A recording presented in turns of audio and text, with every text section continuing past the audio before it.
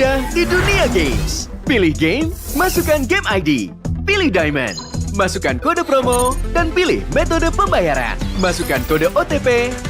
Selamat, kamu dapat tambahan kuota. Upgrade gameplaymu sekarang. Game smash andalanku bikin mainku semakin hebat. Tukar DG rings, diamond dan voucher game kau dapat.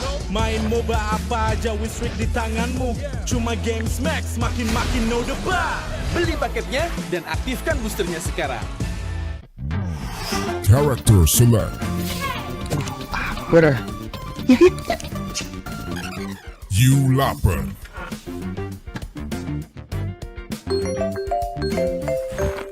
Stop! Pakai klik Indomaret, belanja 1 jam sampai dan gratis ongkir loh. Wah, belanja online kayak belanja di toko Indomaret. You kenyang, siap main lagi. Let's go! Belanja online seperti di toko.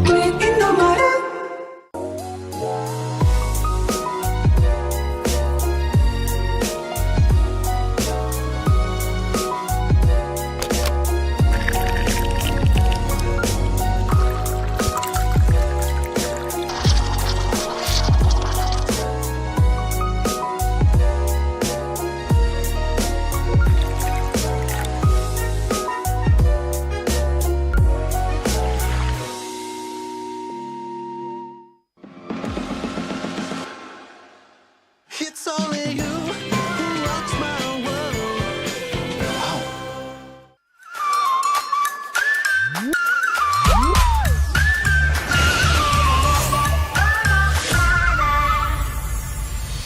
I'll be wherever I wanna be. Wherever I wanna be.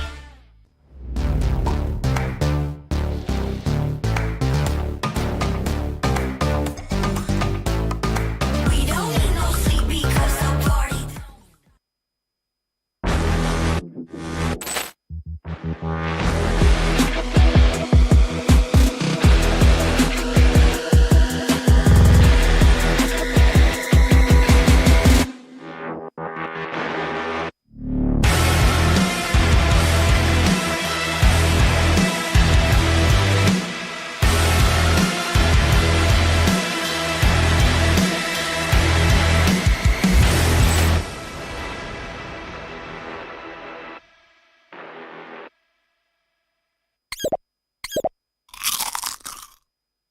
Well, I'm me, and there's no one I'd rather be. You can sit around and wait and see. For a moment, I'll be standing free.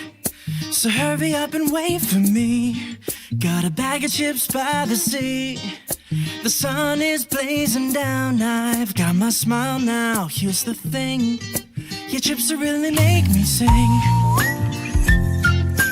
Come on, relax and have some chips with me. Chill out, lay back, I'm right where I wanna be. We've got time to take it easy.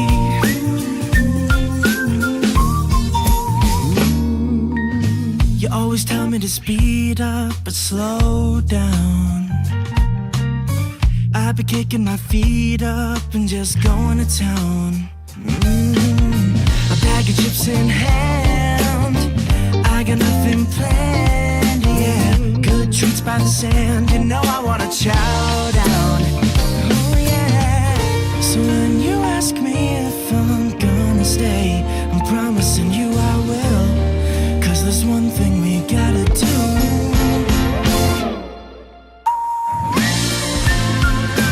Come on, relax and have some chips with me. Chill out, lay back, and right where I wanna be. We've got time to take, yeah. And I'm all that I wanna be.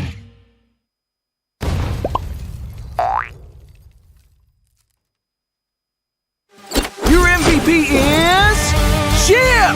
His portals completely set the pace of the match from start to finish. Wow, another MVP! That's my chip! Just doing my job. Can I see the highlights? I'm off the clock. Yeah! I can't wait to see your portals in action! Looks like Red Team's trying to catch Chip alone up top. But he just calmly got his portal and Alpha ults in to flip this fight around. A great example of skills persisting through portals. Double kill. Cyclops is taking a serious beating from Gord. But it's Chip to the rescue. Will he make it? What a clutch save! Poor Gord just got jumped JJK style. Arlot's just in time for the buy one, get one special. Man, next time look before you enter enemy portals.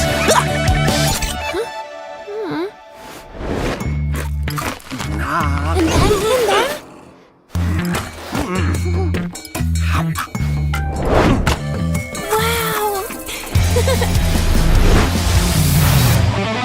Uh-oh! Cyclops is about to overstay his welcome. Is this deja vu? Oh, wait for it. Wait for it. Boom! Melissa joins the party. Chip runs a BTC. Jeez, what a massacre! And to add insult to injury, Melissa portals back to her lane without missing a beat. A skirmish breaks out. Where's Chip going? Is he gonna... He flickers to the high ground! Portal's up! Surprise! Brody gets deleted! Can Red Team make it back in time? No shot! What an insane portal strat!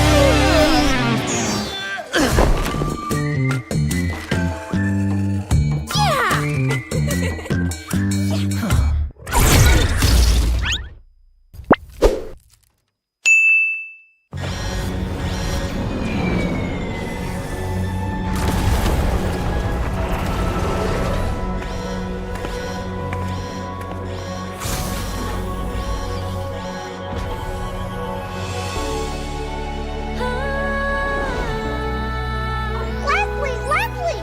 Meet Mr. Bunny!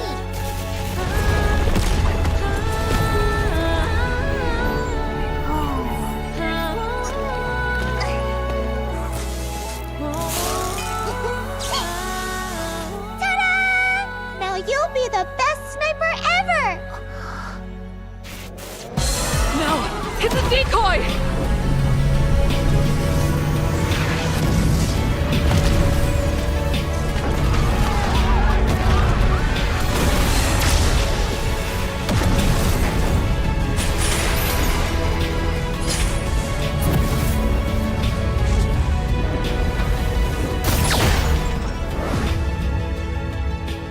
I'm sorry. Leave me alone.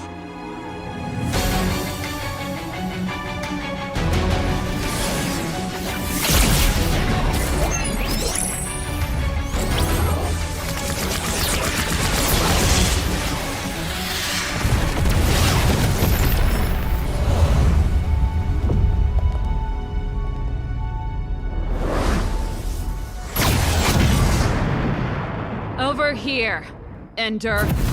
So let me know where to go.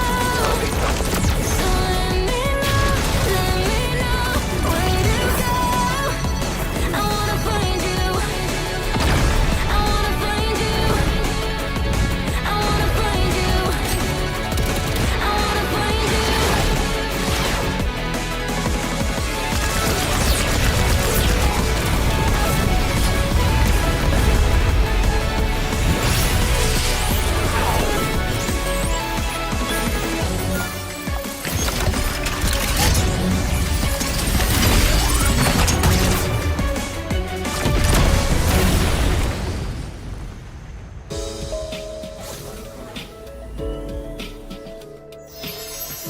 Great job, guys!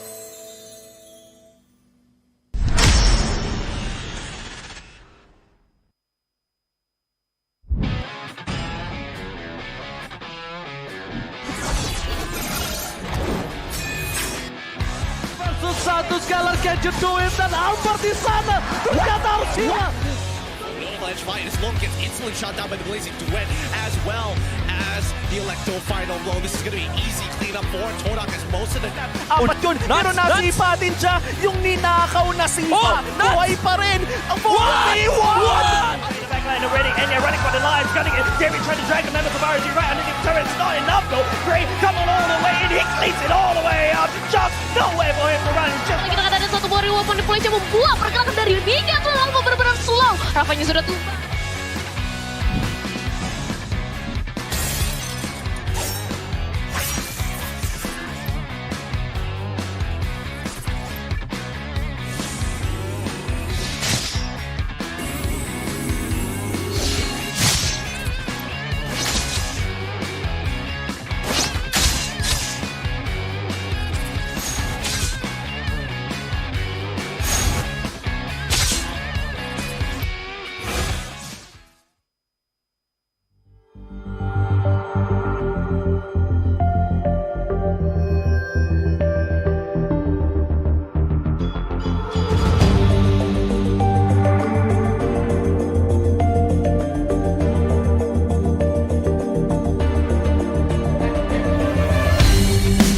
Kan berdiri dan terus berlari, terus ke arah puncak tertinggi. Ku takkan berhenti hanya sampai di sini. Kemenangan abadi menanti. You know we won't miss if we unite our focus, and if you haven't noticed, we all live. Nyalakan apimu, hadapi semua tantangan, hadang semua serangan, jatuh bukan halangan. Bakar semangatmu, janganlah engkau menyerah. Kita akan buat sejarah. We all this, we won't miss. We all this, we won't miss. Saatnya beraksi, jalani ambisi. Aku kan menyawakan hari ini. You know we won't miss if we unite our focus, and if you haven't noticed, we all live. Nyalakan apimu, hadapi semua tantangan, hadang semua serangan, jatuh bukan halangan. Bakar semangatmu, janganlah engkau menyerah. Kita akan buat sejarah. We all this, we won't miss. We all this, we won't miss. We all this.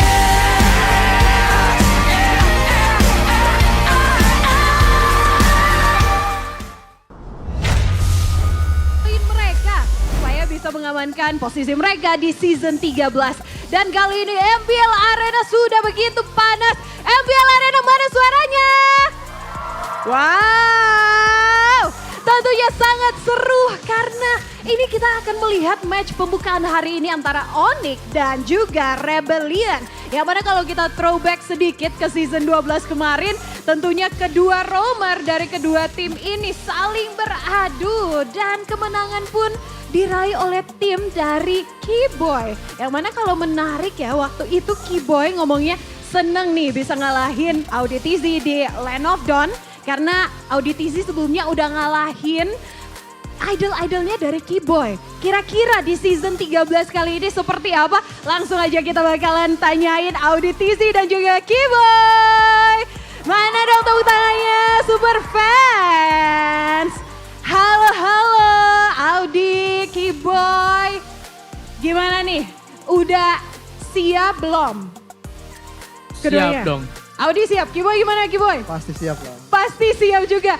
Aku mau nanyain Audi dulu nih. Audi, masih ingat gak sih kalau season kemarin ketika Keyboy ngalahin Rebellion, Keyboy sempat bilang tuh, wah seneng bisa ngalahin Audi karena Audi tuh sempat ngalahin idol-idol dari Keyboy.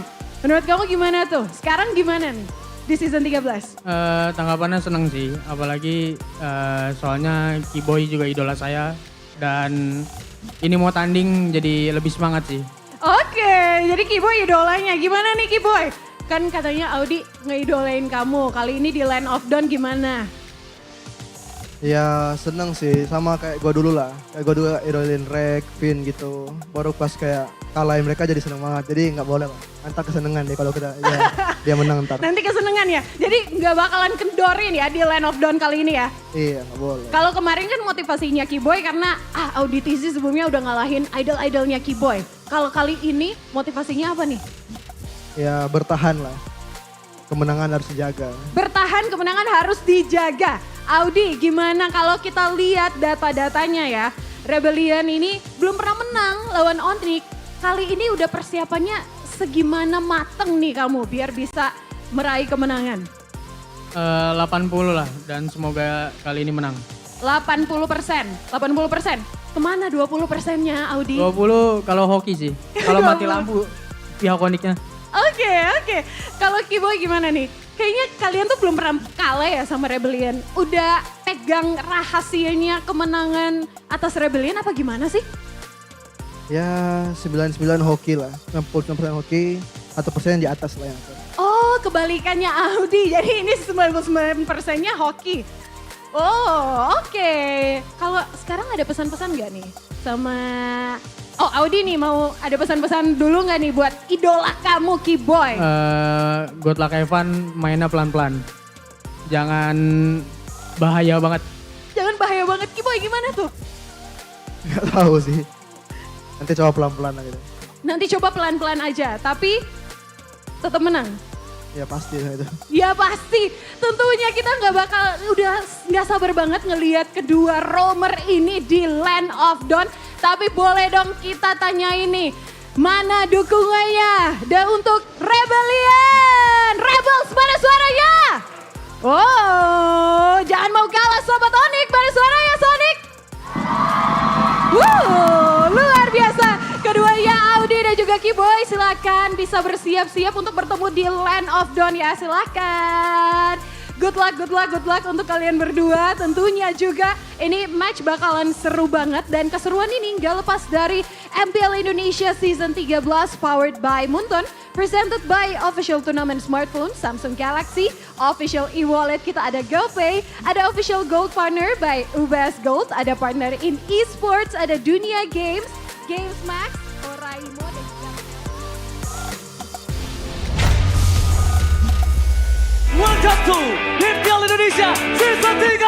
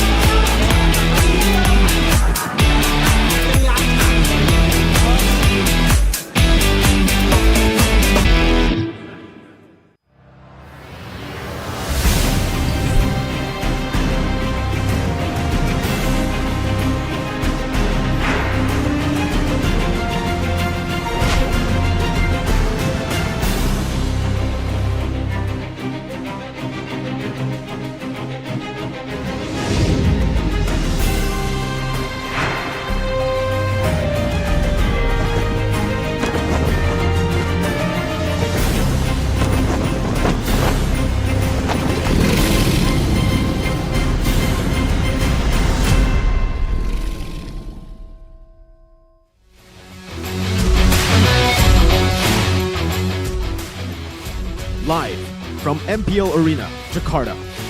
MPL Season 13 is powered by Moontalk. Presented by official tournament smartphone, Samsung Galaxy. Official e-wallet, GoPay. Official gold partner, UBS Gold. We own this.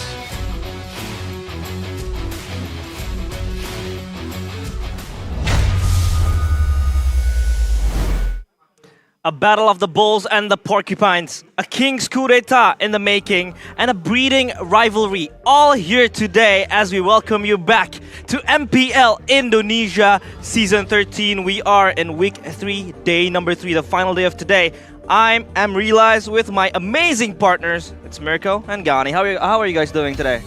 Feeling good, feeling great. Very nice. Guys, Yeah. before we get into the tidbits, let's welcome our sponsors. Yeah, of course, this won't be a smooth sailing show without our partners and sponsors. Of course, MPL Indonesia Season 13 is powered by Moonton, presented to you by our official tournament smartphone, Samsung Galaxy, our official e-wallet, GoPay, Our official gold partner, UBS Gold. And our partner in esports, of course, we have Dunia Games, Games Max, Araimo, Telkomsel. We want to thank our suppliers as well, Indomaret, Point Coffee, Samsung Neo QLED Super Smart TV Plus, and Saturdays. And we want to thank you, our government partners as well, PBSI. Thank you for supporting MPL Indonesia Season 13. Without our sponsors and partners, MPL Season 13 would not be this big, this massive. Yeah, and of course today is a new dawn for the teams playing because we have a few stacked matches, of course, total of 3, in which these teams will look to prove themselves or rather cement their spot in the top. We'll take a look at it here for the schedule of the day. We're going to start things off with Rebellion taking on Onyx. Another king in their way. They were able to beat RRQ just last week. Yep.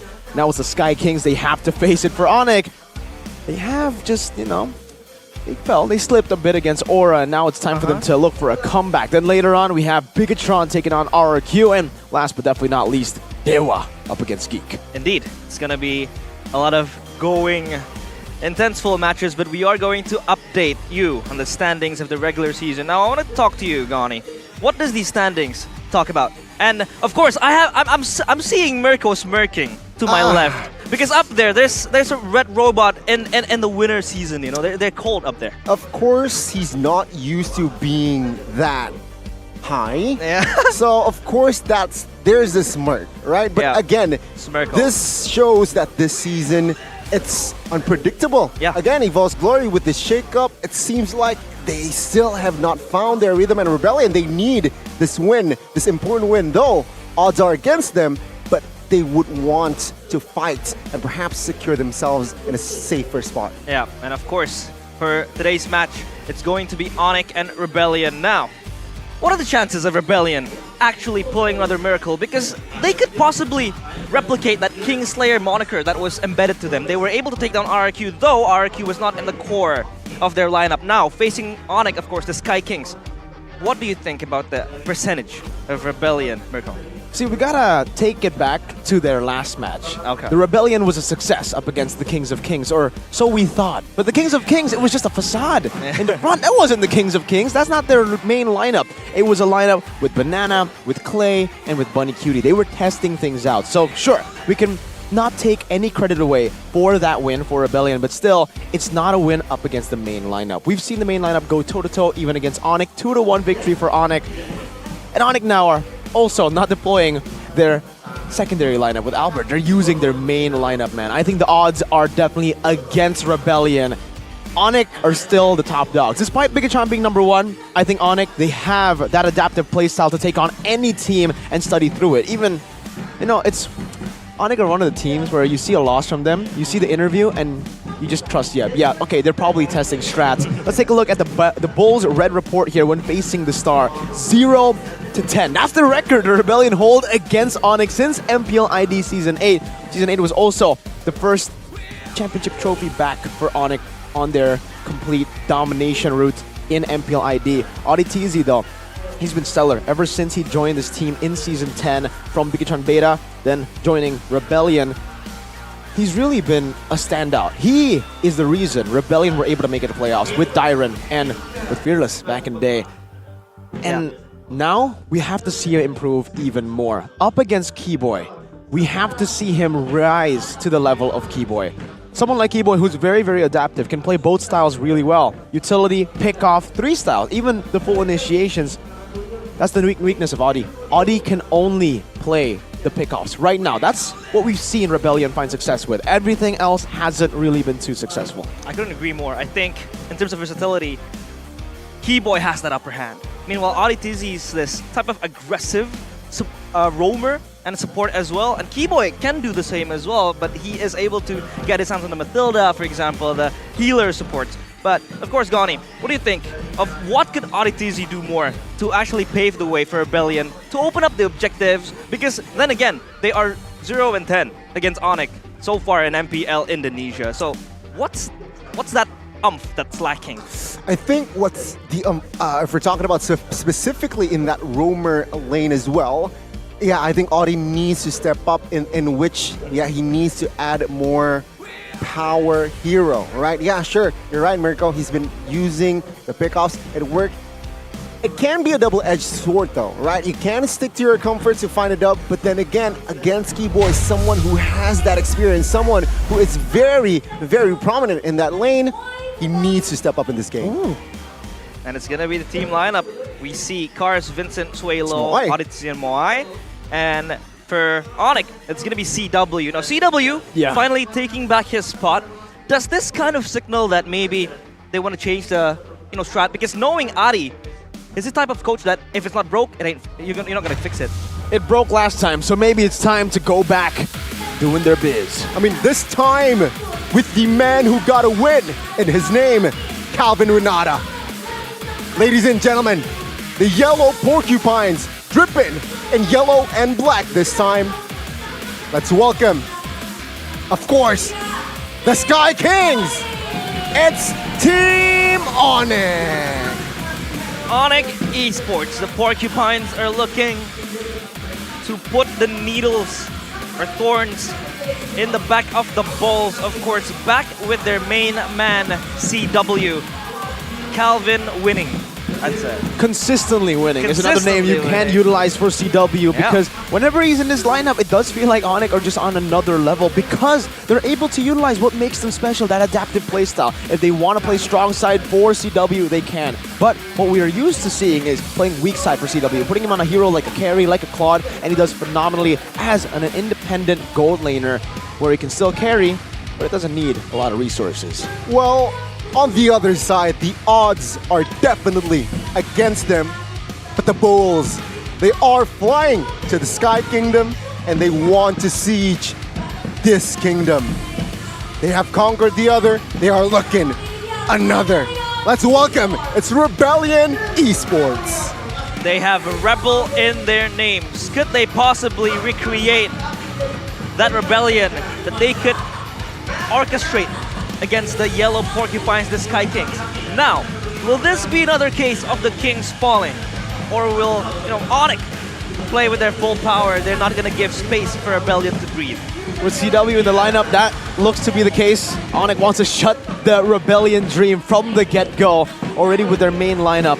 And yes, sure, if we're talking about a chance, there is obviously a chance for Rebellion Esports to put off an amazing performance and pull off an upset victory, though those odds are super low because now, maybe before in the past 2 weeks, we could expect some mistakes in the draft because it was a solo coach. Now it's Adi back with Yeb at the helms too.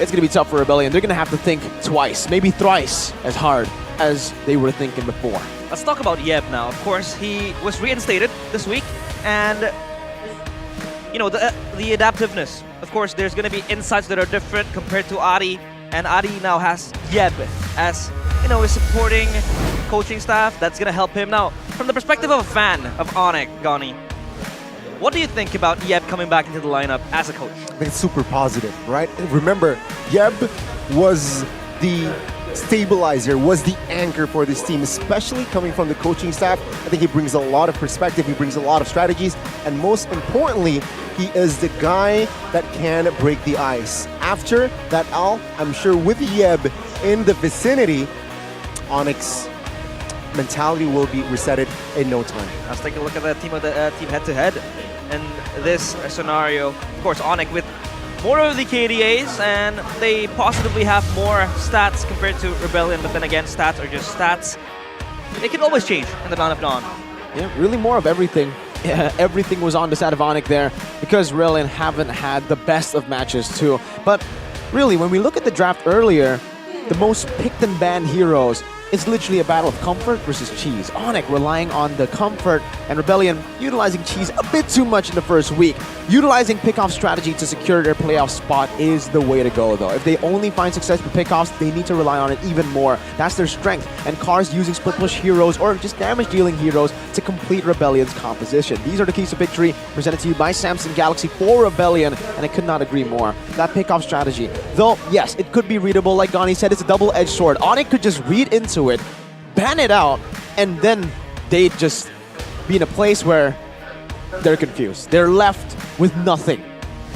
But I don't think we're going to see any of those pickoff heroes banned. And I don't even think it's going to be denied away from them. Onyx will play their own game. They want to play dynamically without needing gold sentries. What does this mean? Albert, as good as he is, as crazy of a hyper carry gold laner as he is, he needs resources. CW is the complete opposite. He doesn't need anything. Just give him a pick and a phone and he'll play the game. He'll be able to rise against the top gold laners. Don't rely too much on comfort picks. That's another thing that we have seen from Adi. Time to time, every time we see Adi, that's basically it, right? Adi's always been the type of guy to rely more on comfort picks, to let go of some of the respect heroes. But now with Yeb, it should be fixed. Yeb arrives, new knowledge thrives. Actually, I just arrived and imparted knowledge. The process can't be as quick as a week, you know? Maybe there's a new adaptation, and in my opinion, we need to add more strategies. If we keep playing with the same strategy, it'll be difficult. This is Coach Yeb on Revival TV ID interview, post-loss against Aura. This is what I was referring to earlier when we were talking about Onyx loss. Sure, they did lose against Aura, but they were going on, they were playing with such a weird comp. A Lunox in the mid lane, first time that we've seen a Lunox in the mid lane this season, and it really makes sense. I think for Onyx, they're one of the teams who are not really looking at the regular season as a competition. They're looking past. They're looking towards internationals. You know which team that they are looking at. I don't even need to mention the team that they're looking at, but that's the team to beat. Everything else is just, it's a lab for them. They're just examining, testing. And I'd argue that, you know, Adi brings more of a comfort approach, but sometimes it gets too static. Yeah. Meanwhile, Yeb, when it comes through, you know, he's able to really just exert this braveness of experimenting on a few type of picks that maybe are out of the comfort zone, but if it works, you know, sometimes it's going to be very nice for them to be able to, you know, have these heroes on their disposal. And I think that could be the case as well for today's match. And that's why I think Adi and Yeb, they're the perfect yin and yang, right? Yeb likes to explore, willing to take more risk as well. But maybe sometimes Adi, in the case, he will pull Yeb down. And you know what? Let's just pick more comfort. Yep, and we are going to jump to the drafting phase presented to you by our official tournament smartphone at Samsung Galaxy. 3 bans already instated by Onyx, Navaria ban, and the Faramis ban.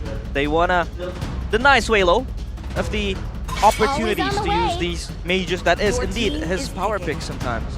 Suelo's been a key factor for Rebellion's success. When he does get his heroes on heroes that can enable, like the Faramis or the Navaria, they do really well. But this is a new favorite, by the way, a new super prio hero that we've seen in week 3 rise in popularity, the Angela. Always contested in all of the games, picked or banned 100% of the time. And with the Matilda ban, it kind of only leaves Angela to be that prio pick. And Onyx, they do not shy away from it. They will choose it over the Fredrin that they like so much in the first pick. And so far, I think for Onyx as well, they have been picking Kyrie, his favorite tank. It's going to be the Fredrin. The Bakcha has been banned out though, so there hasn't been any room for him to play his comfort picks and assassins. And I think that also translates to him having to really explore out of his comfort zones as well. Onyx is trying to be more adaptive in that area. But of course, we see the carry and the Fredrin taken away.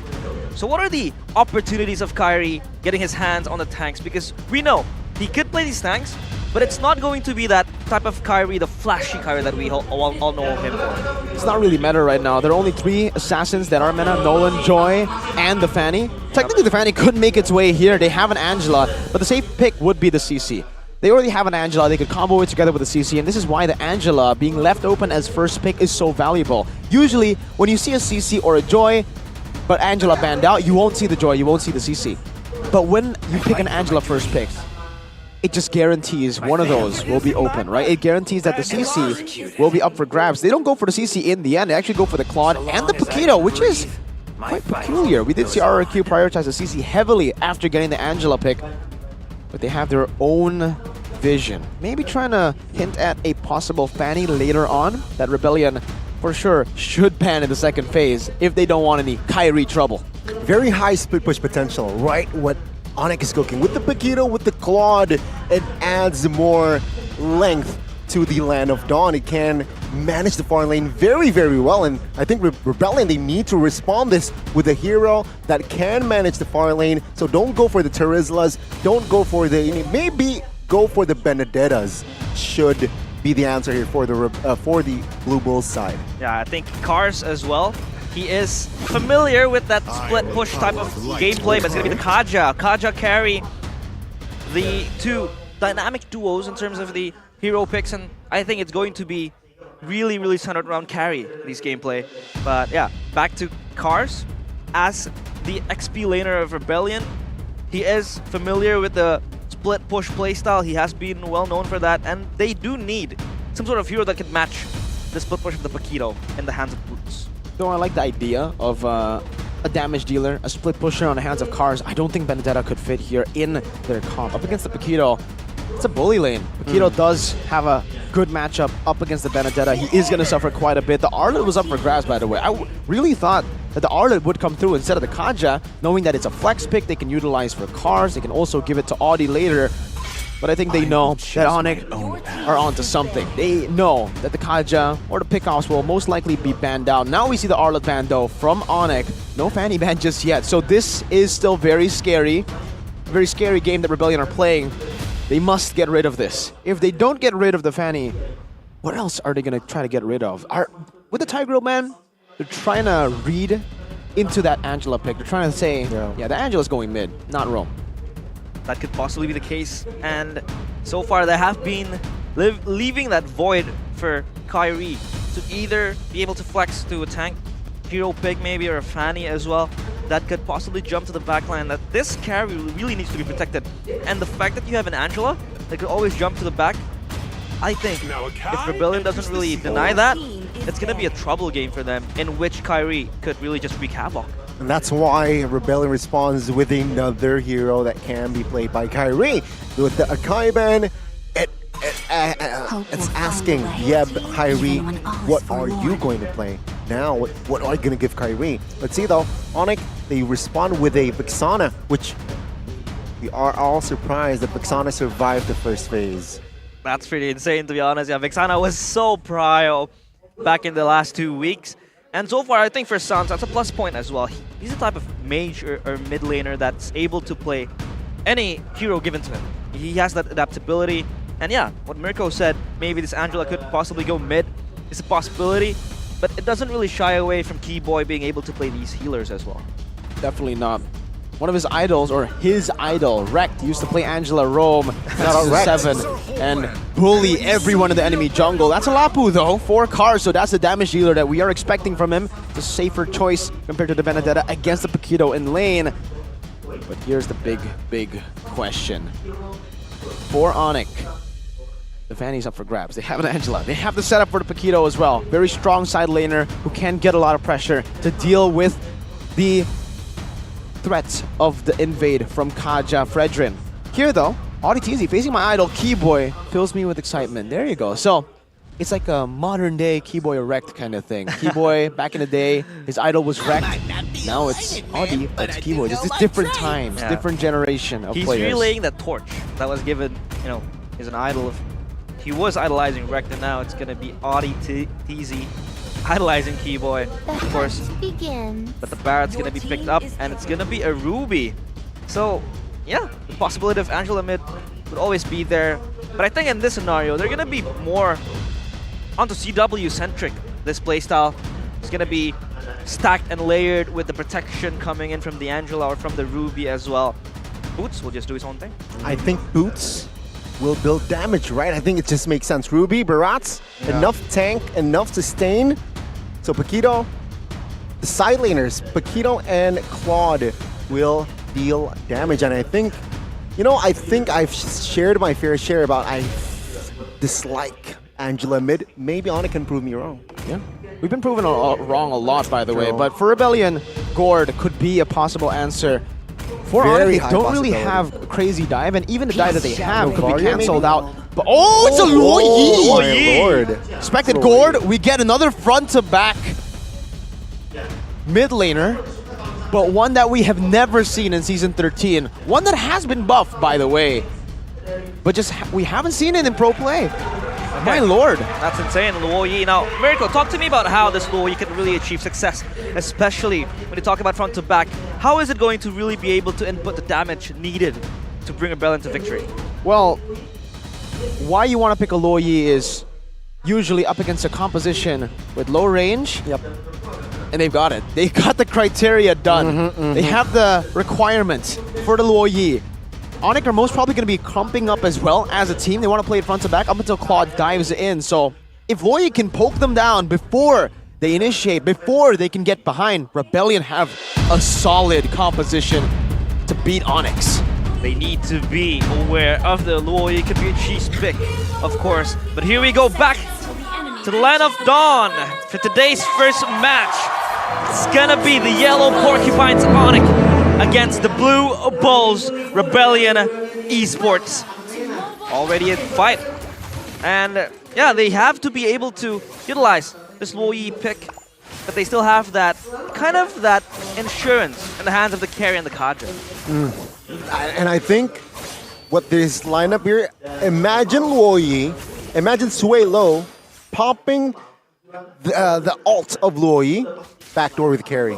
Yeah. I'm not saying that's their main goal, but it's a possibility if there's a window. There's always that possibility with the teleport, a team teleport too, basically a mini chip before we get to see the real chip later on. But let's take a look at the emblems here by GamesMax. Moai on the Brave Smite, very typical. Vincent with the Inspire, not the Thrill, and Suelo doing the same thing with the Inspire. And Lethal Ignition as the choice of emblem, deal a bit more damage. Up top, this is what we expect from this lane. Moai over D, whoa. Let's see, CW now, caught in a sticky situation, has the BMI though, this time to escape. Gets unstretched. Yeah, early aggression as well. Now the problem, I think that has to be answered by Rebellion is who is really going to be able to match Boots in that side lane? Because they can't really keep sending, you know, Moai in the side lanes, Miracle.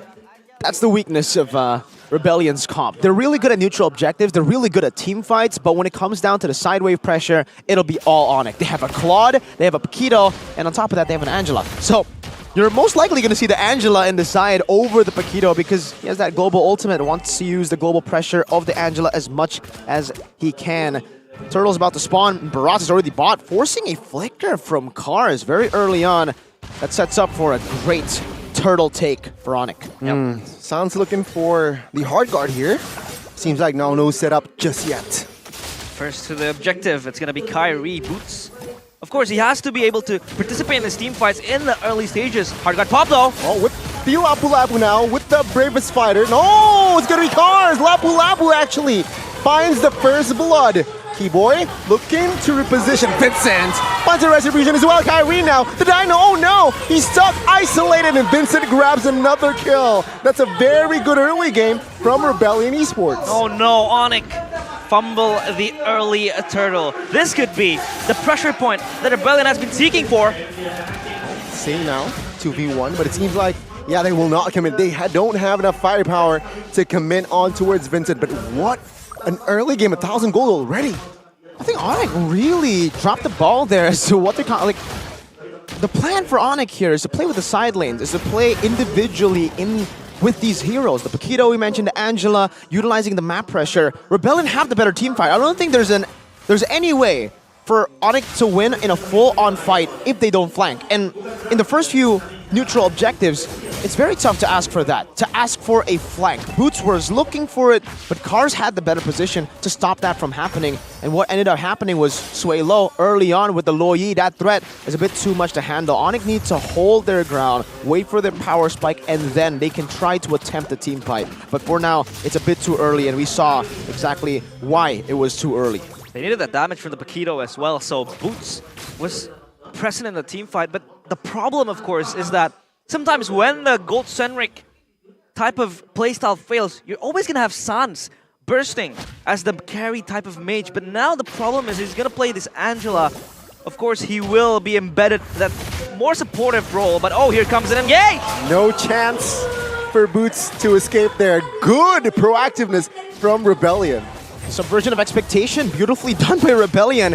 Usually, the template movement for a mid laner is you clear the mid lane, get the prio, then rotate. They don't care about the mid lane prio. They have an ultimate that grants you teleportation around the map. Might as well just use it for ganks. Ganks and kills over the minions in the mid lane. And a bonus for Rebellion is Onyx don't even have a mage that can capitalize on the fact that the mid lane gets left open. It's an Angela.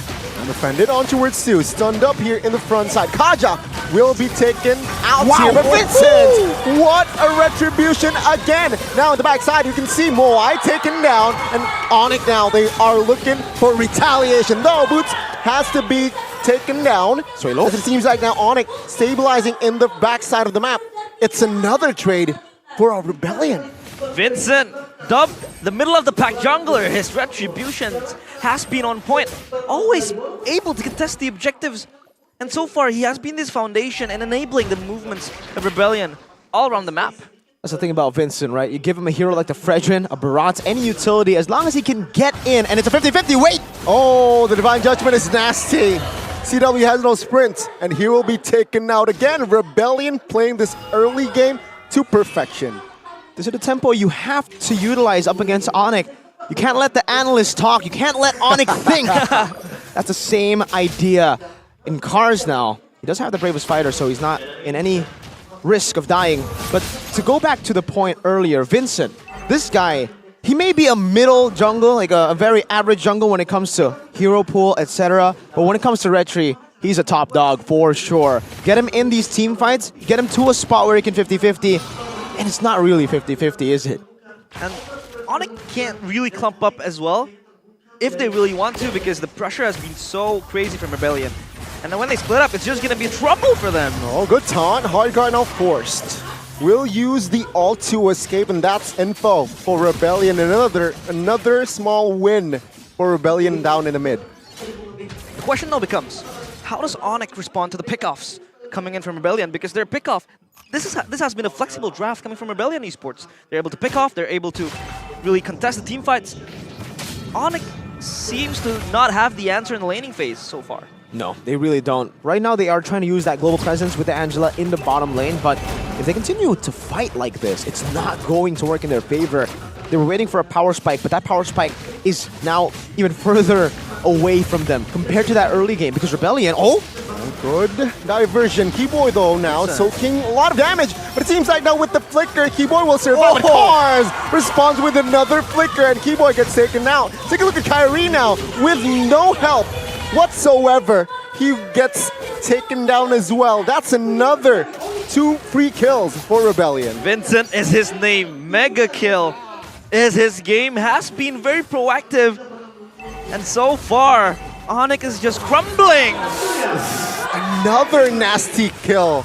Rebellion, what are you guys cooking? Onyx are all over the place. And that's due to Rebellion's crazy tempo. We mentioned this earlier. You cannot let Onyx or give Onyx time to think. You need to constantly be in their face and fight when you have a lead.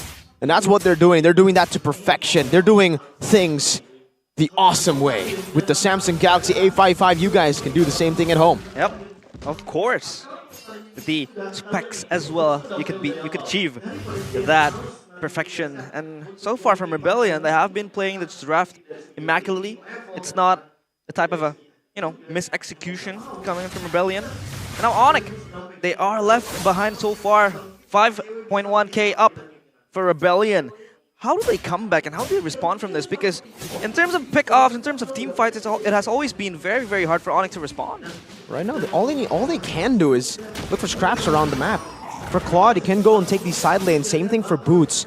But they've also lost a bit of that 1v1 pressure and the side lane split push pressure that they would have if they didn't take these fights early on, right? CW is so far behind compared to Moai. And even Boots, I don't even think he can 1v1 Cars at this point. Cars is a bit too far ahead, 2-0-4 compared to 1-3-1, 2 whole levels ahead of Boots. And Boots is playing the Paquito like a enabler fighter, like a playmaker. He's constantly looking for team fights with his team instead of utilizing this hero that is known to get advantages individually in the lane. He has the same old playstyle, but with a different style hero in that XP. We could argue as well that Onyx doesn't really have the much engaged compared to Rebellion. They only have the pole maybe, and a few stunts in their disposals. But now the Lord is going to be the object of contention from both sides. As Kyrie, he can't even get in the Lord pits. It's going to be Cars always being able to zone him out in there, and dog and dog fight up there. But Audit Easy, of course, also fishing for an angle. Well, let's see. Vincent comfortably takes the Lord now. Let's see, it's a 5v4. And Rebellion, they want war. Onyx falling back, but it seems like they will have enough space to take the retreat. Rebellion, man, what an execution. And man, their wave clear isn't too good. So even if Rebellion, even if they take it back now a step, they try to slow down the tempo of the game, it might be a bit too late, honestly, for Onyx, because usually for Onyx, they would always have a plan B. This plan B in the game for Onyx is CW. He's not online, not yet at least. He's still on the way to the Golden Staff, so he's not going to be able to shred down Rebellion. And because Rebellion are so far ahead, you can see with the anti-curses, with the blade armor too, CW is going to have to wait for that power spike to hit for even longer. He doesn't need to wait for the Golden Staff, he needs now to wait for the Malefic Roar. And I don't even know if he wants to risk going for Malefic Roar 4th item. There's so much damage coming in, you can expect something like an Athena Shield or a Wind of Nature. So he might have to use that 4th slot of items in his inventory for a defensive item. So that will prolong his power spike even further. So let's talk about power spikes as well. 10 minutes. And the base is under siege. Rebellion so far, perfect play. And we could argue that this could be, you know, some sort of a lucky game for Rebellion, but they have been able to get their hands on the objectives, on the kills. And look at the turrets as well. Untouched, only up in the XP lane, or in the gold lane rather. You know, a few scraps in that turret, but so far Onyx wasn't really able to push up to exert the pressure. Ladies and gentlemen, this is the first time of Luoyi in MPL 80 Season 13 since we saw Luoyi.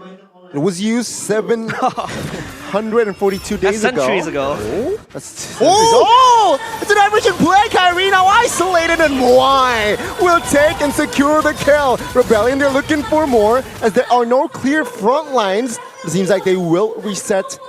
That's another good win, but it seems like another Divine Judgment now on towards Keyboy. Another member of Onyx will fall, and Rebellion, they move onwards. Uncharacteristic from Onyx, not being able to respond to all the engagers coming in from Rebellion, and so far they're crumbling. Losing top turret, can't do much more other than just wait for a power spike that is, we don't even know when it's gonna come. If Onyx can think about what's gonna happen next, sure, they will be able to predict it, they will be able to have measures, countermeasures against it. But the thing is, Rebellion are not giving them time to think when you would usually expect, all right, this is a time where Lord isn't there. There's no way someone would diversion into the base. Brother, they did it. Rebellion are playing towards their identity. That blue bull strategy. Just charge, bro. Damage dealt from Suelo, 58k. It's a huge gap, a huge margin, and this Wo Yi has been proving to be a perfect pick. And what really enables this Wo Yi? Why is it so perfect in the hands of Rebellion? Well, again, Onyx, all of their the whole comp has a low range. No one can really hit them from afar, and no one can even flank. No one can dive really with the help of a Kaja, a Fredrin. There's so much CC in the way of a possible flank even that Luoyi just gets the free hit all around. This is the perfect game to pull off a Luoyi for Rebellion, and they picked it up when they needed it. It's a diversion play again towards the bottom lane.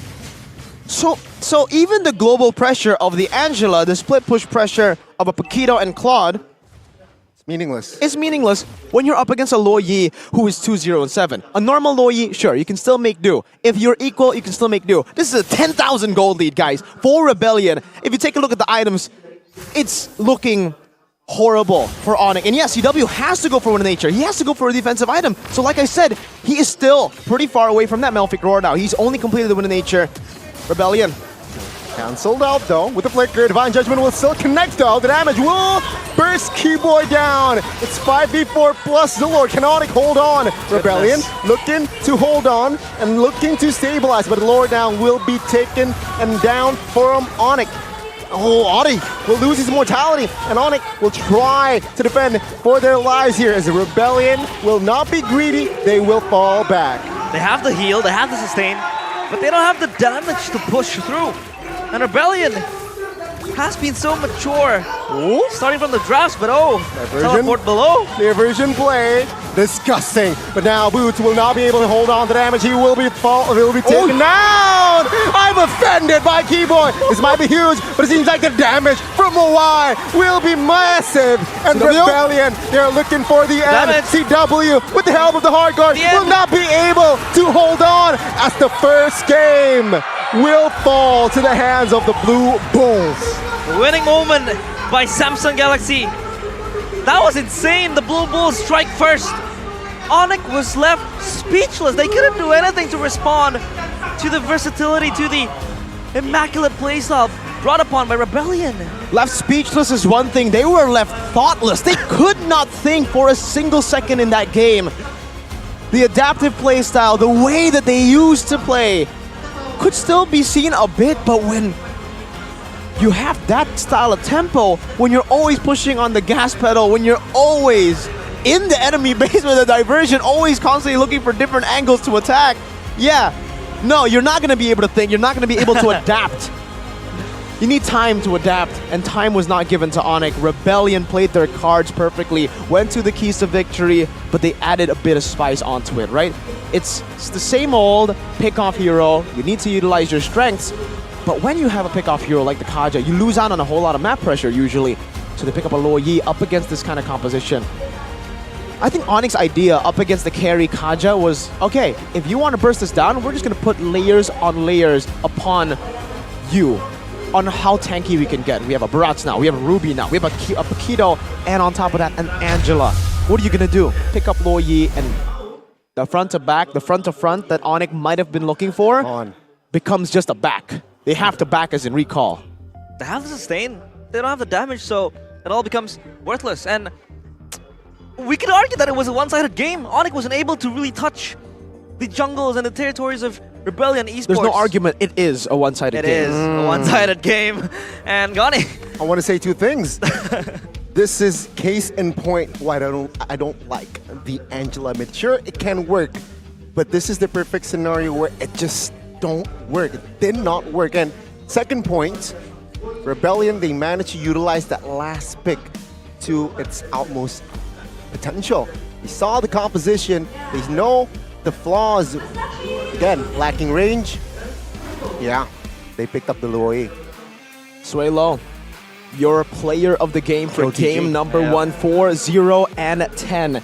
You saw so much prio already by Onyx, by the way, towards Rebellion. Novaria ban, Faramis ban. What you gonna do now, Suelo? You have a low hero pool. Nerd? No, Suelo says, no. I used to play Tigreal in mid. I played Lapu in mid. Hey, I can pick up another mage, Luo Yi. Yeah. Something that we haven't seen in MPL ID, but now it has worked so well. Here's your highlights presented by our official gold partner. And all the way from the start, I would say it's more of an Onyx mistake, but Rebellion played their cards well as well to just capitalize on this. Vincent, immaculate, amazing retribution, winning it out against Kyrie 100% of the time this game. But this fight was just weird. Onyx should have known as well that their team fight is nowhere near the level of Rebellion's team fight, but also it's because the Luo Yi is never seen in MPL ID that it enables it to do such things, such disgusting things.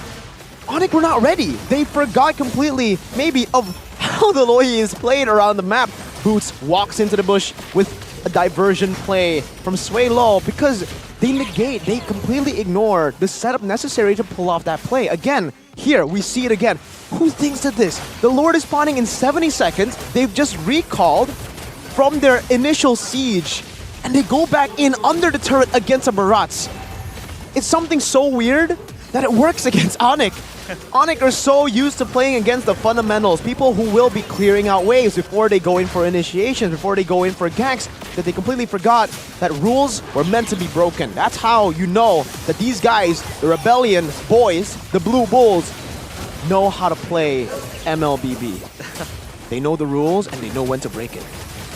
And the way they break it was also with the cheese pick. I think that Luo Yi was adaptive, was versatile, was also a cheese pick, and this is where the cheese picks really work. Yes. You know, we've been seeing the Hanzo, and it wasn't really that, impactful, but now, in the perfect circumstances, the perfect scenarios, this is where the cheese picks come through. Yes, this is exactly the same thing that Alter Ego been doing, right? When they pick up an Odette, when they pick up these nasty heroes, last pick, like the Xavier even, oh man.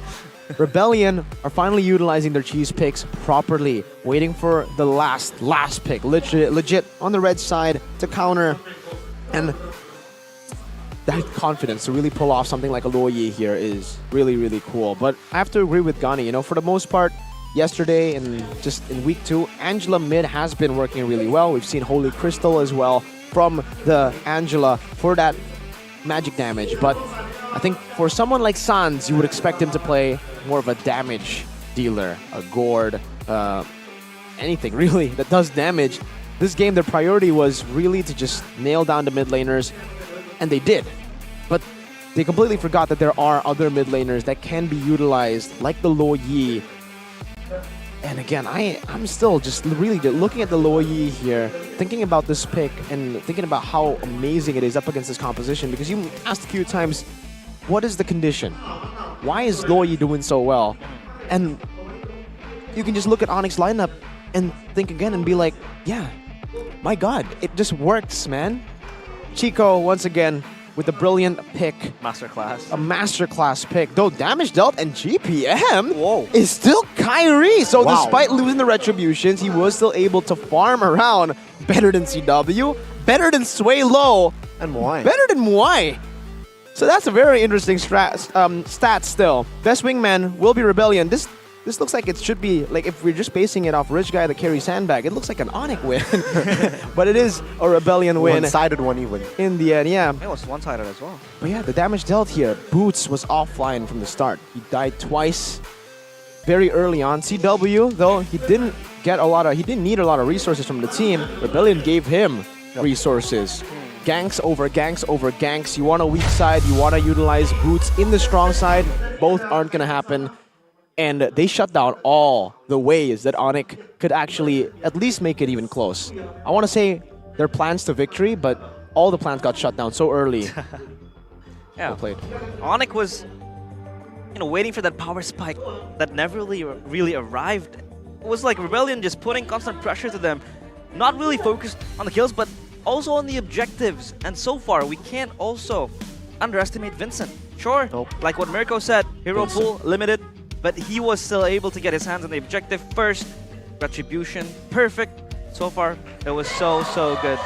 But we will go on a short break while we interview the audiences here in the MPL Arena. The Rebels. Rebels. Roar. That's Evos, not Rebels. Apa sih artinya, tapi sebentar. Monica mau nanyain dulu nih, di samping Monica ada Kak Pudin, community managernya Rebellion, ada juga talent-talent kita yang cantik-cantik banget. Ini lagi ngumpul-ngumpul pada ngapain sih? Ya kita support Rebellion lah pastinya. Support Rebellion dong ya, pasti seneng banget ya. Berarti game pertama berhasil diamankan poinnya. Seneng banget. Seneng banget. Kalau Rose, sekarang tuh kesibukannya apa aja sih selain ngedukung Rebellion dong? Kalau aku sih paling kuliah aja Kak. Kuliah sambil semangatin Rebellion. Tentunya. Nah kalau Kak Pudin gimana tuh? Aku menjalankan kegiatan-kegiatan religi karena ini bulan Ramadan ya. Oh religi banget. Siapa tahu doa-doa Kak Pudin yang membawa kemenangan di Rebellion kali ini ya Kak Pudin ya. Bener. Kak Pudin, tapi katanya ya sekarang tuh lagi sibuk juga ngurusin Rebel Squad Cup. Itu apaan sih? Oh, Rebel Squad Cup itu official turnamen kita ya, langsung ya. Jadi itu turnamen rutinitas kita diadakan per 2 bulan sekali. Per 2 bulan sekali? Sekarang lagi berlangsung? Lagi berlangsung untuk wave yang pertama. Ini yang nonton, siapa tahu ya Rebel, satu super fans yang lagi nonton, pengen nih ikut. Gimana cara joinnya? Kalau cara joinnya sih gampang banget, langsung ke Instagram kita aja, Rebellion Esports, terus klik link tree kita. Langsung aja cepet-cepet join. Segampang itu, beneran? Segampang itu, Rose? Kak. Tapi beneran buat umum berarti? Siapapun bisa ikut? Siapapun bisa, tinggal cepet-cepet aja daftar, ayo bisa. Wow, tapi ada yang menarik juga dong, kalau ikut turnamen pasti ada hadiahnya yang bikin lebih semangat lagi. Hadiahnya apa nih Kak Pudin? Hadiahnya itu kita ada 5 official merchandise.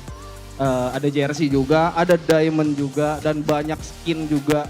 Pokoknya banyak hadiahnya. Wow, Wow, banyak banget hadiahnya.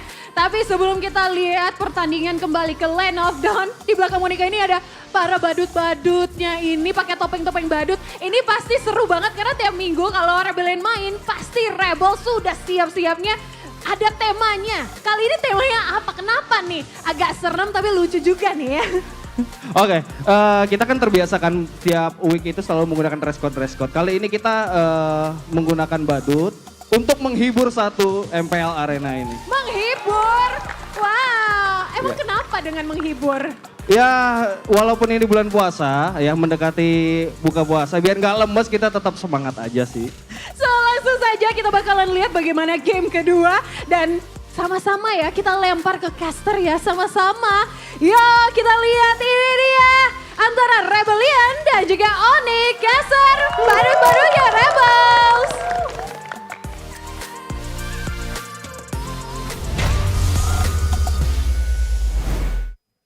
The Blue Bulls let loose and they are ready for the coup d'etat. They could be able to climb up and get that Kingslayer moniker. You know, last season it was probably Aura Esports, beating Onyx. And now it's Rebellion, which is more insane. What are the key takeaways? Key takeaways were the fact that they were so awesome in the draft. Chico, I saw him in backstage. We were talking to him backstage, and he actually has all of his stats, all of his drafts on a very peculiar phone. I think it was the Galaxy A55, but it could have been the A35. Yeah, of course. Could have been both. Both. One for Onyx, the others for all the other teams. And of course with the new Galaxy A55G secured by Samsung Knox Vault with an awesome performance every day with Exynos 1480 with awesome deals ranging worth up to 1.8 million, which is going to provide you that insight and that gameplay that is needed to be able to beat Onyx.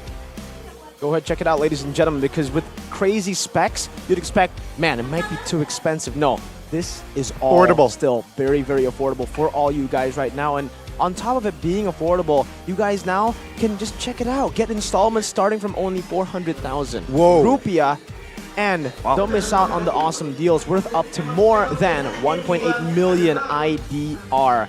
All until April 17, 2024. Get ready for to be awesome every day with the new Galaxy A555G and Galaxy A355G. So go and check out the website samsung.com/ID for more information. No need to wait. No need. No need to wait. This lady doesn't wait. She already has it. They have it. They all have it. Oh my They god. all have it. Samsung. Wow. Shout out Samsung. Team Galaxy Zone Cam by Samsung Galaxy. We don't rarely see, the fans coming in with Samsung. There has been an abundance of the fans coming in with the Samsung phones, and the A55 of course is not an exception, but now we are going to go back. The question now would become, Mirko, could it possibly a 2-0? And what does it signify if it's going to be a 2-0? The chances are low before the game, before the match. You were all already saying, I was saying, nah. There's no way it will happen. A 2-0 for Rebellion? Rebellion saying, yeah, it's possible. Look at the damage dealt to Hero here. Wait. Yeah. There's 25,000 damage from Sans and 30,000 damage from CW, but damage dealt was Kyrie earlier. So I don't know if that was actually accurate.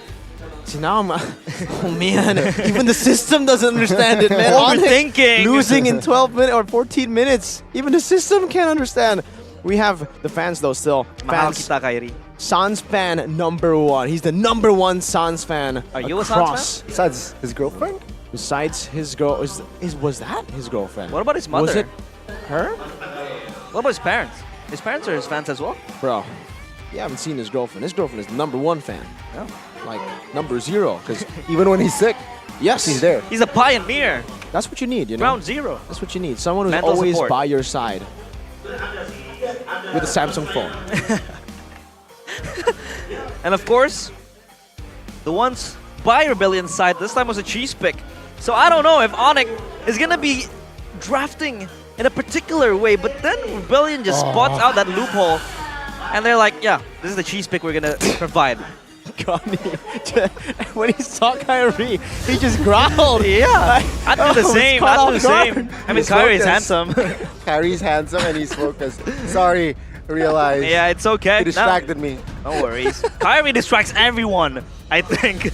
And we are going to go back to the drafting phase presented by the official tournament smartphone Samsung Galaxy. 2 quick bans.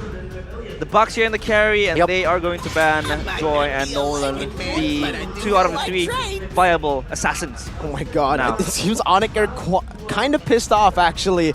They're banning out 2 of the utility junglers. Nolan and Joy banned out as well. Maybe now we'll get to see Kyrie on an assassin, perhaps. I don't know. Fredrin is still up for grabs too. Angela is still being left open. Rebellion could pick it up if Onyx want to go for the Fredrin. But I don't even know if Onyx want to go for the Angela again. So Rebellion is the question. I think they need to ban out the Mathilda. Mathilda definitely can work better in the hands of Keyboy over the Angela on Sans. They might prio the Fredrin if Rebellion does not respond with the Fredrin ban. I think that is the question what Onyx is trying to ask, right? They ban out the Baksha, they ban out the Barats. Are you going to ban out the Fredrin? Yeah, so uncharacteristic of seeing Sans being able to play having to play the supportive type of mages, the mid laners. You would expect him to always be the second layer, or rather the carry, with the damages coming through with carry mages. But of course, as how they don't even ban the Fredrin, it's going to be prioed and picked first by Onyx for Kyrie. This does leave the CC Angela combo out for Rebellion. They could utilize the CC Angela, pick it up right here. I think they won't really be too hesitant to go for it, but it doesn't look like they're going for CC. They're hovering over it now. Okay, let's see the spoilers here. Spoiler alert! What are Rebellion gonna pick Aside next? from CC Angela, what? No way! A Gord? This early? You'd expect the Vixana to be picked up this early. That's just teasing us. I CC think. and Gord would be an interesting combination too, because there it should be CC Angela, right? CC Angela? Yeah, Angela. okay, there you go. So it is CC Angela. They just try to troll us, man. Of course, the DPS and the sustainability in the hands of Rebellion, Chi-Chi, or CC rather, would be able to jump in and chip the damage, you know, the constant DPS, but does it really fall in the late game? Is it able to be countered by maybe what Onyx will pick soon? CC is really, really good. I think she is one of the best laners, one of the best team fighters too, if you have an Angela. That's why there's an if. There's a criteria, a requirement to be met. They have that requirement met already with the Angela. So for Onyx, we'll go for something like a Yu Zhong, something that will be a bit more AoE. It only negative maybe for CC is its single target damage. You want to be running down someone or kiting one person away.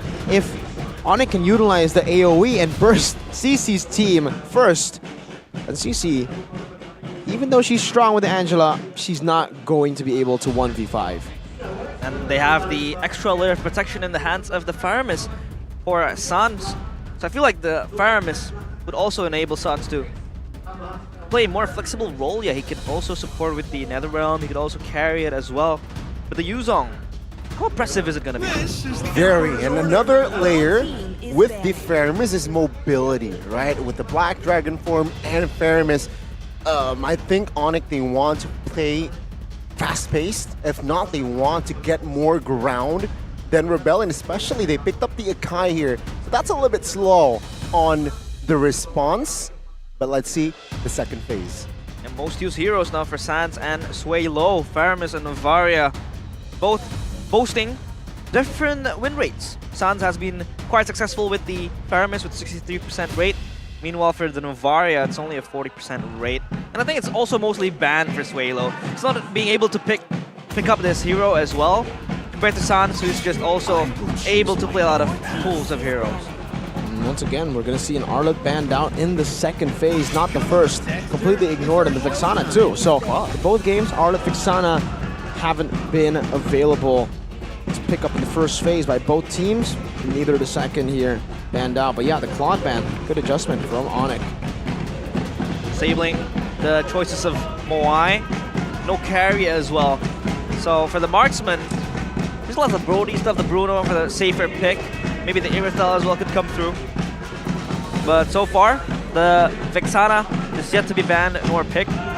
So what do Rebellion aim for? And Novaria, right? Novaria has not been banned as well. Yeah. So a lot of potential options here for the side of Rebellion, especially. And let's see if this Angela does go mid. Will it work or not, right? Okay, the Brody band makes sense. They want to secure and limit more marksmen. Why has to be more, open to playing other marksmen maybe. The Bruno's still up for grabs, but I think they can ban it out here, or maybe it's gonna be Rebellion picking it first. Yeah, so fun fact about Brody, right? It's one of the heroes that can actually escape the CC when CC jumps over to him. Brody can just smooch Chi-Chi and then back off. Not a lot of heroes can do that. Even Bruno will have to use a Purify to get out of that ultimate. So, and I think Rebellion might be actually trying to pick up that Bruno for themselves with the Navaria ban here. There's a Claude Carry and Brody ban. Those are the three heroes with Bruno that are meta. So if Bruno gets picked up here, they will have severely limited Onyx hero pool. But then I'm thinking about it again. Harith, the Tan could still work. The Yuzong is a physical damage dealer in the XP lane, so they have that to play with. We'll see if Rebellion want to pick up the Bruno here though, because if they do, then yes, we might have to see a Natan or a Harith or a very, very risky pick like Clint. CW is also adept at playing different types of marksmen. But Bruno will also be a safe pick. Secured by Rebellion. Oh, they will pick up the Harith. They're going for the magic. They're going for, again, Harith is a hero that likes to deal with close range, that likes to be initiated and does well with the Shaman Force. So I think it's a good response considering that there's a Fedrin, there's a Fermis, and there's a Yuzong that will close the gap on towards you. So let's see the response from the yellow Porcupines. Rebellion also lack magic damage. I feel like Angela is not going to provide it with that burst or the DPS. So Harith is a reasonable pickup. But now what do Onyx respond with? Will they still be safe with the Bruno? I think that could also be their route. Or maybe will they, pick up something different? Safe choice would be a Bruno, but with a Kanja pick, they might want to look for a bit more burst. They go for something Beatrix. All right, so the Kanja Beatrix combo, something that we have seen, but it was a very long time ago. They take the Kanja though, so it's almost like Onyx are playing Rebellion's game now. They're the ones on the pick-off comp with the Beatrix too. We haven't seen Beatrix at all. I think only Iman has played it. And it was a loss. They lost up against Alter Ego, game 3. Rebellion closing up the draft. Will it be an Angela mid? Or will it be... Rome. Yeah, now actually with the Kaja banned out, what does Audi want to play? I think the Grok would be a pretty solid option actually. Yeah. Up against this kind of comp that wants to stick together. That 5-man wild charge is lingering. Minotaur, you're right. Could be an amazing choice too. But they already have an Akai. Not too sure if the combo will be too good with an Akai shoving everyone back after they're knocked up. And they need that extra aggression. The Mino will be announced of Audi TZ. Of course, well known with his aggressive playstyles, so that could be a great choice for him. Onyx, now the ball's in their court. How will they be able to respond to Rebellion Esports, knowing now they will be playing that rather more pick-off playstyle with the Kaja? That was also very troubling Onyx when it was in the hands of Rebellion Esports. Let's see now with the draft index, lineup rating, and counter index actually favoring Rebellion. Let's take a look at that late game potential too. That also favors RBL. They have that CC, they have the Harith. They're a team fighting team. And Onyx will try the team fight, but they also have solid pickup. I think now it's a bit more 50-50, but that neutral objective contest should still favor Rebellion. Land of Dawn will be the witness of whether or not the Sky Kings will fall again, or will they be able to deny the coup d'etat in the hands of the Blue Bulls? Onyx versus Rebellion Esports resumes in game number 2. Let's see. Ring the bells for the Sky Kingdom because they are in trouble. Can they equalize here? Let's see. Imagine the scenes if Rebellion wins and people go insane. And they're like, maybe Onyx era will slowly be pushed. But knowing Onyx and their professionality, I think it won't be the case. Sun's playing so aggressive up in that mid lane. And Swaylo just shadowing with ODTZ in the mid lane. Look at the take right now for Rebellion. The way that they are taking this wave, they're taking it as slow as possible. I don't think they want to clear it here. They want to actually create a freeze very early on with the Minotaur, Angela in the mid lane. Another very interesting decision for Rebellion, but we are going to take a look at the emblems by GamesMax too. Nothing too crazy here off the board. Kyrie does go for Concussive Blast, so he wants to try to match that clear that Vincent can have. And also, Kyrie went for Thrill. So there you go. Even more base damage here to go and contest for neutral objectives. But Vincent has done the same thing. No Inspire for these junglers like we saw previously. Car's Agility, Festival of Blood, still very classic. But yes, Rebellion are utilizing this freeze in the mid lane really well to try to keep Onyx off of the wave and off of the cryo in mid. But Kyrie breaks it. Yeah. And so far, Onyx has been sending the resources up mid because of the pressure coming in. They were able to blow Sansa's flicker off. And so far, Rebellion playing this pretty well, not knowing that Onyx is going to exert that much pressure as well. So far, Onyx will be able to play, you know, for that mid type of pick-off coming to the mid game as well. So for Rebellion, they just need to keep up the pace. And now Suelo should be able to hit level 4 too. This is a big advantage for Rebellion with an Angela Heart Guard. Keyboy doesn't have the Divine Judgment, so he's just there acting as Scout, Vision, Heart Guard. Well, on towards Cars. Good knock up on towards Kyrie. It seems like they will go all in on towards Kyrie. Black Dragon form, though, will be popping. Kyrie now will sidestep to get out of that situation. Cars will actually be taken down. Vincent, though, will find their retry and the heavy spin on towards Boots. He finds a kill as well, and that's a 1-for-1. Plus the turtle. Divine Judgment, that's a long one. Suelo now in trouble. Flickers out, but the pull by Sans finds the mark. Audi will escape with the flicker as well. Perfect time to get level 4. And the ultimate as Keyboy is able to pull Suelo back to the turret. So Onyx, good win coming in their favor. Good layering fight there for Onyx. They were very aware of what their composition can do. Their prolonged fights will be better compared to RBL, who have to rely on the initial hard guard to go and dive into the back. Once that has already elapsed, that duration of the hard guard, they can go for these big team fights again with the re-engages, and that's what they do. They take advantage of that. They do lose the neutral objective, which sucks, but it's okay. They get 2 kills in the process, and they actually get the better trade then. Does Rebellion also have a choice? When that sustain, when that hard guard is finished, you know, and Onyx comes swinging in, do they have to scamper away, or can they re-engage in these situations? Well, for Rebellion, oh, wait a minute. Divine Judgment now. Audi have no flicker, has no flicker. Oh, Suelo will be the bonus. 3-2 kills for the yellow porcupines. Yeah. Very tough for Rebellion. They need to play around their own gameplay because Onyx are doing exactly what Rebellion did to them. They are utilizing the pickoffs. They're utilizing the fast tempo to get around the map and to bully them. And they're going to get a tier 1 in the mid lane for free. Almost. That's a pull, though. Don't get it. Oh, one last minute hit. Token damage, one more hit. Remember, in the first game, it was also the first 4 minutes that Rebellion manages to take the first turret down from Onyx. It's a revenge. Revenge indeed. It's like Rebellion just smacking them back. Or Onyx rather smacking Rebellion back. Giving them the taste of their own medicine. Rebellion, not without a respawn though. They're still able to pop the hard guard there. Responding with the resources sent towards them when Onyx really engage, and this is another engage. Flicker Divine Judgment now. We'll find him on Cars, will be taken down first. Heavy spin! We'll find their retry. Now Onyx, they want to fight as Vincent now caught in the furious dive, and he will fall. The front side of the map, but it was actually the taunt. Whoa. That was huge! A 2-man pull, but the Flicker now will help Suelo to escape. Moai will be the front side of the map, and he will be taken out by Boots. That's a huge win for Onyx. Onyx is angry. They stop back. And Rebellion left without a solution in that fight. With absolutely nothing except the turtle. So neutral objective contest, they should still be okay. And that's what they get. Vincent on the heavy spin. Akai is able to secure the 2 neutral objectives. But Onyx, the real objective isn't really the neutral objective. It's the fight. It's to take that prolonged fight.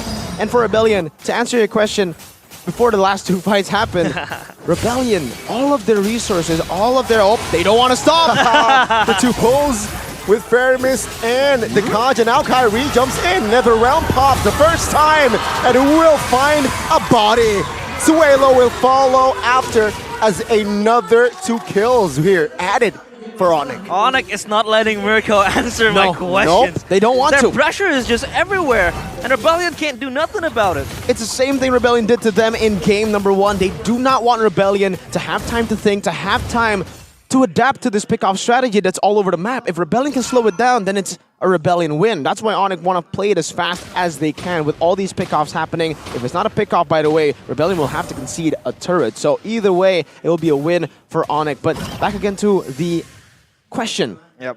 Hopefully it gets answered. The whole Rebellion lineup here have ultimates, have a weighted team fight where it's just initial burst, kind of, right? Zaman Force, once that duration has elapsed, it's gone. Hard Guard as well. Minions Fury, all of this. Meanwhile, for Onyx, they have so much consistent damage. From Boots on that Yuzong to even CW on the Beatrix. And on top of that, I would say even Kyrie on the Fredrin. Super short cooldowns on this Fredrin now with the buffs on the Fredrin and the taunt to reset also skill 2, skill 1. They're very ult reliant now. With the Divine Judgment, it will suppress Kaidan. Play low though, will find the turtle. Now, a massive fight occurs. Vincent taken down for his Audi now, taking some burst damage. He will fall next as Moai will be pulled to his death. A CW. That's Calvin Unada claiming the double kill. They slaughter the usurpers, and Onyx not leaving Rebellion room to breathe. And so far, we can also talk about Sans, who's giving that extra cover with the Netherrealm. So all the engages coming in from Rebellion is just cancelled. And when that sustain is not there, when the healing is off, when the ultimates are gone, Onyx just pounds, and Rebellion left without an answer. And that's when you can see the layering, really, for Onyx. Because, sure, they have a lot of consistent damage with Boots on the Yuzong and with the Beatrix and the Fredrin, like we mentioned earlier. But they also have an ultimate with the Feramis that can negate all of that initial burst from Rebellion too. Once that Netherrealm gets popped and another Divine Judgment. Do you get deja vu? Audi was the one on the Kaja pulling Onyx members this time, Keyboy. I'ma get my revenge. The revenge is en route. Onyx with Keyboy has been proactive. Of course, playing with their strengths, with the pick-off comps. Playing with Rebellion strengths. With Rebellion strength, you know, it's like they're just gonna yoink that draft and that play style and used it well, of course, knowing Onyx and their experiences to be able to draft with the certain needs. Take a look at a replay by Samsung Galaxy. What can you talk about this? Well, in the team fight, again, it's basically the same thing that we've been talking about, that initial team fight. Look, when they're all utilizing that Minions Fury, Zaman Force, it's already negated by the Netherrealm, giving them another HP bar, where then Onyx can continue to fight. Once Rebellion have already used their abilities, their sources of damage, it's going to be on cooldown for quite a while. And that's why they are able, Onyx, to utilize the prolonged team fights with the prolonged damage they have, the DPS coming in from CW and Boots. And also, just the CC layering too. Moai has Purify, but he's been knocked up by a lot of the peeps here, man. If it's not the Furious Dive, then Boots will save the Petrify. He won't use Furious Dive with Petrify. He'll Furious Dive, wait for the Purify, and then use the Petrify later. So it's really the smart decision-making from the individual members of Onyx 2 that is really giving Rebellion a tough time in these team fights. Rebellion also without, not without a dive comp. They have a lot of heroes that can engage in these scenarios, but then again, the layering from Onyx is just immense. So they don't have anything to really just push past through that layers. Maybe they could try to pick off Sans in the side lanes, but that's just not possible because Sans is just way too sly on the Pyramis. But now they jump in, contesting the Lord. Flicker for Keyboy. Divine Judgment has not been triggered yet, as the Lord will be calling. Flicker now from Audi. Netherrealm triggered as Onyx, they want to fight. Audi retreats. Vincent now taking damage as he's the front line. It will be actually Moai falling first alongside Sway Low. CW again, finding the double. They need to bait out the Netherrealm somehow. Rebellion, that's their only way to really win, because again, with that crazy engage, that would have been a crazy moment. That would have been an Audi TC 5-man Minion Fury moment. But the Netherrealm, really, the 5-man Minion Fury doesn't really count when there's another HP bar. And once that Minion Fury knocks all of them up, they go back to full HP, normal HP. they just take it like it's nothing and then fight back. Vincent, I think that was a very good proactive maneuver where he tried to go look for Keyboy. That was something very desperate, but it is the only thing he can really do there. I don't even think he can go for the steal anymore with Kyrie being 3 levels ahead of him. So Rebellion now, they're on full defense mode, and really, if they want to win this game, that's the condition. They just need to bait out the Netherrealm. Easier said than done though with their comp. They want to just go all in, and that ain't really a good plan against the Netherrealm. Easier said than done indeed, because Sans has been very spectacular in the positionings. He's not giving away himself freely. He knows his value in the Netherrealm. That is always going to be the layer protection for Onyx. And Rebellion is just not being able to pin him down. They coming through. Oh, Vincent taken out here with the Divine Judgment as well, alongside with the members of Onyx.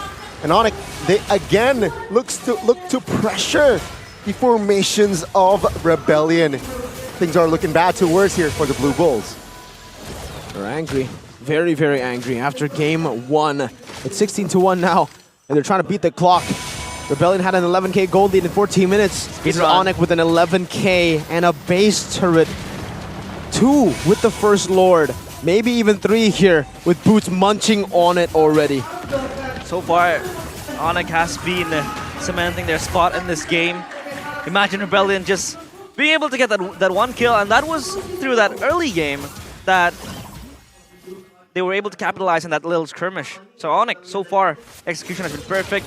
They're able to play proactively with the pulse and the Divine Judgment that has been clutched by Keyboy, but also Sans, who's just self-aware of himself. He's able to really just push himself backwards, not really risking anything.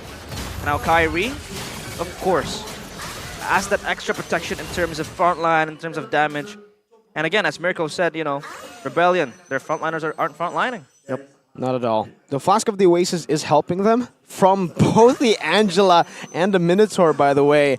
But still, when your damage source is completely just go in once and then not much follow-up after, it's still the problem. It's very repetitive now that I think we've said it like a bit too much, but it still remains a problem for Rebellion. They don't have enough consistent damage to really pull off a fight against Onyx. And at this point, they don't even have more burst damage, despite them having more of those burst heroes against Onyx. They don't have Prios as well. No, like CW can probably one-shot someone if someone gets caught in the Divine Judgment. He can shoot his Render's Apathy, and then you're done. There's Kyrie with an Appraiser's Wrath too if he's low, and even Sans with the Ghost Bursters. It's well out of reach. But Rebellion Esports, of course, maybe something will happen. And their win con, it's like, it's drilled already by Onyx. So what are their win cons now? What can they do to stem the bleeding maybe? I think it might just be game 3. That's how they stem the bleeding here. They've been completely outdrafted this game. Let's see, the final push perhaps. No base turrets. Rebellion, they're naked in their base. And Onyx, they are looking to close the gap here, forcing a game 3. Lord taken care of. Oh, Divine Judgment on towards Lightning McQueen Car is taken out. ODTZ as well. 3v5 now. I see W now looking for a kill. But Onyx, the Sky Kings, they have defended their kingdom and forced this series on towards a game 3. Revolution ain't done because the Kings It ain't are that mad. easy. And it's not that easy. 18-1. That was just total domination from Onyx as they force the game number 3. Wow, Onyx. When you get this team mad, it just gets scary. You know, every time they lose a game, then game 2, they lock in. And then they just destroy Rebellion. Rebellion were not ready for that. They thought, hey, we got game 1 pretty easily. We should be able to at least make it close this game. And Onyx say no. No. Pick off counter with a pick off. Onyx defeats RBL in game 2. That adaptive gameplay for Onyx. Like seen in the Keys to Victory, but their adaptation was seen more in the draft of game 2 rather than in game 1 during the match itself. We're going to see game 3, ladies and gentlemen, but from game 2, it does seem like Onyx are back on track with their immaculate drafts that just counter everything that the enemy team is looking for. That was so hard for Rebellion Esports to push through. They had no breathing space whatsoever. They were exasperated, like Onyx was just on their faces, and so far, I think that was well executed by Onyx. And it's like the KTV again, like what Mirko highlighted. They're not necessarily playing in the comfort picks. I mean, CW was put on a Beatrix keyboard, Kaja. So I think that adaptability and not knowing, or rather like being more surprising towards your enemies is just going to catch Rebellion off guard. I mean, I completely agree, and it's a similar story as per game one. One-sided, Kaja, a marksman that can burst or melt you down, of course. Same story, just on a different team. Fredrin jungler as well. Fredrin jungler. Vincent though, wow. Still won all red trees when it's 50-50. That's yeah. true. So yeah. We can't really underestimate him. They still have the better neutral objective for test. That's what I said during the draft index, but that's all they have really in that game with the Akai, the Minotaur. Yeah, you'll have 2 CC abilities to help you red tree. But then over that burst. That's why in the draft, I actually expected the Hereth to come in from Onyx. When they picked it out, I was like, okay. We'll see what happens, but there was doubt over that Hereth pick, and we did see that doubt come into play for Rebellion 2, because they were also doubting how they could take these team fights with the Hereth every single time. I feel bad for Moai, because he actually had an amazing game 1. Yep. He didn't have an amazing week 1, but that's why I expected him to at least, pop off again. But in game 2, the Hereth was not able to do much. Like, the burst damage just gets countered by the Netherrealm 90% of the time, and Mr. consistently winning once again with a dub here. And a player of the game performance. This is literally the most standard build and the most standard emblem set for Beatrix. He didn't have to do anything special, man. He's just chilling. Pew pew. Pew pew. Yeah, 9-0 as well. And the highlights by our official gold partner, UBS Gold. I think this fight, Rebellion was on the pounds. They were trying to get that early lead, but they just didn't have the space to really put the damage through. And when they did, layers upon layers keeps on coming. So it's like, Rebellion was ready with the sustain, with the layers as well, with the healings, the FOTO as well, coming from Angela, from Minotaur. But Onyx is like, no, we also have layers, boots, and then Kyrie, and then of course the Netherrealm from Suns. Just disabled Rebellion, put them in disarray. Amazing positioning from CW though, always out of harm's way, across the map, but Suns every time able to pop into Netherrealm just in time for the team. And CW, when you give him a hero like this, when you give him the space that he has in this game, he'll pop off 100% of the time. Zero deaths, gets the help of the Netherrealm, spaces out with the help of Kyrie. The whole team is also enabling him to be able to deal this much damage and to be able to carry the team, by the way. Because every single time you can see the full, look at that, defense of CW. CW's always in the back line. He's waiting for a moment to shoot. When he does, goodbye. This is what happens when Beatrix snowballs, when you get the Heptaseas, the BOD, the Hunter Strike, the Melfic Roar. Gee, no frontliners can frontline against a snowballing Beatrix. You get bursted down so fast. That's why after when you were asking, what are the ways that they can actually win? What are the winning conditions here? Yeah, game 3. At that point, with a 12-13k gold lead, game 3. Now CW, there's a lot of people say, even Yeb says, he looks like me. I'm a twin. I'm CW's twin. Only the difference is I'm better at gold laning and he's better at casting. CW will probably take your place soon. And I'll take it. Nah, but if you take a look at the emblems here, very standard emblems for everyone. I do like the Thrill, the choice to go for Thrill for Kyrie. He wanted to go for a faster clear and also to get a little bit more of an advantage when it comes to these neutral objective control against the Akai. Unfortunately, it didn't work for him, but I could see the idea. I like it when a lot of Fredrins usually just go for Inspire. Was 18-1 as well. 18-1. Brutal. So that just shows 3 how turtles to 0 though, dominant right? Onyx is. Crazy. True. Vincent though has That's been impressive. solid. He has been solid, yeah. For a middle of the pack jungler, he has been showing that consistency is also his game. But for Onyx, they weren't really able to let that slip up from their grasp. I mean, what a showing. Not much to say as well. For Rebellion, now they are the ones left thoughtless because that was even way more thoughtless than Onyx was in the first game.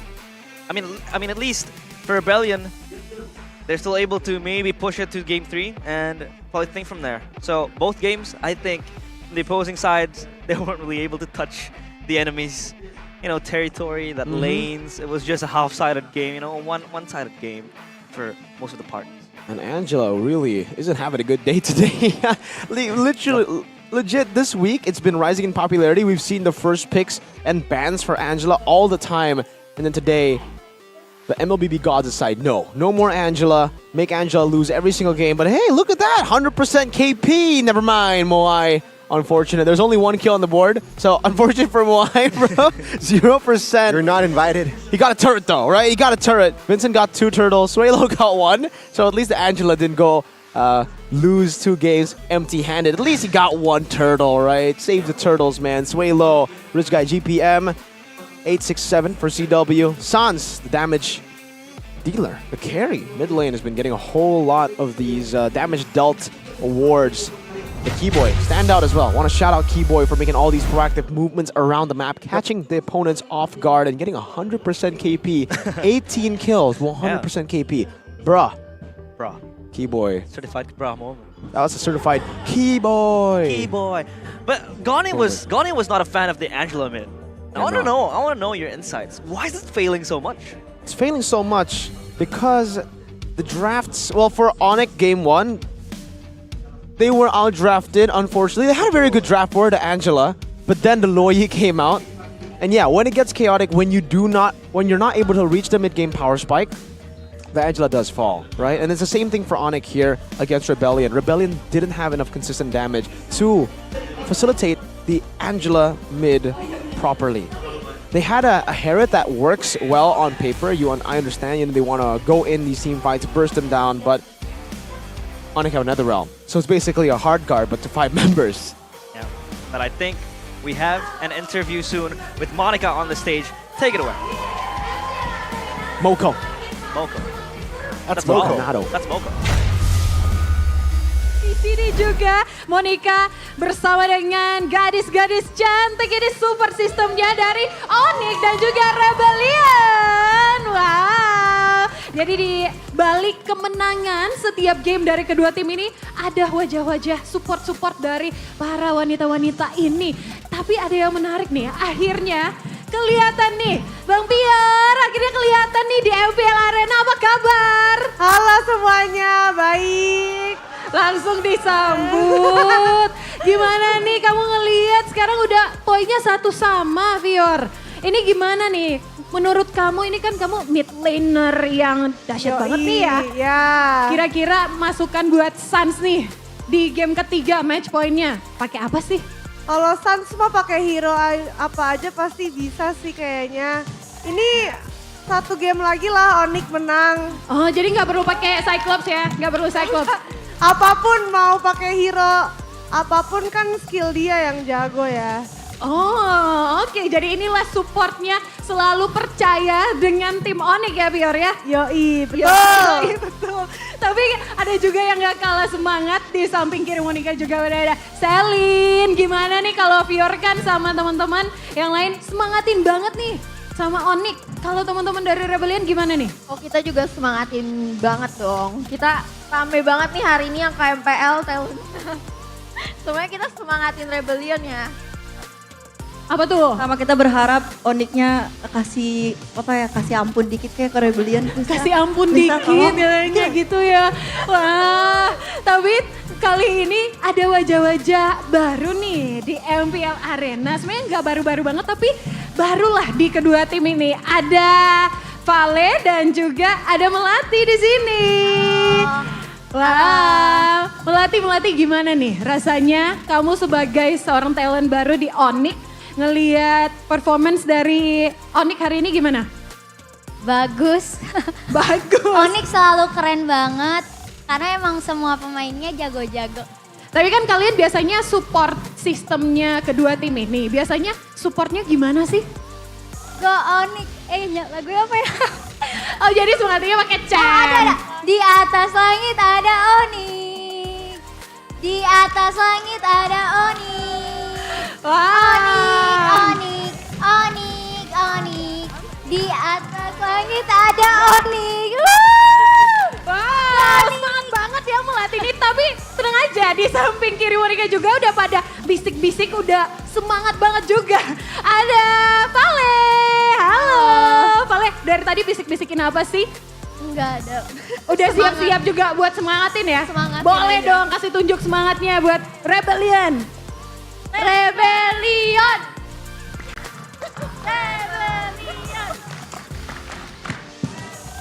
Dah gitu aja. Oke, udah gitu aja, disimpan suaranya nanti untuk match point kali ini. Tapi terakhir dong, boleh dong pesen-pesen nih. Farah, pesan-pesan buat teman-teman Rebellion yang bakalan ketemu lagi nih sama Onyx di Land of Dawn ini, game terakhir match point-nya. Oke, buat teman-teman pemain Rebellion, aku berharap kalian ya fokus aja, terus jangan blunder. Terus ya fokus aja sih sama objektifnya, sama apa yang dibilang sama coach, gitu aja sih. Sama doa, jangan lupa doa ya guys. Oke, ada juga dari Shay dong, pesan-pesannya Shay. Semangat terus dan jangan lupa buat have fun sih. Oke, dua-duanya support sistemnya udah siap banget untuk nyemangatin kedua tim di Land of Dawn. So langsung aja, ini dia match point antara Onyx dan juga Rebellion.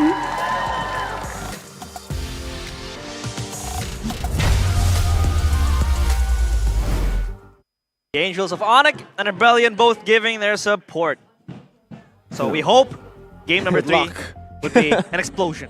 More support from the Onyx girls though. Rebellion, for some reason, it felt kind of sad. They were begging for mercy.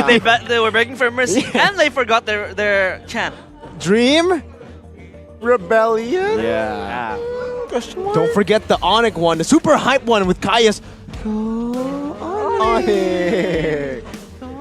But of course, with the new application, which was GoPay app, it packs a punch. Woo! Enjoy free top-ups and free transfers up to 100 times a month to any bank. Get up to 20k cash back for diamond top-ups directly in-game. And, of course, the cheapest credit top-ups.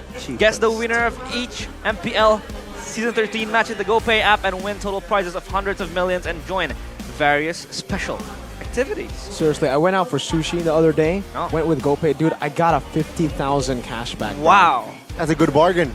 That's a good crazy. Then I bargain. got free ice cream basically with my GoPay coins, and you guys can do it with GoPay. Download the application now. Win hundreds of millions in GoPay coins and a possible smartphone too. Hey! A smartphone.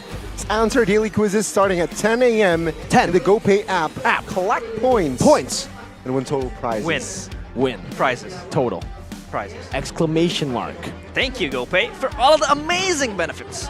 It's making us easy in terms of our lives, you Yes. know. They're ordering spoiling food, us. Convenience. buying groceries and all that. So yeah. And where do you want to buy your groceries? Well, Of course, Indomaret. Indomaret. Watching this show together or playing games together is even more exciting if there are snacks and drinks. No need to be complicated. Now you can shop online, like in a store, by Click Indomaret, the Indomaret shopping app. If you want to try it, there's a 15,000 rupiah discount with the code ClickIndomaret15. Come on, become a new member and get the discount. And of course, with the code Belanja. Belanja, the MPL. Because there's also a stall outside, by the way. Me, Gani, realize we like to snack. So every single time Yeah. during breaks, even last break, we go out there, get some drinks, get some snacks, Chill. then come back here to do our job. All thanks to Indomaret. But Thank you. our red trees are not Indomaret, and so is Vincent. Vincent's red tree is definitely not Indomaret, man. Very perfect red tree so far. He has been winning the 50-50 when given the chance. I mean, most of the times when he engages, of course, it's not going to be very significant, especially in that last game because of the layering put by Onyx. But when you're given this space, especially for Vincent to contest the Lords, to contest the objectives, he always wins it. I don't know what his magic trick is, but the retribution has been on point. What's the magic trick, Gani? The magic trick. Ask what? What's the magic trick, Gani? What's the magic trick? It's his retribution. His fingers. His retribution. You should Second do better. game, he wasn't on the Akai though, so he has True. the advantage Yeah. on that new take. Yeah, take a look at the damage dealt here. Wow. Almost all there for Onyx side. It was harsh for Rebellion to really match the damage. I mean, Kyrie playing a tank. 10,000. 10,000 gold was just free farming. So was CW as the leader and the rich guy. So for Onyx, I think they just have to keep their footing, maybe explore more, but I think in a safer game, you really want to stick to the comfort mix. I mean, it's okay to experiment, it's okay to be able to, you know, try something new, but I think Rebellion will still pack that punch needed. For sure. They need to pack that punch here in game number 3. They need to make the right adjustments, starting from the draft first, because Chico is one of those coaches, man, you know? He can have an amazing, crazy 500 IQ forehead kind of draft in game 1, and then in game 2, it's just the most standard draft there is. It's just the standard. Yeah. And it gets countered very easily by people like Yeb and Adi. So he needs to channel in that forehead, big brain, 500 IQ power of his in the draft again to pull off something like the Luo Yi again. Maybe the cheese is a bit too easy to read now for Onyx, but Rebellion need to find something. They got the Angela and the CC earlier. They picked up the Akai Light. We'll have to see what adjustments they make, man. The adjustments start here. The drafting phase by Samsung Galaxy as our official tournament smartphone. Again, to standard bands, the Baxia and the Carry. The Joy and the Nolan taken away as well. So Kyrie, again, will not be able to enjoy the lavishness of playing the Assassins. That is currently the only Assassins viable. And they ban out the Angela. They're like, nah, we're tired of it, we're sick of it. Let's just ban it out. All 3 games, All same 3 side. games. So, same sides here for both of the teams. Onyx still blue. Rebellion still red. Yeah, but Rebellion are blue and Onyx are yellow, right? That's the colors of their teams. Yellow side, I like that. The yellow side and the blue side. That'll make it way more confusing for the viewers. But we'll see now with the last ban. Should it or will it be the Mathilda? It should be the Mathilda. Then the Arlet will be left up for grabs. Could be first pick. The Vexana as well, by the way. Fredrin, though, still. You're right. The Fredrin has been an incredible pick here. But honestly, with an Arlet, is it not a good way to go up against a Fredrin? The Fredrin wants to go. Oh, never mind. They're like, no. Fredrin ban, Mathilda open though. They're banning it. Keyboy, this is his pick, man. This is him. Yeah, Mathilda. there's no way they leave that open. Yeah. It's Keyboy on the Mathilda. We haven't really seen the Vexana, the Arlot coming through. And I think for Rebellion, it's more of a threat when the Fredrin can come into the fights just constantly, you know, with 4 stacks, being able to taunt, being able to just dish out damage while at the same time tanking for the team. So I feel like they deem it as more valuable compared to Mathilda of Keyboy, which I think has been amazing as well. He got his hands once on this hero. So I think Rebellion, they're setting up something maybe they want to play to a more specific type of style in this draft. Arlet is up for grabs. Could be a very good flex pick for them. I think that should be picked up. If they want to go back to the basics, Vexana or Novaria.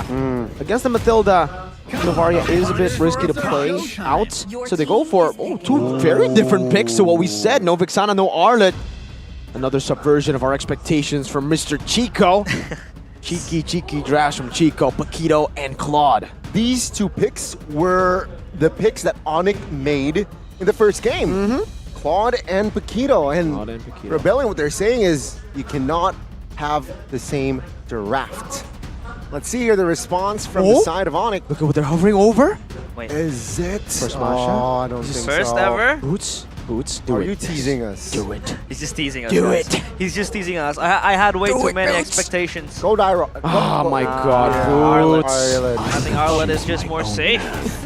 And Rebellion, pretty brave on opening the cards. Already with 2 damage dealers, the Claude and the Paquito. So maybe they want to activate the side lanes, but the Navaria will be in the hands of Sans. This is the heroes that you want to be, giving to Sans. You want him to play these types of heroes. I mean, more ability, more damage as well with the spheres. So I think for Rebellion, it's not also an optimal game if you want to opt in for the Navaria, especially when you have a Mathilda hard to hit, able to jump into you. So Rebellion just opening the cards with that, and they respond with the Arlet and the Navaria. I think for Rebellion now picking up a jungler would be pretty solid. Then they can ban out Kyrie completely. They've already have the Fredrin banned out, so if they pick up something like maybe a Barats, would be pretty good here up against Onyx. They go for the Luo Yi though, so first phase Luo Yi, we saw it in game number 1 as last pick. We'll see if it works out for Rebellion. Yeah. They don't care about the meta. They don't want meta. The question is it too early to pick the Luo Yi? Sir, what's your command? That Perhaps. and Onyx has range this time, right? Yeah, that's why. Yeah, they have the Matilda, they have the Novaria as well. Maybe they could just pop in a Bruno later for the marksman, but now they ban out the Fanny. They are trying to rattle down the choices of Kyrie's hero pool to play in that jungle. And it's just, you know, target bans coming in from here then on. I think the Minotaur as well, denying ODTC that engage that he needs. And for Kyrie, it's just so, you know, it's strange to see him having that Fredrin as his most used heroes, because he's been not given the freedom, you know, he's been denied that access to the assassins, especially with the meta coming in. Not a lot of, you know, versatile assassins to be played. But meanwhile for Vincent, he has the Nolan as his most used hero. Which is also strange because it's always banned out, but Vincent somehow, some way, through the dark arts, magic, is able to mess with his opponents. Leave Nolan open, and he picks it up, but unfortunately not a lot of success. We are seeing what I expected though in the draft. They are going to be ban out Fredrin or earlier, and then now the Fanny and the Akai's are shutting down Kyrie, and they're probably going to first pick Barats here, unless it gets banned out. Wow. And now Onyx say, what do you want to pick now if both our junglers are gone? These are all the meta junglers, by the way. Seriously, Baxia, Barats, Akai, Fanny, Fredrin, Joy, and Nolan. Are we going to see a Lancelot? Are we going to see some crazy picks in the jungle? Hanzo, maybe last pick for... Ooh, Well, that could actually be pretty good against For Rebellion. Yeah, I think Novaria does not really have that self-sustain away from the Martis is another Astral, choice. Astral Recall, yeah, the Martis as well. So there's a possibility, of course, of cheese picks in the jungle department, but I think at this stage of the series, they kind of want to play it safe. They don't really want to risk it. The Martis, as called by Mirko, gives them that extra CC as well when jumping into the fight, and the Novaria will be rendered useless if the Martis can get his hand on the Novaria. So now, Kyrie, okay? This is your time, brother. This is your time, Yeb. Kyrie, Onyx. Lancelot. Pick that Lancelot up. We all know what's coming. Just Give him do that it. Lancelot. If you pick a tank, man. If it's a... What tank is available in the jungle? That's what I'm thinking, right? Come on, please, much. Kyrie, please. First assassin pick for Kyrie in Season 13. So far, he has been playing the tank, so Only it has been hard. Oh, the Guinevere. He almost forgot that he It's not a tank. It's a fighter. It's a fighter. And the Brody. Is it still viable though? Is it still I don't want to talk anymore. that strong, that Guinevere? The one time I want to see Kyrie on assassin, man. He's on that Guinevere, eh? Oh, no. Let's talk about this a little, right? I mean, nerfs? post-patch, the nerfs, Guinevere gone. It resurfaced. Yeah, we did see, I believe, Blacklist still play the Guinevere in MPL PH, despite it getting nerfed. It was okay, but it's definitely not as strong as it was before. Definitely not as prio. Very far, actually, compared to the prio level of the Guinevere before. So we'll see for Rebellion. They already have some good anti-CC with the Martis. They need a roamer now. The Kaja could work. They have good damage. They have burst, and they have a Martis to execute, right? So if they really want to go through that kickoff style again, the Kaja could work, and they go for the Kaja. Perfect prediction, 2 out of 2 for Mirko. And they pick up the Kaja. So sad. No. Come the assassin! Man. Give us the assassin, please. Please, man. I don't think he'll be playing any assassins until M6. Moonton, please. Buff assassins. Buff assassins, I don't please. want to see more fighters in the jungle, man. Please. Oh, man. But if you take a look at the draft, I think both teams, they have enough damage, each and every one of them. But when it comes to more pick-off style, I think Onyx has that opportunity. I mean, sure, from Onyx, they have that Requiem, they have that, you know, Matilda as well. And the Arlet, with the Rebellion, they have the Divine Judgment. So how is Onyx going to really answer to that? But that answer will be given in the Land of Dawn as we prepare ourselves for the last match of this series. It's going to be, again, Onyx trying to deny the coup d'etat by the Blue Bulls.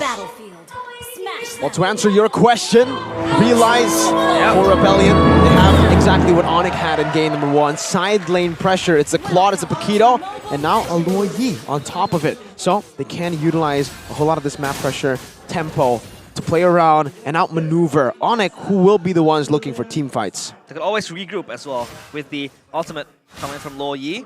So I think it's a well-rounded draft for both teams, but so far I think it's just going to be how they want to execute it. I mean, in the late games, side lanes could be the name of the game for the side of Rebellion, but I think Onyx has a few decent answers to the side lanes if they want to activate it. You have the Navaria, and they could always be shadowed by the Matilda. So pickoffs wise, I think Onyx also wins in that department. But for Rebellion, they want to have an answer to this.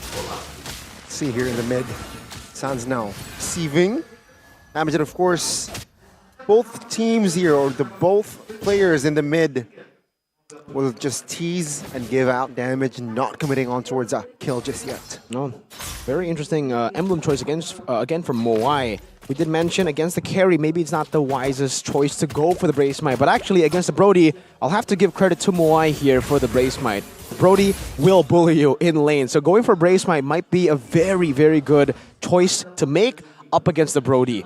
Very specific matchup, just to get through the laning phase, because it does look like Rebellion want to play through these neutral objectives, want to play through the strong side, which is cars on the Paquito over Moai. So Moai is going to be alone most of the time. Good choice. Brave Smite for weak side is always going to be the case. As opposed to the QC, I mean, the QC also gives you movement speed and some sustain from the health, but Rebellion, they want to anchor towards cars. Of course, trying to activate him, having that damage going through the pushes as well. And the first turtle on the cards. So far, Rebellion have 4 men ready to pounce, and they have to be ready as they teleport for a flank from behind. Let's see, Audi no for yet. And there you go, the Viper Grim. The first blood will fall now. Vincent, no retry. That's a free turtle. But it seems like Onyx, they want more here as they are trying to close the gap, but Rebellion says no. That's Boots, Vincent taken out for a turtle for Onyx. Walk me through that. I mean, they were trying to teleport. Okay, wait. Okay, that's all good. They were trying to teleport back, trying to flank, but Vincent was left alone, and Onyx saw that window of timing to really just burst on him. It really shouldn't have been the case. I think it should have been still a Rebellion win. Vincent just misplayed. He didn't pop the Mortal Coil in time. He got knocked up and chain CC'd before he could use that Mortal Coil. Vincent needs to be a bit more on point when it comes to the Mortal Coil. I think he was a bit too focused on what the team was going to do in the flanks. But yes, Rebellion had a very good idea. They just did not execute it properly, or rather, Vincent did not execute that plan properly. Could have survived with the Mortal Coil as well. The CC, the anti-CC rather, would also give you that freedom to sustain and buy time for your teammates. Oh, flicker in! Yep, Flicker Divine Judgment now with the Blazing Duet, and the Decimation will find another kill. And that's CW. That's an expensive kill for Rebellion. And Keyboy tried to save him too, utilizing the Guiding Wind and then flickering to try to get CW as far as he could. But yeah, it didn't work out, and that basically means that Keyboy will not have Flicker for the next neutral objective battle. It's tough for Onyx right now in the next neutral objective battle, but they still have that gold lead, just a bit. CW, if this Brody doesn't get going, it is going to get really, really tough. He needs to at least farm even to Moai, because if Moai is able to get a lead in this gold lane, and if he is able to defend this turret for a long time, Onyx will not be able to utilize this Brody as much as they possibly want or expected before. The bully becomes the bullied, and I think they also want to give that extra comfort, especially for Moai playing in the weak side. Oh, flank angle again, utilizing this very properly. Oh, with the flicker now, Suns trying to escape. Sway low now, isolated the front side. That's a good recovery from the yellow porcupines, finding an important kill. A little misstep from Sway Low. He was isolated in that team fight. So hard for him to stabilize again, especially Rebellion were all very far. Yep, final slash on towards Zero. But that is just Boots doing Boots things. Overly aggressive for Rebellion. You don't do that against Onyx. Capitalize instantly any sort of mistake. They went for the initial pickoff onto Sans, but after that flicker, after the Astro recall, you'd expect them to back off. They went in, they committed even harder, and they lost even more. It was only a 280 gold lead. Now it's a 1.4k, and Vincent couldn't even get his own orange buff. Kyrie took it away. He's angry. Plundering is his name. Of course, invading is his game as well. So For Onyx, so far everywhere around the map, responding to the activeness and the proactiveness of Rebellion. I mean, they were able to try to get the flanks with the ultimates coming in, but I think that little misplay could really just swing the momentum in Onyx's favor. 1,500 gold. I gotta say though, that the skin, Luo Yi, makes her ult very subtle now. It's a fight, it's a full-on fight, and Onyx, they're ready for it. It's a, my god, it's a massacre for Rebellion. And Onyx will claim 3 bodies. They might find more here. Moai has a Purify, will dodge away the Astral Sphere, but that's a mistake from Suelo there. The risk did not pay off. They're always fishing for the flank angles again and again, but it doesn't really seem to work out this time. Look, it works when you're ahead, not when you're behind, and that's literally the other side of Luo Yi, the bad side. Now they go in though. Let's see, this might find Sans. It will. That's a good recovery again from Rebellion after a diversion mistake. They made it right. Good kill, I think, towards Sans hinders his progress, but when the other laners are already online, it's going to be dangerous for them. Oh, the burst damage will not be enough to take Vincent down. I might be wrong though. The Mortal Coil, Vincent will escape as Moai. Take a look at the space he has. Will take the first turret here for Rebellion. Good first turret for Rebellion. They've actually taken 2 with Paquito up top too, so they are actually utilizing the side lane pressure better than Onyx in game 1. But for RBL, I think this is a very good decision that they are making not to go for the turtle. They just want to wait for their mid-game power spike to hit for Moai, for Suelo, for Cars, and then they can look for these fights again. So, trades on the board. Just concede it, the turtle, the neutral objective, and don't get baited in. Cross maps as well, and a lot of trades, as stated by Mirko. So I think there's still possibility for the players of Rebellion to really just, you know, recover from this. Still a 50-50 game, but take a look at the items, Mirko. But the items here is Down as Ice rushed by Boots very early, so he's legit just going to be playing utility for the most part. Flask of the Oasis done, and for Brody, that's the power spike that you need for the Brody. This is why the Brody is pretty good right now. You get to your power spike so much faster than anyone. You get Heptases and Melphic Roar, and then you can start participating in the team fights. And that's why you're seeing CW already stick towards and with the team. Moai, he's doing the same thing, but the impact that he has in these team fights won't be as crazy as CW. Or actually, I wouldn't say impact, but more so damage output. They always have the divine judgment as well to really just catch him off guard. So I think the Brody needs to be protected really, really firmly in that back line. But I think Rebellion will just aim for that, especially with the ultimates coming in just to flank from behind. So Onyx needs to be wary of that. No diversion cheeky plays this time, Suelo.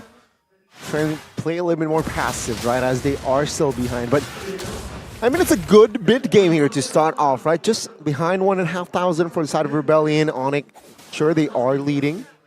Rebellion, they can hold on here. Rebellion can definitely hold on. They still have Paquito on the side, Claude on the side as well to farm it out. And it's actually pretty interesting that Onyx are not trying to utilize the top side of the map here to go for the turtle. I think they're very afraid of the Rebellion flank with diversion again. This is a... Wow, with the flicker! Predicted by Audi! Perfect prediction. Wow, Decimation will find a kill. As Onyx, as now Onyx are a man down. It seems like Rebellion, they will take 0 time to find and claim the Lord. Let's take a look at Boots now, finding the final slash, finding the Violet Requiem as well. But the damage will not be enough now, as Onyx will not be able to secure the kill on towards Audi just yet. But they will buy time for Keyboy to resurrect. Oh my god. That was close. Very with close. The snipe. And good recovery from Onyx, neutralizing the threat, especially that Lord contest. Knowing Keyboy was down, Rebellion was hands-on towards the Lord. And take a look at Cars, he's just busy activating side lane. So far, I'd argue that the pressure wasn't really there, given by Cars with the Paquito. I think now he's just going to participate in team fights, knowing that Rebellion do have the damage to enable that. Okay, Lord. Lower than 50% HP. Vincent knows this. What will happen to the flank now? Oh, Rebellion. They're cooking. Onyx sense the diversion play. and they will not commit on towards the Lord just yet. Top side, let's take a look. It's actually favoring the side of Rebellion. Yes, this is the advantage that Rebellion have with Paquito and the Claw, that side lane pressure that they are utilizing really well. Building up a slow push up top earlier, crashing it to the tier 2 turret, but now the turret has actually turned that slow push against Rebellion, but they have a wave in the bottom lane, pushed in as well. Oh Lord now, oh, Cars looking for an angle, but the recovery again was just too huge. He is the first one to fall. It's now Rebellion. They're looking for the glasses on it. They want to fight. Vincent taken down, and the Lord will be taken by Kyrie as well, and Audi will fall as well. That's a bang, bang, bang, as Audi will find another body in the bottom side of the map, and that is way low going down. Onyx take everything and leave nothing behind. The Blue Bulls, one horn is shattered as the Porcupine stab, and it is going to sting. Now they have Trial up in the mid lane. It was denied, not being able to get the tier 1s.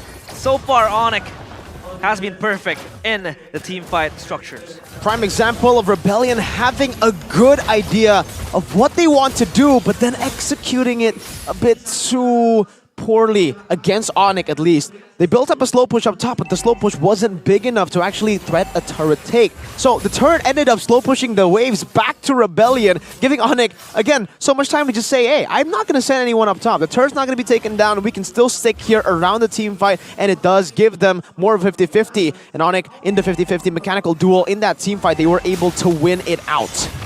See here, the Lord will not take the turret bottom side just yet.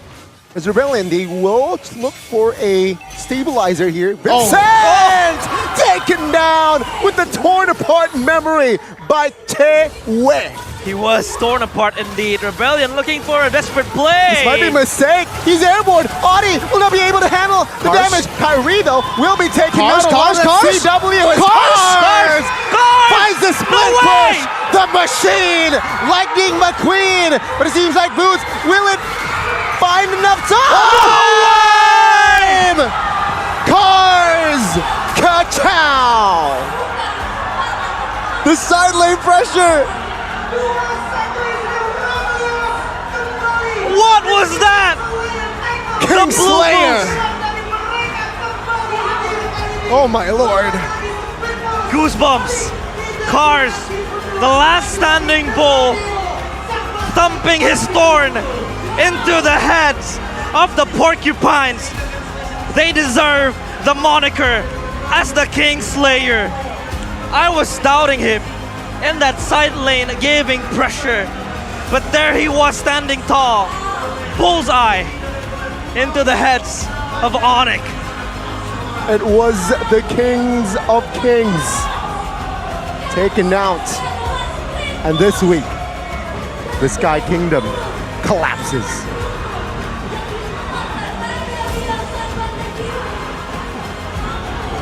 Listen to that. Let it sink in.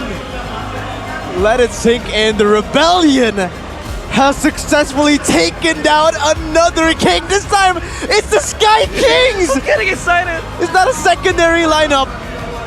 It's not the Kings of Kings. It's the 3P champions, the Sky Kings, and they did it in such an insane fashion. If there's one way to take down a Sky King, it's by that. Cars with a special moment, a special decision, a gamble that they took that paid off. They break the lose streak. And that was insane. They are now up with one win. That was so crazy. And of course, we want to hear what's going on in the heads of the players on how they were able to slay the Kings, to slay the Sky Kings no less. As we throw it to Monica for the players' interview on stage. Sesuai dengan tema para Rebels hari ini, Rebellion benar-benar menghibur banget. Wah, Cars, itu split push-nya call-nya dari siapa? Nggak dari siapa-siapa sih, emang pengen lanjutin aja. Itu inisiatif sendiri jadi? Ya. Emang udah split push pokoknya? Ya, soalnya 5 orang di atas kan tadi.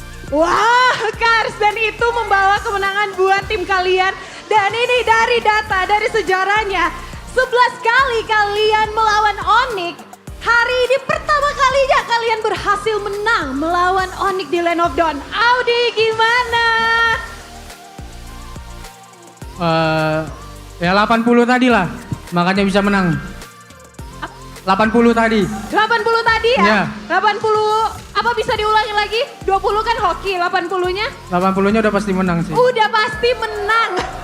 Jadi dari sebelum main udah yakin bakalan menang. Gimana nih Audi, kan tadi katanya kamu idolain Keyboy. Akhirnya ternyata bisa memenangkan pertandingan ngelawan Keyboy nih. Jadi kamu udah berhasil nih ngelawan semua idol-idol kalian? Kamu? Mestinya iya ya. Soalnya Keyboy udah dikalahin dan seneng banget sih bisa ngalahin Keyboy. Wow. Siapa nih ulang tahun? Siapa nih ulang tahun? Ada yang ulang tahun nggak? Nggak ada. Yang ulang tahun. Ternyata dari Rebels ya, Rebels yang ulang tahun. Happy birthday. Jadi ini kado buat Rebels yang ulang tahun, siapapun yang ulang tahun, selamat ulang tahun. Kadonya kemenangan dari Rebellion. Dan kalau tadi ini sangat menarik perhatian, ada Loi. Wah, Swallow. Ini dari data ya, ini Loi ini akhirnya muncul lagi setelah sebelumnya kayaknya udah berseason-season sebelumnya. Ini kamu udah rencanain apa gimana nih? Lebih ke arah pengen yang instan sih, jadi kayak kemana-mana asik gitu. Soalnya kan lihat hero baru chip tuh bagus banget, kayak alternatif lain selain chip apa nih? Ada Loi, ya udah nge-grab aja. Wow, dan ternyata pick kamu membawa kemenangan untuk kamu. Puji Tuhan. Wah, tapi di game pertama Loi, game ketiga Loi. Jadi secretnya rahasia kemenangannya Loi nih. Kayak hoki sih, Loi membawa hoki. Membawa hoki? Kan Feng Shui-nya Yin dan Yang itu bagus gitu ya? ya. Oke.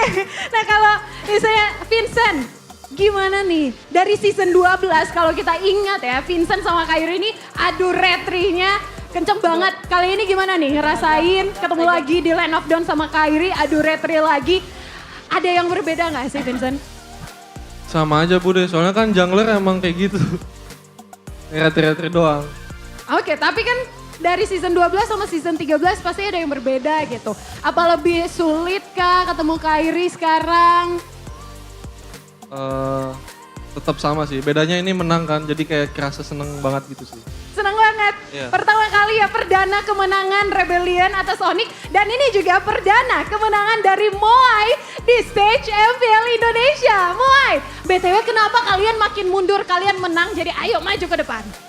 Ya, kemenangannya untuk Rebellion. Dan ini kemenangan perdana untuk Moai. Moai, gimana rasanya memenangkan stage MPL Indonesia? Seneng banget karena ngalahin Raja Langit. Gimana nih, ini kan kemenangan perdana kamu. Dan langsung ngalahin sang Raja Langit. Itu udah terprediksi nggak? Karena kata Audi kan 80% udah pasti menang nih. Nggak tahu, main aja. Nggak tahu, main aja? Iya. Yang penting menang? Yang penting main aja udah. Yang penting main aja Iya. karena kata Audi 80% udah menang. Jadi yang terakhir deh Audi, 80% udah menang. Tapi kalian ini masih di week ketiga, masih ada week-week selanjutnya. Gimana persiapannya supaya 80%-nya jadi 100% bakalan menang?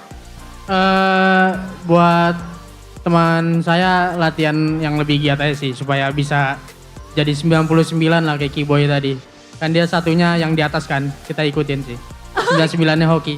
Oke. Dan sekali lagi terakhir dong minta semangat dari para Rebels yang hari ini udah menghibur banget dengan topeng-topeng badutnya. Mana nih topeng-topeng badutnya Rebels? Wow, minta semangatnya.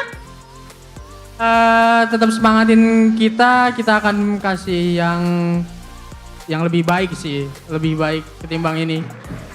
Tetap dukung dan makasih udah sempet-sempetin datang ke sini. Makasih semuanya lah, makasih banyak. Udah. Wow, sekali lagi Rebels, mana suaranya untuk Rebellion? Congratulations sekali lagi untuk Rebellion dan tentunya kita akan melihat mengupas lebih dalam lagi bagaimana pertandingan pembukaan pada hari terakhir di minggu ketiga kali ini. So langsung aja para casters sudah siap di sana, silakan casters.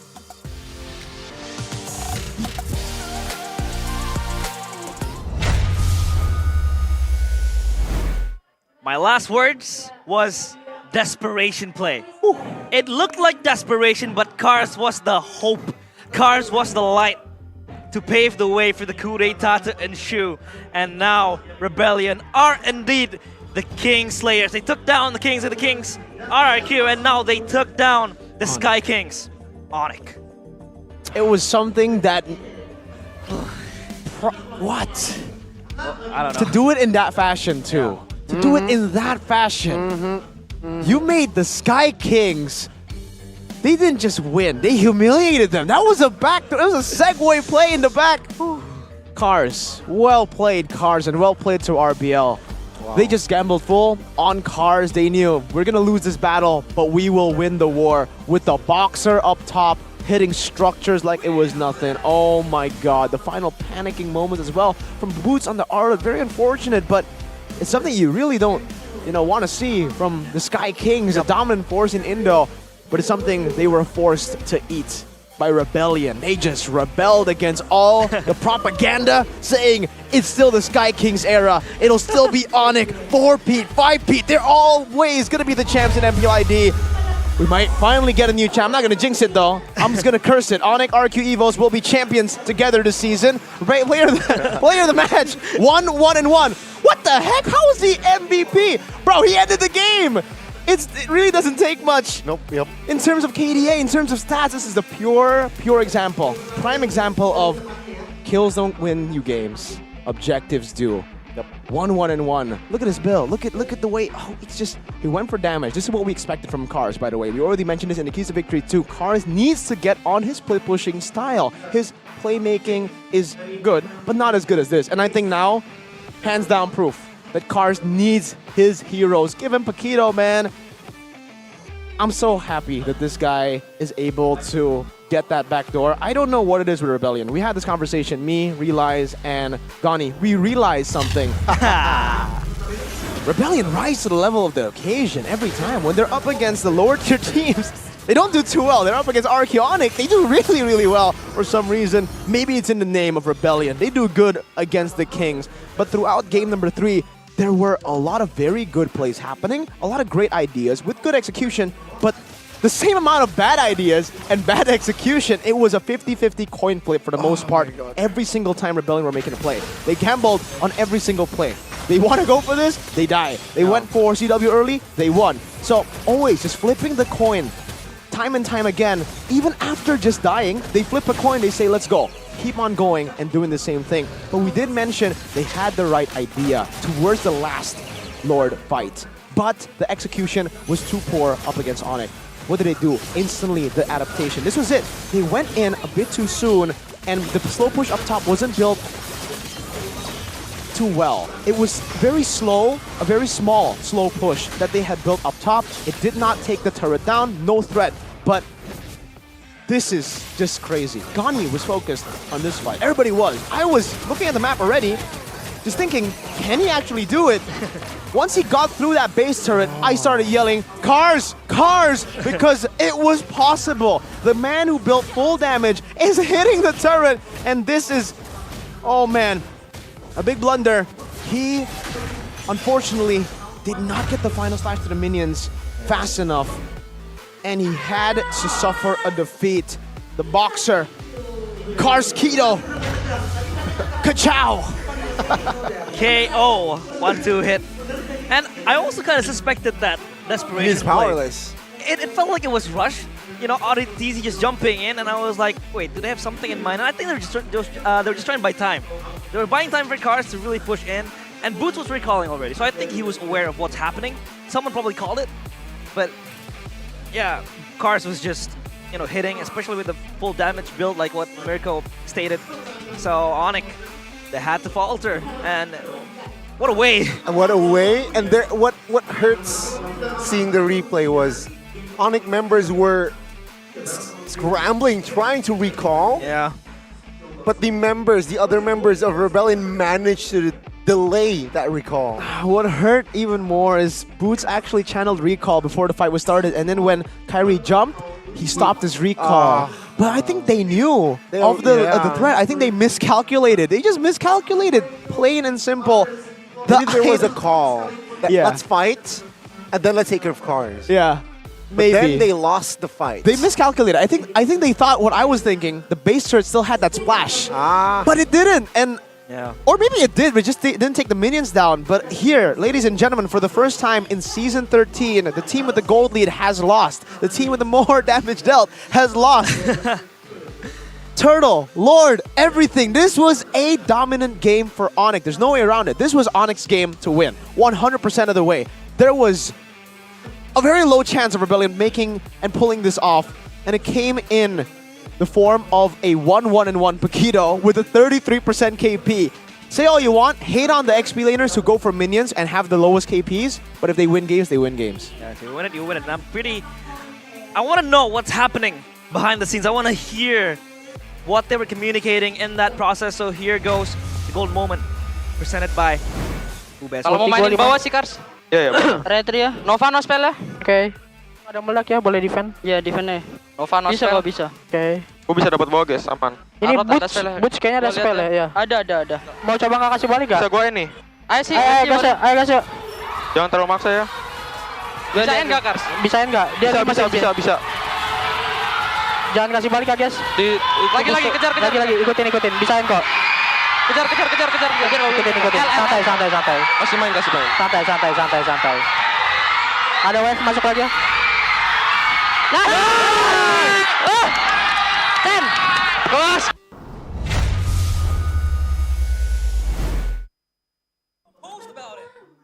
That was so cool. That was You so could see chill. the nerves for sure, right? Yeah, Cars the was just silent. He was tapping just on that turret mashing. lock button for dear life. Jeez. But that was good communication. That was good. And they erupted, of course, in the end. It was course. ecstasy for them. That is the hardest button mash moment of all time, right? For Cars, you can hear. Can you end? Yes. They're probably shaking. Just please hit faster. Just end. And they were also kind of giving caution, you know, let's engage, but don't go too far. Yeah. We might lose this. We can still turn it away.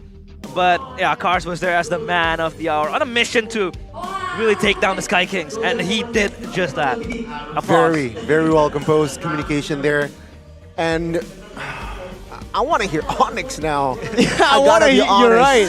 I want to hear their mic check. I want to hear the golden moment, or actually for them, maybe not the golden moment. Yeah, that was pretty. I think that was heartache for Onyx. I looked back straight after the win. I saw Kibo and he was just like, oh my god. He was laughing. He's like, I can't believe it. We lost that way. Oh man. And of course, with the MPL Indonesia rolling, it won't end with the match for today, but there's even more excitement waiting for you in week 4, because week 4 is a special All-Star week. Of course, you can participate in various fun activities at the MPL Arena. Join the excitement at the All-Star Mabar event in Jogja. And of course, don't miss out on the excitement and the game itself, because All-Stars is rolling out soon. Look at this, Pesta Mabar All-Star. So you guys can play together in the All-Star event. Pakuwon Mall, Jogja, 29th to 31st of March 2024. If you guys are in Indonesia, go ahead, visit Jogja and visit Pakuwon Mall, because you guys can join in the MLBB activities. Because for the All-Star Rave live stream, we also have a lot of different songs and events and participation things you can participate in. You know, we got Sparkle, who will be performing 4. Not 3, not 2, not 1, not 5, 4. 4 of their songs. Yeah, a lot of songs as well to be played. But of course, you can also, you know, come and meet your favorite influencers. Hey, you can also meet Mirko. realize. Not Mirko. I'm not there, man. We're not there, I think. I think so, yeah. But of course, Rashi's you know. there. Rashi and Sheffin. CITB. Catching it. But coming to the Idul Fitri, of course, we are giving away, you know, the infamous THR. The bonus. The Hari Raya bonuses. bonus. Yeah, the Hari Raya bonus. You can always get a lot of exciting gifts and a lot of exciting things starting from 11 March until 7 April. So don't forget to join in the fun of All-Star. You don't miss it out, because it's going to be a festivity. It's going to be very fun. And here's the roadmap on what's in All-Star Week. We are now in week 4, day 1 until 3. You know, there's going to be the Pesta Mabar All-Star with crossfeed with KOL. And then in the 3rd of March, we have the Rave Special Concert. And the 31st of March, we will have that cosplay party with a meet and greet. And also, free iftar. Ooh. Wow. You can break your fast together for Yeah. free. Limited packs though, so first come, first serve, I believe. First come, first serve, indeed. Will you be joining people? And I wish I could go there. I Now, wish maybe I we could have to go to Jogja. But we have to cast. Maybe we just go to Jogja. So you'll let CW cast for you. And then I'll play gold lane in the Pesta Mabar event. That's it. Insanity. Absolute cinema though. In that Absolute game. cinema. Drama. But we still Insanity. have a lot of things going on, a lot of matches. That was the first one. That was the first one. What an opener though. High expectations for the second and Yeah, third. BTRQ, they have to step up. Geek Dewa, they have to step up if they want to beat match one. They have to base race or something.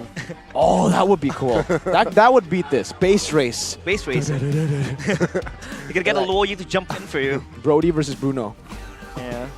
But I think we are going to prepare for the second match of today. Stay tuned in MPL Indonesia Season 13.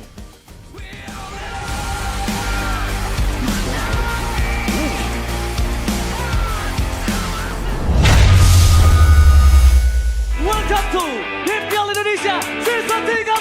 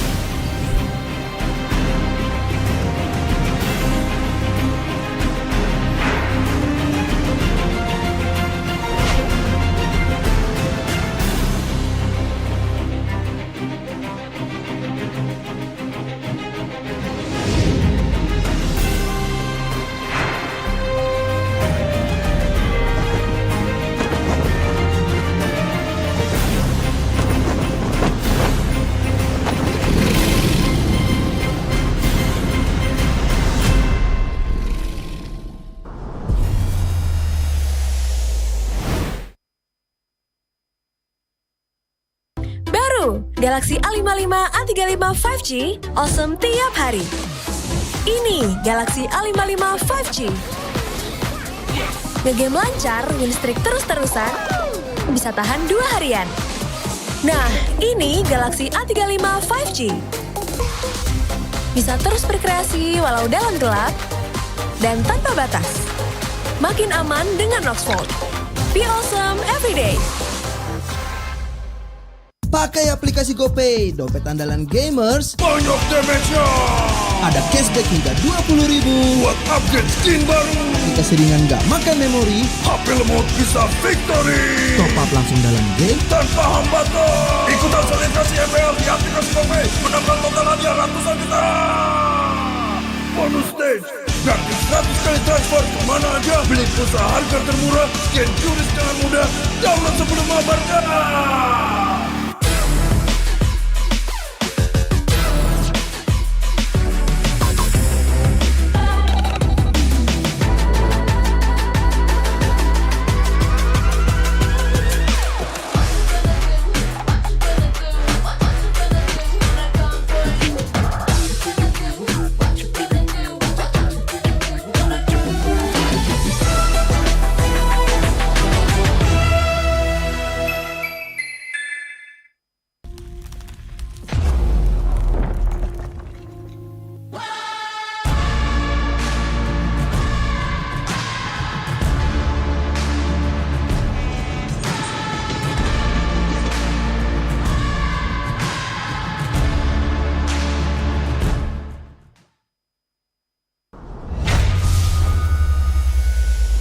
Terus-terusan gitu loh di rank.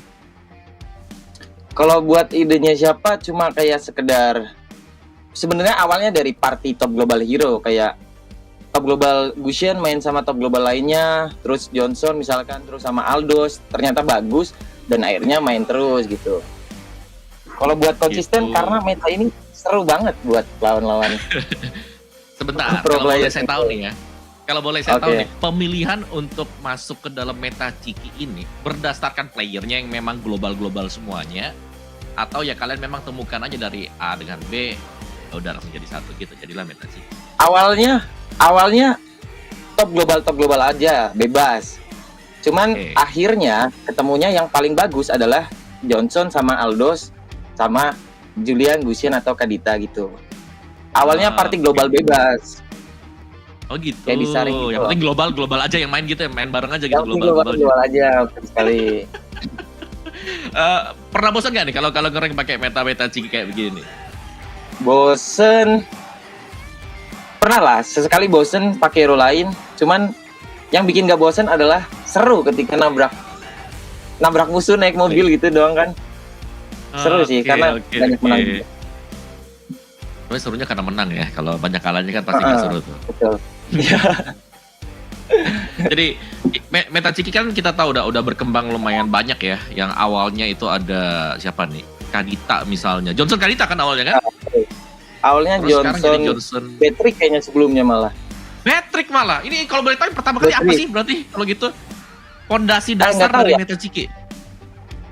Oh iya. Kayaknya Johnson Patrick dulu, habis itu Johnson Kadita atau sebaliknya ya. Pokoknya dua itu. Terus Johnson Julian kan. Habis itu Gusian dulu, Gusian masuk nih. Ya Gusian benar ada Gusian. Johnson Gusian. Cuman setelah di nerf waktu season berapa tuh? Season 26 jadi ya udah tertinggal gitu. Tapi buat pemilihan jungler ini menarik ya karena aku penasaran dengan junglernya meta Ciki nih, Cidukil. Awal itu Hanzo kan. Cuman aku nonton kalian belakangan ada Yin juga bisa masuk ke dalam. Kenapa kok tiba-tiba ada Yin yang kepake di sana? Karena yang pakai Yin ini top global satunya ini jago banget dia. Jago banget dia. Iya. Nggak tahu. Aneh dia. Mandiri, maksudnya dia mandiri. Bisa nyulik juga kan, dia nyulik satu-satu juga. Maksudnya begitu. Oke. Sesuai dengan namanya juga. Boleh ya. Tapi ya kalau mau ngembangin meta Ciki misalkan kayak 5-nya mungkin sudah hampir agak pakem ya. Volten Freya lah ya kan. Aldous. Nih kalau kalian mau ganti 1 atau 2 hero ini, kalau buat bayangan Bang Axel ke depannya itu mau ganti hero apa yang kira-kira available buat di patch yang sekarang? Yang ganti hero yang mana nih? Mid lane, jungler atau bebas? Bebas dari 5 bebas. Kalau yang paling sering diganti itu kalau nggak jungler, god lane-nya paling. Tapi yang jelas harus ada unsur itu, Johnson sama Aldos. Kalau yang lain bisa ganti semua sih sebenarnya. Sebentar, itu kenapa 2 hero-nya penting banget? Kayak kan kalau aku ngelihatnya Aldos oke lah, dia global presence ya. Tapi kalau Johnson kan dia ibarat di nerf gak sih kemarin? Ya enggak kalau yang Johnson. Iya, di nerf. Di nerf yang sempat ngalamin nerf gede tuh yang dulu kan abis ulti nabrak dia bisa langsung naik lagi tuh. Nah. Kalau sekarang kan nggak bisa. Dulu saya kira juga aduh meta Ciki bakalan punah nih. Taunya enggak, ada fleeting time. Oke, paham. Jadi kurangin cooldown-nya dari sana. Betul. Nah, ya aku juga berharap meta Ciki gak ada waktu itu. Udah aman hidup saya di rank ya kan. Ternyata masih ada, ternyata Johnson-nya bisa diakalin gitu. Oke, siap. Masuk akal sih ya. Tapi kalau boleh tahu nih, sepanjang pengalaman. Sebentar deh, tahan dulu deh. Bang Axel main Mobile Legends dari season berapa? Main Mobile Legends dari season Alpha akhir gitu. Pokoknya dapat skin Alpha season berapa? 5 akhir kayaknya. 5 tahun 6. Ya pokoknya di pagi-pagi ya, di awal ya berarti masih ya. Nah, di awal itu belum nemu meta Cikinya kan belum dapat nih. Itu berarti bak hasilnya push global dulu nih baru ketemu dengan mereka semua nih komponen-komponennya. Enggak push global malah. Main-main kayak biasa. Ranked biasa, baru di season 24. Baru ranked lagi solo ketemu orang pakai Johnson gitu. Akhirnya mabar tuh. Juga loh. Jauh itu global Johnson berarti ketemunya ya? Bukan global Johnson. Cuman dia jago gitu. Belum global Johnson. Baik. Pada saat itu anehnya lagi Kagura dulu kombonya. Johnson Kagura. Johnson Kagura, iya keluar dari mobil langsung payung langsung dia umbrella. Yang penting burst kan. Menarik. Saya baru tahu sih kisahnya ini lumayan panjang juga ya sebenarnya. Terus Terus metode Ciki ini inspirasinya pengen menang cepet aja, ya kan? Pengen ngebully lane lawan aja cepet, atau ya memang for fun banget nih buat mainnya. Karena kan ada yang main rank ini pengen cepet aja, gue pengen push global, gue cepetin, gue pakai meta Ciki, gue bisa langsung easy win gitu. Kebetulan meta ini tiga-tiganya dapet Om Wawa. Semuanya dapet, jadi serunya dapet, push cepetnya dapet, bikin kesel musuhnya dapet.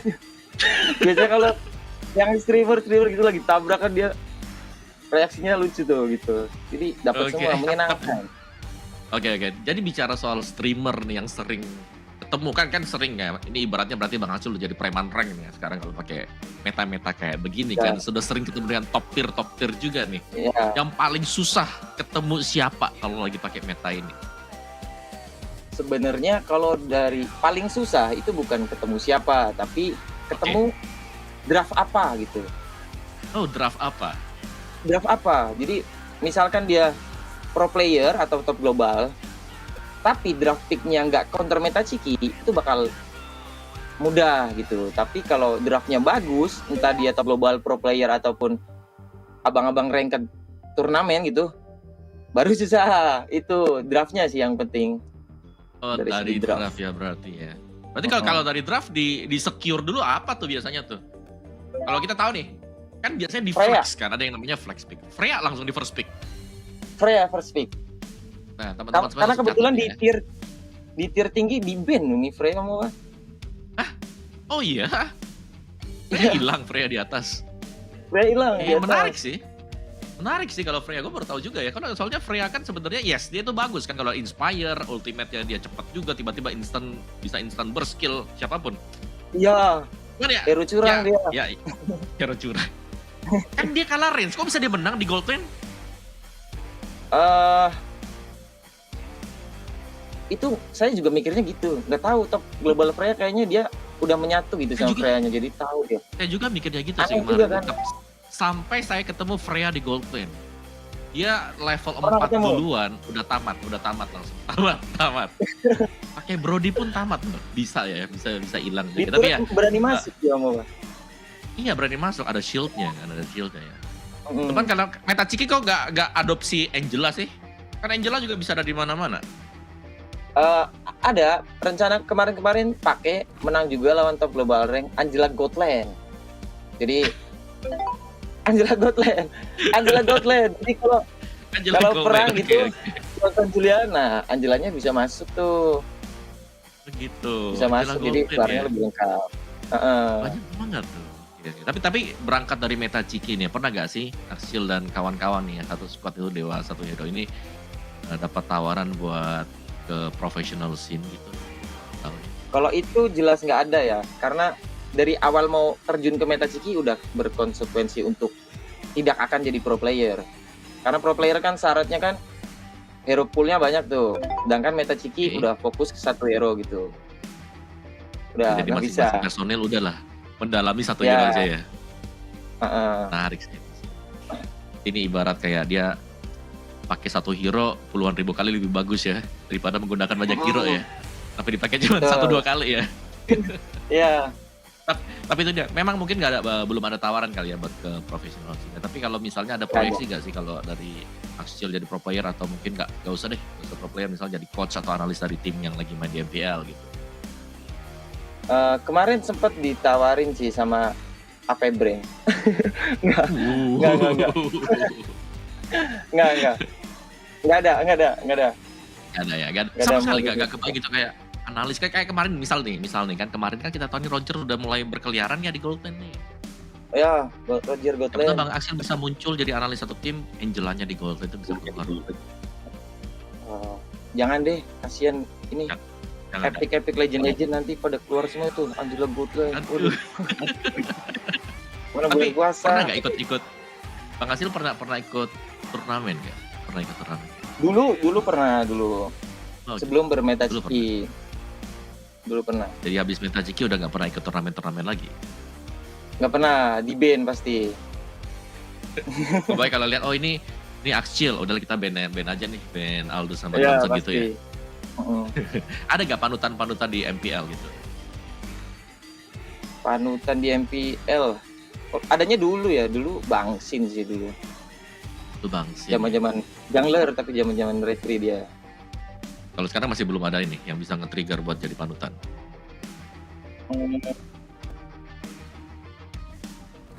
Kalau buat sekarang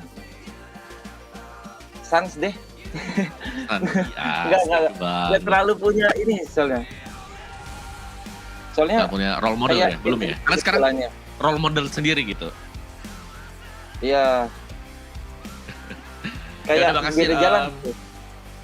Beda jalan, oke ya. Tapi kayak gini, daripada kita ngobrol juga udah lumayan panjang. Mungkin teman-teman yang lagi nonton juga di MPL ini, mereka ingin melihat bagaimana ketika mereka berjumpa nih ya dengan meta Ciki nih ya. Jadi Bang Aksil bisa mungkin login aja gitu. Atau buat find match. Langsung login aja nih.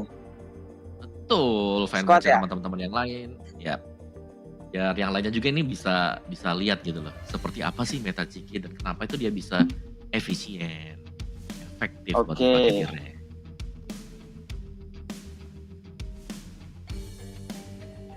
Tuh. Tapi lama juga ya berarti Bang Aksil ini dari season awal 2018 lah Ngop ya. Iya. Veteran juga nih. Oke, coba kita lihat nih pasukannya Zan Roderick. Ini nih. Zama. Wih. Ada Jahit, Jama. Oh, Johnson ini top 1 nih. Oh, berarti partian kalian memang partian global ya? Iya, partian global. Dan kebetulan banget sekarang adalah top 1 global. Nah, itu ada Dare nih juga nih. Aku sering banget lihat Dare. Iya, Dare Aldous nih pasti nih kan? Ya, Aldous ya kan? Kalian juga nih. Halo sobat Aldous dia. Oke, ada sobat Aldous juga. Ini kita main klasik saja ya, Om Awa ya? Boleh. Yang penting kita pertontonkan atau Bang Aksil pertontonkan sama viewer kita nih. Ini kenapa nih meta ini begitu fun? Begitu seru buat dipakai. Oke, langsung aja nih, gas boleh? Boleh banget. Langsung. Oke, let's go. Tapi Bang Aksil nanya dong. Tips and trick buat ketemu dengan partian top global gitu. Dari mungkin teman-teman yang lain kan bingung nih. Ini kok teman-temannya Bang Aksil bisa jago-jago nih. Ketemunya tuh di mana sebenarnya? Di in-game atau di real life? Oh, di in-game sih, nggak di real life. Di in-game. Biasanya kalau kita udah jadi top global, friend list-nya itu bakal top global gitu loh. Follow orang di leaderboard lebih gampang di ACC. Oh gitu. Emang nge-follow-nya dari leaderboard kemarin? Dari leaderboard awalnya. Awalnya dari menarik. Oke, nanti saya akan coba tipsnya ya. Saya pengen berteman dengan global siapa gitu ya. Ya. Nah ini meta Ciki nih. Gabung PT Aksil. Oke. Berarti siapa nih? Yin, Johnson, Freya. Johnson, Freya, Aldo. Julian. Freya Golden ya. Antara Freya dengan Popol Kupa PT bongkar turret, kenapa nggak prefer Popol Kupa?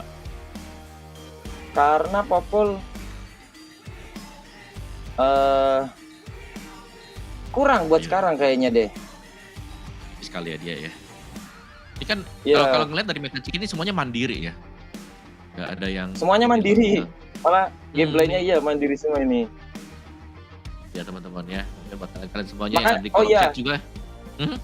Botlane-nya juga itu Pak. Botlane-nya kalau Popol dia di geng masih agak susah. Tapi kalau kayak ini, kayak Freya Vector gitu, dia kuat gitu. Oh ternyata Yin-nya nggak top global 1 dia, 22 dia. Dark system sama Pak. Oke. Itu di atas sudah gambar global gitu udah ngeri ya sebenarnya ya. Oh udah ngeri ya. Oke, let's go. Oh, udah ngeri banget. Kita aja kalau lagi rank itu ngeliatin dulu ini global gak nanti ya buat sisa-sisa. Begitu selesai sayang banget ya itu ya. Dulu kelihatan ya kan? Iya, globalnya sekarang udah nggak ada kan. Sekarang udah nggak ada. Tapi ngeri tau yang dulu, kalau global yang dulu kelihatan, kita itu yang diincar pertama kali. Iya nggak? Berasa gak? Iya, yang ada titelnya. Iya, yang ada titelnya biasanya. Ya ada titel. Oh ini titelnya nggak apa-apa kalah, yang penting titelnya menderita gitu. Nah itu tuh. Iya betul. Belum biasanya. Nah, ya ini teman-teman semuanya ya. Jadi kalian sedang menyaksikan meta Ciki dibawakan oleh Bang Axcil nih ya sekalian. Siapa tahu kalian mau coba buat pakai di rank, boleh banget. Kita akan melihat mempelajari jalur-jalur rotasi. Ini tapi tadi sempat aku nanyain juga sih, Bang Axcil prefer gajah atau prefer serigala nih? Atau elang sekalian. Serigala. Karena damage dia lebih Serigala nih, gitu, Pak. Tapi timing pakainya kan sulit ya, karena musuhnya kan gerak-gerak. Kalau yang pakai gajah kan dia lebih gede, terus crowd control juga. Karena Johnson kan nabrak tuh, nah musuhnya langsung AFK tuh. Nggak bisa gerak. Oke, boleh. Berarti ini pasangannya memang harus sama Johnson. Oke. Ya, harus sama Johnson tapi kalau nggak jadi Johnson ini jadi hero geli ini di mid lane. Buset, ini mandiri banget. Yin-nya udah dapat kill dia. Tapi kalau aku nonton Bang Axcil ya, kenapa Yin-nya ini jarang diganggu juga ya, jungler-jungler kalian ya? Apa karena kalian aktif dari midnya terus? Biasanya diganggu kalau lawannya top global, pro player biasanya diganggu. Tapi Yin-nya ini kayak punya ini loh, apa? Karisma dia, jadi takut musuhnya mau ganggu. Enggak. Belum nomor 1 ya padahal itu. Iya. Nah, dia bisa mati nih Om nih, Claude nih. Ini namanya teknik kencing di rumput ya, Om. Setup nih. Oke, ini memang rumput sangat-sangat berbahaya sekali. Dia mengetahui dia. Oke. Berarti dia udah jadi musuhnya tahu sering jadi korban ya. Tahu, sering jadi korban berarti. Oke, sering korban ya. Tuh. 2 menit hancur turret. Aduh, nggak naik lagi. Mati dia. Tuh, serigala cinta mau namanya. Oke, ada serigala cinta ya kan, rumput apa lagi? Serigala cinta melayang terbang. Oke. Terus Johnson yang sekarang berarti lebih bagus juga ya, karena kita bisa naik di tengah jalan, bener gak? Betul. Bisa naik tengah jalan. Jadi kalau nggak kayak dulu kan harus dijemput. Harus naik mobilnya. Dulu kan harus balik ke base dulu. Padahal ketemunya dengan Fredrin ya. Oh ya, BTW Fredrin itu juga agak sulit sebenarnya itu. Kalau buat Yin ya. Itu gimana tuh tidak dengan yang kalau Yin ini nggak sulit sih, dia Yin-nya agak lain emang Om Wah. Oh, lain sendiri gitu ya? Lain sendiri dia. Ntar aku pengen lihat nih, menang nih lagi dihajar. 3, 2, 1, bocor dia Om Wah. Serigala. Boleh. Oh, jadi tapi memang. Om Wah pernah nggak ketemu meta Ciki di ranked gitu? Pernah dong, siapa yang nggak pernah sih gitu kan? Udah ketemu kalau lagi kalah, keluarnya wah ini lawan Bang Axcil gitu kan. Gitu. Freya-nya udah ngancurin turret di atas tuh, menit 3. Cepet ya? Iya, dia cepet banget buat turret. Cepat itu buat nge-push. Oke, nice banget. Memang metodenya buat main geng ya, tapi matinya pun udah unggul jauh, udah dapat 2 turret di atas. Iya, udah unggul jauh. Bisa. Menarik. Jadi kapan timing buat pakai gajah nih? Dari tadi aku ngeliat gajah kalau di meta Ciki nggak akan dipakai selama-lamanya kayaknya. Oh gitu. Berarti cuma pakai ini ya, yang mode burung sama elang, ini ya? Burung sama serigala aja. Soalnya geli dia, gede doang tapi damage-nya nggak ada dia. Kalau aku solo jadi aku selalu pakai gajah soalnya teman-teman saya. Tapi kalau jungler boleh, kalau jungler lumayan sakit ya. Oh jungler boleh. Nah, 3, 1, 2. Tuh burung, flicker, down. Oh iya aku mau nanya nih guys, kita tanya urutannya kali ya. Kalau mau pakai serigala apa nih? 3, 2, 1 atau 2, 3, 1? 3, 2, 1. Pokoknya akhirannya skill 1. Nih serigala ya, tuh. Akhirannya skill 1 bakal keluar serigalanya. Tolong yang tapi Om Wawa tahu nggak Om Wawa? Apa tuh? Julian ini punya burung tersembunyi. Nih. Hah? Nih. Tuh, keluar burungnya tuh. Itu gimana tuh? Keren kan? Itu loh. Satu aja yang punya kayaknya. Oh, aduh. Bisa gitu emot. Ya. Itu emot. Dapat emot itu. Emot dari sininya gitu. Ya, boleh. Karena aku udah pernah pakai emotnya ya. NU. Boleh di end sifat itu. Ini ada mantranya ini, Om Pak. Kita Udah lihat pecah. Oke, gas atas. Kemana nih? Tuh lihat, kayak punya gamenya sendiri tuh, Dad. Tuh. Iya, ini kayak jungler kalian, XP kalian, gold kalian udah Iya. main sendiri doang, cuman mid sama roamnya nih yang jalan Iya, terus. ini gamenya punya Freya ini. Ya ampun, mati dong aku. Nah, kalau gini ya, Mama, kita emblem aja nih. Barangkali ada yang tanya emblem, apa sih ini? Agility ini bagus banget emblemnya, Mama. Bagus banget ya, iya. Karena dia pakai agility ya. Pakai larinya agility. kenceng. Barusan ada yang nanya tuh, kasihan banget dia minta emblem. Ini guys ya, emblemnya nih. Tuh buat teman-teman semua itu langsung di screenshot saja ya buat emblemnya ya. Abaikan Nah, yang tadi itu boleh kayaknya. screenshot dulu tuh.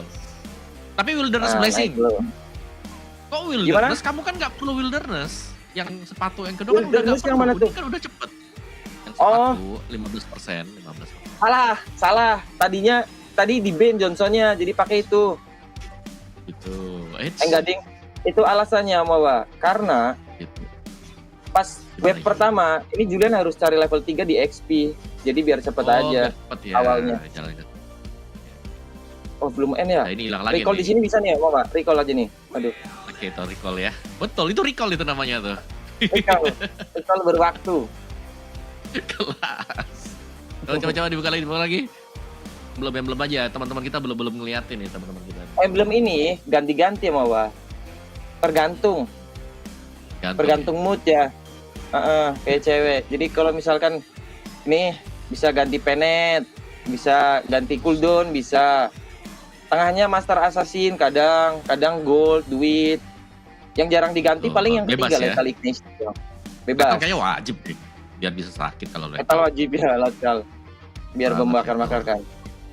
Nih, peranya di geng, pura-pura mati, kita tabrak, backup, musuhnya rata nih. Selesai ya. Oke, triple kill, Maniac. Oke, Aldosnya datang. Di belakang dia curang dia, nge-cheat. Wah, flame shoot. Lah. Johnsonnya flame shoot. Johnsonnya flame shoot. Emang bawaan itu dia flame shoot? Enggak kan?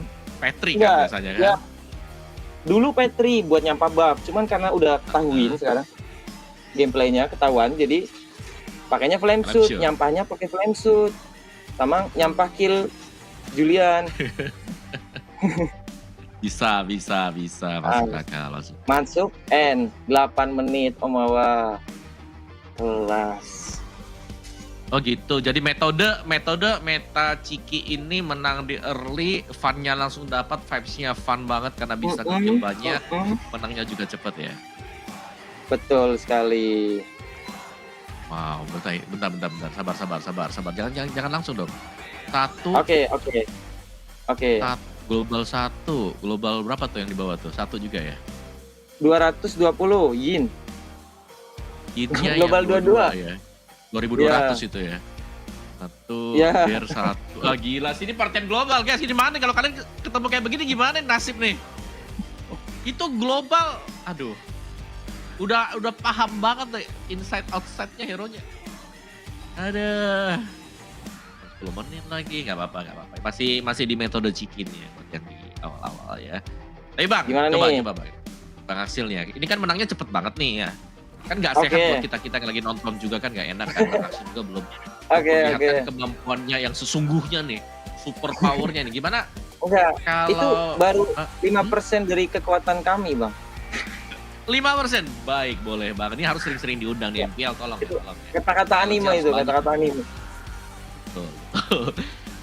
Bisa nggak? Ini kan ada hero baru nih yang keluar ya, namanya kan Chips. Oke. Chips ya. Kira-kira chipsnya dari satu antara kalian ada yang mau pakai nggak? Empatnya bebas deh, bebas pakai apa. Tapi satunya tuh harus ada chipsnya di dalam. Oke, satunya harus ada chips. Bisa. Kita kasih challenge ya. Oke. Jadi kita kasih challenge nanti buat Bang Axel. Gimana? Masuk, Johnsonnya masuk chips gitu ya? Johnsonnya masuk chips. Oh, jadi Masuk chipsnya buka portal. chips. Nah, Johnsonnya tabraknya masuk ke teleportnya chips. Nah, Oke, langsung kah gas? Yang lain bebas nih pakainya apa? Yang lain bebas, tapi harus ada chipsnya sama kayaknya Johnsonnya juga deh. Johnson oke lah. Iya, Johnson sama Chips ya. Berarti ya. Johnson sama chips, boleh. Boleh. Boleh. Kan caranya kan kalau mau instan masuk nggak dipukul ya dari base, muter-muternya di base. Portalnya pasti Oke. ada di base. Ada satu di base. Pasti ada di base. Oke. Pasti ada satu portal. Gas ya. Gas. Kita tes. Kayaknya Axel Chips ya, dengan kalau Chips XP gimana ya? Atau Chips jungler kan? Chips kemarin sih aku nyoba di roamer bisa, di jungle bisa, di gold belum nyoba. Tapi Jungle kalau bisa, gold kayaknya jungle. Jungle bisa tapi kondisinya dia itu susahnya ya. Susahnya chipsnya itu kalau di jungle dia harus ngebuff dulu. Nah, karena dia harus ngebuff, yang buat dia jadi lama. Jadi gak ada power buat di early buat nge-backupin yang lain. Kalau aku roamer yang dia bisa chips- auto hantam. Mid chips bisa. Chips mid. Bisa. Chips mid Bisa dong. bisa. Tapi gak bakal Oke, bisa nge-burst chips ya. mid. Gak bakal bisa nge-burst berarti. Coba. Iya, nanti yang nge-burst mungkin teman-temanku ya, kayak apa ya? Atlas kayaknya bagus, Atlas XP gitu ya. Ya, mari kita coba ya. Kita akan melihat chips bersama dengan Bang Axel nih sekarang. Oke, chips.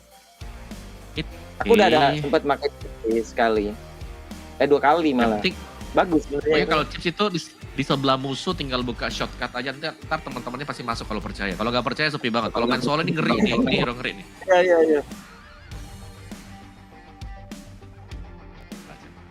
Chips, Johnson, apalagi ya, Odet ya, biar tabrak duar langsung ulti. Wah, rata ya. Ekspektasi nih Om Awa. Ekspektasi. Gimana? Iya, ntar kejadiannya masuk cuma 1 musuhnya.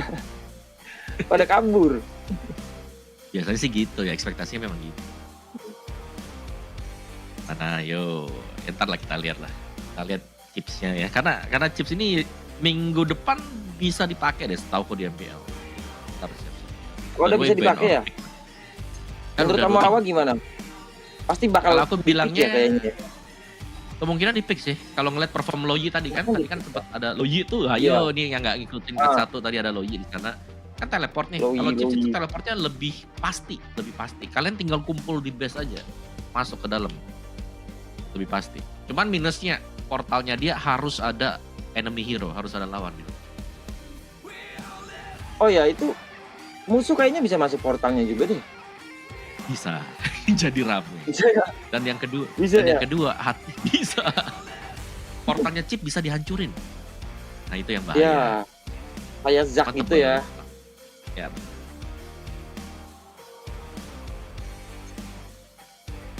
Wah. Klasik sepi nih. 2 menit nih. Tumben ya. Sabar. Ini soalnya di chatnya udah mulai rame nih. Oh, Bang, aku mau nabrak bang gitu kan. Tabrak guys. Coba. Kalau kalian mau nabrak, kalian boleh nabrak. Dan anyway juga ya, mohon maaf kalau mungkin kualitas gambarnya kita belum yang terbaik ya buat saat ini ya, karena ini kan mainnya sambil live stream juga kita, gitu ya, jadi ngobrol sama kalian juga, terus main juga nya. Mohon bersabar kawan-kawan semuanya, tenang aja, kita dari MPL juga berusaha untuk memberikan yang terbaik buat kalian-kalian. Tuh. Dan jangan takut, Axel ini enggak pamer global tau. Buktinya yinnya bukan nomor 1, 22. Ya. 22. Tapi 1 dia. Harusnya 1, cuman kemarin dia bersih-bersih dia. Bersih-bersih terus dia nggak main. Bersih-bersih sampai sebulan dia nggak main. Ah, lama juga ya. Oh iya, nanya dong. Ini kan global nih, global 1 nih misalnya. Kalau global 1 habis reset season, login lagi, main lagi, langsung ke 1 atau masih ngerangkak ke atas? Langsung ke 1, tapi dia juga harus main gitu. Dia langsung ke 1. Syaratnya Jadi dia biar bisa ke 1 itu lama nggak buat merangkak ke atas?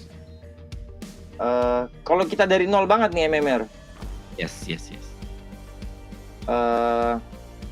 Lama tuh nggak lama sih kalau di-push terus, main terus gitu ya. Seminggu 2 minggu bisa kali, bisa kayaknya. Kalau main terus dan banyak menangnya ya. Harus ada menangnya juga ya di sana ya. Iya. Sabar teman-teman semuanya. Mungkin videonya kurang bagus nih kalian gitu loh. Ya juga sampai galau nih, nggak dapet nih Bang Aksil nih ya. Tapi ya kita mohon maaf lah kalau memang kualitas gambar masih kurang juga. Tapi ya untuk depannya jelas akan ada perbaikan. Oke. Tuh. Ranked juga selama ini loh. Karena ini udah immortal mungkin ya. Ini kan season pas tanggal season baru kemarin tuh. Mungkin karena ini tiernya tinggi ya.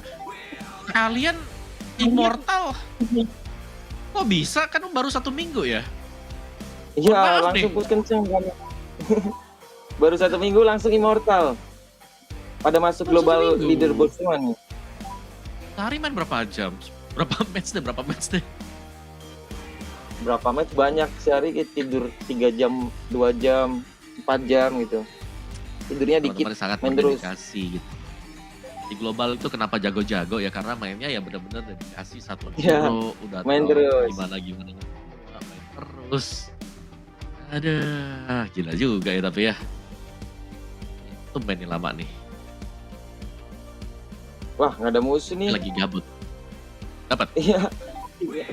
Chipnya ini nih kayaknya nih dia. Lagi libur ya, chipnya lagi cari Angela itu. Oleh chip memang sama-sama Angela juga dia. Tapi Bang Aksil, ini berarti kalau pushnya tiap hari gitu, kesehariannya seperti apa nih kalau boleh tahu nih, kayak misalnya, aku push rank pagi, gimana istirahat, gitu. Keseharian dari Bang Aksil gimana nih kalau dari push kan ini kan global nih, harus push juga tiap hari ya. Itu jam istirahatnya kapan atau gimana? Gimana? Patah-patah tadi, ngelek tadi. Oh, ngelek tadi. Oke. Nah, mau nanya kesehariannya Bang Aksil gitu loh. Selain kan push global juga, ya kan? Istirahatnya kapan sih? Ya siang-siang itu ngapain aja gitu? Stream sih, paling main, push rank, stream, terus udah itu aja. Gitu-gitu doang. Gitu. Ngedit. Streamnya di YouTube. Editor atau edit sendiri? Masih pakai edit sendiri sih, karena selera gitu loh. Belum nemu. Menurut tuh susah loh. Main, selesai edit sendiri itu susah loh. Betul, itu yang agak bikin ini. Itu effort banget itu. Kelas juga ya, berarti udah main langsung record lagi terus live stream, sambung terus. Tapi kayaknya seminggu doang. Seminggu 2 minggu doang nih kayaknya. Kejar global aja nih. Iya. Oh gitu. Emang global bisa ditinggal di atas? Kan kalau nggak main tuh tiap hari Senin ya? Biasanya kalau awal season tuh saya memang sering main kayak gitu karena buat stok konten kan. Kalau awal season tuh biasanya nabraknya pro player, atau global rank gitu-gitu loh. Jadi buat stok biar banyak. Masuk akal. Kalau udah di mid game karena udah stoknya banyak, ya udah nggak apa-apa, tinggal di edit. Slow, ya paling 2 hari sekali main gitu. Gitu. Tapi emang sih kalau buat di awal. Tapi di awal season yang baru kan baru seminggu. Udah ketemu pro player siapa aja nih? EVOS Brands, EVOS Doma, Bang Albert, Sutsujin, masih pro player ya? Masih dong di Malai dia. Semalam Onyx MDL, kalau top global leaderboard udah semua sini 1 sampai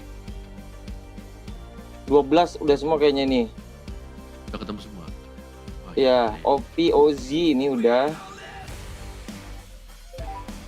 Buat season ini banyak, sampai 15-20 match kayaknya nabrak terus. Kenyang deh. Semuanya ya?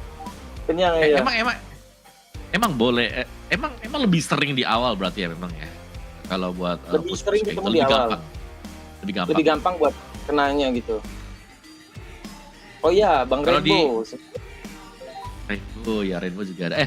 Kalau di akhir season gimana? Akhir season kata-katanya ini kan serem-serem juga kan. Pada keluar semua, pada push juga yang tadi ketinggalan buat ranknya. Sana sering ketemu juga dan player kalau di akhir season. Atau akhir season waktunya istirahat ya 2 minggu terakhir. Malah nggak ada sih, biasanya musuhnya nggak terlalu sering nabrak. lebih sering di awal. Masuk. Karena kan ya biasanya kalau di akhir season tuh ada penjaganya lah ya. Banyak yang suka push aku push di akhir deh karena biasanya tuh lebih gampang pushnya gitu kan. Iya. Ada yang ketinggalan gitu. Oh, jadi memang di awal ya berarti ini ya. Di awal. Tipsnya kayak nggak mau dipakai dikasih chat sama. Iya. Chipsnya kayaknya nggak mau dipakai nih guys. Gimana nih? Ranked pun sama ini 5 menit lebih. Kalian semuanya langsung search aja udah sekalian. Tuh, Bang Aksi lagi nyari nih. Siapa tahu kalian bisa langsung tabrak juga buat. Betul ya? Kemarin tuh matching up ranked sampai 15 menit, 30 menit. Selama itu ya sekarang ya. Dulu kan kayaknya tapi sama sih dulu juga iya sih. Sama, dulu juga gitu. Kalau kita terlalu awal kayaknya. Sama aja teman-teman semuanya ya. Ini mau di rank mau di klasik itu sama. Kenapa sama? Karena ranknya tinggi, immortal. Terlalu cepat dia seminggu. Baik lu kalian bayangkan dah 1 minggu udah langsung sampai rank tinggi ini. Susah, sulit. Oke. Dare ini juga kalau nggak salah punya ini sendiri ya dia ya. Punya kanal sendiri ya. Iya. Aldus. Sobat Aldus. Sobat Freya, Sobat Yongsing. Sobat Jin, oh nggak ada. Oh Nggak ada Sobat God. Jin nggak disebutin. Sobat Jin. Sobat Hanzo Bang Aksi juga nonton. tadi ada Sobat Hanzo juga nih sebenarnya di squad. Cuman nggak main dia. Global 1 dia. Oh global 1. Ini mana ya musuhnya Pak? Kayaknya pada ini deh. Ngabuburit Pada deh ini, musuhnya. Kan pada siap-siap nonton match kedua tuh kali itu. Iya. BTR lawan RRQ. Iya. Oke, gimana kalau kita bahas sedikit soal match yang kedua nih, BTR sama RRQ. Menurut Bang Aksil nih, ngelihat performnya dua timnya nih ya. RRQ deh, kan kemarin habis main nih RRQ nih ya. Oke. Gimana kalau ngeliat RRQ yang sudah masuk sekarang, bandingkan dengan minggu kemarin nih, yang habis main terakhir kemarin dengan minggu kemarin. Harusnya sih bisa lah, walaupun better lagi kuat juga kan, tapi bisa lah RRQ. Bisa. Salah RRQ. Kalau BTR gimana nih? Menurut Bang Aksil ngelihat Onyx yang tadi kalah nih ya, apakah BTR bisa menggeser dia kira-kira?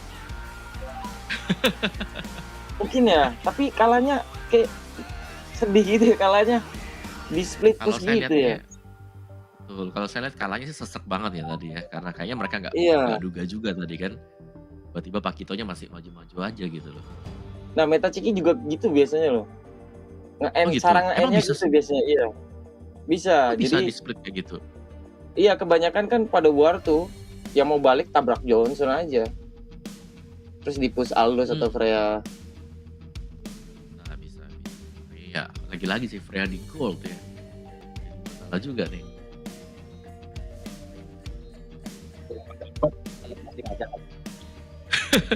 Terus apalagi ya aku pengen nanya, banyak sih sebenarnya aku pengen nanya ke Bang Aksil ini. Ngelihat perform nih kan, Bang Aksil kan katanya tadi gak mau jadi pro player ya kan. Dan ternyata akhirnya dari region lain menyerang nih. Banyak yang main di MPL ID nih, gak tertantang kah gitu loh teman-temannya yang bisa kayak siapa tuh? Yinnya disuruh main dong. Yinnya Yang lain kalau yang lain banyak yang pengen tertantang jadi pro player. Kayak Kalau Zama itu teman-temannya ya Zama itu sempat juga kayaknya trial deh. Cuman gagal. Zain juga masih itu. Kalau Zan sama Dir kayaknya udah nggak akan mau sih. Kenapa? Ada alasan kan mereka? Mungkin dia lebih fokus pengen ke konten kreator. Bisa. Iya sih, karena banyak player PH ya. Apalagi kalau ngelihat BTR kan lumayan sukses ya. Mereka kan datengin Eman. Juga Eman udah maniak 2 kali. Savage juga udah pertama. Gue sih berharap banyak. Karena sejujurnya sih kita kalau main rank banyak banget kan Bang Aksil yang namanya preman rank gitu. Banyak. Tuh. Jago-jago sebenarnya juga player sekarang. Nah, pertanyaannya kenapa jago di rank tapi gak bisa tembus gitu loh. Why kan pertanyaannya kita. Ya sayang aja sih. Kalau ada kalau itu alasannya apa nggak tahu ya. Cuman ada hal yang disayangkan ya Om Wawa dari player sekarang. Itu biasanya dia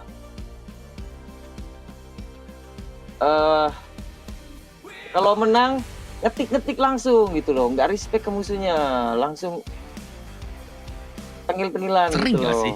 Ya, Sering banget. Itu jujur saya setuju banget sih kalau gitu. Itu sering banget. Kayak fenomena. Menurut Om Wawa tuh gimana tuh?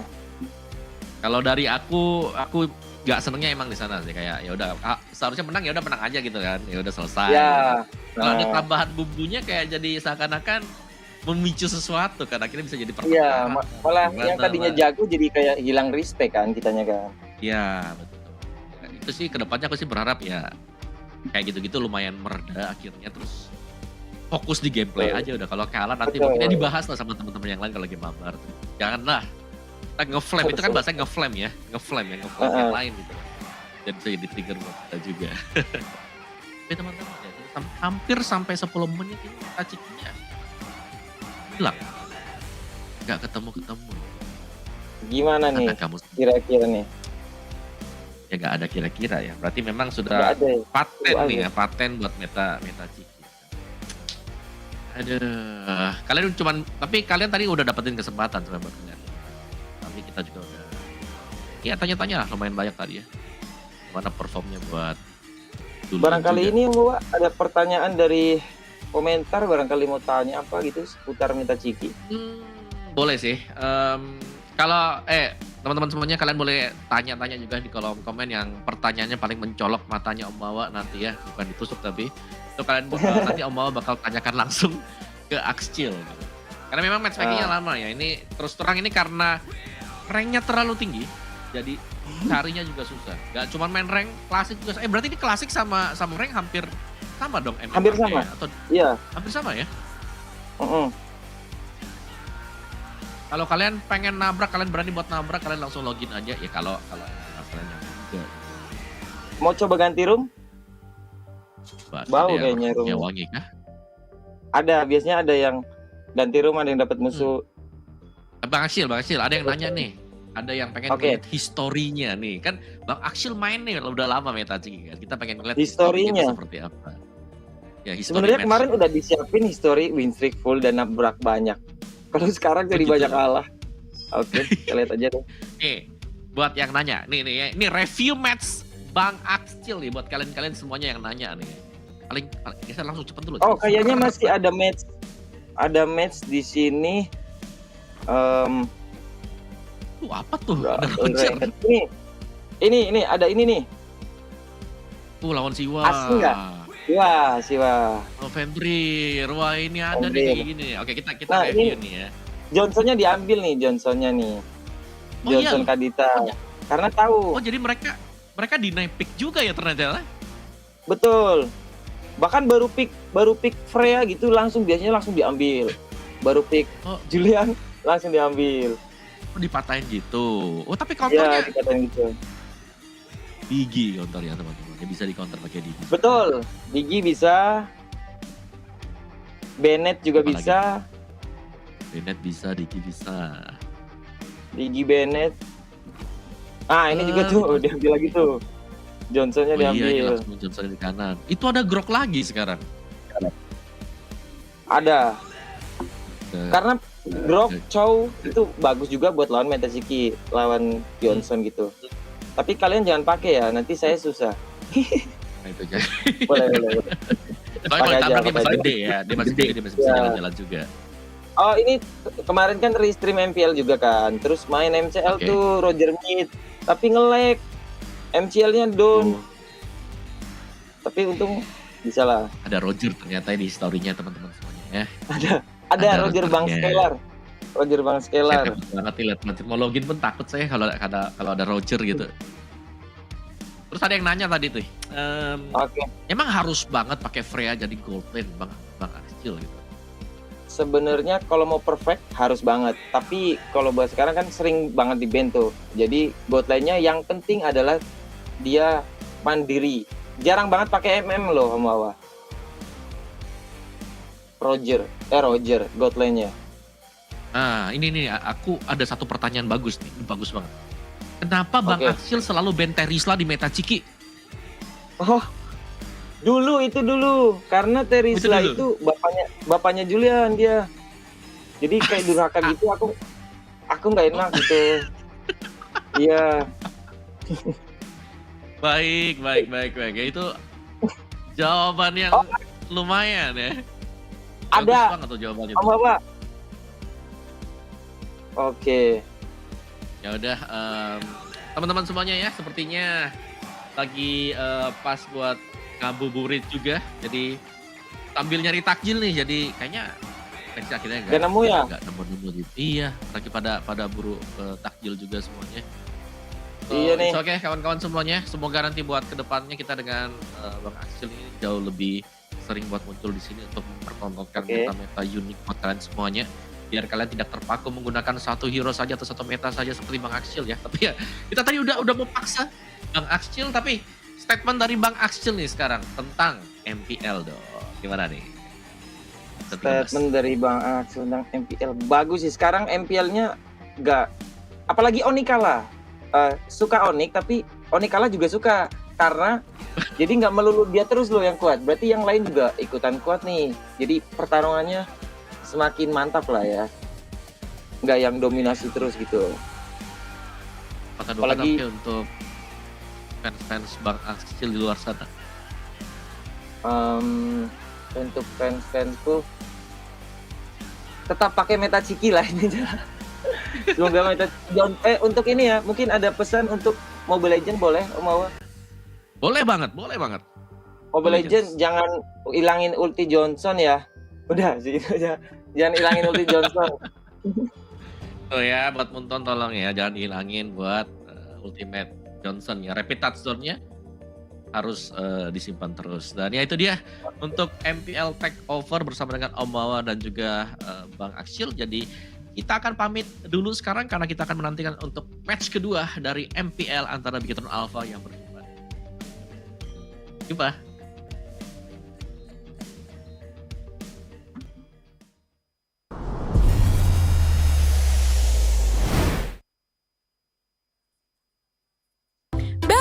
Galaxy A55, A35 5G, awesome tiap hari. Ini Galaxy A55 5G. Ngegame lancar, win streak terus-terusan, bisa tahan 2 harian. Nah, ini Galaxy A35 5G. Bisa terus berkreasi walau dalam gelap, dan tanpa batas. Makin aman dengan Oxford. Be awesome everyday. Pakai aplikasi GoPay, dompet andalan gamers. Banyak damage-nya. Ada cashback hingga 20.000 buat upgrade skin baru. Aplikasi ringan gak makan memori. HP lemot bisa victory. Top up langsung dalam game tanpa hambatan. Ikutan selebrasi MPL di aplikasi GoPay. Menambah total hadiah ratusan juta. Bonus stage. Gratis 100 kali transfer kemana aja. Beli pulsa harga termurah. Scan jurus dengan mudah. Download sebelum mabarkan.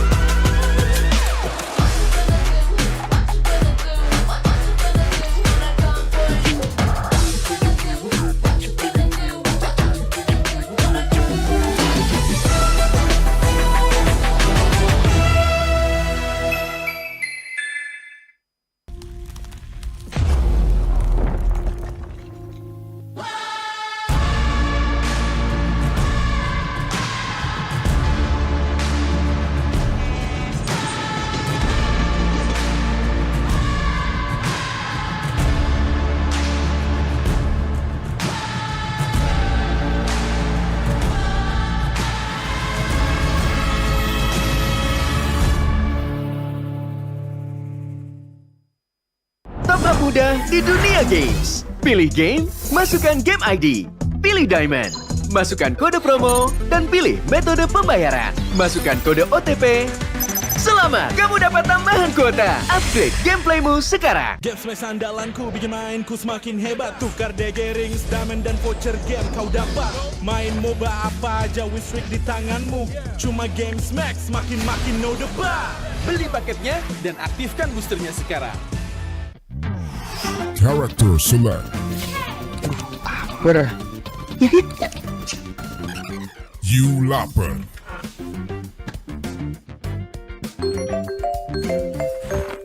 Stop! Pakai klik Indomaret, belanja 1 jam sampai dan gratis ongkir loh.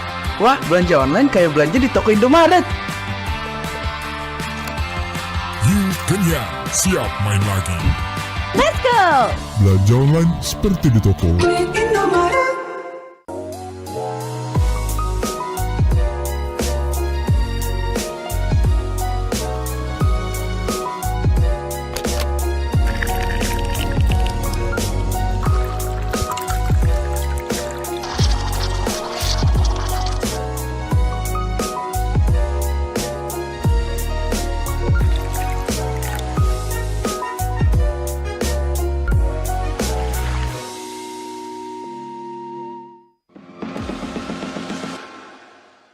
It's only you who rocks my world.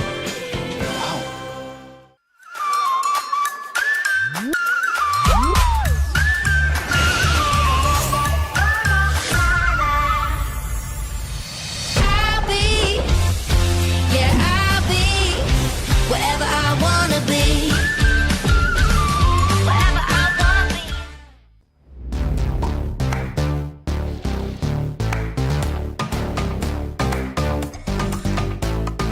We don't need no sleep because the party.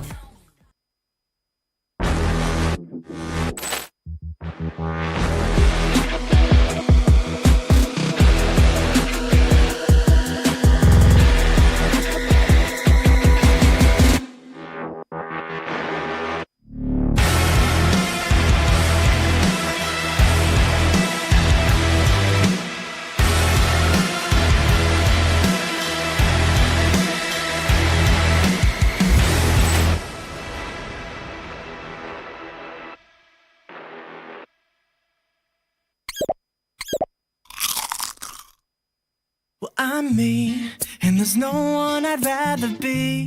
You can sit around and wait and see. For a moment, I'll be standing free. So hurry up and wait for me. Got a bag of chips by the sea. The sun is blazing down. I've got my smile now. Here's the thing. Your chips will really make me sing.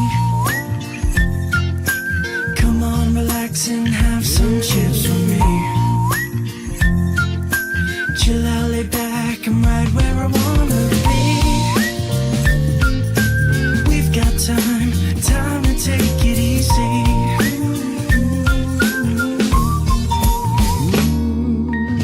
You always tell me to speed up, but slow down.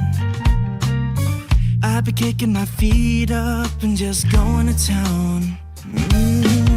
A bag of chips in hand, I got nothing planned, yeah. Good treats by the sand, you know I wanna chow down. Oh yeah. So when you ask me if I'm gonna stay, I'm promising you I will. Cause there's one thing we gotta do.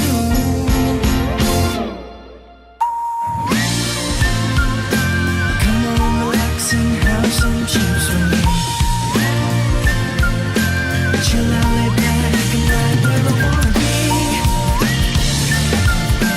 We've got time to take, yeah. And I know that I wanna be.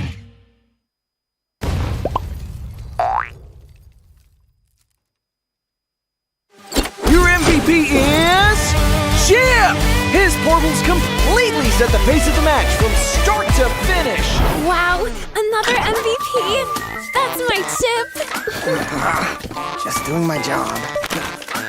Can I see the highlights? I'm off the clock. Yeah, I can't wait to see your portals in action. Let's Looks like red team's trying to catch Chip alone up top. But he just calmly dropped his portal and Alpha ults in to flip this fight around. A great example of skills persisting through portals. Double kill. Cyclops is taking a serious beating from Gord. But it's Chip to the rescue. Will he make it? What a clutch save! Poor Gord just got jumped JJK style. Arlot's just in time for the buy one, get one special. Man, next time look before you enter enemy portals.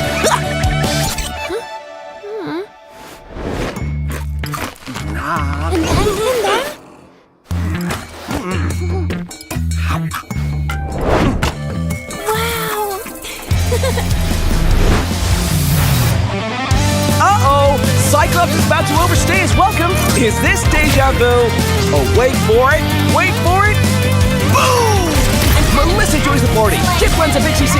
Sheesh, what a massacre! And to add insult to injury, Melissa portals back to her lane without missing a beat. A skirmish breaks out.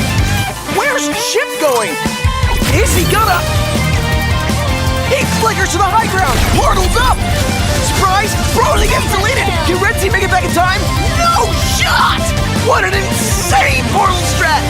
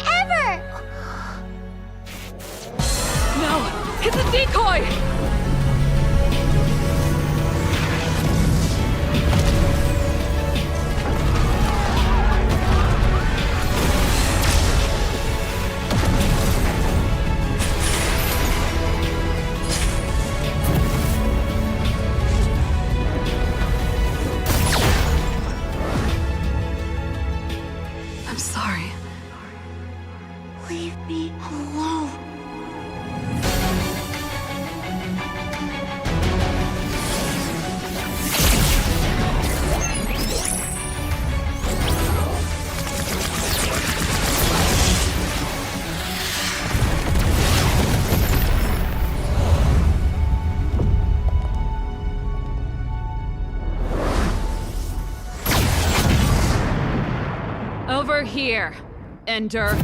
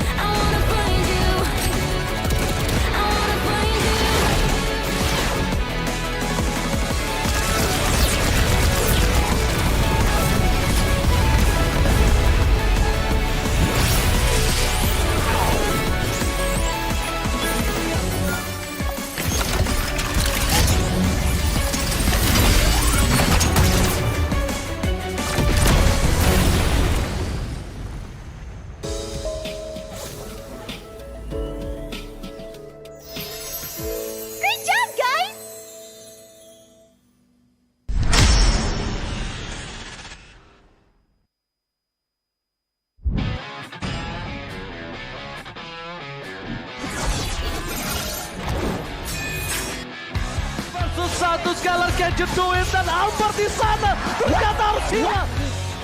Avalanche fight as Long gets instantly shot down by the Blazing Duet as well as the Electro final blow. This is going to be easy cleanup for Todak as most of the time. Apat yun, pero nasipa din siya yung ninakaw na sipa. Buhay pa rin ang 4v1! Backline already, and they're running for the lives, cutting it. David trying to drag the members of RG right underneath the turret. It's not enough though. Gray coming all the way, and he cleans it all the way up. Just nowhere for him to run. Just kita kata ada satu buah reward pun di mulai coba membuat pergerakan dari Bigetron Alpha benar-benar slow. Rafanya sudah tumbang.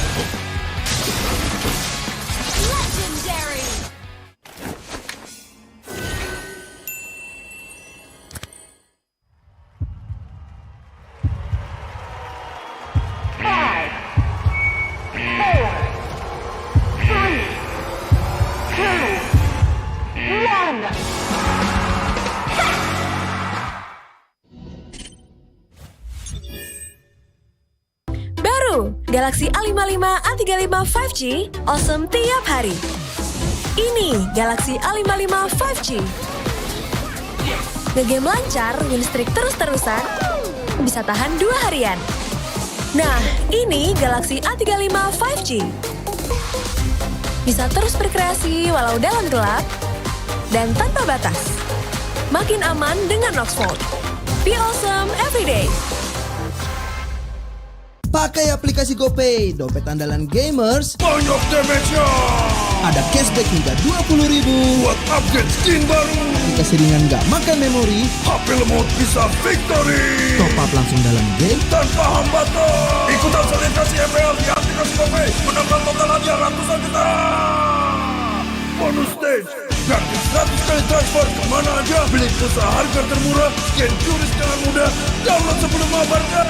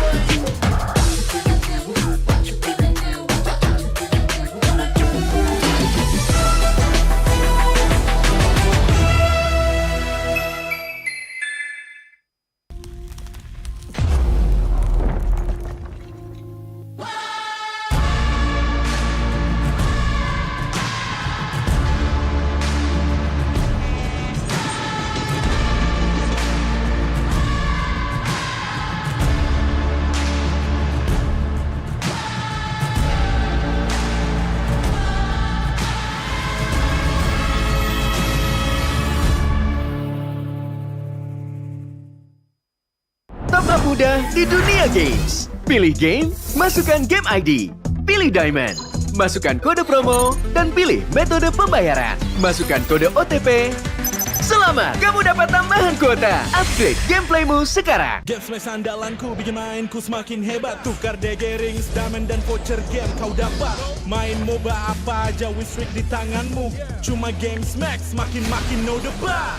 Beli paketnya dan aktifkan boosternya sekarang. Character select. Bener. You lapar.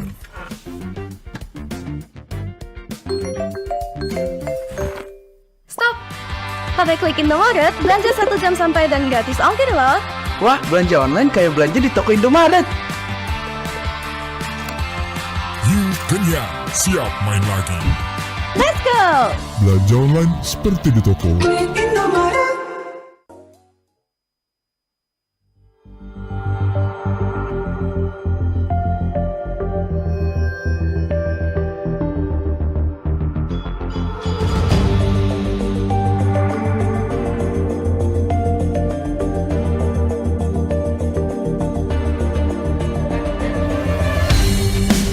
Kan berdiri dan terus berlari, terus ke arah puncak tertinggi. Ku takkan berhenti, hanya sampai di sini. Kemenangan abadi menanti. You know we won't miss if we unite our foes.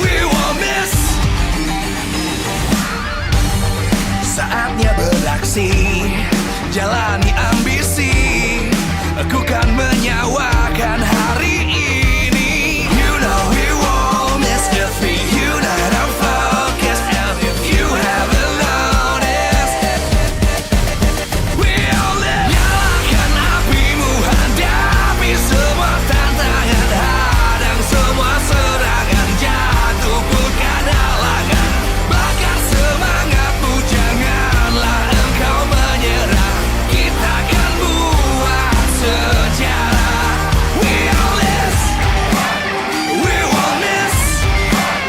We all this, we won't miss. We all this.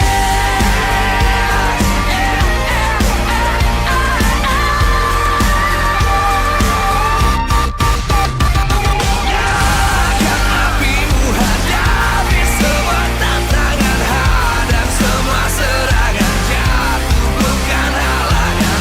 Bakar semangatmu, janganlah engkau menyerah.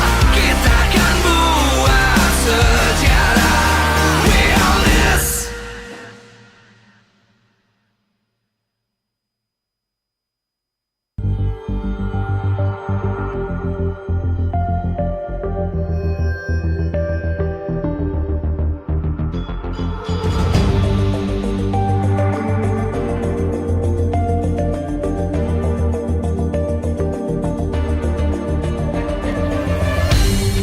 Aku kan berdiri dan terus berlari, terus ke arah puncak tertinggi. Ku takkan berhenti, hanya sampai di sini. Kemenangan abadi menanti. You know we won't miss if we unite our focus. And if you haven't noticed, we all live. Nyalakan apimu, hadapi semua tantangan, hadang semua serangan, jatuh bukan halangan. Bakar semangatmu, janganlah engkau menyerah. Kita akan buat sejarah. We all this, we won't miss. We all this, we won't miss. Saatnya beraksi, jalani ambisi. Aku kan menyawakan hari ini. You know we won't miss if we unite our focus. And if you haven't noticed, we all live. Nyalakan apimu, hadapi semua tantangan, hadang semua serangan, jatuh bukan halangan. Bakar semangatmu, janganlah engkau menyerah. Kita akan buat sejarah. We all this, we won't miss. We all this, we won't miss. We all this.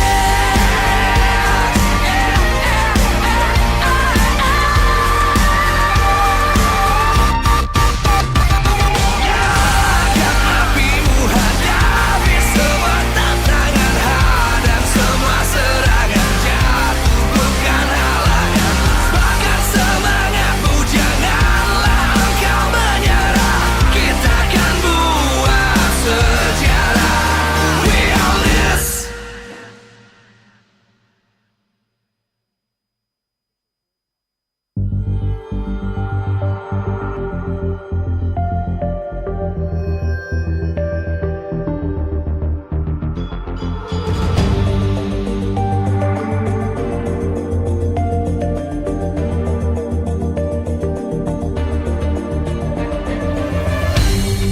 Aku kan berdiri dan terus Kedua tentunya nggak bakalan kalah seru karena akan mempertemukan antara RRQ Hoshi dan juga Bigetron Alpha. Di MPL Arena kali ini Superfan sudah begitu semangat. MPL Arena bisa dengar suaranya mana? Tentunya ini sangat menarik karena di match kali ini antara RRQ dan juga Bigetron, keduanya ini mendatangkan player-player dari Philippines dan tentunya bermain di Indonesia yang dulunya sebagai rekan sekarang akan menjadi kawan. Dari rekan menjadi lawan. Dan kali ini langsung saja sebelum mempertemukan mereka di Land of Dawn, kita akan pertemukan mereka terlebih dahulu di stage MPL Indonesia Season 13. So langsung saja kita panggil Lord JM dan juga Brusco. Wow.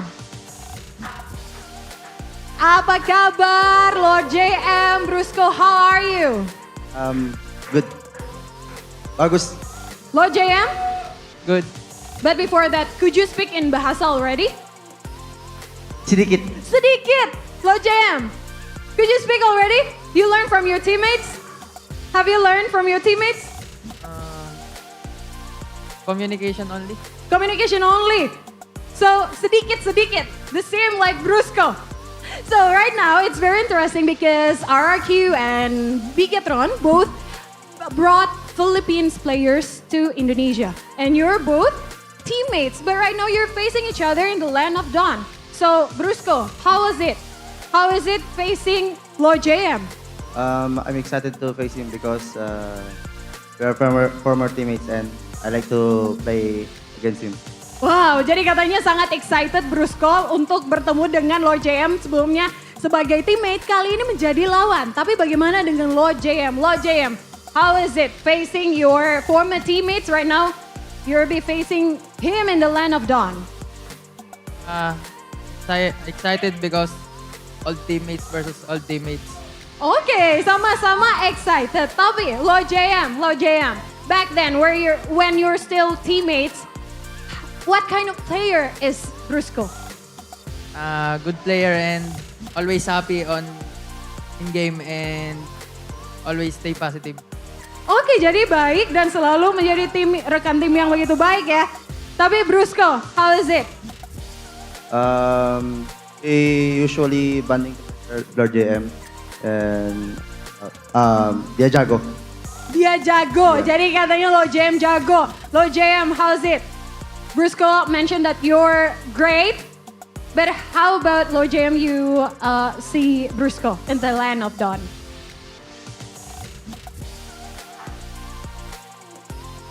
Nothing. Nothing. Brusco, you help translate. Thank you for Brusco. Brusco, help translate Lord JM. Jadi gimana nih mereka satu sama lain melihat di Land of Dawn? Good and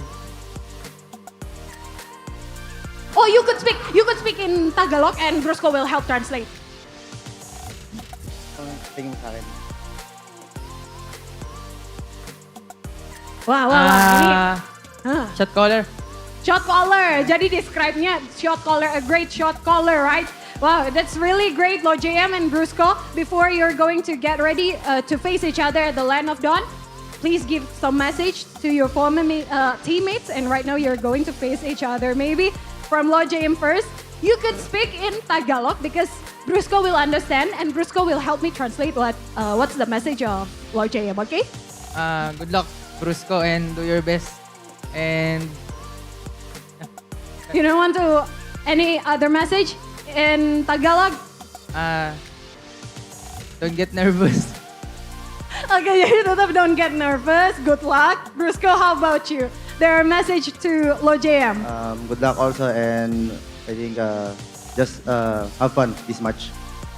Oke, terima kasih Lord JM dan juga Brusco. Silakan, you can get ready to face each other at the Land of Dawn. Thank you very much, good luck. Dan tentunya ini sangat seru sekali melihat mereka yang tadinya teammates sekarang bakalan menjadi lawan di Land of Dawn. Tadi udah saling semangatin ya, positive vibes banget. Tapi tentunya ini bakalan seru ketika kita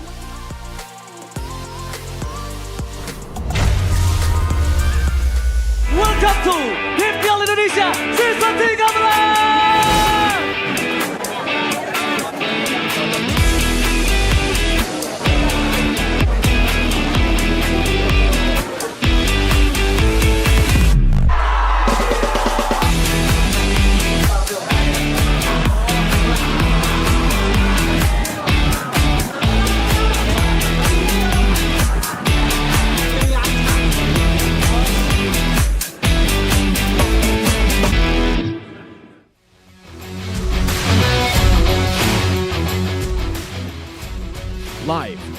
MPL Arena, Jakarta.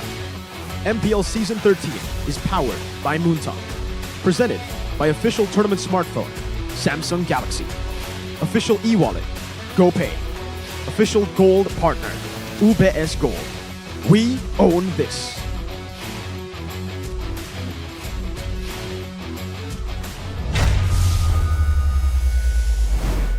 Ladies and gents, welcome back to MPL Indonesia Season 13, Week 3, Day number 3. We are on the course of the second menu and second match of the day. The Red Robots, Bigetron against the Kings of Kings, Rex, Regum, Kaon. Man, after a banger first match, we're ready for match number 2. Yeah, it's going to be a bloodbath, of course, we are expecting. But again, we want to thank you, our beautiful, beautiful sponsors. Of course, MPL Indonesia Season 13 is powered by Moonton, presented by our official tournament smartphone, Samsung Galaxy. Our official e-wallet GoPay. Our official gold partner, UBS Gold. Our partner in esports, Dunia Games, GamesMax, Araimo, Telkomsel. And also our suppliers, Indomaret, Point Coffee, Neo QLED Super Smart TV Plus, and Saturdays. And also our government partners, PBSE. Thank you for supporting MPL Indonesia Season 13. Now, let's get on to business. This is going to be one hell of a game. Definitely, definitely. But before we get into more details, let's refresh on the schedule today. Yeah, we saw full best of 3 Rebellion and Onyx, which was a total upset. Guys, in case you missed it, rewind a bit and let's see live what happened on that match. Oh, words cannot describe how amazing that last game of the first match was, man. 2-1 Rebellion. If you guys are just tuning in and you are as shocked as everyone was earlier, go ahead and watch the replay. Because, man, it changed a lot in the standings, too. It will change a lot in the standings. Bigetron Alpha have a chance to stay at the top by being the only team with 1 loss, taking on RRQ Hoshi, who desperately need that win, too. And we'll see the match history of RRQ BTR later, because it's not too good for BTR, actually, when we're talking about the match history, but the pattern of this season has always been, or not always been, but since this week has been Aura versus Onyx. The pattern. Yeah. Onyx has more wins, Aura won. RBL versus Onyx. Onyx have never lost a match against Rebellion. They won, but Rebellion won earlier. So much plot twists happening in MPL Indonesia Season 13. Of course, as Mirko stated, Bigetron are yet to lose twice, so they are the masters up there, and RRQ not in the safe zone, they're in that red zone that they have to be able to dodge. But now then, this is going to be very interesting because the Rabbits era's gone, or RRQ's back on the throne, because they have failed so far to cement their spot up there at the top. You know, a lot of changes as well, a lot of tribulations that they have to face, and here we go, reunion above rivalry, because we can trace back to their history in which Iman and Arad were both in RSG, and then JM and Brusco were both in Manana Evos. It's so poetic that they are going to meet each other again, face to face, on different teams against one another in a different league, in a different country. Man, the reunion above rivalry, 4-20. Not the best record for Bigetron Alpha, the best record for RRQ. For the longest time, RRQ have only treated BTR as their rabbits, their experimental rabbits. That was the name that Lemon gave BTR back in Season 4 or 5, I forgot, but that's the rabbit era. Now, if Bigetron are able to beat RRQ, it might be the end of that rabbit era. We might see BTR go from being rabbits to actual robots against RRQ. For some reason, RRQ have had that curse upon BTR. Every single time, no matter how good BTR are, no matter how bad RRQ are, BTR will always lose against RRQ. But listen, these are all cool graphics and all, but we want to see the actual matchups. And the actual matchup is Iman versus Skylar. Yes. In the gold lane, and in the jungle, we've got 2 big guns as well. We've got Super Ken taking on Irad. Yeah, Super Ken with the highest first blood ratio as well. Kind of proves to you that he is that proactive jungler that's able to carry the game and also flex the picks and play for his teammates. So how is actually Super Ken going to approach this match today, especially against Iran? I think the same, right? He knows the template. He knows already the blueprints on how to be an impactful jungler. And in this match, you can expect the same. But Arad is going to face a huge challenge in this match because I'm not convinced that he is settled with this RRQ team. So he's still a little bit shaky performance-wise. That is where I feel like we need to focus on more on the Irad side here. He needs to step up, going up against Super Ken, who is already well established in this league. The addition of the two Filipino players has been kind of a hot and cold approach. Of course, we have seen Brusco stepping up, but Arad seems to kind of like, it's a hit or miss. What is it exactly that's lacking? Why is it their adaptability is very, very low in terms of, slow-paced?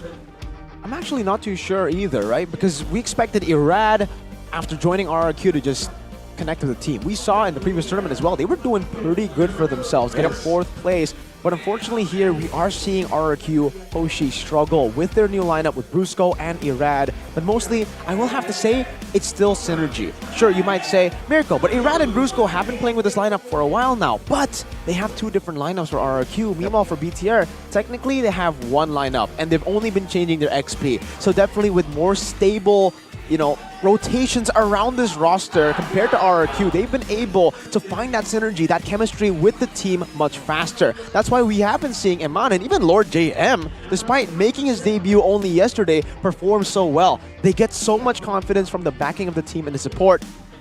For RRQ, that's something that they need to work on as well. After giving a chance to Clay, Banana, and Bunny QT once against Rebellion, they've had enough. Now they're going back to their main lineup, and so far they have found the success that they have wanted, just winning the Classic Derby yesterday against Evo's Glory. 2-1. The Classic Derby is indeed some sort of mental boost for them coming into this match today. The moral support and moral boost will be there, but we will see the lineups of the teams and the players. Lord JM will start in that XP lane alongside Super Ken, Moreno, Keem, and Aman. What is different from Lord JM that doesn't really show up in Cerrizo? Well, for Lord JM, it does feel like he does put more thought into whether he wants to engage, whether he, just a lot of the plays that he makes. But macro-wise, Cerrizo, he takes the icing on the cake on that one. Here, though, for RRQ, still the main lineup. Looking to rebuild their kingdom and eradicate the red program. Ladies and gentlemen, this team needs no introduction, though this season they have not yet find their rhythm. Ladies and gentlemen, it's Rex Regum Chaos. The R's in their name could stand as rabbits or robots.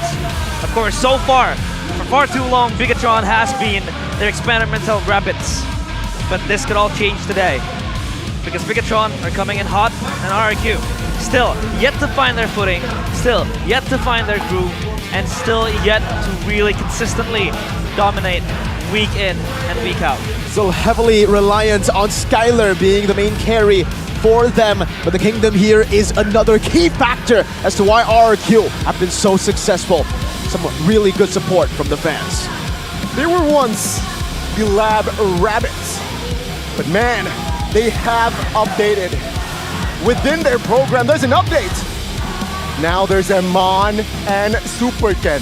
Ladies and gentlemen, let's welcome the Red Robots, Bigetron Alpha. The robots are reprogrammed and ready to fight back against their experiments, against the experiments put upon them. A total reboot will probably enable them to take over the kingdom. Program to win, that's the tagline of this team. And for the longest time, they have been able to find success through that, playing through the macro, playing through the template. But up against RRQ, they might have to go back, start relearning the fundamentals. They need to know when to break the rules, to abuse it, just like we saw Rebellion do against Sonic. This gives me kind of like, the sci-fi movies where the Lab Rabbit is like injected with a lot of experiments, and then it mutates. It becomes this wild and scary mutant rabbit, and that could change today, where the robots will possibly wreak havoc, and RRQ has to be able to be wary about that. Could be a robotic cyborg, mutated rabbit. Sounds pretty scary. We saw earlier Fred missing his mark. It's okay though. He has a lot of thought into the drafts. Maybe it just shows how crazy he is. He picked up the Roger yesterday, previous tournaments, Layla, Donnie. The mind and the confidence of this man. You know how confident you need to be to pick up something like a Roger and Layla as a coach of RRQ. That's crazy. But also give props to Skylar, who has been practicing on a bunch of heroes in that gold lane. So maybe, just maybe, again, RRQ, yes, their record this season, not convincing, but maybe later on they will stabilize, and definitely they might shock you. Yeah, I think Bigetron so far has been performing excellently, but we can also give props to RRQ, especially Skylar. I think he fully well knows that he is the glue that really sticks the team together, and he has to be that insurance for late game for RRQ, relying on him to carry the game. But I think it's time now for Irad, for Brusco. I think Brusco has been proving himself quite a few times. Irad, and I think other members as well. For Octa, for Dawn, it's their time to show up and step up as well. Help, you know, reconquer the throne that was once theirs. For the team head-to-head earlier, we did see crazy changes, but hold up. Whoa, whoa, whoa. A legend in the stands here in MPL Arena. It's Luxy. The most welcome, of course. He wants to support Bigetron, having been a part of that team. Man, wow, I'm starstruck, man. Starstruck. We all are. A BTR legend here in the stands, but let's take a look at the keys to victory presented by Samsung Galaxy. Let's hope the BTR boys aren't too starstruck by their legend. Winning hero matchups for Eman. You need to get Eman in a comfortable spot because, sure, for Skylar, he's really good. He can carry the team. For BTR, Eman is that backup carry. They want to play and snowball in towards the early game with their trio mid. It helps if Eman has a winning matchup because they can always play for plan B. And then for the second one earlier, we did see Key playing more adaptively, like against Aura. Against Aura, we never really got a sense of understanding to how Key took the game. He could pick the Diggy, he could pick the Matilda, he could pick these engagers as well as Hong, as long as he doesn't make that wild charge flicker mistake again. Keys to victory by Samsung Galaxy. For RRQ though, avoid skirmishes in the gold lane. Skylar wants to farm as much as possible. If you take a look at his heroes, the Claude and even the Natan, the two heroes that he's very much known for right now, he wants to farm more than fight. He will fight once he gets those item power spikes or when he knows that he is ahead. But secondly, apply pressure for Super Ken. Super Ken's been on a roll, farming, pathing very efficiently all around the map. You mentioned the highest first blood rate as a jungler. That adds into it too. When you have such good pathing, when you are super efficient, when you're with your maneuvers, you get a level advantage. These small advantages, even the gold advantage, will help him get these kills early. And if RRQ can stop him in his tracks with Irad farming better than him, pathing better than him, or reacting to his maneuvers better, they can stop him. A lot of carry potential as well on the side of Bigetron, especially that KTV. I want to pull it back, in which they try to highlight the fact that don't really take skirmishes up in the gold lane. I think that also kind of really gives a sign that Eman is ready there to capitalize. So, as scary as Skylar can be, Eman is also this big wall that's ready to stop him. Again, it's going to be a highlight lane in that gold lane. So let's see what will both coaches cook for this first game. Drafting phase underway by official tournament smartphone Samsung Galaxy. Two quick bans for Claude and Ruby. They want to deny Skylar off the comfort pick. So much respect to Skylar every single time. We only get to see Skylar play the Claude once, usually per season. Luckily, we got to see that early for RRQ. Well, actually, it could be lucky or unlucky. I think if you're a Kingdom, if you're an RRQ fan, you'd be pretty sad about him pulling it out so early, because now, say goodbye to that pick. You're never going to see him play the Claude again in the regular season, unless maybe it gets nerfed to the dust. But Arlet and Ruby, it's completely the opposite, right? When BTR stay focused, respecting the gold lane. RQ respect the flex potential that BTR have been able to utilize in a lot of their drafts with the Arlet and the Ruby. He has been this playmaking roamer that is respected, of course, by the opponents. But I think for Bigetron as well, the respect ban, the target ban coming in from Keskute with the Claude will deny Skylar the option to really play to his comfort. But then again, Skylar is not a one-trick pony. He doesn't really rely that much on the Claude. He can still get his hands on the Brody, on the carry maybe, or on the Bruno as well. But we see an Angela ban coming through. Angela has been rising in popularity lately. And with the first phases of bans here, we don't see a Nolan ban. We have not yet seen a Joy ban. So will it come up? Will it be let out? Possibility. There's a big possibility for RQ. I think they want to try to force this out as much as possible. BTR probably are going to ban out the Nolan there as their last ban. They've already banned out the Angela, so they've already given a reason as to why you may not want to be going for Joy. Because Joy, as much as Joy is meta, as much as Joy is good, you also need that Angela to help propel it to become that super prio hero. Without the Angela, it becomes a good jungler instead of a super prio one. Either one of them will most likely prio Nolan or Joy, depending on the ban.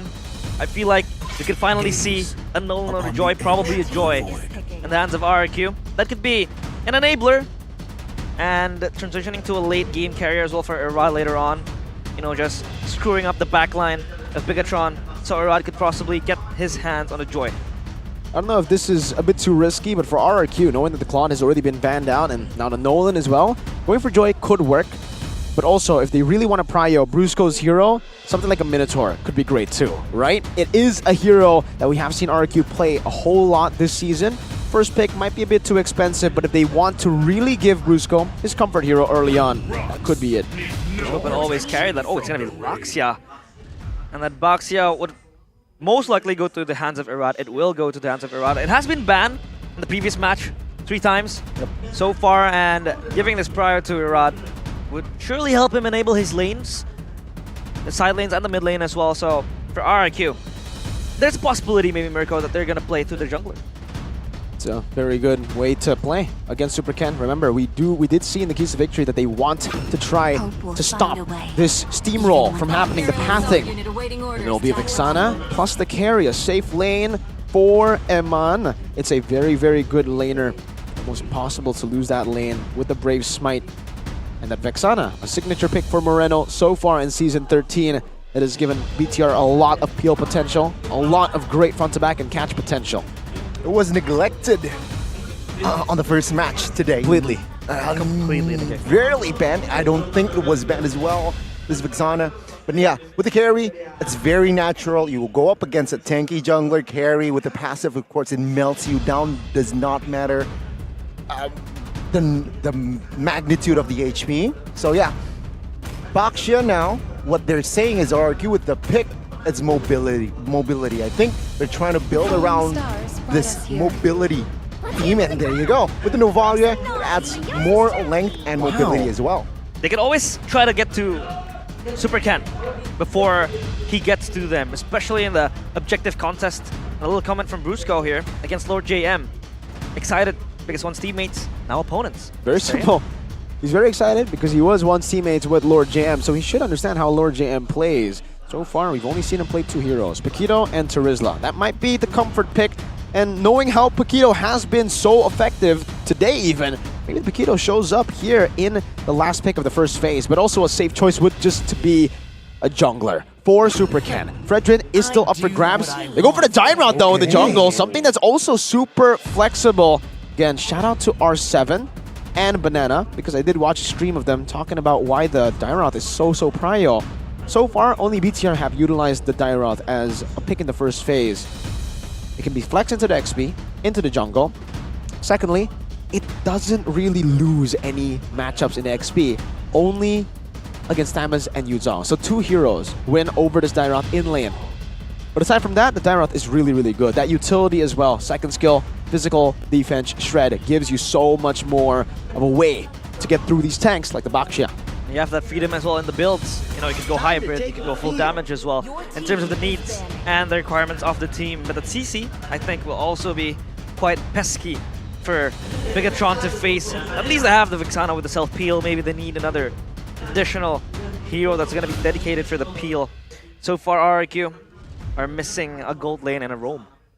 Again, Bigetron, they want to limit that gold. And you mentioned, of course, RRQ, they have yet to pick up a hero for Skylar. But then again, it's Skylar. He can play, he can pull off the Natan, he can pull off the Harith, he can pull off any hero. For honor! Let's see here, RRQ, their approach is going to limit their roamer instead. Tigreal will be the pick. Yeah, we can't downplay Key's involvement in the team fights. He's always that enabler, open up team fights, disrupting the junglers as well. So they really want to shadow Superken in this matchup, I think. Contingent to what jungler he is going to pick later, because Brusco, I mean Irad especially, could really just, fully on-counter Superken in this matchup, especially with that Baxia, with the mobility, with the tank as well.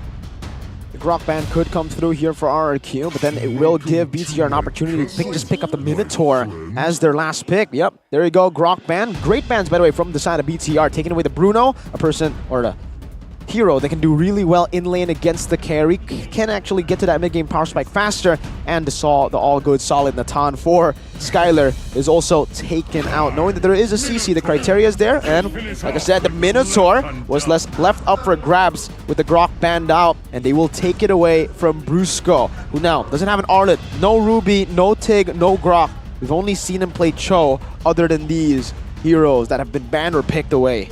But it's so hard to jump in as Joe against this lineup. You have the Vixana, the Minotaur, that will always deny you that access to the backline, because we know how Brusco wants to play. He's really on the hunt, pouncing to look for the engages. It's going to be Joy and Baxia Brony roam. with Baxia roam for Brusco. Talk to me about this. Interesting flex, man. They're utilizing the Baxia as a flex. We have never seen the Baxia utilized as flex, and that's why it was first pick for RRQ. Now it makes sense for the Baxia to be first pick to be utilized as so. But with the Joy pickup here, BTR might actually... I'm not too sure where the Dyroth is going to go. They can utilize this as a flex too. They can also pick up something. Yup. Flex. Fanny. Dyroth. They want to go assassin versus assassin. Thank you, Moonton gods. Finally. We finally get to see an assassin versus an assassin. Fanny versus Joy. After years of waiting, finally we're able to see an assassin versus assassin Decades, matchup. man. And it's Irad against Superken, no less. It is going to be good. Match 1 was a good benchmark, so I expect this series to not disappoint as well. Wow. That last pick really threw you off. I enjoyed it, man. The Fanny onto Superken. It's a very situational pick, but when you have a player like Superken, you want to utilize it. Same goes for Irad. That's why the Joy was picked up. And at this point, I just want to see how they execute this gameplay. We haven't seen Baxia as a roam, and here it is on the hands of Brusco. Will the robots still become the rabbits of the kings, or will they be able to take over the kingdom? Welcome to the Land of Dawn, the second match of today, RRQ against Bigetron. Who will strike first in the first series, or the first game, ladies and gentlemen? Will it be the program, the red program, or will it be the Kings of Kings? Starting soon, of course, the jungle. Now, we haven't really talked about the win conditions of both sides of the teams. How do they play this draft specifically for RRQ, knowing that they flex the Baxia? Well, for BTR, let's take a look at RRQ first. Yeah, you're right. For RRQ, they have a massive advantage when it comes to early game maneuverability. With Octa on the Novaria, Astral Recall grants him a bit more maneuverability.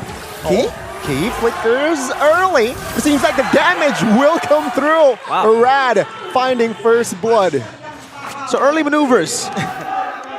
That's the advantage that they have. RRQ already using it very early on, and also really good clear speed because of the help from Brusco. Brusco can utilize the kit to actually go and poke some of these creeps for Irad so that he doesn't lose out against Super Ken in the farming department. And it's very similar to the keys to victory that we did mention earlier. We want to see RRQ stop Super Ken from getting a lead, especially on a pick like this. Oh, Irad will not be able to close the gap just yet. Super Ken here has yet struggling. Find level 4, finally finds a jungle bottom side. Rod is fast on that level 4, of course. In terms of chase, I think RRQ has a lot of chase. They have the Baxia, they have the CC with the movement speed as well, the Joy especially. That is going to be very hard for Bigetron. Now, how do they counter this? The snowball comp. So they want to try to take the game as slow as they can through Eman just stalling in this lane. As long as he is able to hold Skylar down just a bit, go even in the lane, it's okay for him. If Skylar gets these turrets and snowballs with this maneuverability that RRQ have in their composition and their dive, it'll be very, very scary for BTR. So it's snowball versus weathering the storm. They have to weather the storm indeed, because this is going to be a long game if they don't snowball. Brusco jumps in though. Oh, let's see, good stun.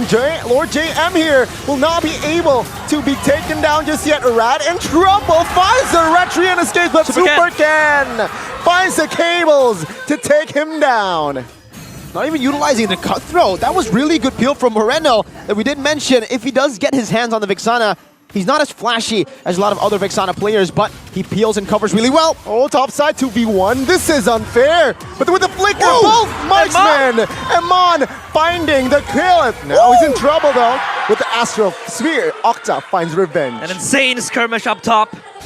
Thankfully though, it goes good ways for Bigetron. Eman was just stepping up the gas, flickering inside. It was so insane from him. They're going against their keys to victory.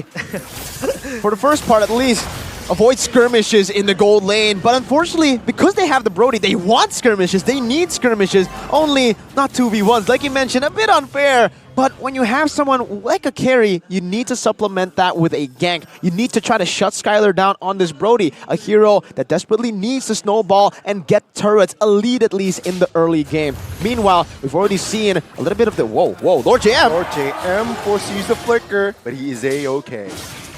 Okay, that was very, very scary for Lord JM. He jumped in. That's a good bait from the CC. Mr. Don in the XP lane.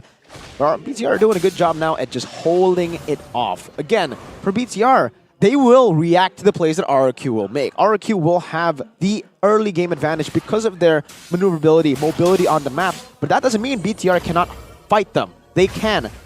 As long as RRQ are the ones to dive in first, this Minotaur will work. Just like any other Minotaur, it will punish these dives. And that's why the Minotaur pick that was left open by RRQ was very, very concerning. The lineup they have is very, very enabling them to really give them the agency to move around, especially for RRQ. They will be the ones to always engage. They will be the ones to always chase down the heroes, the players of Bigetron. But then again, you have Super Ken, who's also able to catch you down if you go too far, or you have the peel coming in. But Skylar's in trouble. Minu and Fury, Skylar, no flicker, and Eman finds the space to take him down. Oh, another off-cam kill. Suddenly, Octa finding key. But take a look at this. Irad, second retreat, good. Brusco in trouble. Oh my lord, the damage Super Ken will not be able to take Brusco down just yet. No energy, all just in time to escape. Escapes jail, escapes prison, but that was a trade that is 50-50, I think. They got the turtle, but then again, Skylar is just way too harassed up in the gold lane. So way more value for BTR. Getting Eman ahead is their prime key to victory now at this point, because again, they are trying to weather the storm with Super Ken just trying to keep it even around the neutral objectives. The fact that they are able to get trades on top of a pickoff on Skylar and a lot of good hits on the turret up top. If Eman gets his turret first, this Brody will be nailed down to the ground very early on. He will have to lane swap, and even then, it's going to be tough, a very tough lane swap for him. I'd argue that Bigetron has been spending resources to, push Eman forward. And now knowing that Skylar is pinned down, they send 4 players ready to pounce on Eman, though there is backup coming in. Don is in trouble, but it's all fine. And I think for Skylar, it is a hard game. But now the engage comes in. Good disengage. Both teams are just hovering around, but Bigetron in a bit of a pickle. Chill Unity, petrified, but Iman finds an escape route, and this might be an outplay for Reno to secure the kill. Brusco over-committed. Iman has always been able to keep himself alive, and that's the key to maybe him winning the lane, but Dawn is in the hunt. 2v1 now. Dawn, Abysm Strike does not connect, but Dawn, with the help of Octa, finds the kill. Very ambitious maneuver from BTR's XP Lord JM. Before RRQ, that trade was actually pretty good for them. They got a turret with Brusco dying. That's a roamer traded in for a turret. And remember, this Brody needs that turret to continue to snowball. That's why the lane swap is good for him this time. But Super Ken! Oh my goodness, Super Ken does not find the insta-kill on Brody just yet. And it's very nice to see that, you know, Skylar has been shut down in the early games, but his other laners has been stepping up to the table. Octa, 2 kills, Rod and Dawn hand in hand, synergizing to be able to neutralize everything. Now, how does Skylar get back into this game? He's already back. That's what RRQ did earlier. They sacrificed Brusco, no problem, as long as Skylar gets that turret. That turret up top getting destroyed means that Skylar can get online, back on top again, as he is rotated down below for a lane swap, gets another turret. This Brody is on its way to snowball. And yes, Brusco will die here. But with RRQ's map pressure, this is what they want. Their mobility advantage will be seen now. They have their hands on the turtle, so far, 3 neutrals on the pockets of RRQ.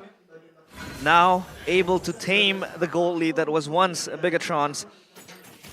So far, they're moving in unison now, trying to really just roll up the pressure.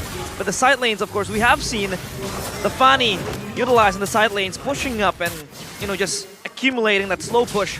But I think RRQ will be ready on the response. Yeah, they're holding off to the waves really, really well. And Skylar has actually built up the Melphic Roar in the 8th minute of the game. Despite dying twice early on, he is still doing very, very well because of the 2 turrets that he was able to take. His first item, notably as well, was the Sea Halberd, not the Blade of Heptases that we are used to seeing from Brody's early. He wants to get that anti-regen down on BTR as much as he can, because right now, Brusco, he's playing more of a scout role. He's not going to be in these team fights for long early on because he's still quite squishy, petrified. Oh, a lot of stuns connected onto a Super Ken. Flicker but his fingers ran juicy.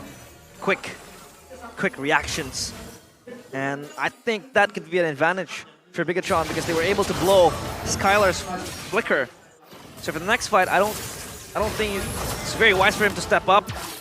He's just gonna free hit from the backline. You see the building frustration for RRQ because they are unable to catch Super Ken.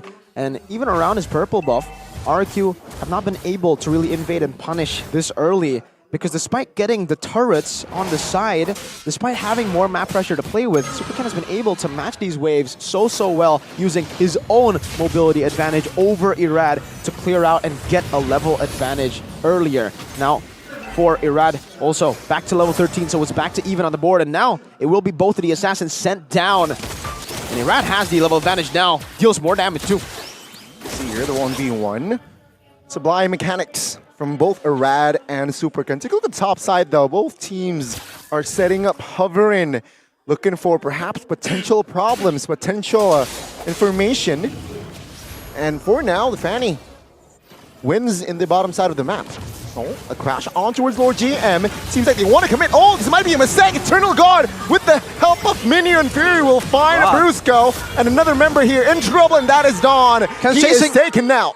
Take a look at the game. Oh, what? Super Ken out of nowhere finds the cutthroat on towards Irad. That's 3 members of RRQ down and out. Finally, an assassin battle up in the top lane. And Super Ken has been very much of a pest in the side lane. He's able to push up. Skylar's in trouble. Oh, Super Ken will finish the job, but on the other side of the map, he's actually torn apart. Memory will find the trade. Still, now Bigetron heavily favoring in that Lord vicinity, and they will claim it.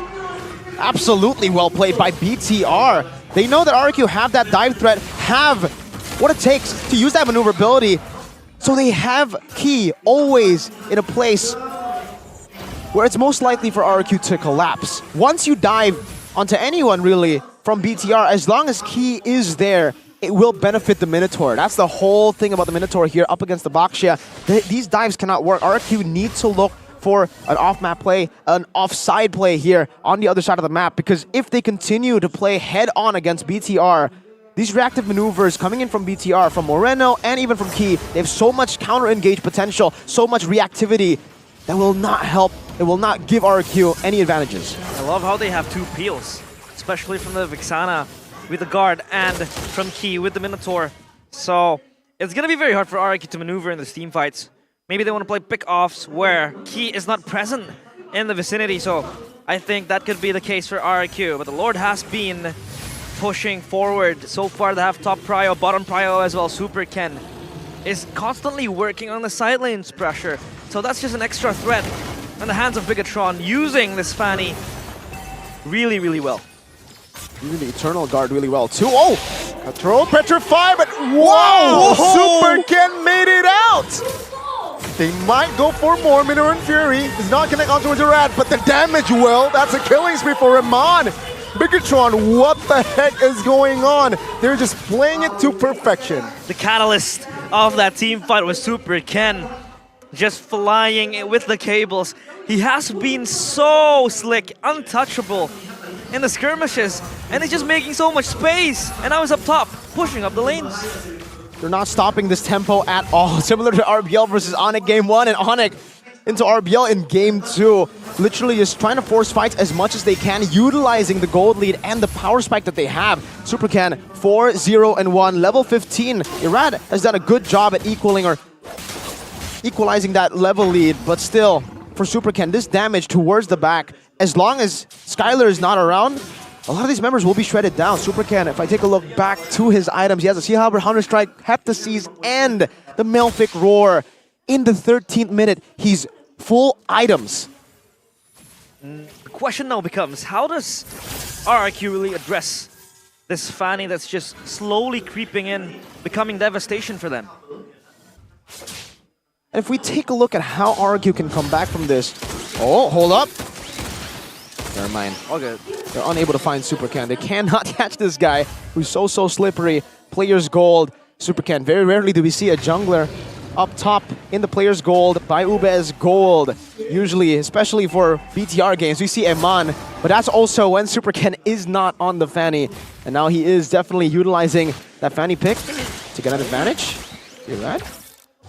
Again, trying to juke out this electrifying beats. Has the energy though. Oh! The damage! What was that?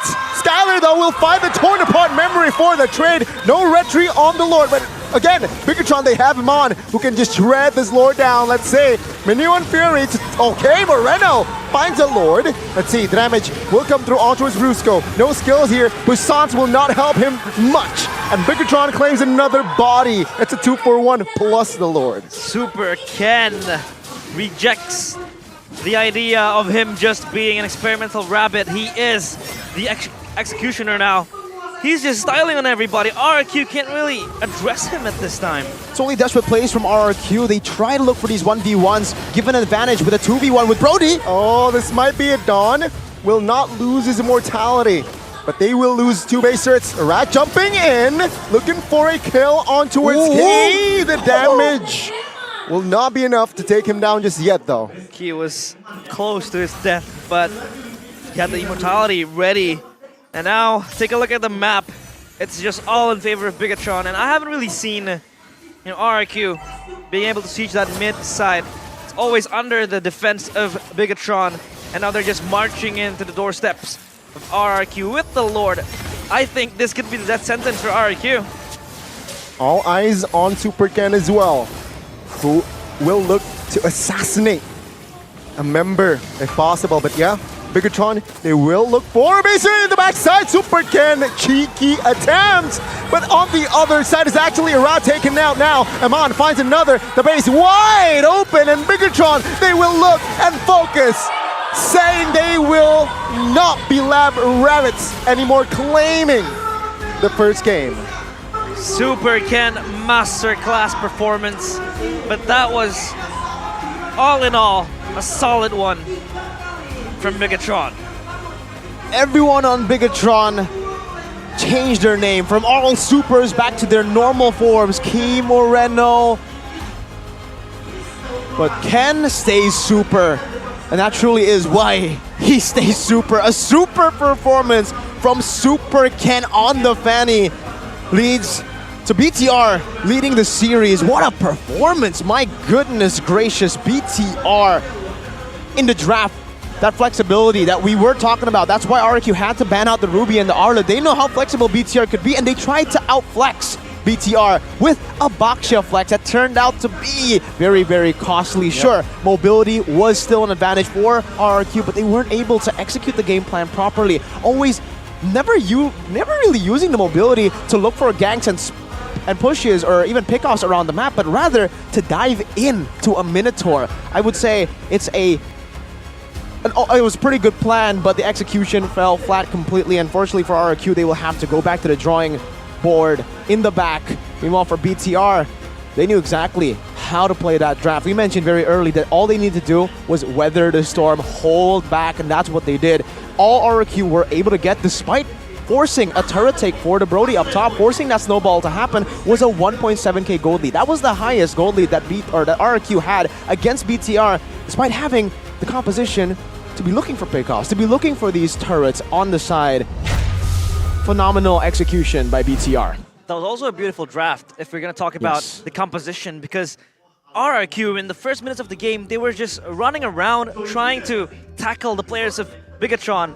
But then again, they had the Vexana, they had the Minotaur, and Key was just around, shadowing his laners, trying to deny all the access into the players. And that Brusco with the Baxia and Erad with the Joy, they were just rendered immobile. They weren't able to really get the picks. They weren't really able to snowball, let alone help Skylar, because he was also struggling against Eman. So that was a clean dominating victory from Bigetron. Another thing to add from this composition, right? Yeah, that was the theme from RRQ. They want mobility with Joy, with Baksha, but they forgot the Fanny, that last pick that neutralizes that mobility composition, which is very evident that Super Ken was the X factor in that game. He wasn't just the X factor, he was the factor. Player of the game, MVP for Super Ken, 833 GPM. We'll see later if he actually ends up being the rich guy, or maybe Eman takes it, edges it over Super Ken later on. But man, seriously, from the emblems here, nothing too crazy. He goes for the thrill, additional base damage, Festival of Blood. He wants a little bit of sustain. From the itemization, it's also very standard. This is what a Fanny should do. He just does it so well. 13 minutes in, he has full items. 4-0-1, always winning 1v1s against Irad, against everyone. Even Brusco got melted down because of the sheer penetration that he had early on. And remember, the early game went pretty okay for RRQ. They were able to get first blood. Unfortunately, though, for RRQ, their strong side didn't play as good as they would want it to. Brusco, I think his main goal in the early game with the Baksha is to look for angles to attack that strong side, to give the Brody a bit more pressure. But again, like we mentioned earlier, they took it to such a dynamic composition that RRQ have, they took the most basic route to execute it. They had so many ways to go and pick off, to utilize that mobility to get more map pressure around the map, but they decide dive, and dive. And every single time you did see that dive, it ends up really bad for RRQ. Even here, for BTR, I just want to give them a shout out because it was just so immaculate, the decision making to go straight for the Lord. They were already on the Lord before Super Ken and Rad started fighting. So when Super Ken went bot, BTR were already the ones holding it out. They knew the plan was Super Ken will be a distraction down below. If RRQ were to take that bait, go down below, send more members than they need to go and take Super Ken out, they will get a Lord. So it was always going to be an advantageous play for them. So many forced errors across this game. BTR have really outdid themselves with their macro improvements from week 1. That was still very glaring. And week 2, when they did take a game loss against Alter Ego. The improvements are very visible for this team. 17-7 in game 1. Super Ken has been the factor. And it's insane how Bigetron can always fight without him being present. It's like Bigetron is making space for him to really activate the side lanes, bait and lure out Arad in a 1v1 situation. No, as the Joy, fast, quick, lightning fast. it's always going to be able to be taken down by Super Ken. And for the most part, Bigetron was just styling on them, specifically for Super Ken. And it's really also the fact that Bigetron could afford to send their roamer into the gold lane constantly in this weak side. Remember, Skylar is the one who is the strong side. Even at the emblems, he knows. Skylar himself knows he's the strong side. This is a good matchup for him. He went for Master Assassin and Thrill on top of just Master Assassin. Usually we see other emblems there, but he went for Thrill plus Master Assassin. He was so confident that he will be winning in this lane against Eman. For Eman, very normal items, by the way. But the way that, again, BTR played it was Minotaur sent early, very early up top. Skylar, not ready for that. And because he wasn't ready, he got picked off. 2 times that happened, that is already a big slump for Skylar. He's no longer able to snowball like he expected to, like the team wanted him to. That's why RQ had to put in desperate measures to dive, to sacrifice Brusco in that dive to get that turret. But then everything was starting to go well again. Then can happen. Then can happen. Because really, when you have a Brody that's already that ahead, 2 turrets taken down, he should be able to take that mid turret too, because everybody will be scattered in the enemy team. But because BTR have the Fanny who can deal with the side lanes, all 4 of them just need to group up. Lord JM clears the other side of the map, Fanny does the other, and then the rest of them can group up in the mid lane. And this is the thing with the Vixana and the Minotaur. You're not going to dive these 2 in the mid lane. If you do, you are going to pay for it. If you want to sacrifice 2 of your members for the turret, sure. But for RQ, they did not. They had the winning condition in their hands in the mid game. They didn't want to be the ones to take the risk. And all of this forced errors put down on the map forced RQ into diving and diving and diving. And that just gives the advantage over to the Minotaur, who wants to be dived on, man. We did see a plethora of dives happening in that game, but the way they were able to hold on, the way they were able to peel it, especially Key, just knows and has that sense of helping out his teammates, knowing that that could be the game plan for RQ. Sister. Sister. He likes to assist. Best wingman. Best wingman. Best wingman.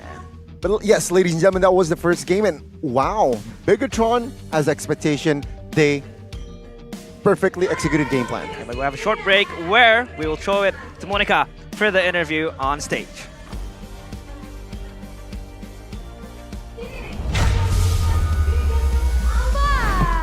Halo, wah ini menarik sekali ya. Ini ada jersey-jerseynya, kayaknya keren banget.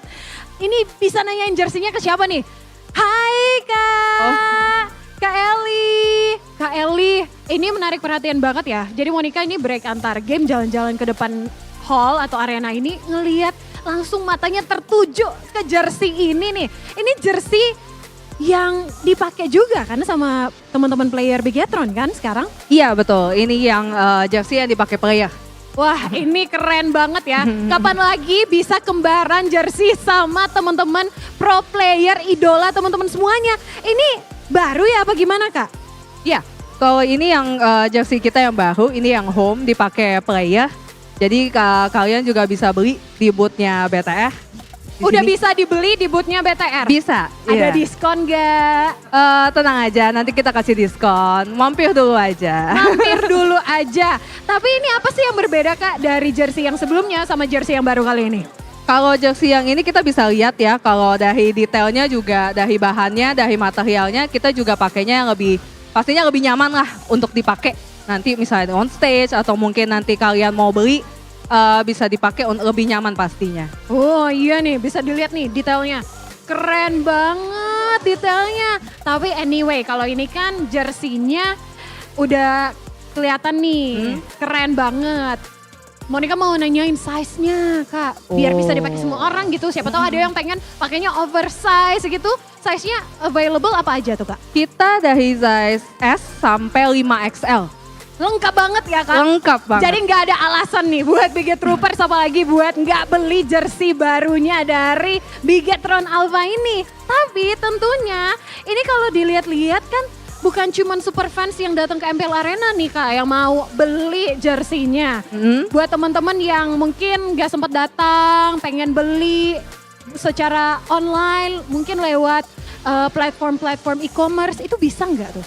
Bisa pastinya, selain di offline kalau kita buka booth, pastinya kalian juga bisa beli di e-commerce ya yang ada Bigetronnya pasti ya. Wow, jadi benar-benar nggak ada alasan lagi ya Kak. Tapi Kak Eli, ini kan Biget Troopers bukan cuma di Indonesia, ada juga nih di region-region lain, ada di luar negeri. Udah bisa dibeli nggak sama Biget Troopers dari luar negeri nih Kak? Oh, udah bisa. Dari dulu kita juga udah sediain ya untuk platformnya. Kalian bisa kontak aja langsung atau ke aku juga nanti di booth bisa untuk pembelian luar negeri pastinya. Wow, ini keren banget. Kan tadi ya kata Kak Eli, ada diskon-diskonnya. Bisa di-spill dikit nggak tuh diskonnya? Kalau untuk diskon kita ada ya di platform e-commerce. Kalian bisa cek nanti dari harganya. Kita normalnya 450 jadi 430 aja. Wow, ini keren banget. Thank you Kak Eli. Pokoknya kayaknya Monica mau belanja-belanja dulu.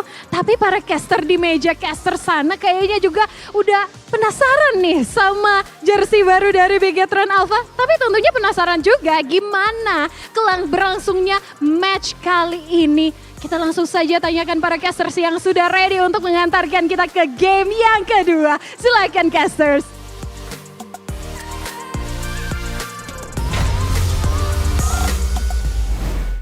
Amazing game, amazing war happening, and the lab rabbits refuse to become experimental rabbits.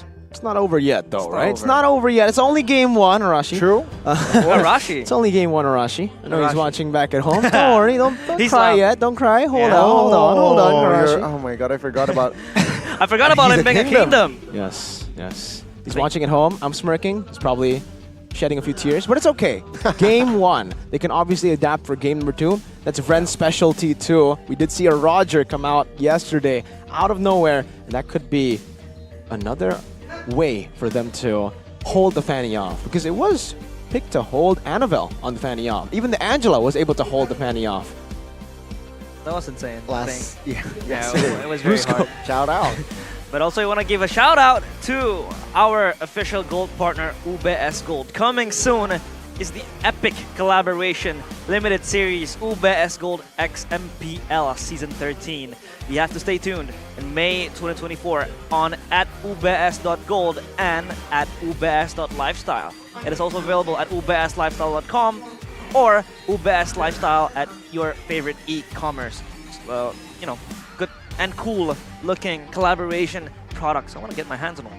Check it out, ladies and gentlemen. Of course, if you want to invest in your goal laner, you also need to invest in your goals. Your goal in real life, IRL.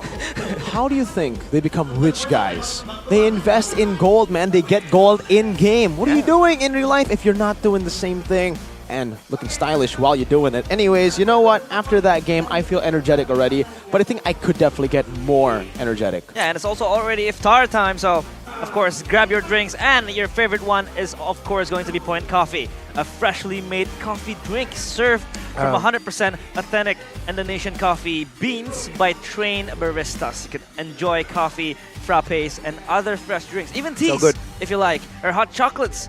And they also have legendary flavors that are always on point. You can always find it on Point Coffee at your nearest Indomaret store.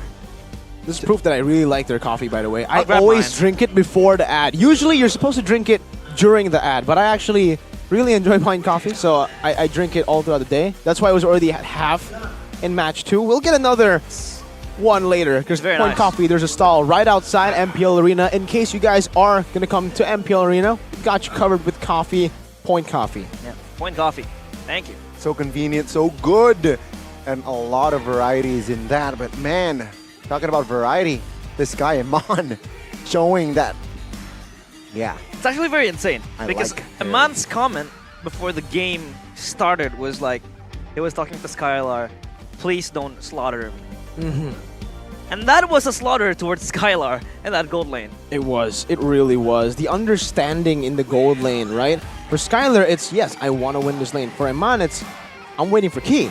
And really, this is the name of the game, up against a Brody, and that's why maybe Brody, we haven't seen Brody in these matches as prio in most of MPL Indonesia Season 13. Even despite the nerfs onto attack speed, we are used to seeing attack speed heroes still come out. Like earlier, the carry, which on the Brave Smite is still unkillable, and I think that really shows how it is unkillable. The Brody wasn't able to do much early on because of the Brave's Mind, and Iman was able to trade really well up until Mr. Man himself, Key, started rotating there and stopping this Brody snowball from happening. The most effective jungler rotation though, Super Ken.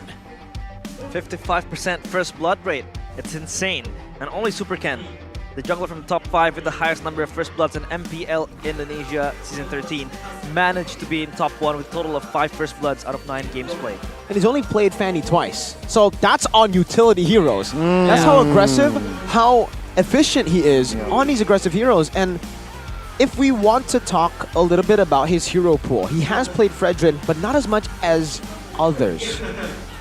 Fun fact about Fredrin, especially when Fredrin is going to be matching up against the Baxia, against the Barats, he actually loses out in that farming department. The clearing speed is quite slow compared to the other junglers, utility junglers right now. And that's why usually when you see the Fredrin, he is behind.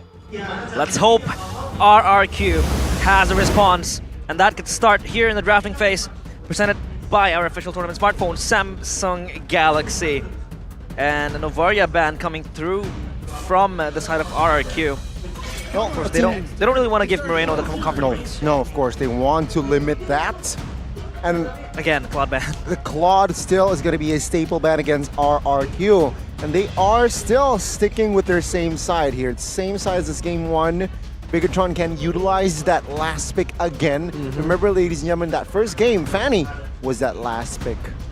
I think red side might be a counter against RRQ. Because you are able to deny a lot of heroes away. Skylar got punished hard because they did not pick a hero for Skylar in the first phase, and that's usually what we are always used to seeing for RRQ. Skylar gets his hero in the first phase, because if it is left to the second phase for him to pick a gold lane, it usually gets tough with all these other gold laners banned. Especially now, considering Claude has always been first ban against RRQ at all times, so there's already one less gold laner that he can utilize. Now, it's still the Ruby ban with the Novaria, so only the Novaria changing before BTR. Still Claude, Angela, and presumably will still follow that pattern with the Nolan. Imagine being so good at one hero that they decide to like spend one ban every game you play. And I think Skylar is just this punching bag in terms of the drafting phase. He's absorbing that bans. But now it comes to the other laners. When the ban's coming in for Skylar, I think they have a lot of variety and choices when they want to play. Sure, in that first few minutes of the first game, I think Arad and Brusco were stepping it up. They were able to cover for Skylar, who was obviously bullied in the first few minutes, but it's just a matter of time before, you know, Super Ken arrives and Bigetron were able to deny all the engages, so it was very hard for them. And Nolan ban coming through, but Joy is also up in the cards again. Let's see here, not will be the Joy though, it's going to be the Matilda, prioritized by RRQ. They want someone that can support them, both mobility and also some initiation. BTR could now take out the... Vexana maybe will still be the priority here now that Novaria has been banned too. Fairness is also up for grabs. Don't know if BTR want to pick it in the first phase. Vexana is definitely the safe choice. If they want, they can pick up the Bruno too, because the carry and Claude have been banned out. That would force Skylar to either reveal his card early, which is a Natan or a Brody pick in the first phase, or it will force Skylar into the second phase where it gets very, very tough for him. Vexana, it's not Bruno, it's actually the Fredrin. So the pick that we were talking about earlier, something that we don't see a whole lot from Ken, seems like he likes the Fredrin in this game against the Matilda.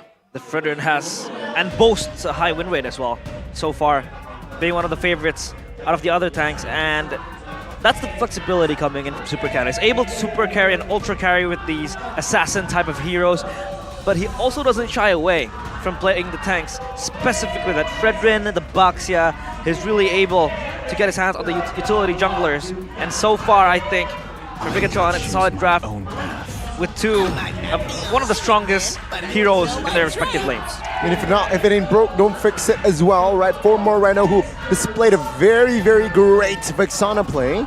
Let's see here on the other side, it's Rats and Arlet. They want to add sustainability, and yeah, I think Arlet, good initiator as well. But it's not going to be flex though. The flex power is actually deleted this Arlet. Maybe you talked about picking up a marksman. This is the time, third pick. They could pick Bruno, but they could also pick Paquito. If they're very confident in Iman's hero pool, they pick up a Paquito here and they could just flex over to a Harith or Natan pick in the second phase. Remember, red side has first pick in second phase, so they can really abuse this too. By picking up a Paquito, it also gives them a bit of an advantage in a different department. For RRQ, Barats, Arlets, and the Matilda, it means there's so much control when it comes to these team fights. They have a way to engage, they have a very good way to disengage with the guiding win, and they have some solid lockdown in the Detonus Welcome with the final slash. So much CC. Bruno becomes the choice here, so they really want to punish RRQ in the second phase. So for RRQ, they can do the same thing to Lord JM. That's a Natan ban coming through. They want to set Eman up with success, just like in the Keys to Victory, giving him a good matchup. And again, denying the options for RRQ to just bully Eman out of that misery up in the gold lane. But so far, I think Bruno, it's a safe pick, knowing the engages coming in from RRQ. You know, the slashes, the Tonas Welcome, the Eagles as well. I think a Bruno could really be nice. And it comes in handy as well with the mobility it has. But I think RRQ will try their best on punishing this Bruno again in the lane. With this RRQ, they are going to go for a roamer ban Minotaur. It was a nuisance going up against Keys Minotaur earlier on. And this time, without a healer slash initiator, what will be the case here for K? I think for BTR, they've done enough towards the gold lane. They've already banned out the Claude and the Natan. They could just ban out the Faramis, a way for RRQ to enhance this team fighting power that they have already. BTR, by the way, comment from Mr. Ken. Bigetron Alpha is not a bunny anymore. They're not the bunnies, indeed. And that was proven in Game 1. Then again, we still have Game 2. Game 3 could still be up in the cards, depending on what happens later on. But Super Ken, I think he deserves to say that. Because so far he has been stepping up, but there goes an Anaban. What are they sniffing here? Yeah. I'm actually not too sure. Obviously, it will give them an advantage when it comes to neutral objective control, Molina. But I really expected the Faramis ban because RRQ might just pick that up to enhance this team fighting power. I guess what they're saying is they're more concerned of the range. Yeah. Ranged mage lane, mage mid laners, right? Because for the Faramis, as much as he can enhance the team fighting power with another HP bar, with some CC too, the range isn't too good on the Faramis. Can be punished by a Vexana, say even a Bruno. For the Nana, can just play all the way far in the back, skill 1, and even the Molina Blitz. And it's actually quite big. It's very big. Yeah, RRQ don't really have those gap closers that they need. Maybe the Matilda could do just that, but then again, the burst could come in handy from Bigetron. They choose their range, of course, with the Bruno. The Vexana could also poke away. And so far, missing an XP and a roam. So now what does Key pick up? I think the Grok's still up in the cards. That could be or for Paquito. Yep, a Paquito as well. Both still viable, the hands of Bigetron. I like the Paquito pick because it adds more layer. But no, they will go for the more team fighty, tanky, beefy hero. That's the Terizla. Will Bigetron want to fight RRQ in these situations, especially knowing that RRQ has a lot of engages?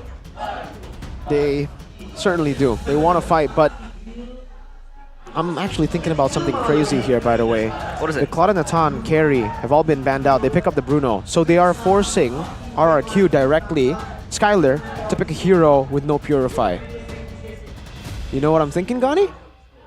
Are BTR going to go for a signature El Momento Key pick? No Purify on the marksman, perhaps. We'll see.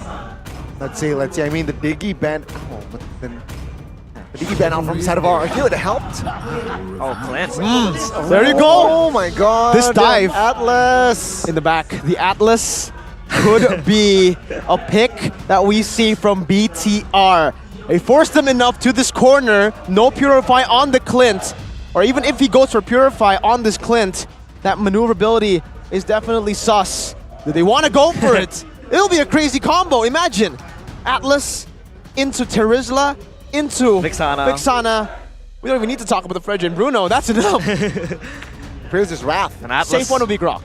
Still. Yeah, Grok is a safe pick.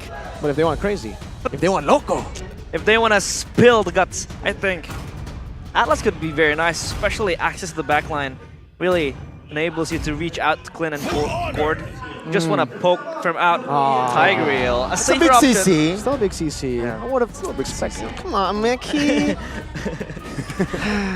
I wanted that Atlas pick so bad. Oh, for man. Key. Oh, man. Oh, man. But it's okay. I think Tig is the safe choice. It's safe Grok choice. and Tig, right? No Purify. It sets up for Tig. But knowing Key, El Momento. It's still an El Momento hero, though, to be fair. Yeah. Implosions, Galore could be up in the cards. Montages being prepared. Now take a look at the draft index. Of course. Favoring RRQ. Yeah, it is favoring RRQ. Over 1. Well, their team fighting is very, very strong, by the way. This front-to-back composition is in no way weak.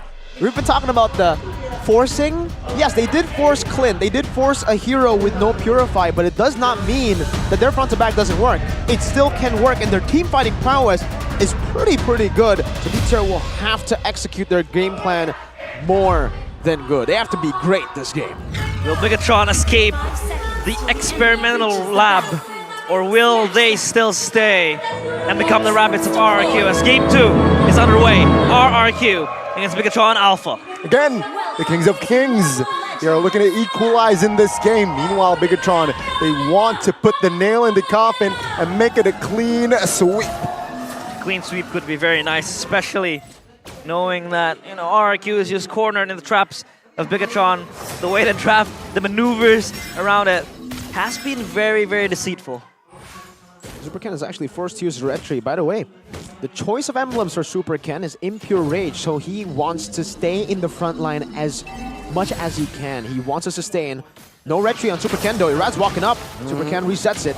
3v2. Walter is Jam dealing damage onto his Octa with the flicker as well. And that will take him down. That's first blood for Lord JM. Now Rad. It's going to be the next punching bag here. Holding. Soaking damage will be taken out as well. RRQ. This is a disastrous early game as 3 members potentially will be taken now. Immaculate little skirmish up in the early game. Mirko, walk us through that disaster. RRQ were disconnected. I don't think I can say much more than that. Well, BTR played it well. Lord JM is truly a lord in this game. His targeting was insane. Most XP laners probably would have gone on to the purple buff to help the jungler. He chose to be an assassin, and Super Ken gets the buff that was stolen away from him. So nothing is going RRQ's way. Oh, will they fight this? Interestingly enough, Rad is level 4 first. Despite him being taken down and losing the purple. Now it seems like still a small skirmish, but no, they will not give it on towards a fight. And Iran used Retry, so Super Ken has an advantage when it comes to this turtle. This turtle will be the next step towards inflicting even more damage. Skylar is in trouble. Oof, man, Iman with the football. Trying to take the solo kill, but take a look at this. Daytona's welcome on towards the 1. He now stunned up. Trying to soak in the damage now with Dawn here. He'll not be able to find the kill. He will. Octa Jam on towards Octa. No flicker this time. And Octa will be taken out twice this game. Appraiser's Wrath will not find the smart. It's actually Rod with the retribution. Lord JM, the substitute now showing up big time. His targeting has been very sublime. He's able to isolate Octa in these fights, starting from that early game, and now in the Lord Dance, he wasn't really able to do anything. My God, you would expect, you know, the Gore to actually be quite safe. Maybe aside from Key will be the one to dive him, but Lord JM's been the assassin here. Brusco needs to respect Lord JM. It's already happened twice. It will happen 3 times if he's not careful. He needs to watch his positioning. Positioning has been indeed a center of scrutiny for Octa in these fights, especially losing his life so early in the game and now struggling to really claw back. Now RRQ, they need to stabilize this, but Bigetron will take away every possible lead that they can have. Yeah, by the way, since there was so much chaos in the start, we didn't get to mention Key with the Brave Smite on the Tigreal. He wants to stay as much as he can in these team fights again. So after the initial engage, he wants to be sustainable as much as he can with this Brave Smite. Same reason goes for, usually the Terizla, who goes for Brave Smite. Supercan is actually here looking for an advantage, but like we mentioned in game number 1, why we don't see Fredrin a lot from Supercan is the fact that Fredrin doesn't farm as fast, right? And right now, Irad is already a level ahead. Sure, he did get the steal as well, by the way. Shoutouts to Irad for an amazing steal against Supercan, who had an Appraiser's Wrath combo, but Irad still somehow calculated it better. But I think it's all fine. If Supercan bites the bullet here, I think his side laners are online. Moreno, 1 kill. Lord JM has been immaculate in the team fights, especially that zone out.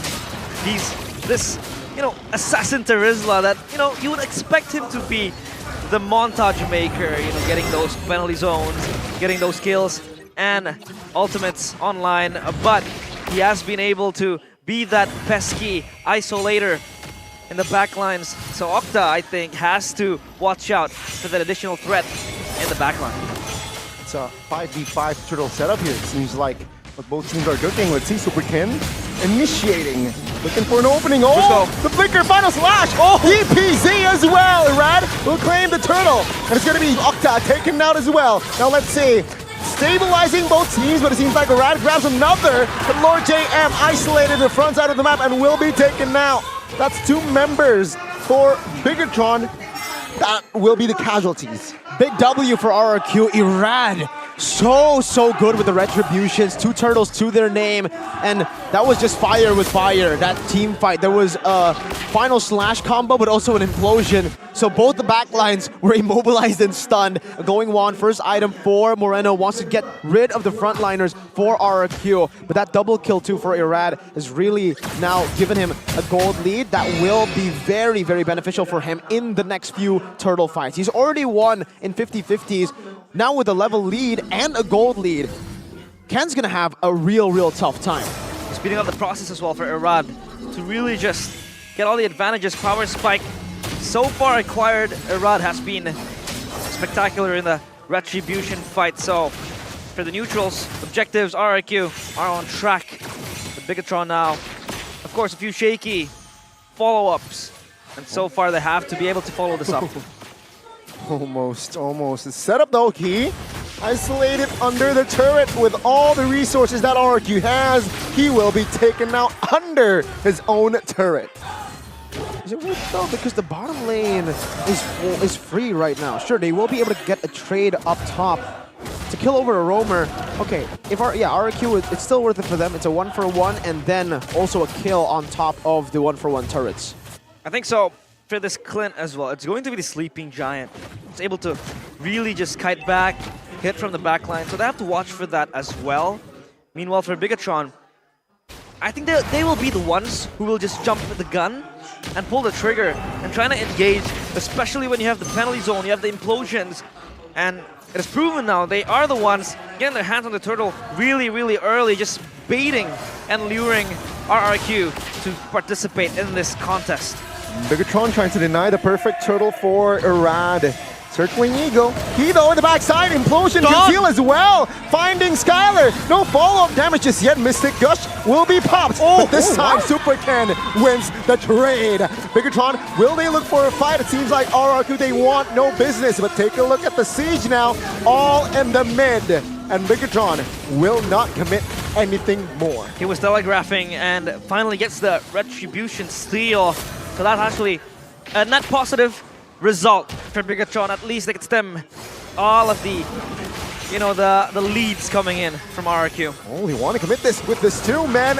Circling Eagle with the flicker Mon. Finds an escape route and they are out of resources. Yeah, and Red actually spat Key out to the wrong side, not to the wall, not stunning him down.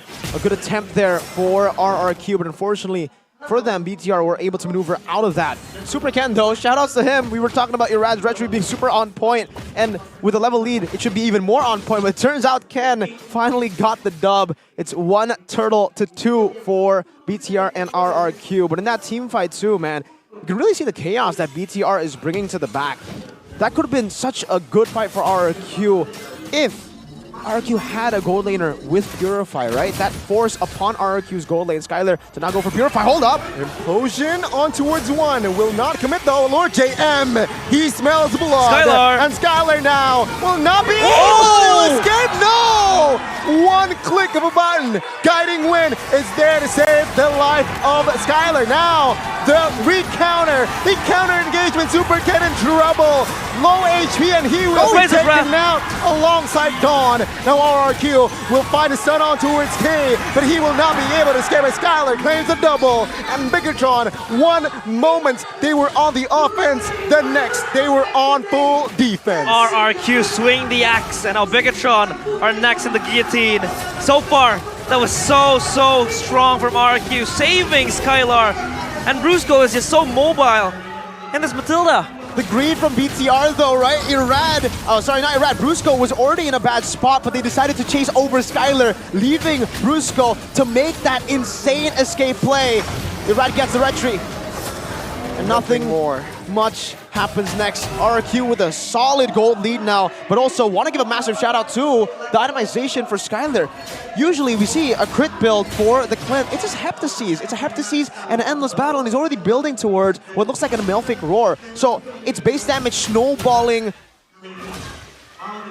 build for the Clint. Very interesting for the Clint, but now with a 1.6k gold lead, it's actually helping them so much.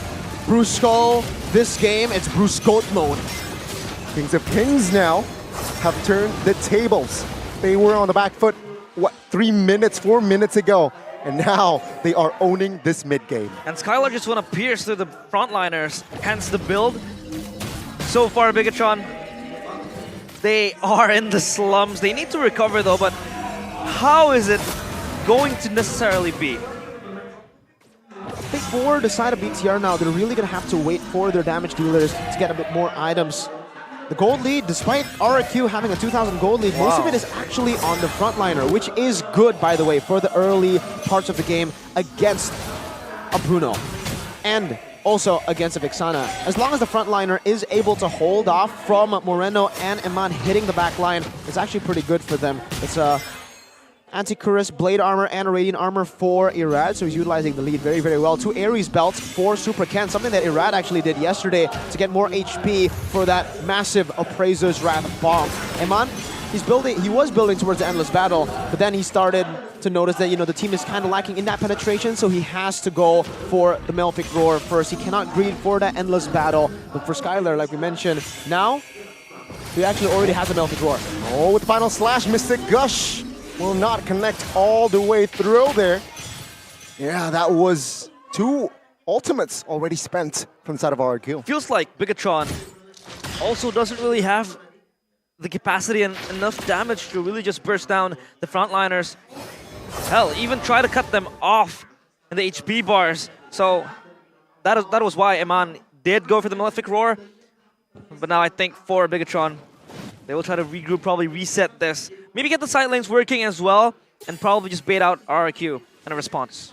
Yeah, they're playing it real slow again. Game fact though, by GoPay, our new application, Vixana becomes the most picked hero for Moreno in MPL Indonesia Season 13 with 7 picks and has the highest win rate among other Vixana players with 71.43%. That's why we always see him get the Vixana as a first pick, whether in the blue or the red side. 2-man stun. No follow-up though, they do not want to go for it, or maybe they do. Let's see, Daytona's welcome connecting on towards Lord J and the damage. Surely not enough just yet. But Bigetron now, they are looking to stabilize in the backside. More ult burst. See, repositioning. Both teams, no ultimates for members for side of RRQ. They might commit on towards the Lord here. That was kind of like an advantage for Bigetron as well. They are able to burn out the ultimates. Oh! Flicker Implosion connecting on towards still with the damage. Not just enough yet. Take a look at the stun. Eternal Guard knocking her out up. No full damage! Octa finding the important kill on towards Iman. And now Lord JM in the front side of things will get stunned up, will get battered, will be taken out as well. And in the back, you got Brusco flying, looking for an opponent. But this time, BTR, run, baby, run. Again, RRQ telling Bigetron to just sit on their benches. They were able to get one good initiation. and all hell just went loose. 4 ult advantage doesn't matter for RRQ. They don't care about that 4 ult advantage for BTR. The 4 ult disadvantage for them, they utilized it early. But again, as long as Skylar and Octa stay in the back, as long as BTR aren't able to find that back line, it will be all good. Like we said early on in the game, this front to back is definitely still a very solid front to back. Crazy. With a solid front line and crazy burst damage from Skylar, DPS from Octa, they have the 2 main damage dealers dealing very, very good damage. And a BOD2 from Skylar now on top of the Melfic Roar. Heptacy's combo that we saw early and the Endless Battle, remember, they're going to be able to siege these turrets down real good with Skylar and Octa. They want to go for a fight. See, Circling Eagle will not be committed. Lord JM there was almost in a bit of a pickle, but yeah, RRQ, they're looking for the mid. Bigetron, they are trying to defend. Final Slash. Look at the damage, stunned up as well. But has enough resources to get out of that situation now. The mid will be taken down, not yet. Super Ken, though, receives a lot of damage from that Mystic Gush, survives that onslaught. Bigetron, their frontliners are just way too thin.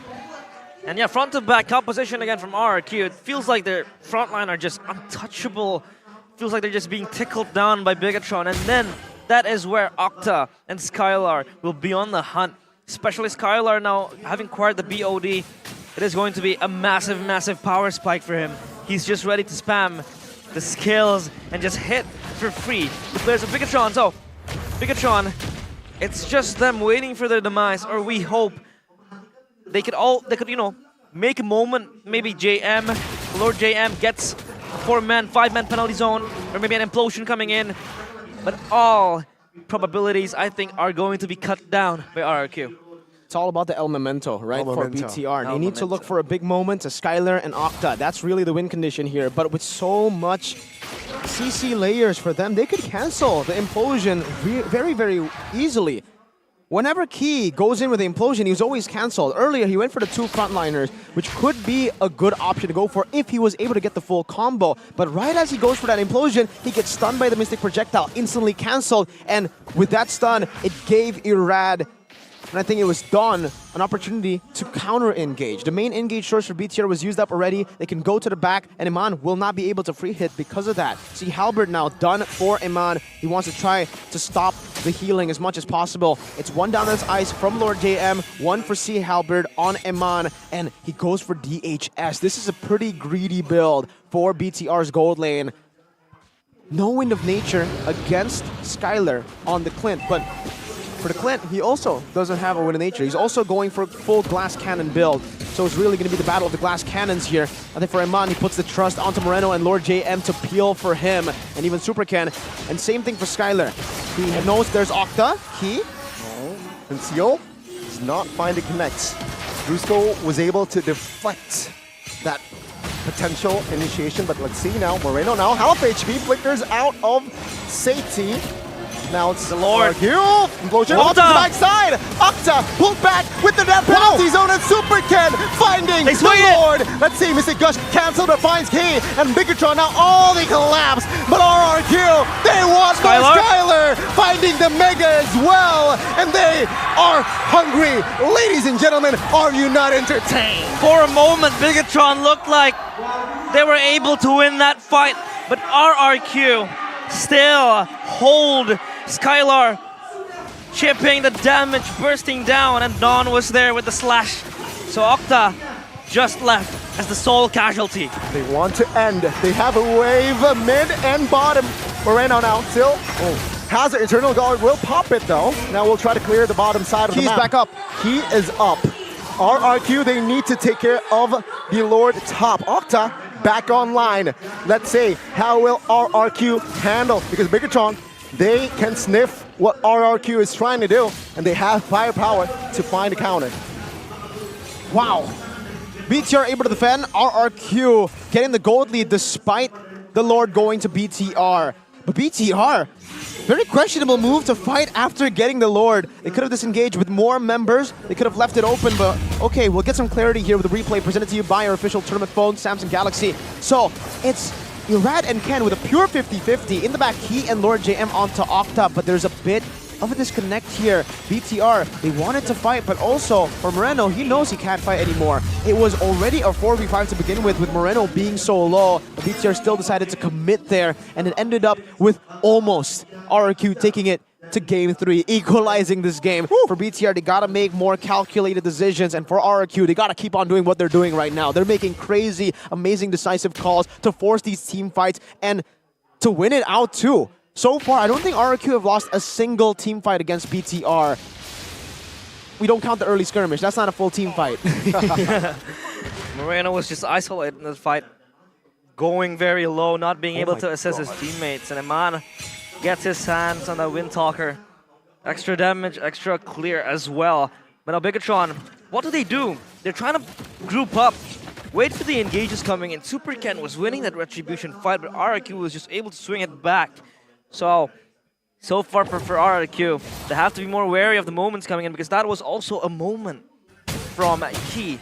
The explosion coming in towards Octa. Octa was caught, and that looks like, you know, one damage dealer off the charts, or off the board. So Bigetron was able to come in, but then again the calls were indecisive.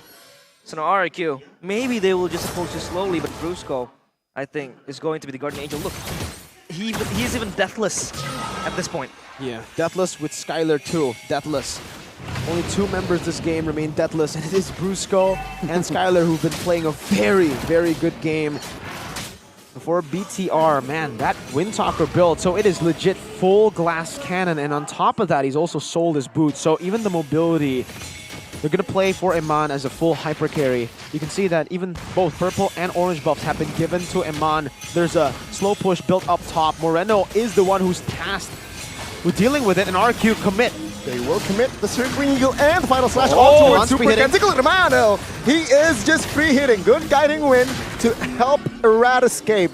And let's see the reposition. Let's see what will Bigetron do here. Top side, not looking good for BTR. RQ, implosion early with the burst as well, taunt as well. Oh, good stun, but Key will be taken down, loses his immortality, but Skylar will finish the job. Take a look at Lord JM with the penalty zone, but no! Skylar finding the triple, and he will look for the Maniac as well as Super Ken caught isolated. But no, Matilda will find the kill, and Lord JM will be taken now. The Kings of Kings finding, avenging, and they will wipe Bigetron out. Skylar hoisting his crown in the team fight, close to a Maniac. 4 kills in his pocket as RRQ equalize, and they still keep Bigetron Ladies as and their gentlemen, rabbit laps. We got a game 3. Skylar. So many bans towards Skylar.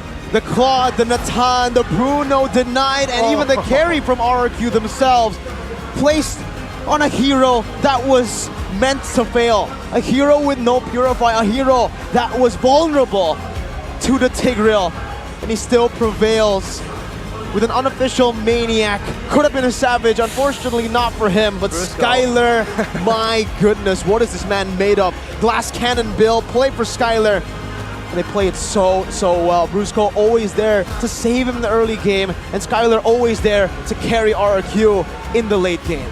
They pinned down Skylar on that Clint choice, no Purify, but you can't forget the fact that Octa was always there on the pounce, trying to cancel the implosions, trying to cancel the CCs with the Mystic Projectile. So I think that was a well-executed gameplay by RRQ. They were seldomly losing the fights. The team fights were all in their hands. So Bigetron, they were just faltering in that one. They had a very, very good early game with that kills coming in, the 3 kills in the early game.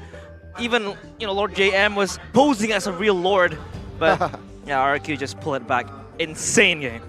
3 kills in the early game led to RRQ winning game number 2. That was a crazy match. Crazy match.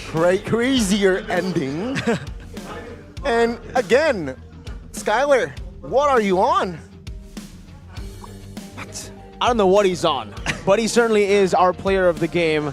I think I can say that before he even comes out, because man, his performance was insane. The spacing, and in the end, the executing. He flickered forward to get Moreno and Iman, who's playing a real good game this time around. And despite all the bans towards Skylar, no Natan, no Claude, no Natan, sorry, no Claude, no Nolan, and also no Carry. That's the hero that I was missing. He still popped off. On the Clint, ladies and gentlemen, on the Clint, 8-0 and 5, endless battle, Blade of Heptases, this build, plus the Berserker's Fury in the end. He also had a BOD at one point, okay? I don't know why he sold it. Winter Truncheon. To buy the Winter Truncheon, perhaps. Maybe. But he also had a BOD at one point, so he had so much base damage. He was dealing so much, plus the true damage from the endless battle. This is the highlights presented to you by our official gold partner, Ube as Gold. Early on, a very bad start to the game for RRQ. BTR were able to win out this crazy skirmish early by, I would say, Lord JM understanding who to target. The Gord was slain super early, and also RRQ miscalculating their early game by quite a bit. The Gord, though it is strong, I don't think it's as strong as a Vexana in the early stage of the game. And this was really how it all turned out for RRQ. Wow. Brusco circling Eagle earlier to get away from the 4 members. So what I assumed to be a mistake from BTR earlier in that bottom lane was actually just Brusco outplaying them. They did not go for Brusco because Brusco circling Eagle around them and got the safety to save Skylar. This was the miscalculation from BTR though, the fact that they did get the Lord, but then they forced a team fight. This engage towards Dawn also was a catalyst to how RRQ were able to just take control of this team fight. Lord JM goes into the back, but look at Skylar. Even on a hero like Clint, with limited mobility in these team fights, he was actually in the middle of everybody earlier when he got Iman. So it's not him playing in the back, just super safe with the positioning, playing full front to back. He's actually targeting the back line while in the middle, so he is spacing so well at a point where Iman can't reach him, but he can. That's the range advantage that he has in this matchup, the Clint against the Bruno. And BTR were definitely not expecting that Clint to come up. They wanted to give Bruno a good time in lane, but they completely forgot that this Clint can hold his own and can do that much damage. So that's why also, right, he had the Rupture, Weapon Mastery, and all the base damage. Gives him so much more value with the Weapon Mastery. Looks like the AoE coming in from Bigetron was just nullified in that team fight from RRQ. Of course, Kylar, the man of the hour, but the way Brusco played that game was just so insane. He's deathless so far, 15 assists. And I feel like for RRQ Hoshi, this is going to be their turn back time. This is going to be them striding into the next game with full power. It's amazing to see how RRQ recovered. This game is the perfect example of a saying, it does not matter how you start, it's how you finish. And there you go. Bad start, great finish. I feel like we haven't said this. It's a marathon. It's a marathon, not a sprint. But what I do need to, say as well is the fact that for Iman, I think the greedy build did not work out for him this time. That glass cannon build. He is still the #1 farmer, 736 GPM, despite being on the losing team. My God, this guy is legit a crazy farmer. But still, with all that gold, he went for a glass cannon build. We've been really mentioning this in the game multiple times when he decided to go for the Endless Battle, the DHS, the Sea Halberd. Actually, not Endless Battle, just the Sea Halberd and the DHS over the Wind of Nature. And then selling the boost, not for Wind of Nature, but for Wind Talker too. I think that really hurt him in the later stage, because if he had Wind of Nature, maybe that fight would have gone a different way. When Skylar wasn't able to take him down, if he wasn't able to take him down, Iman might have been able to turn the tides around. But that was the decision that he made with the team. He entrusted the team with solid peel, and unfortunately, they were not able to deliver that solid peel forever. One shot was all it took for Skylar to take control of this team fight and for Iman to be taken down, leaving Bigetron down without their damage dealer. That was a desperate build as well from Iman. I mean, it's all justified. He wants that damage because cutting through the frontliners of RRQ was so difficult to do, and they weren't even able to do it. They weren't able to do it. So RRQ, They stabilize, equalize, and take game number 2. Game number 3 is going to be up in the cards. I'm very happy that we got a full best of 3 in the first match and in the second. Wow, it's 1-1 and it's anybody's game. It truly is. Back to a best of 1 right now. The best of 3, the 1 game advantage that BTR had doesn't even count anymore. Now they have to just go all out in game number 3. Will BTR move on? 5-1, still number 1 in the standings, or will RRQ get a win here and get themselves out of the red zone? That could be very nice if, RRQ just lose or win for Bigetron later on, but we will jump into the interview on stage.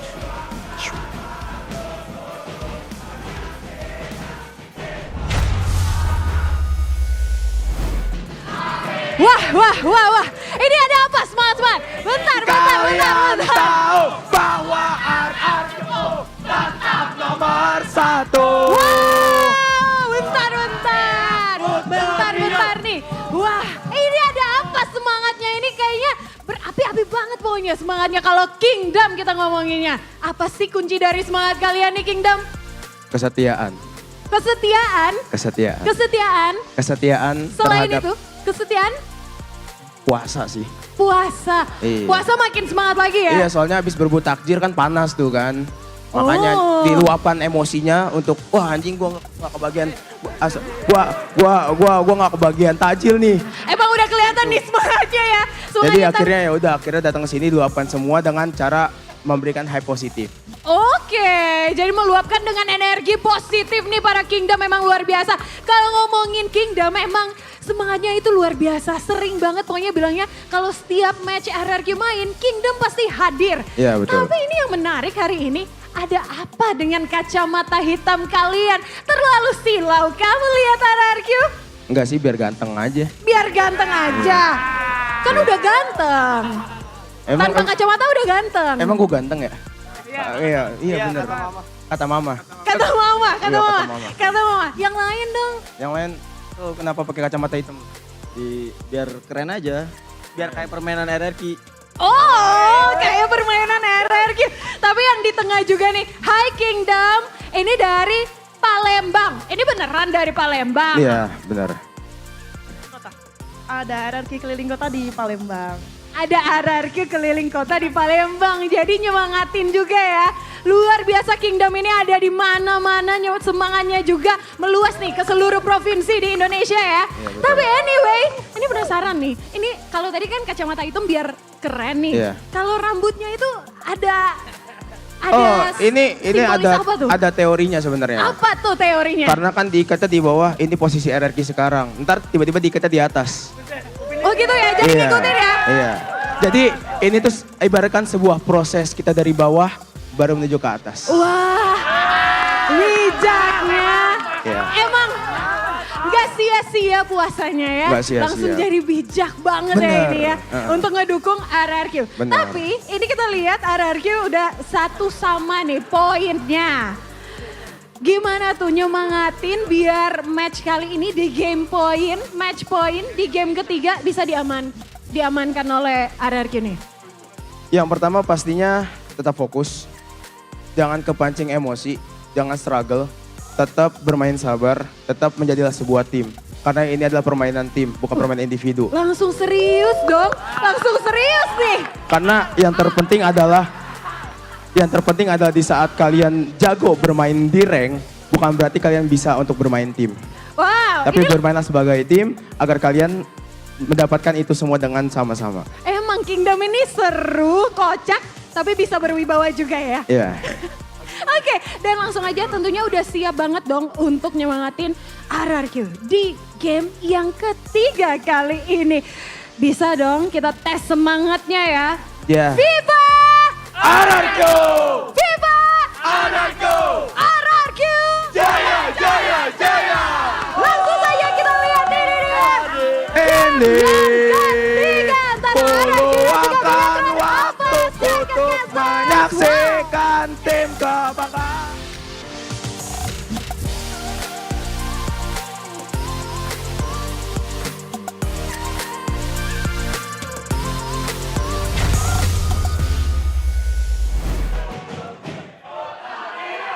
You can still hear them. A symphony of cheers coming from the kingdom, backing their kings from behind. Will this momentum carry on towards game number 3? It definitely could. That's what we saw from EVOS and no, actually no. RRQ won game 1 that time round, but game 3 RRQ is quite scary. Usually game 3 RRQ is where or when they pick up these crazy picks. Yesterday was a Roger in the gold lane. Yes, folks, we had a Roger in the gold lane. Ren did that. And it worked. And they won. It worked really, really well with the Nana in the mid lane too. That combination that we might see crazy pocket picks for RRQ. We'll see if that actually does happen later on. But it's on. Game 3 for BTR versus RRQ. BTR on their way to number 1 to stay number 1, and RRQ on their way out of the red zone. It's very nice to see Skylar getting his hands on the pocket picks.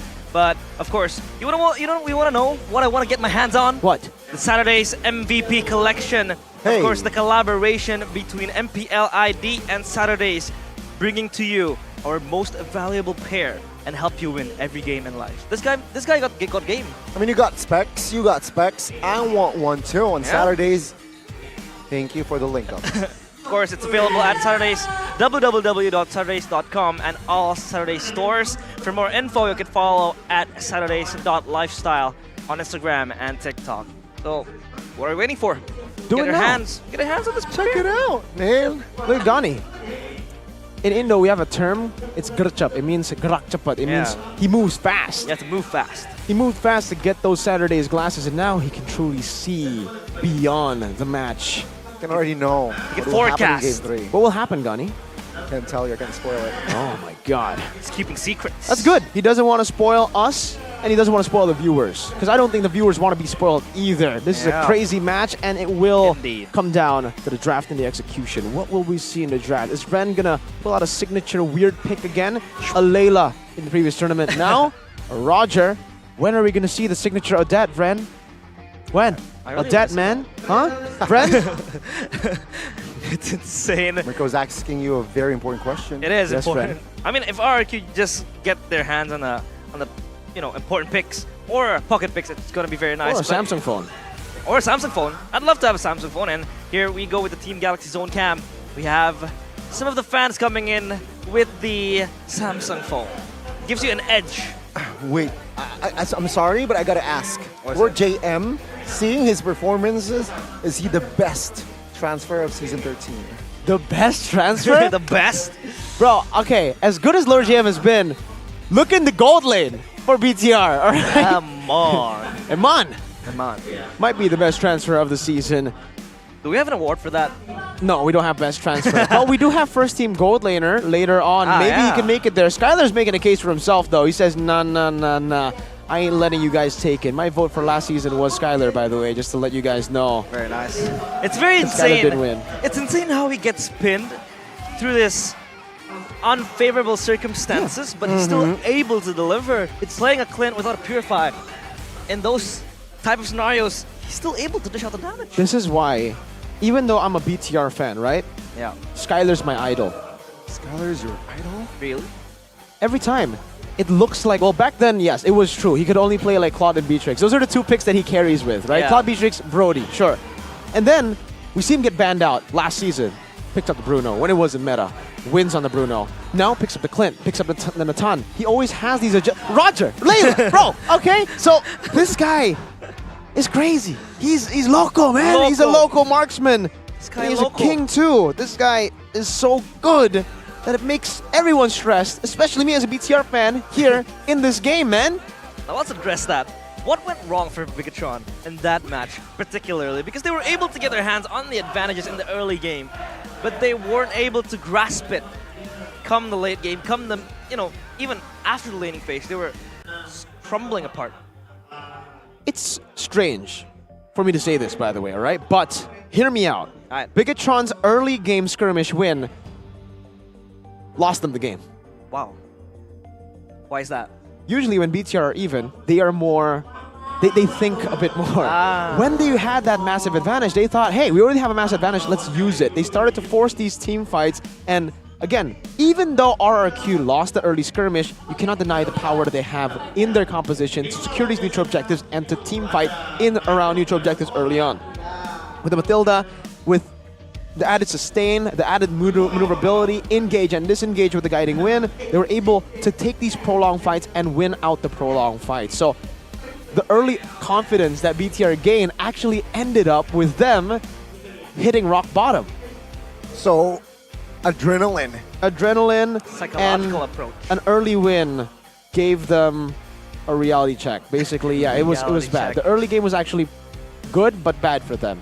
I love that word. Reality I can check. see why, I can see why. And now we're gonna check out the drafting phase, presented by our official tournament smartphone, Samsung Galaxy. Now, they are going to play it safe, banning out against still the Claude, the Vexana. Swap sides. And yeah, swapping sides. It is in despair. Nolan and Joy getting banned out. The Natan as well. Whoa, 2 marksman bans already thrown in the face of Skylar. It's a target ban. Man, I mean, Skylar, yeah, he is a monster in that gold lane, but knowing Bigetron now switched sides, they will target him out. Now, what is Bigetron looking for here in the first pick is the question. Well, there's so many heroes up for grabs. Usually we see the Arlet, the Ruby that was banned out in game 1 by RRQ for additional flex. But now the Matilda is up for grabs. So I think after game 2 they did not want to go for Fredrin, right? It's not really... It's a good pick against RRQ because you deny it away from Irad, the Eradicator on the Fredrin. We saw exactly what he was able to do yesterday in the Classic Derby. Don't think BTR wants him to pick up that hero, but Matilda's up for grabs. This is a plan for RRQ. They leave it open because they think Key won't be utilizing the Matilda, but they thought right. Wow. Angela pick up for BTR. They want to trade the Matilda for the Angela. So now for RRQ, Matilda and Barats. Do you want to just stick with the plan? Yeah, I think Barats and Matilda could go handy. Or they just pick a safe carry. Because Natan and Claude are banned out. They know what BTR are looking for. Yeah, I want to give that early advantage for Skylar. Because currently carry's not banned out. Fredrin. Maybe they can use it out. But yeah, Fredrin and carry. Safe picks. It's the comfort heroes as well for Arad, for Skylar. So good pickups coming from RRQ. Bigetron, how do they respond to this? Because this carry, of course, is just going to try to play, probably most likely going to play weak side. Baxia coming in for Super Ken. Still a hero that he's able to use in the utility department more so than the Fredrin. Baxia and the Angela, that's a good combo. Technically, they could just go for the CC here, take it away from RRQ. RRQ loves their CC, and it's also a good combo for BTR. For that Angela, don't know if Lord JM is comfortable on the CC though. Aside from that, they could just pick up the Bruno. Bruno would be pretty solid here. Oh, against the carry. But they don't pick up the gold lane, so the first 2 gold lane bans may hurt them in the second phase actually. Because they go for the Ruby here. It's still a good flex actually. So they have 2 flex picks now, Angela and Ruby. They're trying to deny the first 2 gold lanes with the 2 bans, but then again, they didn't pick one up for themselves. So Skylar, safe and sound with that pick. They just have to respond with something that can counter Minotaur RRQ? Minotaur, of course, is comfort zone for Brusco. But I think that could be the case for them. Another option, perhaps Paquito, to fill in that EXP. Can add more layers, right? Can split push, can also deal damage. Matilda. But it's going to be neither. It's going to be the Matilda. Again, with Matilda, you saw it in game 1. It's like you're having an extra flicker. Cooldownless flicker. Not cooldownless. Maybe Very 3 short seconds. cooldown 3 flicker. seconds, True. 4 seconds flicker. And I think this Matilda paired with the carry could spell disaster as well for Bigetron, especially with the mobility given. Innately having that mobility in carry, and now you have the Matilda beside you. That could be very nice. Now they just have to ban out all the possible counters towards Skylar, towards this carry, so that you could have a good time in that gold lane. Yeah, probably it's going to be the Brody Bruno. That's a good X-Borg ban, knowing that RQ already have crazy shred with the carry. Yep. You gotta take the X-Borg out. If it's an X-Borg carry, then BTR will just be kited out of existence. But let's take a look at both the XP laners here. Most used heroes, it's Paquito for Lord JM, and it is CC for Dawn. Win rate 50% compared to 60%. Lord JM has only played a total of 4 games now, or actually 5 games. Total 5 games. He did play 3 games against Aura, and this is his 3rd game. So 6 games, but yeah, he's already played 5 games. This is going to be his 6th game. Take a look at the bans though. Brody, Bruno. I think that might be the next ban. Bruno, they want to take Iman out of his comfort picks, and maybe we'll see him on Clint that he didn't do too well on against Yaoi, but they go for the CC instead. Whoa. So still thinking that the Ruby will be roam.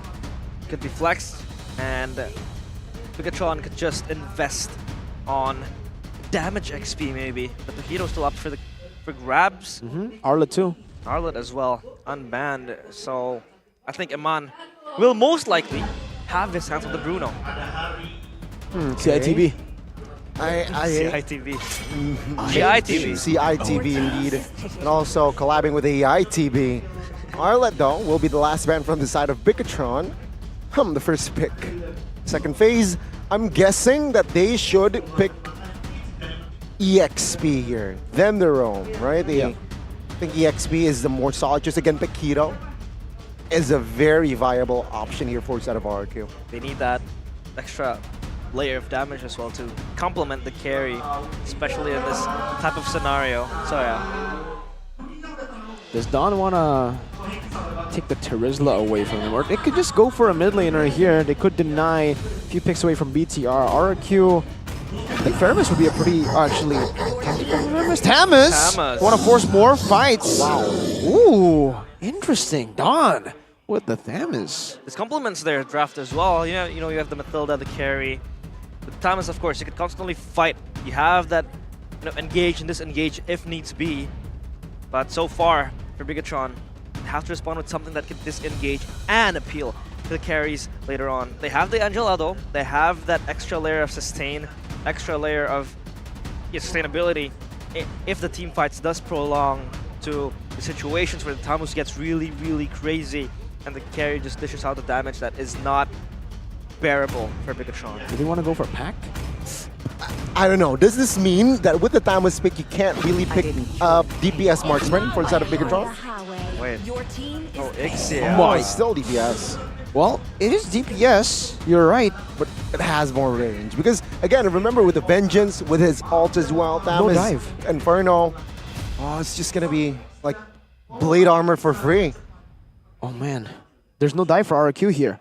There is no dive, perhaps the last pick. It's going to be a mage. Yeah, Rome Mathilda. No dive for them. Oh man, this is actually really good for BTR. I'm thinking about it again here. So much sustain too for them. They have a Ruby. They have a Valentina to steal Circling Eagles, to steal big ultimates. Yeah. Mage, mid lane, Lilia, Faramis. I don't think you want to go for Faramis. You can give a big ultimate over to the Valentina. Nana maybe. Nice. Odette! Odette! What is it? Ren! Game 3 RRQ! Game 3 Ren! It's always him! With the pocket pick and a cheese pick and the cards of RRQ. They want to be able to burst down. So I think they'll rely mostly on Brusco to really jump in, get the dives, get the kicks with the Circling Eagles, and this engaged type of comp that they want to play against Bigetron. What is today, man? What is today? I love these picks, though. I mean, for RRQ and for BTR, the Ixia for Iman, that's a signature pick back in the day in MPL PH. Survivability 8.8. We have a lineup rating that actually favors BTR counter index, and so far today, it actually has been pretty accurate. So maybe the draft index says it all. But yes. I don't think so. We have to see what the execution says, too. We'll see with our own very eyes. Will the red robots falter once more? Or will RRQ be able to keep Bigetron as their lab rabbits? Game 3 underway. Bigetron against RRQ. Let's see, ladies and gentlemen, this is third game, the final game of the series. Who will take it? Bigetron, remember, they're currently sitting at first place. With this win, perhaps they might solidify their standings, but if they lose to RRQ might slip out of the red zone. This is important for RRQ to win as well because they're stuck dabbling down there alongside the other two teams that are struggling in the red zone. They have to get this win to be able to climb the standings slowly but surely though. And again, a marathon, not a sprint. Marathon. Even in the game, it's a marathon. So BTR and for RRQ, both of them want to kind of scale up to that mid game. They will go for these neutral objective fights. It's a very interesting game. Inspire for Key there. That's a quantum charge for Eman, and Thrill as well. He wants to try to bully Skylar as much as possible with the range advantage that he has. But that's why Skylar went firmness. Hold up. Shield Unity connecting on whoa. towards Brusco with the flicker. Wow. That was spent earlier on Super Ken's. Claims another first blood. Remember, he's the highest first blood ratio. The first blood king strikes back. And that was so much damage. Oh, Lord JM stuck. Oh, he's still A-okay though. Yeah, he has the flicker now top side. Skylar in a 3v1 situation, surviving though, and a healthy amount of HP. So he's having a hard time for Skylar. It's just him, the make-do punch bag for Bigetron. But so far he survived, and he just needs to carry on. That's exactly what the carry pick is supposed to do, right? Just carry on. Carry on. So BTR have an advantage on Super Ken here, but Irad has actually been farming too. Super Ken, not a level advantage just yet. He's actually hovering over Gani, the turtle. 3v3 currently. Angela is coming soon with Dawn. Oh. Red Tree battle 50-50. Oh, now Irad finds it. Octa opens his ult, but it seems like Lord JM will be able to escape. Moreno off the hard guard. Moreno with the stolen ult from Odette will find the second kill of Bigetron. Now Irad can be a target, but no, will not have enough damage and will not commit. That's a huge win on kills. Oh my god! Carry. Flicker with the shuriken, but Skylar! My goodness, his calculations are on point. He slaps Eman in the face. Stop bullying me, he says, and he does just that. And that was a net win for RRQ, but still Bigetron on the lead. Eman on the Ixia, the hero that's supposed to be bullying the carry, gets solo killed. Skylar, wow! The firmness pick turns out to be massive for Skylar. He's able to sustain for so much. I wish we can get a replay on how that solo kill actually happened. How Skylar initiated. Was it Eman walking to the wrong bush? Or was Skylar... I don't know what happened. I really would love to see a replay there on that solo kill because, man, there had to be something that went wrong for Eman or that went very right for Skylar for that solo kill to happen. Yeah, we badly need a replay to see that. But I think RRQ has to be wary as well about this Valentina ult in the hands of Moreno. It could be very devastating if he gets his hand on the Swan Song or on, probably an Appraiser's Wrath could be nice as well. But so far, it's all even, and RRQ is just trying to chill down. Oh, no, they don't. No, the taunt. Forced Key to use the flicker as well there. And RRQ has info. They will infiltrate the turtle vicinity now. Now, for RRQ, they don't have a gold lead yet, by the way. So, even though, yes, Skylar is ahead in the gold lane, BTR still have an advantage when it comes down to the trio mid department in the neutral objective. They also have more global presence with the Angela up top. Oh, they are committing onto a circling eagle. Lord JM now half HP. Good stun by Super Ken. Good pull as well. Swan Song will remove Octa. And now Dawn in trouble. Wow. In the midst of it all, it will be taken down by the full barrage. But no, Moreno actually will have the final say in claiming the double. RRQ now zoned out of this turtle. But it seems like now Brusco will help Irad to find an escape route. But yeah, they want more. Bigetron, they see an opening, and they will take the purple here.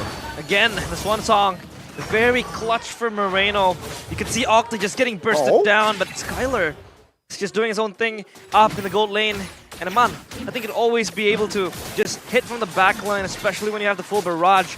And Skylar not having a good time, but so far, it's all good for him. Yeah, he's still staying in the lane. Ixia, actually, Eman was more active. He had to suffer a little bit of a defeat in that gold lane, though. Look at the turret. It's so low. Skylar still is holding the lead in that gold lane against Eman, but everybody else, like we mentioned earlier, BTR are ahead in the other lanes. That's why they can actually do that, and that's why also I was thinking more Lilia for RRQ in the draft. The Odette, though flashy and cool, and a very signature Ren pick, it is a big ultimate that BTR can steal, and they have been able to steal it twice, winning them the team fight twice. It's been utilized in a very, very good way, giving them that extra punch, especially when the XA is not online. Going all in on towards Key. This time has no flicker.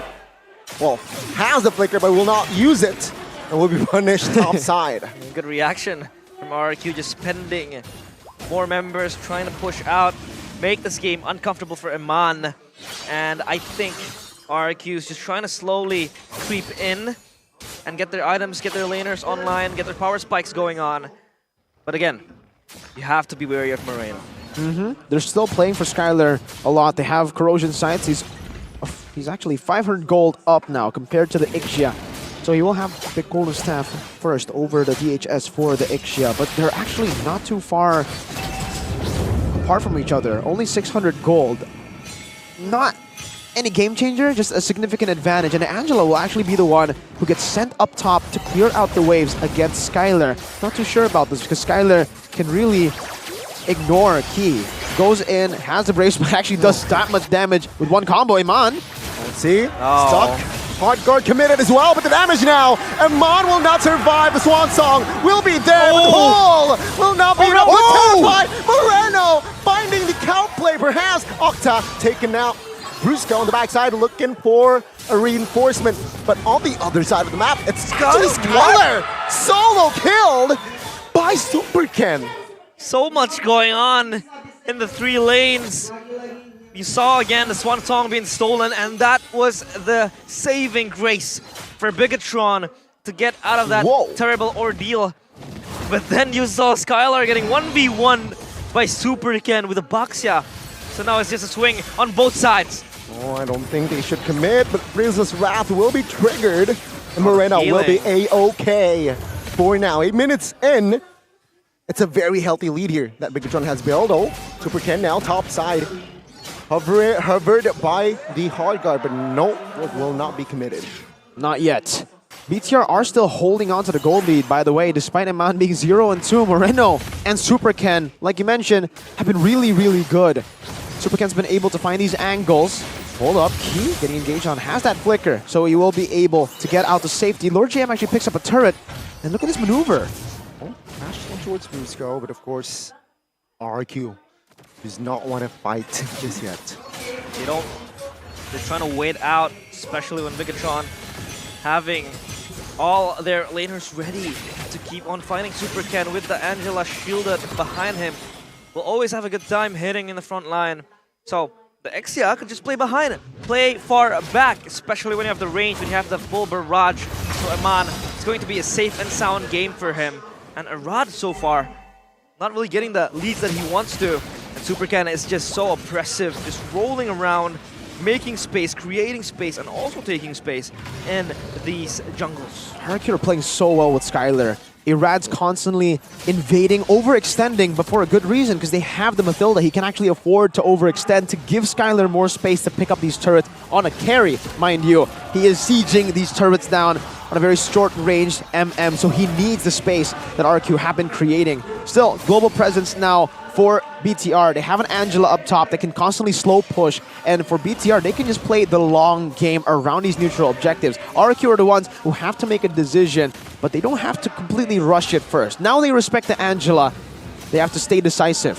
How do they take this fight? Bottom lane slow push too. BTR have more control, and they will utilize it.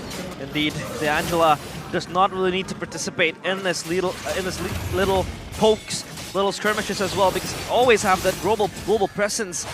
So far for Bigetron, they just have to wait for this engage to go on. Good knock up, good full barrage, but it seems like now with the Swan Song, final barrage will find its mark. It's a 1-for-1. Octa taken out his long side gone. And take a look at Bigetron. They move onwards. They want a rad, and they get the triple. Maniac. Is this a maniac now? Iman will not have a range, but Skylar will be left all alone as Bigetron, they show force in the mid game. They win that fight, and that was again so clutch from Moreno. And Man follows up through with the full barrage, and they set their eyes on the Lord. A disconnected team fight for RRQ. They had to make a decision there, to be fair. It was a forced error by BTR with a slow push up top already. They would have lost a turret, and BTR were very, very happy to play the long game. They decided to fight, but they did not have the right targets in mind. As much as Iman is behind, by the way, he died 2 times. I kept on looking back to the stage to see his gold, and he was only 200 to 100 gold behind of Skylar. So maybe for RQ the miscalculation was they thought Eman would deal no damage. Turns out he is still very well farmed despite dying twice, and that was the miscalculation that turned the fight around for BTR. Eman dealing that much damage, RRQ targeting Lord JM of all people who could sustain and could stay in front for a while, and then Moreno cleaning up with that Swan Song steal. The big ultimate that RRQ gave BTR on a silver platter with that pick into a Valentina. I couldn't agree more. I think Eman was underestimated, but he's still well farmed. Opens up the full barrage, and look at the pressure they can exert. Of course, 3 lanes all having prio up top. Slow push coming in. The Lord trying to knock down the tier 2 turret now. So far, for Bigetron, it's all looking so smooth and swimmingly for them. RRQ, they need a moment, and so far, Dawn with the Tamas hasn't really been able to really just be a disruption in the side lanes, jumping to the back line, just dishing out the damage needed to be able to win them the fights. We have to talk about the elephant in the room, and Moreno is completely gapping Octa in this mid lane the whole game. Super Kid's walking them down. Oh, Puissance now. Oh, Circling Eagle on towards the backside, connecting on towards Lord JM. But with the final barrage, finding, helping, assisting. Moreno finds a double. And now let's see Bigetron, who will find 3 bodies. Oh, Moreno! Perhaps more! More of Moreno, who finds also the double kill.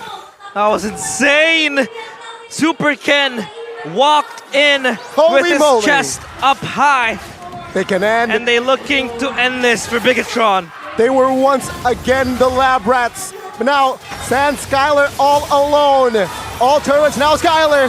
Last man standing with a nature pop. But it will not be enough as Amon finds the unstoppable. Amon has the minions, finds the attack speed as well. The damage wide open. Minions! Not yet! Minions! Full barrage opened up and finds a monster, but it seems like Octa with the Swan Song will not be able to defend the base. It will be another wiped out. And Bigetron Alpha, they find the 3rd game. The red robots rebooted. They are no longer to be experimented on. They are no longer the lab rabbits. Hey. They are the kings. And Starlest in the building, a proud CEO. Bigetron take this monumental win as they cement themselves up in the standings. Moreno is so good, my god!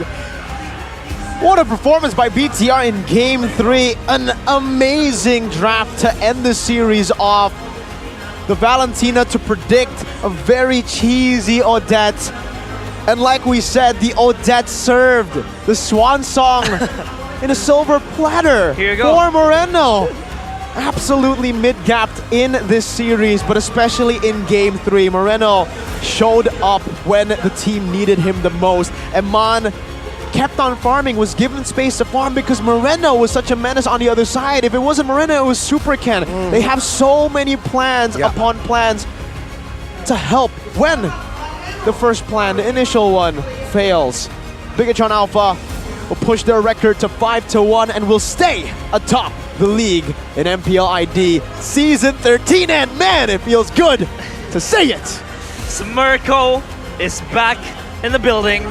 He's all happy and joyful. Of course, heartbreak for RRQ as they're dabbling down in the red zone. But of course, we are going to hear from the winners, Bigetron, as Monica is preparing herself on stage. And I feel like Moreno is just, he's like eating a buffet. Up in a restaurant, he's given all of the things he needed, given all the food that he wants to feast on. And that food was the Swan Song. Consecutively, every now and then, able to pop it out. But of course, we'll throw it to Monica Cole for the winner interview up on stage.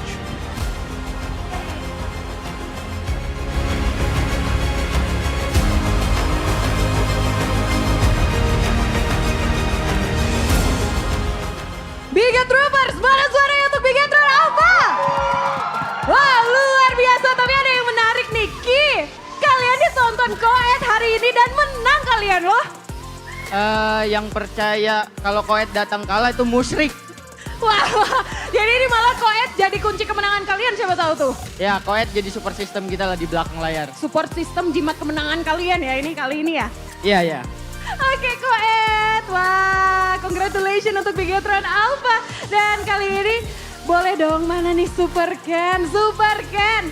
Kalau diingat-ingat kemarin Super Ken sempat ngomong nih ke Bude Clara, katanya Bigetron udah bukan kelinci lagi. Apakah ini pembuktiannya Super Ken? Ya ini pembuktian lah, kan kita menang. Kan menang, jadi ini pembuktiannya. Ya. Pembuktiannya juga kamu main Fanny di depan Irat ya. Karena kemarin kata Irat yang bisa main Fanny itu cuman Kairi. Kamu tadi di game pertama langsung mainin Fanny di depan Irat. Aku dengar kata-kata itu aku langsung nge-spam Fanny 3 hari berturut-turut. Wow, jadi udah disiapin ya. Ya. Dan ini jadi pembuktiannya, bukan kelinci dan bisa main Fanny juga. Belum bisa lah, masih belajar. Oh masih belajar, tapi yang penting menang ya. Ya, hoki digendong teman. Oke, digendong temen yang mana nih? Eman, Moreno, JM, sama Hengki. Semua. Semuanya ya, oke. Tapi gimana nih kalau kamu tadi akhirnya ketemu nih sama Irat di Land of Dawn. Menurut kamu seperti apa? Ya jago, soalnya teammate-nya Eman dulu. Teammate-nya Eman dulu. Boleh dong langsung kita tanyain Eman. Eman, kamu udah bisa bahasa Indonesia kan? You could speak in bahasa kan? Belum. Super Ken udah bisa kan? Udah bisa kan Eman? Udah jago katanya. Jadi kita ngetes ya bahasa Indonesianya gimana. Eman. Jadi ini gimana nih? Pertama kali you face Irat at the Land of Dawn. Not as your teammate, but as your opponent. How was it? Jadi gimana? It was good because before we were teammates and then right now in MPL we face each other. Oke, jadi sebelumnya teammate sekarang face each other. Rasanya gimana jadi lawan? I don't know. I don't know? Kok I don't know? Gimana rasanya nih ketemunya? Udah makin jago kah? Is he even stronger? I think because he's out of his comfort zone. I think that's why. Okay. And Eman, before Skylar mentioned that he want to meet you at the Land of Dawn. And now you met him and you won the match. What do you think about his performance? He's so good because he solo killed me. Oh, jadi Skylar bagus banget ya. Selain Eman juga tentunya ada yang datang dari region yang sama. Ada Lord JM. Lord JM, how was it? Your second win streak at the MPL Indonesia stage. Your second win in the stage of MPL Indonesia. How was it? Happy and grateful. Happy and grateful. Are you nervous? No. No, and you could speak Bahasa already now? But how you adapt with your teams? How you adapt with your teams to win the match also? We goal tick always. Goal tick always. Siapa yang ngajak? Siapa yang paling sering ngajak? Moreno katanya. Hengki. Oh Hengki, jadi itu kuncinya ya. Tapi Moreno, Ya. gimana nih? Nextnya kalian bakalan ketemu sama Rebellion yang tadi baru menang nih lawan Onyx. Kamu gimana nih bakalan ketemu sama Swallow? Apalagi tadi ngelihat Swallow main unique hero-nya nih, ada Loi. Gimana apanya? Gimana nanti next kalian bakalan ketemu sama mereka? Ya semangat aja sih. Semangat aja? Iya. Kan biasanya rivalitasnya sangat tinggi ya dengan Swallow nih. Kali ini mungkin ada tantangan gak buat Swallow? Nggak ada. Nggak ada? Ya mungkin udah beda level. Udah beda level? Iya. Beda levelnya gimana coba dijelasin tuh Moreno. Nggak tahu ngerasa gitu aja mungkin. Makanya jadi biasa aja. Maksudnya nggak ada tantangan apa-apa. Maksudnya semangat aja main. Oke semangat aja. Bisa Ya. dijelasin nggak levelnya yang gimana tuh? Maksudnya yang siapa levelnya lebih tinggi atau mungkin? Dia mungkin lebih tinggi. Oh dia lebih Iya, tinggi. Jadi iya. berarti Moreno yang semakin semangat ya Iya, ngadepinnya iya, biar bisa bener. ngejar levelnya ya? Bener banget, bener. Oke Moreno, yang terakhir dong Ki. Kan kamu main nih sama sama Lo JM nih di tim kamu. Yang mana Lo JM ini sebelumnya teammate-nya sama Brusco. Udah dapet tips-tips dari Lord JM kah biar bisa ngadepin Brusco apa gimana nih? Nggak ada sih. Si JM lebih ngasih kemotivasi ke aku aja sih. Dia bilang Brusco lebih jago katanya. Oh, jadi kamu merasa tertantang, Ya, jadi menang Ya, jadinya aku tertantang gitu. dan sering ngajak dia ke Gultik ya? Semuanya sih, bukan cuma dia sih sebenarnya. Kayak misalnya kita malam kalau tiba-tiba lapar, ayo pergilah kita makan bareng-bareng gitu. Oh. Jadi sekalian bonding juga. Oke, sekalian bonding. Jadi kunci kemenangannya biar Lord Jam juga jadi lebih nyaman ya di Indonesia. Ada makanan favoritnya, ada Gultik. Oke, dan sekali lagi mana tepuk tangannya Biget Troopers untuk Bigetron Alpha. Tentunya perjalanannya masih panjang di minggu-minggu selanjutnya. Tapi kita akan bahas terlebih dahulu bagaimana performance dari Bigetron Alpha dalam match kali ini yang akan dikupas tuntas oleh para casters yang sudah ready di sana. Silakan para casters.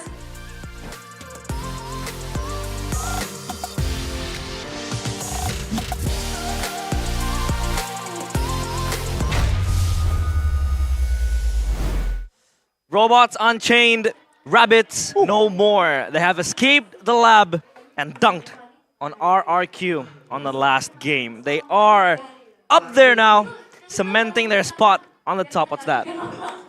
What's that? For Arashi, back at home. Arashi, wipe those cry tears with off, my tears, friend. man. Wipe those tears off, my friend. It's all good, brother. It's all good. Does this not, though, remind you of Season 12 where Bigetron early weeks were crazy good? No, it Promising. doesn't. No, it doesn't, Gani. Because They fell, in they Season fell. 12, Onyx and RQ are doing good too in week 1, week 2. But of course, we will take a look at their MVP presented by our official tournament smartphone, course. Samsung Galaxy. It's Moreno.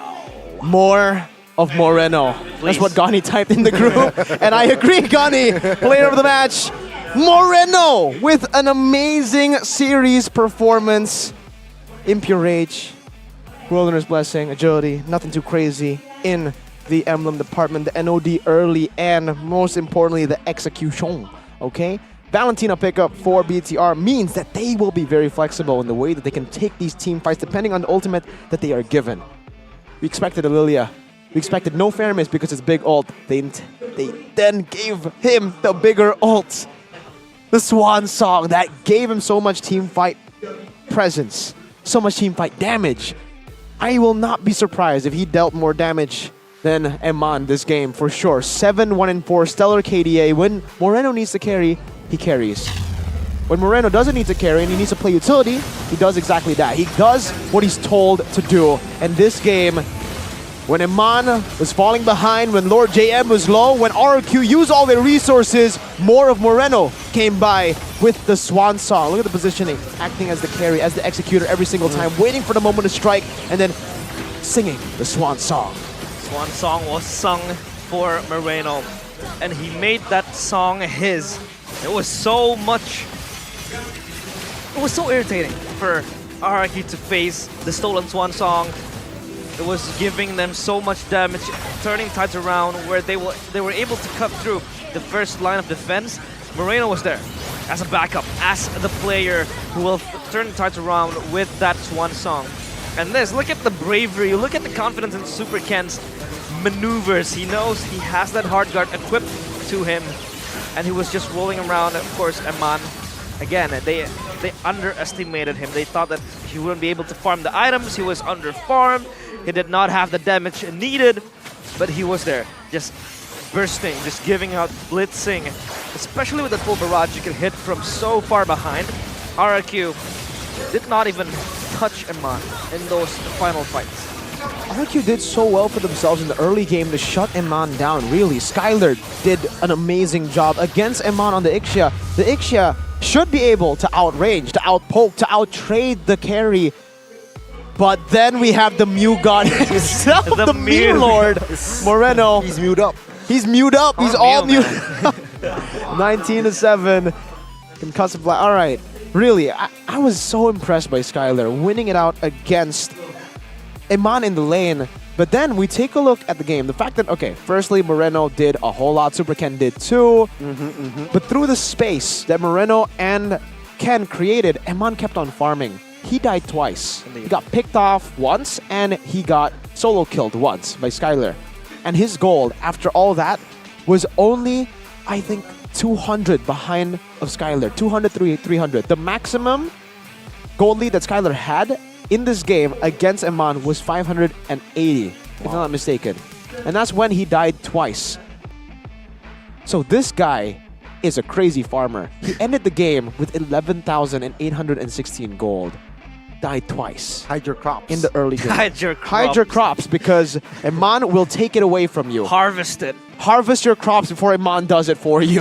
This guy, welcome to the rice fields. Eman loves farming and he's so efficient with the farming, really.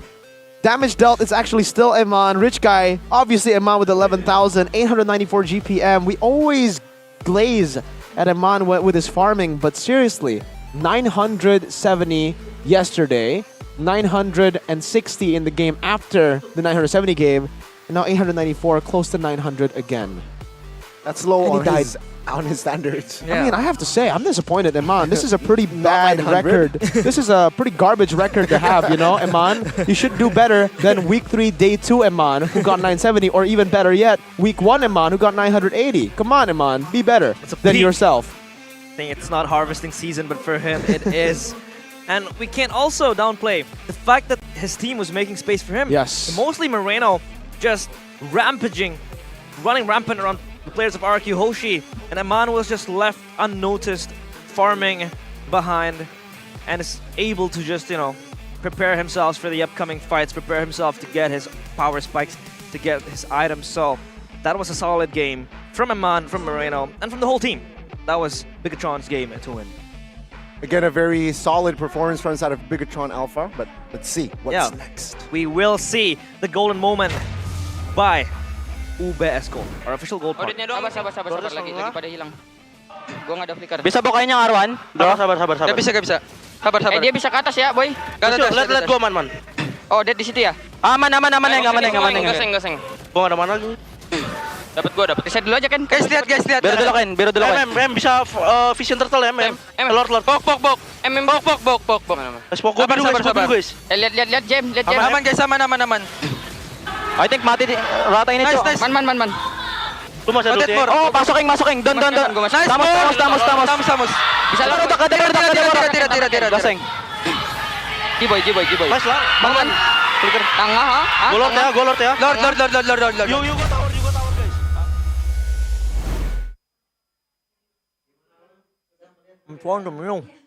It's mewing time. It's mewing time. It is mewing time. It was Moreno's time. Who was stepping up huge for Bigetron as they take the victory against RRQ, cementing their spot up there, cold, alone, without any friends.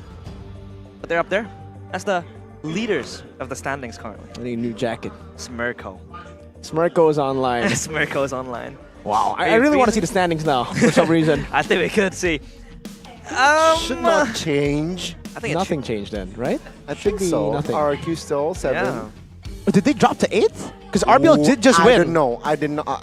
We need to check. We need to check. We'll check it later. We'll check it later though, as we will be on a short break or on a break as we prepare for game number 3, Dewa against Geek Fam. Stay tuned.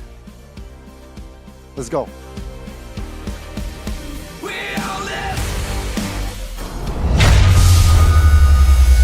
Welcome to MPL Indonesia Season 13.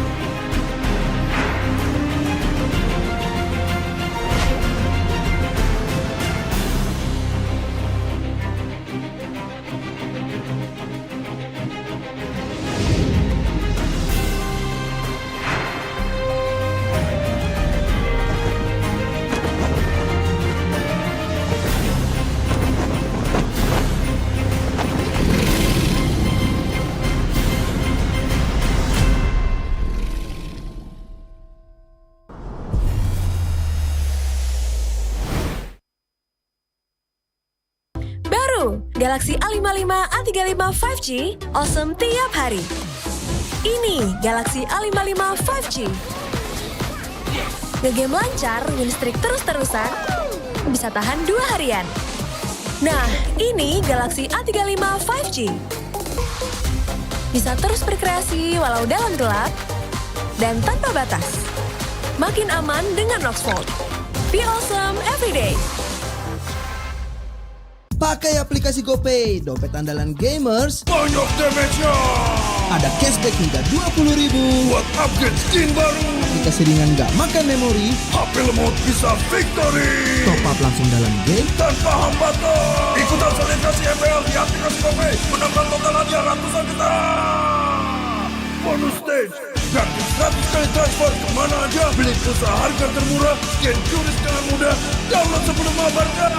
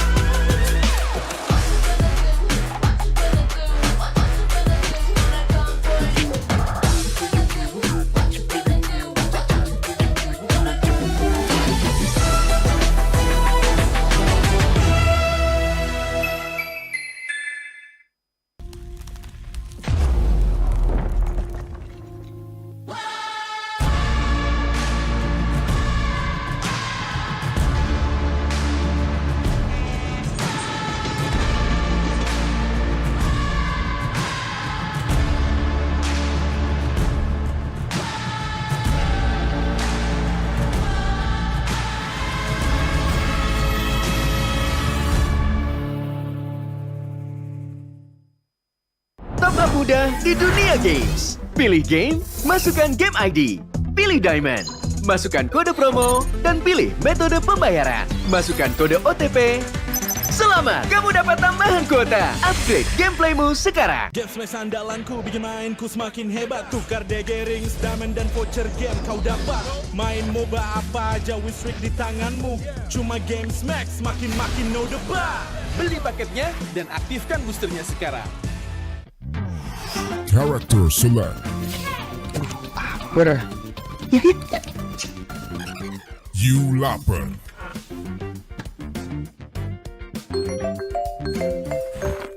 Stop! Pakai klik Indomaret, belanja 1 jam sampai dan gratis ongkir loh. Wah, belanja online kayak belanja di toko Indomaret. You kenyang, siap main lagi. Let's go! Belanja online seperti di toko.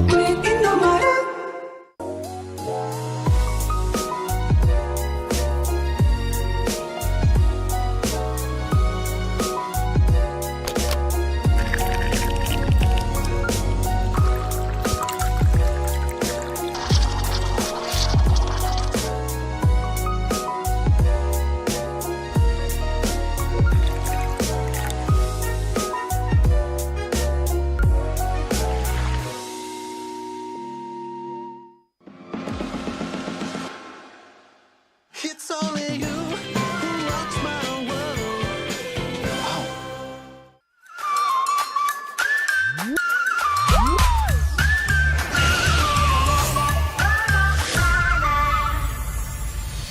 I'll be, yeah, I'll be wherever I wanna be. Wherever I wanna be.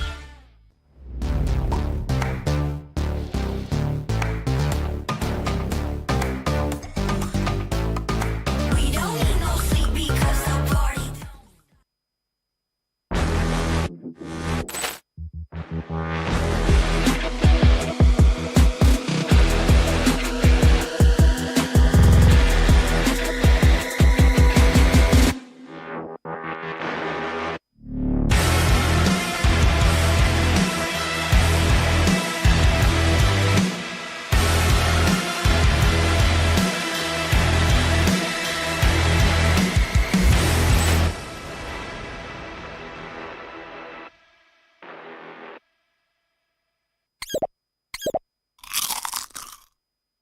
Well, I'm me, and there's no one I'd rather be.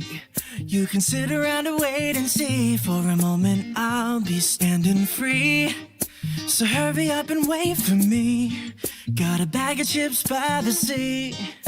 The sun is blazing down. I've got my smile now. Here's the thing, your chips will really make me sing.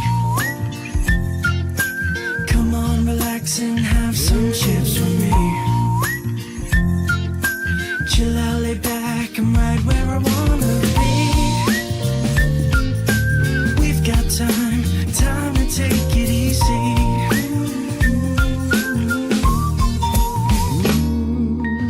You always tell me to speed up, but slow down. I've been kicking my feet up and just going to town. A bag of chips in hand, I got nothing planned, yeah. Good treats by the sand, you know I wanna chow down. Oh yeah. So when you ask me if I'm gonna stay, I'm promising you I will.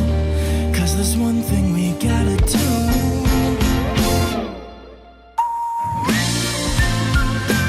Come on, relax and have some chips with me. Chill out, lay back, and right where I wanna be. We've got time to take, yeah. And I'm all that I wanna be.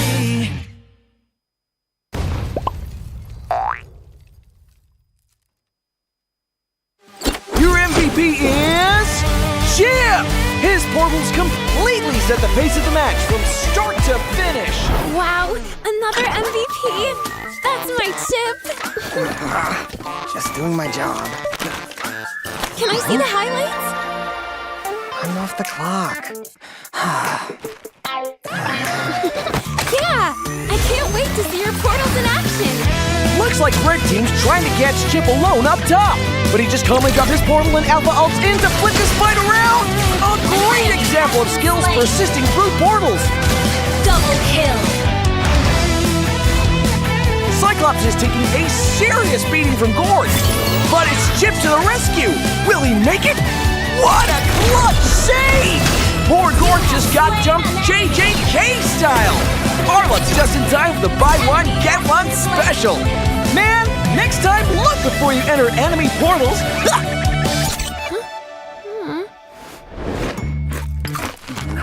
And then?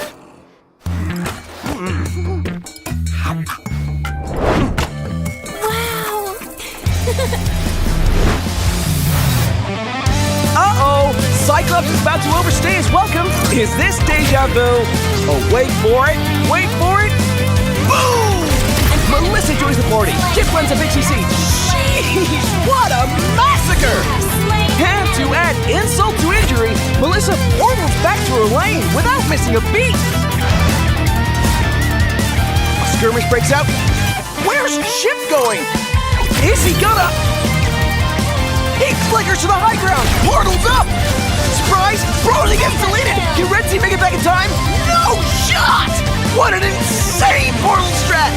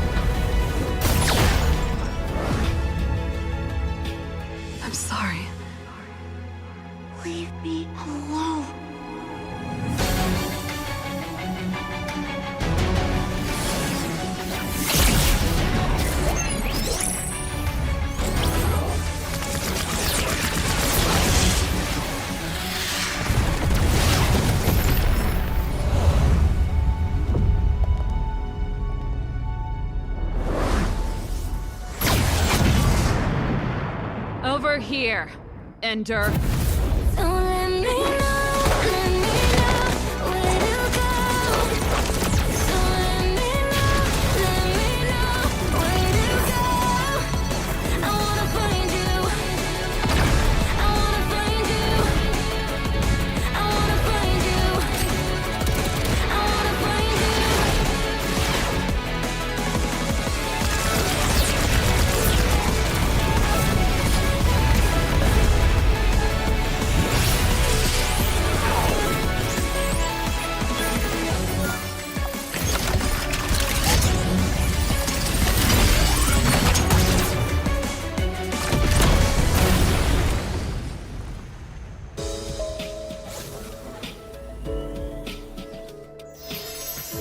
Great job, guys!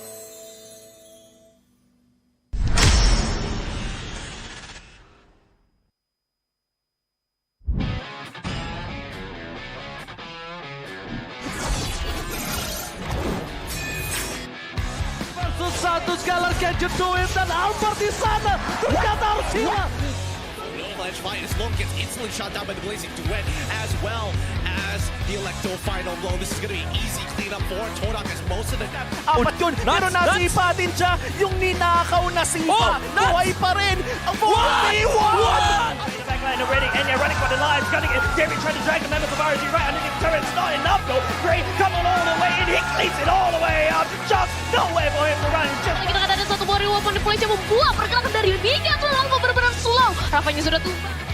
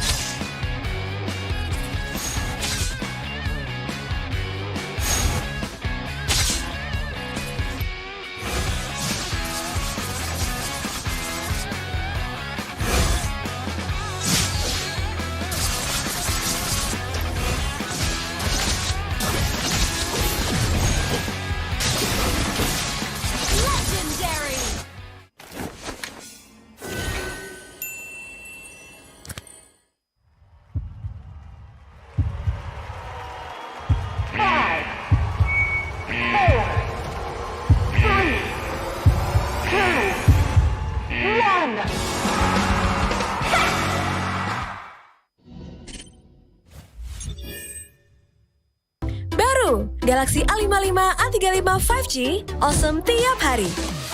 Ini Galaxy A55 5G. Ngegame lancar, win streak terus-terusan, bisa tahan 2 harian. Nah, ini Galaxy A35 5G. Bisa terus berkreasi walau dalam gelap, dan tanpa batas. Makin aman dengan Roxfold. Be awesome everyday. Pakai aplikasi GoPay, dompet andalan gamers. Banyak damage-nya. Ada cashback hingga 20.000 buat upgrade skin baru. Aplikasi ringan gak makan memori. HP lemot bisa victory. Top up langsung dalam game tanpa hambatan. Ikutan selebrasi MPL di aplikasi GoPay. Menambah total hadiah ratusan juta. Bonus stage. Gratis 100 kali transfer kemana aja. Beli pulsa harga termurah. Scan QRIS dengan mudah. Download sebelum mabarkan.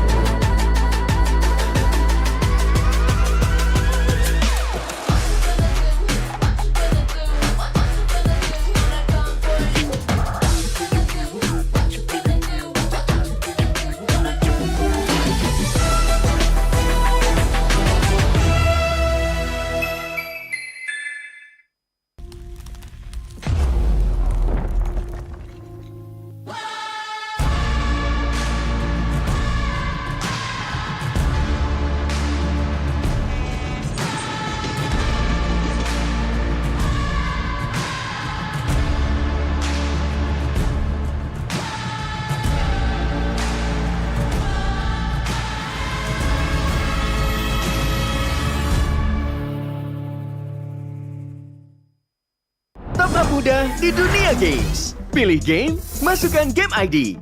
Pilih Diamond. Masukkan kode promo dan pilih metode pembayaran. Masukkan kode OTP. Selamat, kamu dapat tambahan kuota. Upgrade gameplaymu sekarang. Game smash andalanku bikin mainku semakin hebat. Tukar DG rings, diamond dan voucher game kau dapat. Main MOBA apa aja with streak di tanganmu. Cuma game smash makin no debat. Beli paketnya dan aktifkan boosternya sekarang. Character select. Bener. You lapper.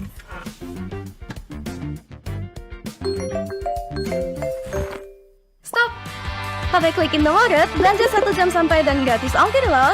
Wah, belanja online kayak belanja di toko Indomaret. You kenyang, siap main lagi. Let's go! Belanja online seperti di toko.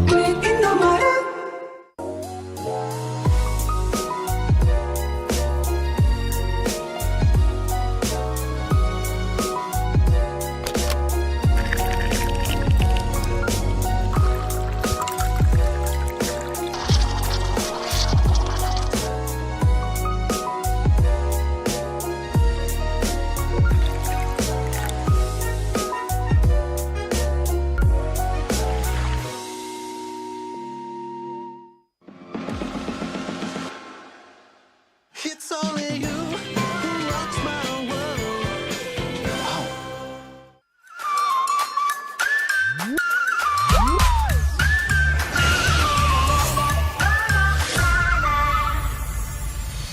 I'll be, yeah, I'll be wherever I wanna be. Wherever I wanna be.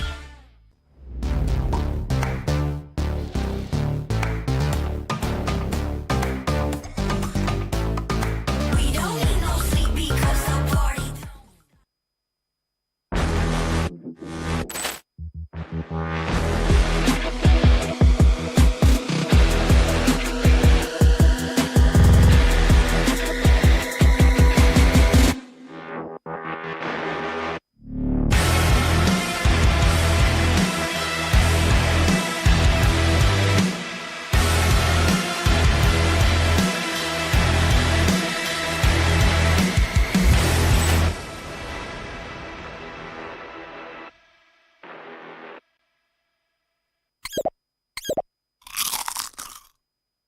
Well, I'm me, and there's no one I'd rather be. You can sit around and wait and see. For a moment, I'll be standing free. So hurry up and wait for me. Got a bag of chips by the sea. The sun is blazing down. I've got my smile now. Here's the thing. Your chips will really make me sing. Come on, relax and have some chips with me. Chill out, lay back, I'm right where I wanna be.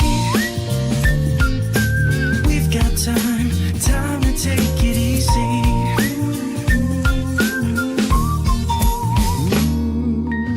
You always tell me to speed up, but slow down. I've been kicking my feet up and just going to town. A bag of chips in hand, I got nothing planned, yeah. Good treats by the sand, you know I wanna chow down. Oh yeah. So when you ask me if I'm gonna stay, I'm promising you I will. 'Cause there's one thing we gotta do.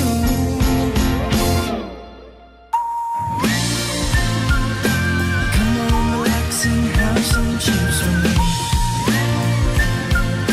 Chill out, lay back, I'm right where I wanna be. We've got time to take, yeah. And I'm all that I wanna be.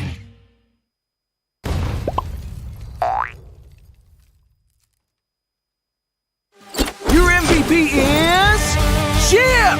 His portals completely set the pace of the match from start to finish. Wow, another MVP! That's my chip! Just doing my job. Can I see the highlights? I'm off the clock.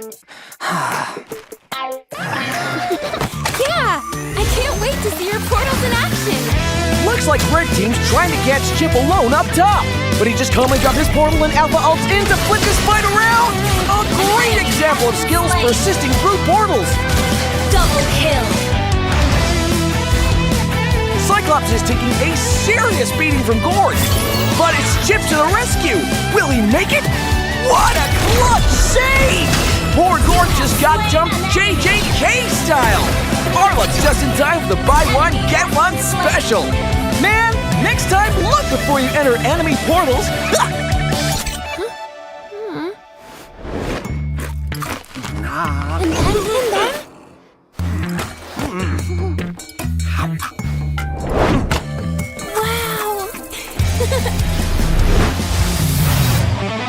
Uh-oh! Cyclops is about to overstay his welcome. Is this deja vu?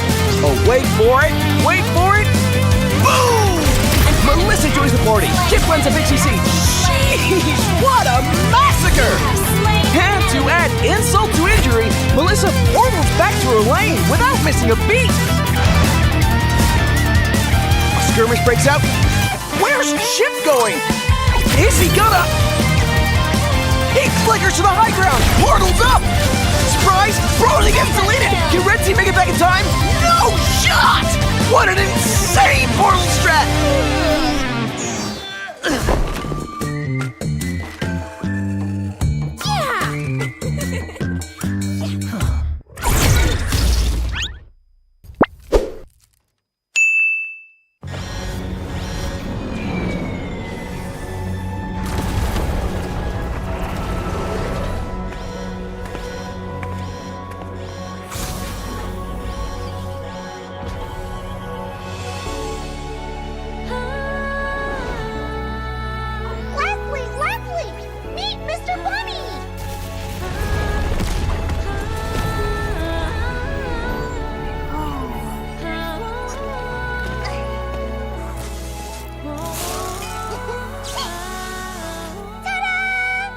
You'll be the best sniper ever!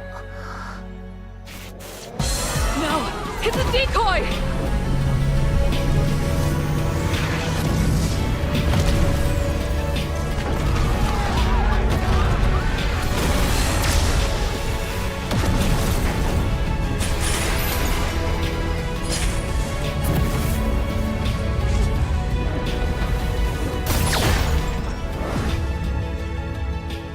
I'm sorry. Leave me alone.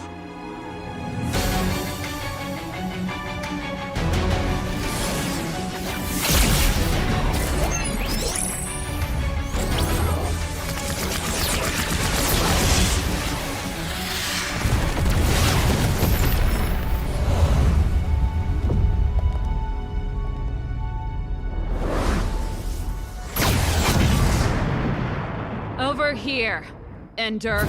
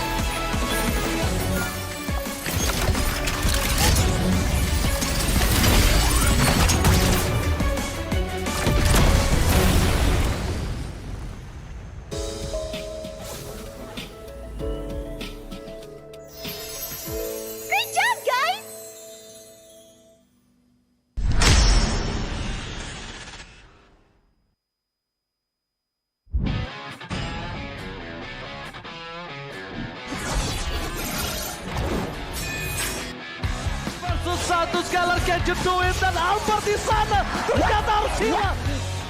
Ledge fight is low, gets instantly shot down by the blazing duet, as well as the Electo final blow. This is going to be easy cleanup for Todak as most of the... Apat yun, pero nasipa din siya. Yung ninakaw na sipa, buhay pa rin. 41! Backline already, and you're running for the lives, gunning it. David trying to drag the members of RG right underneath the turret. It's not enough though. Gray coming all the way, and he cleats it all the way up. Just nowhere for him to run. Just... Warrior manipulasi membuat pergerakan dari Bigetron Alpha benar-benar slow. Rafanya sudah tumbang.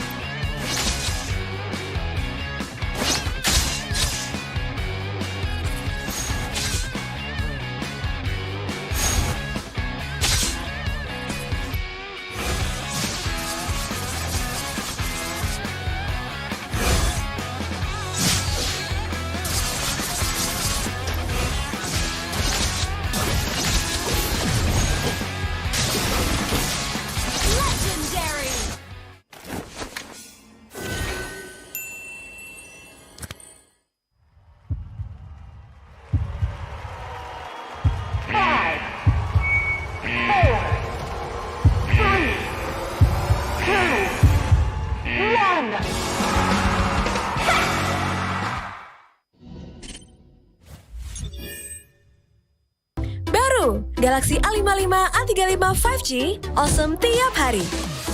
Ini Galaxy A55 5G. Ngegame lancar, win streak terus-terusan, bisa tahan 2 harian. Nah, ini Galaxy A35 5G. Bisa terus berkreasi walau dalam gelap dan tanpa batas.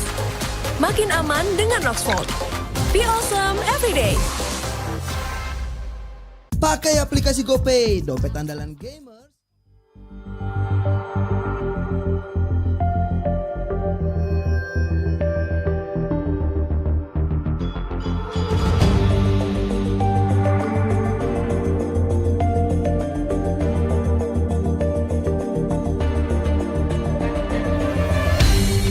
Aku kan berdiri dan terus berlari, terus ke arah puncak tertinggi. Ku takkan berhenti, hanya sampai di sini. Kemenangan abadi menanti. You know we won't miss if we unite our focus. And if you haven't noticed, we all live. Nyalakan apimu, hadapi semua tantangan, hadang semua serangan, jatuh bukan halangan. Bakar semangatmu, janganlah engkau menyerah. Kita akan buat sejarah. We all this, we won't miss. We all this, we won't miss. Saatnya beraksi, jalani ambisi. Aku kan menyawakan hari ini. You know we won't miss if we unite our focus. And if you haven't noticed, we all live. Nyalakan apimu, hadapi semua tantangan, hadang semua serangan, jatuh bukan halangan. Bakar semangatmu, janganlah engkau menyerah. Kita akan buat sejarah.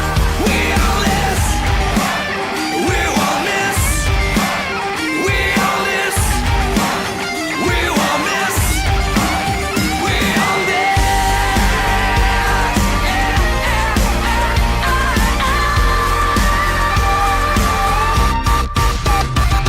Nyalakan apimu, hadapi semua tantangan, hadang semua serangan, jatuh bukan halangan. Bakar semangatmu, janganlah engkau menyerah. Kita akan buat sejarah. We all this.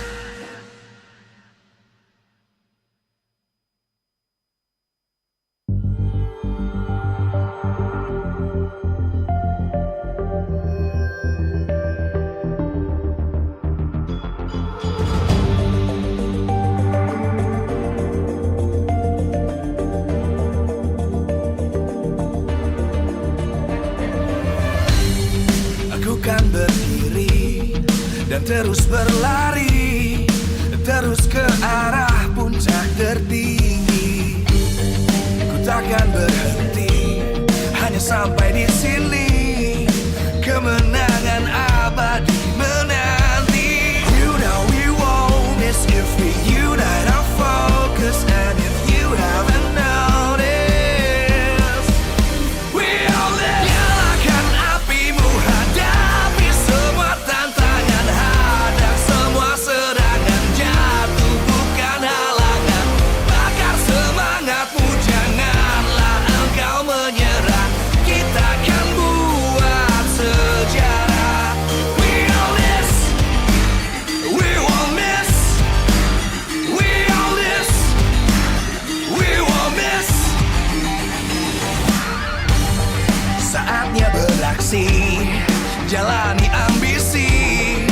Aku kan menyawakan hari ini. You know we won't miss if we unite our focus. And if you haven't noticed, we all live. Nyalakan apimu, hadapi semua tantangan, hadang semua serangan, jatuh bukan halangan. Bakar semangatmu, janganlah engkau menyerah. Kita akan buat sejarah. We all this, we won't miss. We all this, we won't miss. We all this.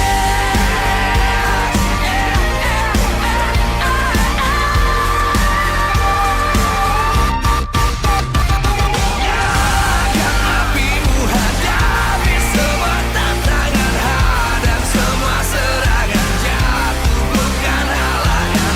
Bakar semangatmu, janganlah engkau menyerah. Kita akan buat sejarah. We all this.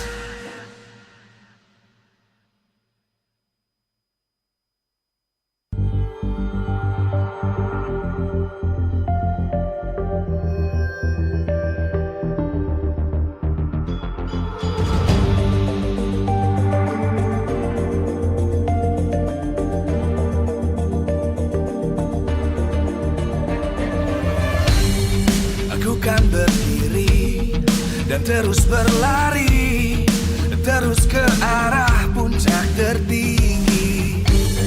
Ku takkan berhenti, hanya sampai di sini.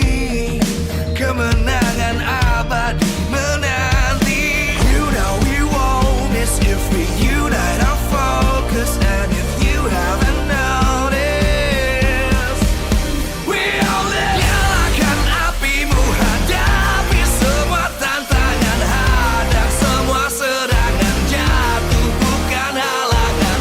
Bakar semangatmu, janganlah engkau menyerah. Kita akan buat sejarah. We all this, we won't miss. We all this, we won't miss. Saatnya beraksi, jalani ambisi. Aku kan menyawakan hari ini. You know we won't miss if we unite our focus. And if you haven't noticed, we all live. Nyalakan apimu, hadapi semua tantangan, hadang semua serangan, jatuh bukan halangan. Bakar semangatmu, janganlah engkau menyerah. Kita akan buat sejarah.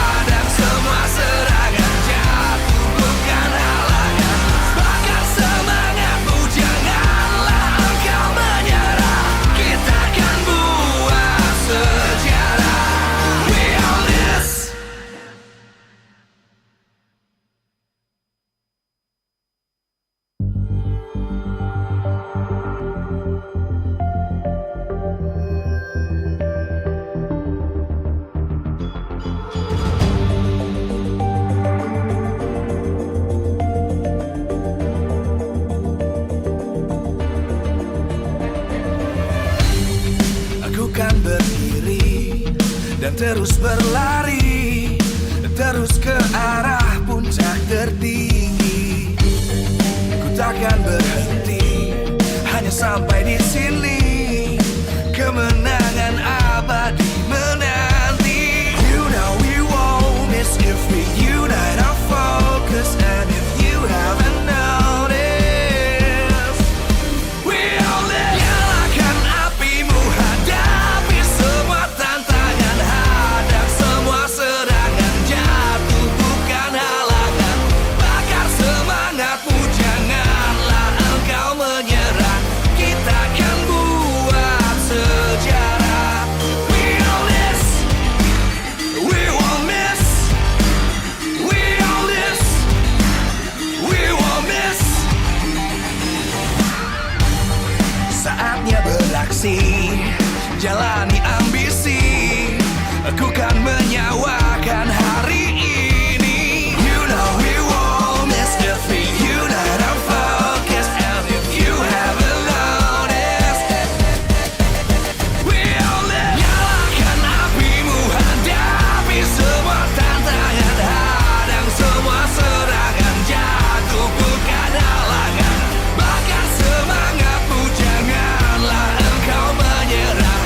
Kita akan buat sejarah.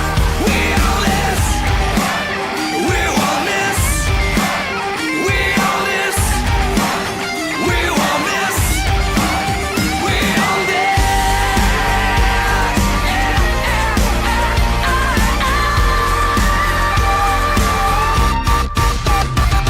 Nyalakan apimu, hadapi semua tantangan, hadang semua serangan, jatuh bukan halangan. Bakar semangatmu, janganlah engkau menyerah. Kita akan buat sejarah. We all this.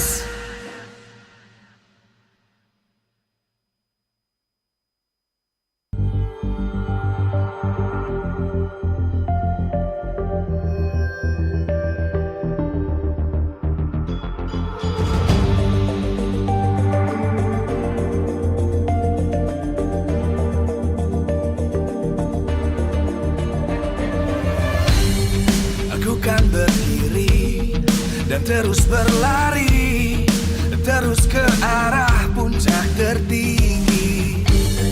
Ku takkan berhenti, hanya sampai di sini.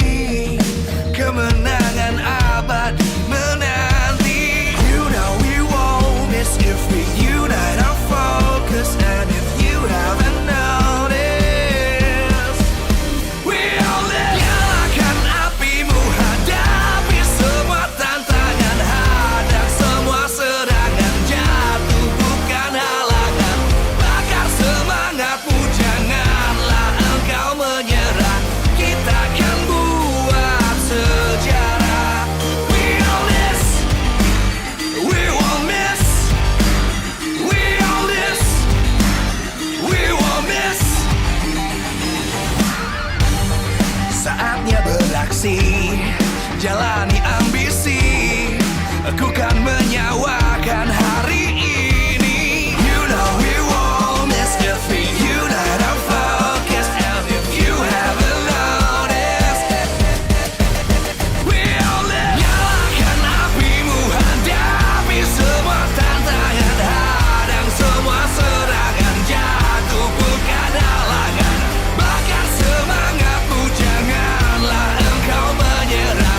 Kita akan buat sejarah. We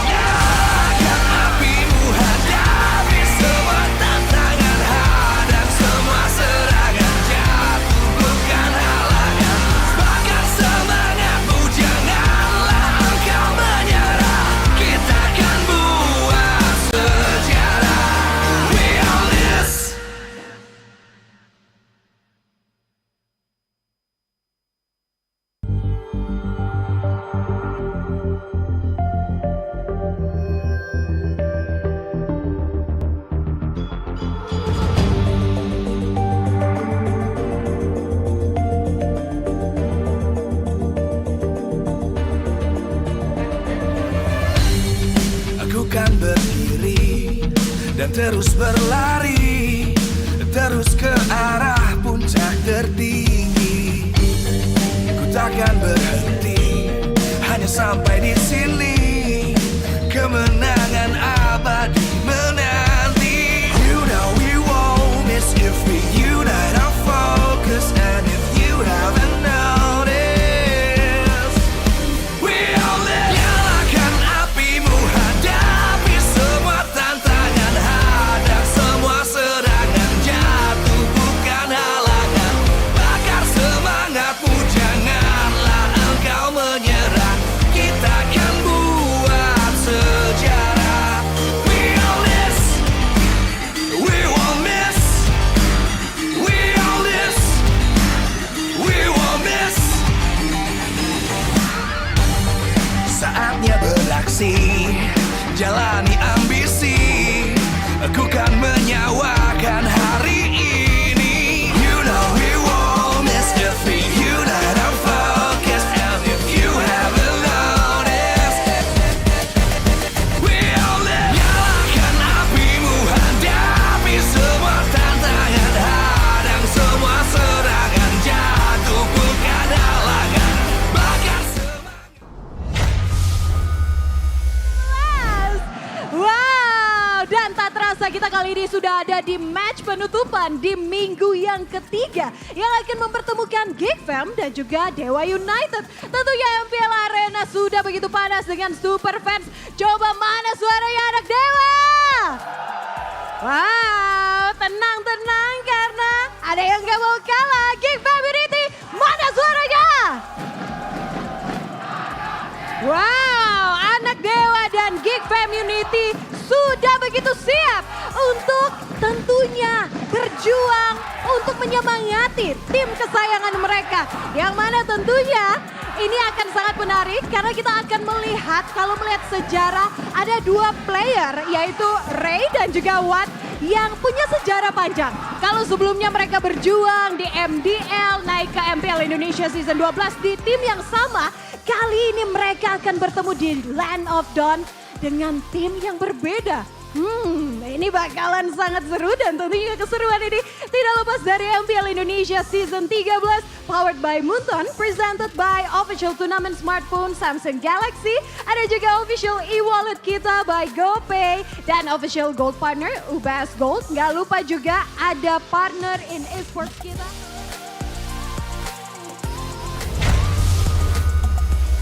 Welcome to MPL Indonesia Season 13!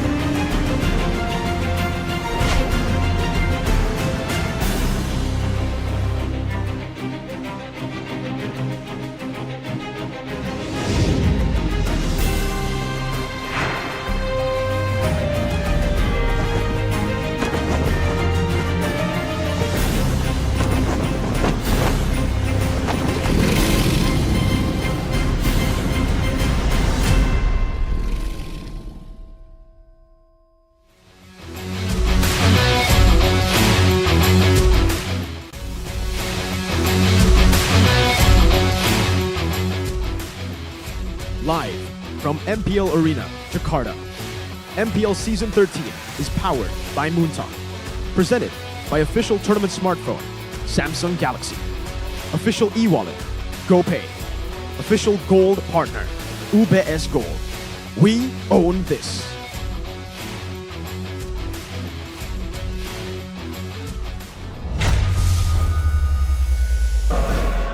It's getting late, but it's not less electrifying than previously today. We welcome you back at MPL Indonesia Season 13, where we will be witnessing the final match between the gods and the Geeks. It's going to be Dewa United against Geek Fam.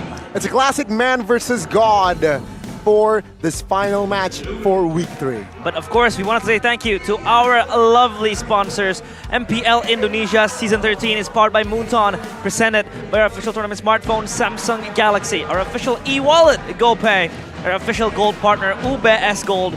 We will also want to thank you, our partner in esports, Dunia Games, GamesMax, Araimo, Telkomsel, and our suppliers, Indomaret, Point Coffee, Neo QLED, Super Smart TV Plus, and Saturdays. And of course, our government partner, PBSE. Thank you for making this show smooth sailing. But before we jump in, let that sink in, you know, the roar coming in, the chants from the crowd.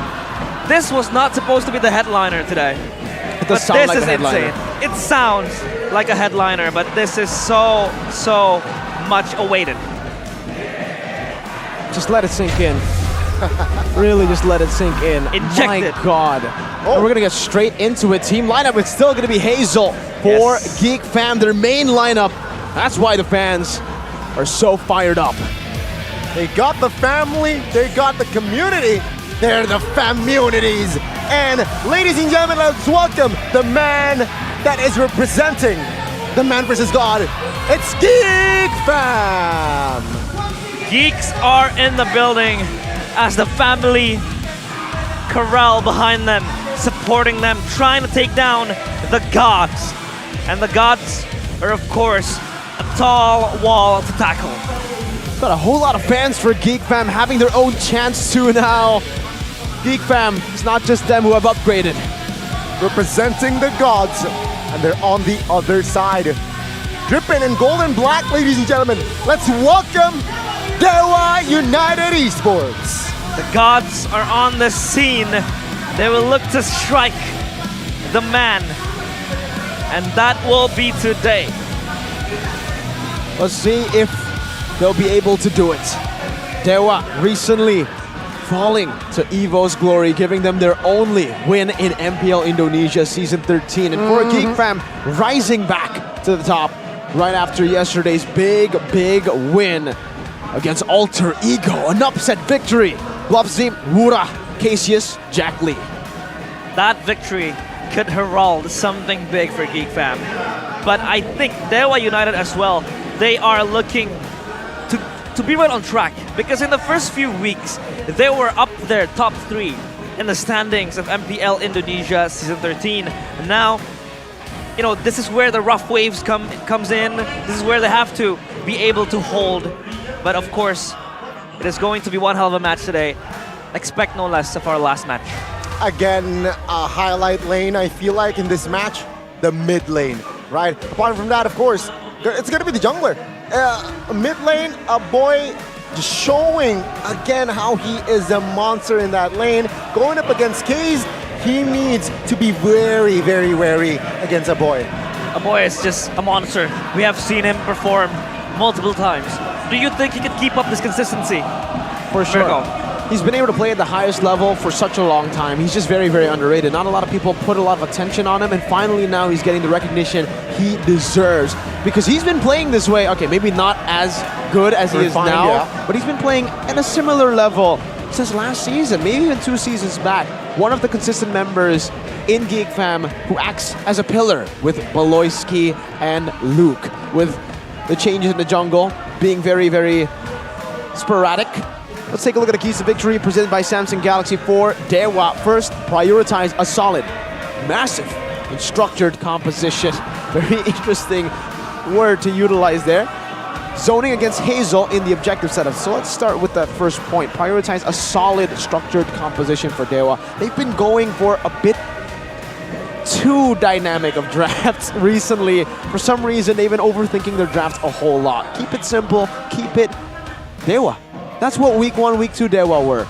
They were able to produce great results with normal picks, but with a different take on these normal picks, a different execution, and Hazel needs to get zoned out. This guy is a 50-50 beast. Keys to victory presented by Samsung Galaxy for the Geeks. Win the playmaking matchup for Luke Luke in their team. So, Luke, he needs to get one of his comfort heroes. It doesn't really even matter if he gets the winning matchup. He needs to get the winning playmaking matchup. He needs to be able to have more impact in the team fights, not more so in the lane. Though, it's a bonus if he can get both. Win lane, win team fights, WW for Geek Fam. Hazel also gets a more grr hero compared to Gary. Gary's pretty grr. He even has the grr in his name. He likes playing these utility junglers to secure neutral objectives, and he's done an amazing job at that, even out-retching Super Ken in the first game of BTR versus Dewa. But Hazel, he's been crazy. A lot of people thought it was a fluke that he was able to out-retry Kyrie in their match against Onyx. Onyx won 2-0, so despite that, Onyx were able to win. So maybe a fluke. Then he did it again against Taz. Taz, of all people. Arguably the two best junglers in the league. And he won retries most of the time against these two. It's kind of hard to trace back the rivalry between these two because it's still breeding, you know. They are relatively new team, especially for Dewa, who just joined recently.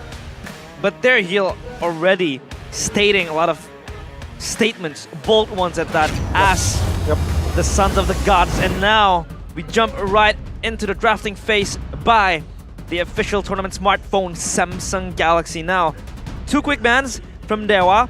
They want to disable Chidera and a boy with their favorite heroes, with that Navaria and the Claude. I mean, Chidera, he's always gasping for that Claude to be able to pick for him, especially when Geek Fam really wants to rely on him, want to play a rather more gold-centric, you know, type of composition. They pick that Claude, but then again, it's banned by Dewa. Meanwhile, for Geek, they take off two support heroes in that ban section. Yeah, I'm expecting Nolan to be the last ban, and it will come through from the side of Geek. Now, the big question, Dewa, what hero will they prioritize, right? Fredrin has been prioritized. Matilda will not be prioritized as it was banned. So what is open here? Arlet? Is that a possibility? Yeah, I think Arlet has more value. More value for Dewa. They are utilizing Kimura, by the way, something we did not note earlier in the XP over Dixon. He was able to outplay Aura, I believe, like crazy on that Arlet. So giving him a comfort pick, the Arlet will be pretty solid. But no, they're keeping it simple. They're following the keys of victory. Fredrin following the recent buffs. Not buffs, but the recent rise in popularity. It's a trend. Indeed, Fredrin has been the go-to junglers, especially in the tank department. But I think for Dewa, they have a lot of strong individuals that you could rely upon. I mean, Drian has been that playmaking roam. Kimura, if you let him alone on his own devices, he can do his own thing. Split push, side lanes is always going to be his playground. And what? You know, the consistent gold lane that he could always rely upon. But Geek Fam are no less without the players. I mean, they have a boy, especially rising up to the top. They pick the Arl and the Vixana, that the Minotaur will be given to Drian. Yeah, it seems like the Minotaur will be a deny pick as well, all right? You do not want to have an opponent that has Vixana and Minotaur, so that was a good denial. And with that, the Valentina picked up. Good to steal the Final Slash, good to steal the Eternal Guard. They have a lot of counter engages in the side of Dewa. You know, you have the Minotaur jump. You can also steal the guard or the slash. But the Barat's pickup will be in the hands of Hazel. He does love, you know, this utility junglers that can always contest the objectives and get him in a favorable retribution contest. And hey, we got a comment from the guy who picked up the Barats here, Hazel, earlier. Confident enough to be Rookie of the Week. I think we're both pretty good. I think he's referring to Gugun, but I think I'm even better. So far in the Red Tree battles, we have seen him pull off some impressive wins against Taz. So we will see if you are indeed better. Hazel definitely has the chance to pick up the Rookie of the Week over Gugun if he's able to have a strong showing here. Export banned out by Coach Bluffsy for Geek. Knowing that they are a very tanky lineup, doesn't want to give any shred over to Dewa. But interestingly enough, both gold laners seem very, very comfortable here going into the second phase without revealing their picks. maybe it's a hero pull off, but it doesn't seem like they're even going to target the gold laners. More prio on the XP. CC, X-Borg, so much respect for Kimura and for Luke. The gold laners are just going to chill, I think, in this match. It's a matter of, you know, playing for the late game if needs to be. Especially when you get the gold lane. I mean, it's still open, you know, you have the Bruno, you have the Brody as well, the carry will get banned out. I mean, it's a good ban to disable Watt and this type of hero that could really carry and that has that ability to move around the map. And now Dewa with the last ban, you can also target a gold laner here to disable Chidera even more. I'm guessing this Geek Fam, can they pull off a Herod here with this composition? Geek Fam. I don't... Technically, they have 2 physical damage dealers, the Arlet and the Barat. I don't know if that's enough. The Arlet will most probably be a tanky Arlet. He'll have like 1 damage item, Fury Hammer. That's the Bruno ban. I don't think the Herith could come out for Geek Fam. First then. They'll go for the Brody. With the with Bruno banned out, with the Claude banned out, and the carry, the Brody makes its way into the land of Dawn. Dewa, heroes, up for grabs. Natan comes up to mind, but same problem for them. Not a lot of physical damage dealers unless they want to pick up a Benedetta or a Paquito. That can certainly still work in their composition. I think the Benedetta will have a lot of value here against the Arlet, the Eye for an Eye, against the Eternal Guard, and against the Brody. Someone with no possibility of going for Purify. That Petrify combo with the Benedetta could definitely prove to be a big problem for Geek Fam. Split push XP would be very nice, especially, the Paquito, that Benedetta could really just have that side lanes going, have that dive as well to the back line, catching Chidera later on in the Brody. For Dewa, they will pick up the Natan and the Lapu Lapu. They have enough peel to pull this off, but the Lapu Lapu, I think, serves as a physical damage that is, I think it's adequate enough for Dewa United. Depends on the build. If you go for the full, was it Luke build yesterday? Yeah, the full Luke builds. Hunter Strike War Axe, Melfic Roar yesterday. And yes, the damage is more than, it's Pi, sorry, not Luke, but it was the game against Luke. The Pi build, then yes, it is very adequate, that damage. The Grok as well, though, for Beloyski. That means the Arlet will be going to the XP for Luke. First time for Luke. First time that we don't see the Arlet on Baloy. Usually it's Baloy holding hands with that Arlet. But Luke is not shy of the playmaking XP heroes. I mean, he has been playing a very efficient Lapu Lapu game mostly. But given an Arlet, the burden of catching the players with the final slash will be carried by him. And I think he has to be ready for that. Now take a look at the counter or the draft index. Geek Fam definitely have better lineup. I have to agree with the draft index here. They have such a solid snowball composition. So for Dewa, it's all about derailing that snowball, that train, before it even gets the steam. Will the steam keep on rolling, or will Dewa United be able to clinch a victory in the first encounter of the gods versus the man? It's going to be Geek Fam against Dewa United in our last match of today. Ladies and gentlemen, give it up. We are going to perhaps the first time ever from Friday to Sunday. We got a full best of 3, folks. Hopefully this last match go to the full best of 3 series. It could. We could really go the extra mile, especially if that's what Gani wishes. I wish that as well. I think it would be very nice to see these 2 teams go toe-to-toe in this game, and that could possibly go well because both of the teams, they have strong individuals, but so far it's gonna be an equal fight for Luke and Kimura. Oh, this might be a solo gear here, top side, but no, they will not commit to a kill just yet, even holding on towards their spells. No aggression, not more aggression there. Gary concussive blast, actually. Hazel doing the same thing. Beloy with the Brave Smite. So emblem-wise, not really anything too crazy. Gary actually went for the Firmness. Hazel, went for a bit more attack speed here in the build, which is very, very interesting. K's, wow, Boy and Beloy both went for Wilderness Blessing and Agility. So they're going to have to utilize this move maneuverability the better mobility around the map. Meanwhile, for Drian, he went for full tankiness on the Minotaur, a firmness and the tenacity, and cooldown on K's, not the agility. Geek Fam will be able to rotate across the map a lot faster. Let's see what they do with it. They should be able to get a lead early on. That's also what they're looking for. Should expect a lot of rotations coming in from Boy and Beloyski as well. With the Wilderness Blessing, enables them to move quite quick on the river side. So far, Dewa tries to really defend the top side turret. K's already shadowing for Kimura though, so Geek just pull back as a turtle is ready for the taking. But Gary is just alone, he needs backup. And Beloyski is just becoming this, you know, roamer that's so oppressive, trying to push away the players of Dewa United. But this is going to be one of the most important fights in the early game.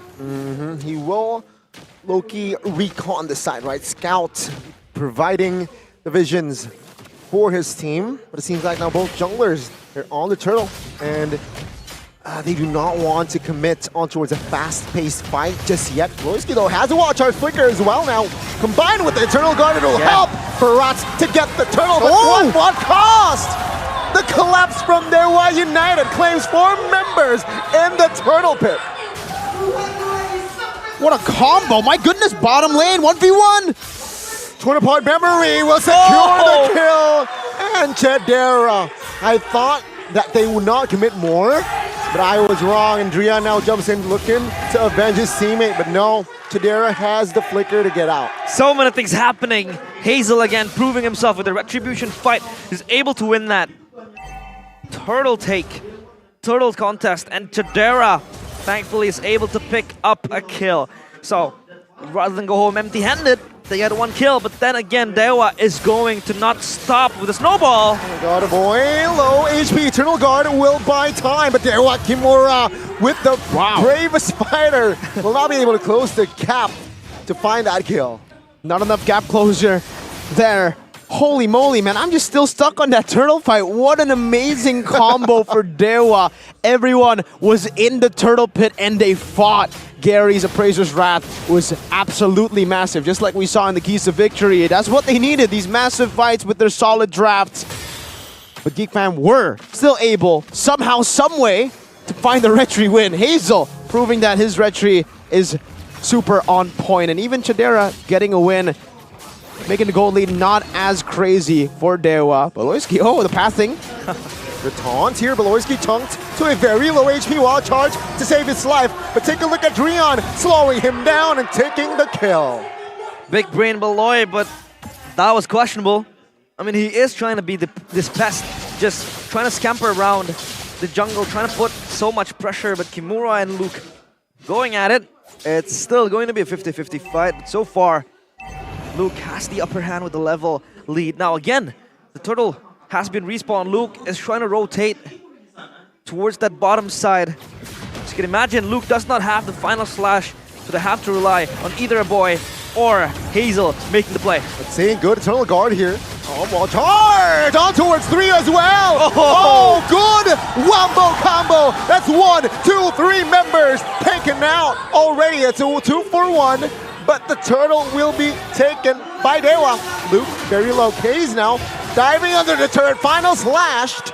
But now Kimura will help and assist his teammate Luke. Not enough resources to get out, I believe, and he will be taken out as well. Luke's rotation sends him to his demise. He did not have the slash to complement that fight. And Geek Fam, they were left with an engage tool with that guard that they have to rely on, did not really connect. Fool me once, shame on you. Fool me twice, shame on me. They went for the same thing after losing out in the same fashion in that first turtle fight. And in the second one, they didn't even secure the turtle. Hazel actually kind of whiffed the Detonus welcome. Luckily, one thing did still stay the same. Chedera was able to get something on the other side of the map. This time, it is a turret take up top. They should be able to put this into good use with more map pressure, but they are falling quite behind with 8 kills already. Purple buff invasion. Dewa United will claim that purple with that retry. That purple is gonna be secured at least to add even more resources to the pockets. The players so far, and now what? rotating up to the mid side of the lane. He needs to get ahead in terms of the farming department, of course. At least Dewa now snowballing. If they do fall, they have that extra layer of insurance in the hands of Watt, but he needs to be funneled these resources. But I mean, so far Dewa United has been self-sufficient. Their own laners able to really just fight up and walk up to the faces of Geek Fam. They need an answer here. So what are the win conditions of Geek Fam trying to claw back this game? Well, the win condition is snowball, so it still remains the same in the mid to, or actually the early to the mid game to get to that mid game. We'll talk about this more, but Geek Fam want to fight. Oh, let's see here. Already under the turn, Hazel claims the last hurdle, but now they are going for Luke. Final slash will not be anything to mount just yet. Particularly the backside though. Rion will be the first one to fall as Luke now flickers out to safety. What? Gary with the Appraisal's Wrath securing the kill. It's a 1-for-1 in EXP for a roamer. A jumbled fight. They were scattering in every part of that turtle pit. They were trying to kite back. They were trying to push each other in the faces, but then again, it all was still an equal trade, but at least Hazel was able to get the turtle. Geek Fam are doing really good despite losing 2 big team fights. Like, you would expect the game to be over usually after 8 kills. The same kind of fashion happened in the first 5 minutes of the game. But what Geek Fam were able to do was, okay, they sent Chidera up top. They got, whoa. First item DHS? No, second item DHS. Fury Hammer into the Malefic Roar, into the DHS. Interesting build for Chidera.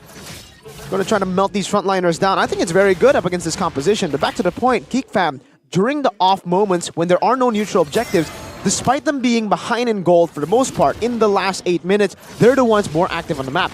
You see Chidera rotated up top to get a turret, these lane swaps, and then you see Luke going down, but then with the help of Hazel and a boy, Dewa haven't been too efficient with their maneuvers around the map, and that's why, despite the gold lead, despite the 9 kills, Geek Fam have been the ones making the proactive movements around the map. This is, Luke now with the dodge, with the juke as well. Final slash though will not connect on towards any members from Dewa. And that is going to be Dewa not wanting business. Remember, 15 seconds to the first Lord. What will Dewa do here? Sure, they have the economy, but it seems like Geek Fam, they're comfortable with the space that they are able to get. Yeah, this is just really good macro, is what I was about to say, with a boy and Beloy, who went for agility and wilderness blessing. That's what we mentioned early on, and that's what we're seeing from Beloy and a boy. Every time rotating towards any side of the map that they want to get objectives on. Tier 2 down below, that's going to be so much pressure for Geek Fam to look for flanks. So what Luke was able to create earlier, that final slash onto 4, it's going to happen again. Look at the position. See Luke showing himself conceal. Does not want to commit. No angles to commit, rather. And yeah, Geek, they're taking their time here. Far lane, I'm sure that they are also controlling that far lane. And Dewa, they need to find something in this current angle. It's insane how they're able to really just battle down all the damages that has been done by Dewa. Sure, they are, 6 kills down. The gold lead not so marginal as well, but they're able to get 2 turrets bottom side. They're able to contest their hands on the Lord. They have 2 turtles, so I think you can always you can kind of neglect the kill difference because Geek Fam is always on the move trying to hunt for something. Oh, let's see here. Wall charge committed from Beloy. Keys has a wall charge himself. And Luke now soaking damage, taking a lot of damage, looking for survival. But it seems like Drian will be the first one to fall. They want the collapse. Hazel now isolated in the front side, and the formation just shattered in shambles. They have the manpower now. Luke in the backside. Keys looking for a flank as well, looking for a burst, and Luke will be the second one to fall in the hands of Watt. The gods crushed down Geek Fam. They were looking for that possible comeback and angle to back then snowball again, but Dewa United just says, nope, we win this team fight, we win the skirmishes. Hey, Kimura looking for an opening, stunned up, airborne, everything. Gary though, secures the Lord. Oh, good Eternal Guard! Catching Beloyski in the bush and taken out. good response for Dewa through Geek Fam's macro maneuvers. They had a slow push built up top before the Lord, but then they were impatient. They wanted to utilize the advantage ASAP. They looked for an initiation, did not work out, and they left Luke to die. Having to save him only gave Watt the time to rotate down below and punish Geek Fam even more for that blunder. Now Geek Fam are in a real rough spot. They were able to out-macro Dewa for the last 8 minutes despite losing out in these team fights, but now, as the gold lead grows and as a Lord spawns in the Landak, the macro is going to be a very hard game to play. They'll now have to look to minimize their losses because Dewa's siege is quite insane within the time. They have to respect this. They just have to play turret defense for a bit. Feels like they overstayed their welcome as well on the bottom side. They were probably just going to try to poke out the Lord, or rather not force a team fight that was brought upon to them. They were ahead in terms of the turrets, in terms of the macro game. But look, Dewa United, they have all the map for themselves, able to just push forward territories of Geek Fam, especially that Lord marching down bottom side, having to send Chapdera and Hazel to clear that out. So now Dewa United, they have the priority in all 3 lanes, and this could really be a disastrous game for Geek Fam after what looked like a slightly hopeful recovery that they were able to get. It was a great recovery. The Geek Fam were able to get, again, in the first 5 minutes, 8 kills to Dewa, and they were still only 700 gold ahead. That is a very, very good stat to have for Geek Fam, and they actually had more map pressure, but now it's all gone. That map pressure that they built up to recover, Dewa has gotten so much more with that Lord because of a big blunder in the initiation department from Geek Fam. Even Gary putting on the pace with the pressure that they have on the map. Right now, it's all about the freeze, and Dewa can play it as slow as they possibly can. Geek Fam, this is why I say it's going to be very hard for them to play the macro game to recover again like they did in the first 5 minutes. At this point, they're really going to have to wait for the Lord to contest for it again. And Beloyski will have to look for a BBB, a big brain Beloy, BBBP, big brain Beloy play. That's a BBB. That's close to a BBBP. You know, it's not the big play that will change a game, but it starts somewhere. It's a MBBB, mini big brain Beloy play, of course. But Gary, want to punish Beloyski for this, but Beloyski again, so disruptive. But it seems like he's trying to achieve something in which he's just trying to make space for his side laners or his laners to push out, especially for the pressure exerted towards Geek Fam. It has been unbearable, but at least now they have some breathing space. Note that Bees now has also the wild charge, right? So expect 2 lizards going headbutt, perhaps, potentially, in this Lord fight. Good setup here top side, though. Beloyski needs to be careful. He's all alone. He has to, and he has to be present in these team fights. That wild charge could be very pivotal in trying to turn the tides around, especially now Hazel just has 2 laners and 2 of these players shadowing behind him. Meanwhile, Dewa, they come in the cavalry, they call it in, but Beloyski is just walking. So now, I think Dewa, or Geek rather, could turn it around in this Lord fight if they do either steal it or create a moment for themselves. A team fight could really ensue soon. All 10 players have their spells. The calm before the storm here, ladies and gentlemen, and it seems like both teams, they will not pull the trigger yet. Wow, great slow push again from Geek Fam up top. So they still have the advantage now when it comes down to the wave manipulation. Doing the same thing towards the bottom lane. That's going to be a pretty stacked wave up top that Dewa will have to send someone to retaliate against. They'll always have Kimura to answer that. But so far, I think, given the circumstances, Geek Fam has been able to hold on in a quite reasonable fashion, but now here they come. Oh, the flicker minion fury by Julian. The damage though will not come through as Watt finds Hazel to go to the backside though. It's the collapse by Dewa United. Kaze finds one. Watt with the double. Luke flickers out, but sometimes I think the gap will be closed down here. The damage will be enough as Watt collects the unstoppable. The unofficial triple kill, and they look for the end. Chadera all alone. Let's see. 15, another wave. Can Chadera clear this? 4 members. Oh, no. Is it a little bit too much as they move on towards Chadera? Not that he's just yet terrified. Everything Chadera is trying to hold on, but it will not be enough. Dewa United They will strike first. The gods hit first. And that seems like a deja vu situation where last time he was given the Natan, he was able to slowly creep back in from his own difficulties. And there he goes, just spitting out all the damage. And he was indeed Dewa's spear in the mid to late game. The spear for Geek Fam, that macro game, was present, the idea of it, and partially the execution of it. These slow pushes were immaculate, but the Lord dances were invisible. It did not happen a single time. Geek Fam, every single time they had an advantage, they were never able to completely use the waves. Because Gary kept on holding on to the Lord.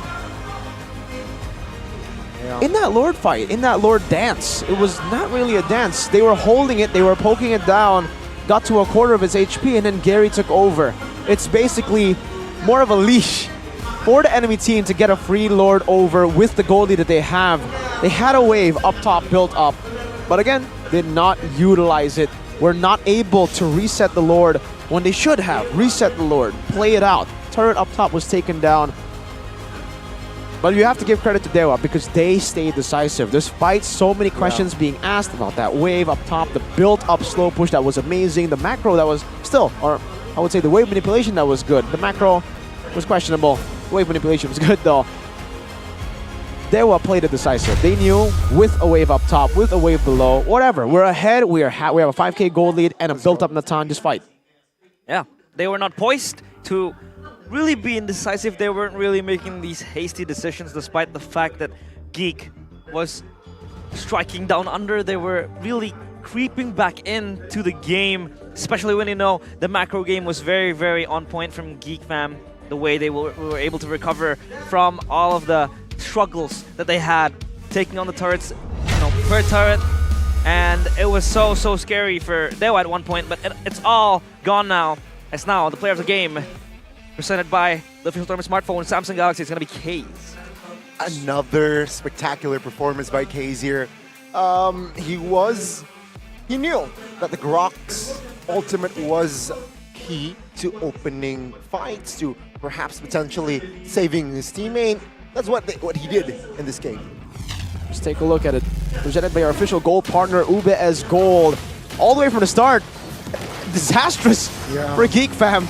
Kaze gets a very good wild charge to set this up, and Drian just capitalized with Minion Fury. That was just amazing to watch, really, and it happened again. Like I said, fool me once, shame on you. Fool me twice, shame on me. They fell for the same trick twice. They were just ping-pong, man. The Dino didn't stand a chance against this combo. And with those two fights, Geek Fam were still able to get the goal lead as low as 700 there, 600. And then this initiation, again, they had a slow push going up top. Watt was sent up, and that was a green light for Geek Fam to look for an initiation. But once they failed, they could always just look for it again. They were so impatient this game. Every single time, once they have a setup, it's almost like they have to win. They have to look for an initiation.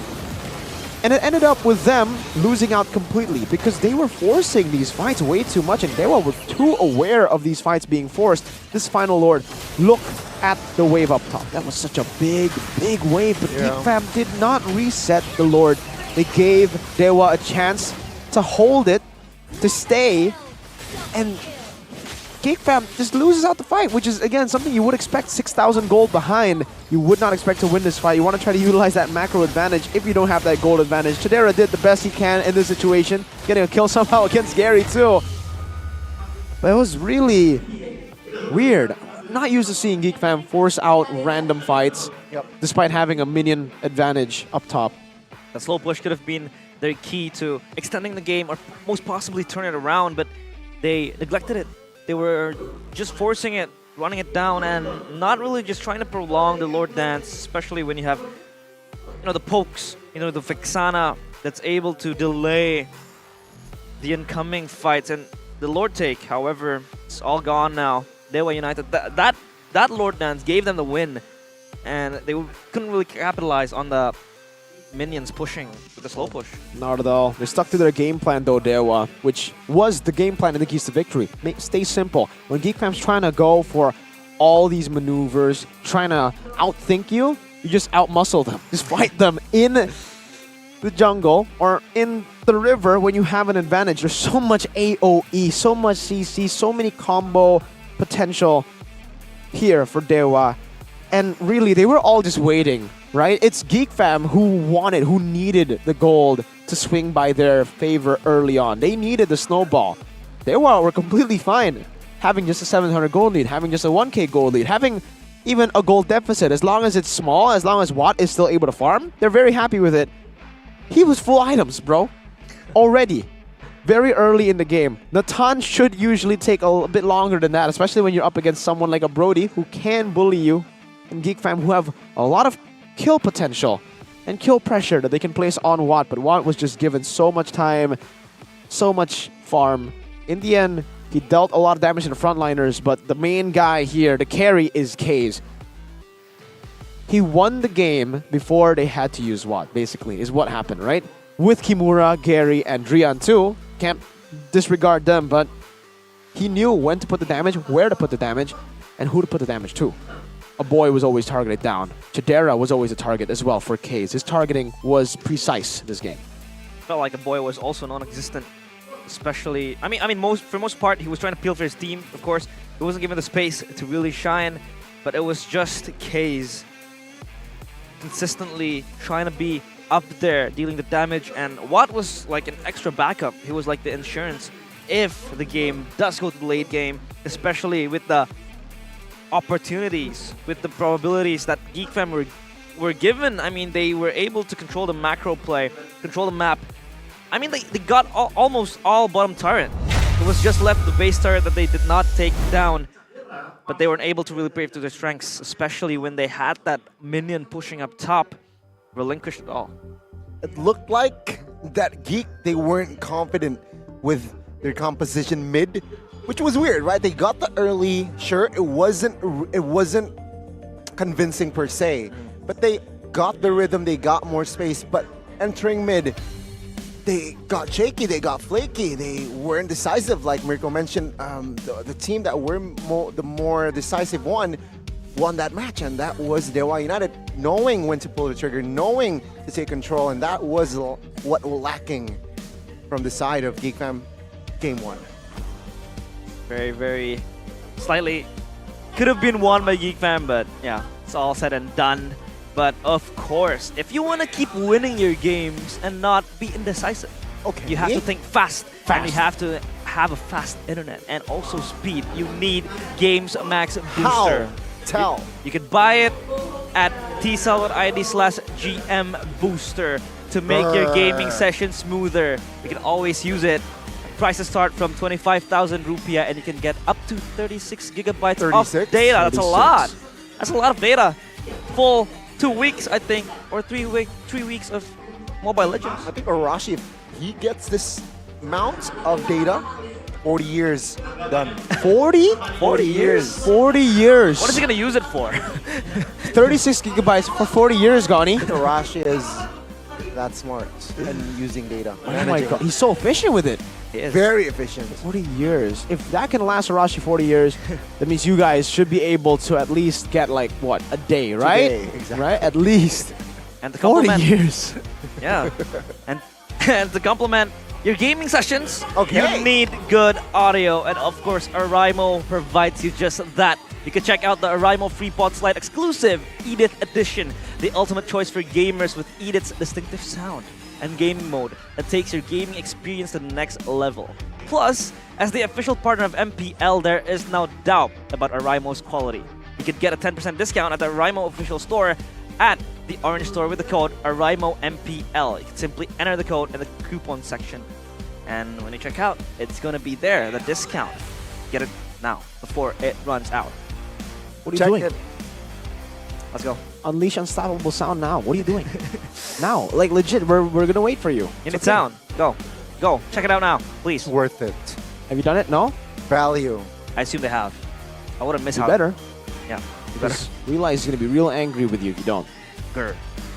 Oh, that was like almost as angry as Gary's Grr in the game. Not as angry as Hazel though, but amazing retries from Hazel still despite the loss. more consistent though for Dewa, the way they were able to play the game. I think it's because they have the Sapu. They have Drian. What's Sapu in English? Elder. The Elder. The Elder. The Drian. Kage. And yeah, with the battle emotes, you can always try to spam it when you're making a flashy play or you're just trying to taunt your enemies. You could buy these battle emotes and flex it in game. You can buy it now, in which it just, it stays for a limited amount of time from the 31st of January to the 1st of August 2024. There's a wide selection of all of this. And when you buy it, you keep it forever. Yes, it's permanent. And that's the Sapu Dewa United one. What's your favorite, Gani? Aura. Onyx. What about you? I used to like the ente kadang-kadang, but now my life's not so ente. Okay. I think I prefer Santai. Oh. You need to chill. Faiz realizes living a good life. He realized. I realized my life is actually not that bad. Santai. Now he's just Santai. Santai. Santai means chill. And that is Geek Fam. So, one says Onyx, one says Geek Fam. But who's up against Geek Fam? Not Onyx, it's Dewa. It's Dewa. The heck, guys? What about you, Mirko? What about What's you, your Mirko? favorite battle It's gotta be the Bigetron, I'm pretty sure. Is it the class? Panik lah, masa enggak. It's the old one, because I like the classics here, man. I mean, you don't need to panic now. Bigetron's up there. You can just Santai. So cold today. It is freezing, minus 16 degrees Celsius. Oh my lord. Someone get him a jacket. Someone get him a jacket. His Mirko. I need more layers of clothing here, Just man. wait for the free trial. The free trial. The free trial. The free trial of being a top. happy fan. It's the first time in a long time Gani's team isn't up #1, so he's feeling the heat. Doesn't matter how you start. He's feeling the heat, ladies and gentlemen, so it's okay, it's okay. What about you, Realize? Who do you support, actually? I love all teams, to be honest. All right. But I always had an affection towards Kyrie.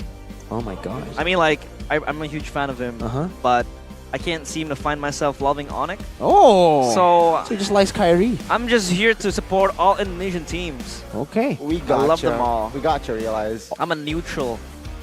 I'm a good Samaritan. I'm the bystander. For now. For now. For now. We'll see. We'll see later on whether he can maybe perhaps be a Rebellion fan. That would be nice. I'd love to go my horns, Charge. Charge in. Bullseye. That's Minotaur. That's the theme. Oh, okay. Which Minotaur was blue? It is blue. They should make, you know what? If Rebellion ever win an M series and they get a skin, they need to make Minotaur blue. And that will be the Blue Bull. That will be iconic. That will be iconic. But yeah, I think we could talk about the game a little bit more now. We did miss the earlier narrative in which together, achieving excellence, different teams demonstrate different potential. And here's a little comment from Chico in which he was asked about the comparison of Dewa from last season to this season with the presence of Drian. And this just shows to you how much of an impact Drian brings to the team. Drian is a highly experienced player. Therefore, Dewa, which now appears more prepared compared to last season, his influence is significant, especially in terms of macro. This is evident by Dewa's in-game decisions in seeking and determining the winning condition for their team, which is better than last season. I like this. Chico is such a well-spoken dude. Speaks English so well. He's an observer.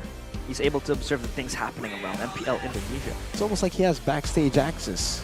I think. And he watches the game behind the scenes. I think he has connections. I think he should go as a coach, no? He would be very nice as a coach. He would be. I think he might even be able to beat RQ and Onyx. Yeah, that would be nice. I think he would fit the perfect coach and try to take down the Kings. It's the type of guy who would just randomly pick a Loyi, He's the type of guy who's going to tell his players to split push. He's a random guy that would probably pick a Hanzo. But for Geek Fam and Dewa, they're not random guys. They have Jack Lee and Cassius for Dewa. For Geek Fam, they've got Bluffsy and Ura. I wish Ura was a player that would... Yeah, his name is quite catchy. Ura, triple kill! Ura. Could have been cool, but he wants to stay low-key, man. He stepped out of the shadows. Shadow analyst. Back in the day, we used to know him as Ocho Gahaba. But he changed his name to Ura. Or maybe he's not the same dude. Maybe. Could be a dummy. Could be. or it could be the real thing. It could be. But well, from the looks of it, he does look real. Doesn't look like a shadow. Or an AI. I mean... Are you sure about that? When I try to dive in deep, I'm going to try to observe his movements. So far, it's natural. Yeah, we've seen a lot of AI assumptions. Do you know about that drama? What the is real that? world? What is that? All right, we'll talk about that later. It's going to be a long one, I bet. But the real deal starts here, I think. Geek Fam need to be able to come back, stabilize what was once theirs. They lost that first game, and I'd say kind of heartbreaking fashion, because they were looking to equalize, they were looking to neutralize all the threats coming in from Dewa United, but they just fell short in that patience game and that decision that they were trying to make. It all felt so hasty, and we hope they fix it here in the drafting phase by the official tournament smartphone, Samsung Galaxy. Let's see here, Geek Fam will sit and stay on the blue side. Meanwhile, Dewa United, they're going to stay on the red side. And it seems like with the Angela and Matilda ban, it shows that both teams, they do not want to play with the supports. Ooh, wow. Arlet ban. Arlet ban. I do have to say, though, I think that Lapu pick, the last pick, Lapu with Natan, was just really great from Dewa. I expected something like a Benedetta, but they went for Lapu because I think they knew that the Arlet was going to go to Beloyski's hands, and the Lapu was probably coming for Luke. They denied it away, and that's what forced Arlet to go XP, and then for them to pick up Brock. That was not a hero that Beloyski seems comfortable with this season. It is one of his picks previously, but just really well thought of by Dewa. Yeah, really, really well played by Dewa in the drafts. That deny pick to force out a Grok and to force out the Arlet on Luke. Now with an Angela and an Arlet ban, it does seem like that the Minotaur ban, despite them being potential first roamers pick. banned out here for Dewa Geek. They do not, they respect the power from Dreon. Respect P. In that game, Dreon was very, very massive with the Minotaur as well, combining with the multiple knockups that he was able to give, as well as just trying to isolate them in the pit. That early fight just blew it all off for Geek Fam, and I think it's a reasonable ban to take away the Minotaur in the hands of Dreon. Now the Joy is still up for grabs, technically. It is a hero that we have seen Hazel play before. Novaria. Not in MPL, but in previous tournaments. Oh, of course, it's going to be the Joy fan out here. So again, a lot of options, a lot of pryos, and it's going to be the Fredrin here picked up for Geek Fam. Fredrin, I'm pretty surprised. I think they want to pick this for Hazel in terms of, you know, much more of a safety pick, a safety net for him. Hero that's comfortable playing with.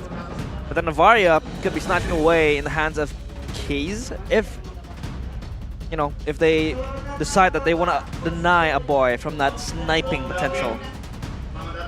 Yeah, I think Navaria would work very, very well. If they want to give Kaze a signature pick of his, a very good pick that he performs super well on, and as well, I think they want to try to deny that as much as possible away from a boy. And? Oh. Still waiting. Still waiting for what's going to happen, of course. Excuse us for that, but Ruby and Navaria picked up. Ruby basically denying one of Beloyski's favorite heroes, and the Navaria as well snatched away from a boy, but they're gonna give the Claude to Chidera. I mean, it's gonna be a nice game at least for Chidera because Geek Fam always want that Claude for him, but in the hands of a boy, Vexana could also be as much of a threat compared to that Navaria as well. And it's a 100% win rate. Solid 3 picks already to close out Dewa's composition. I think the wisest move is to pick up the jungler, right? It has more options for the gold lane instead of the jungler, so I expect perhaps the Baksha might surface here for their last pick of the first phase. Baksha could be nice. I mean, what? Always throw him something and he'll be able to play it, but it's going to be a carry. I think it's still more prio. It is going to be able to at least threaten the tanks later on, late game. But in lane, I think it's gonna struggle a bit. The carry?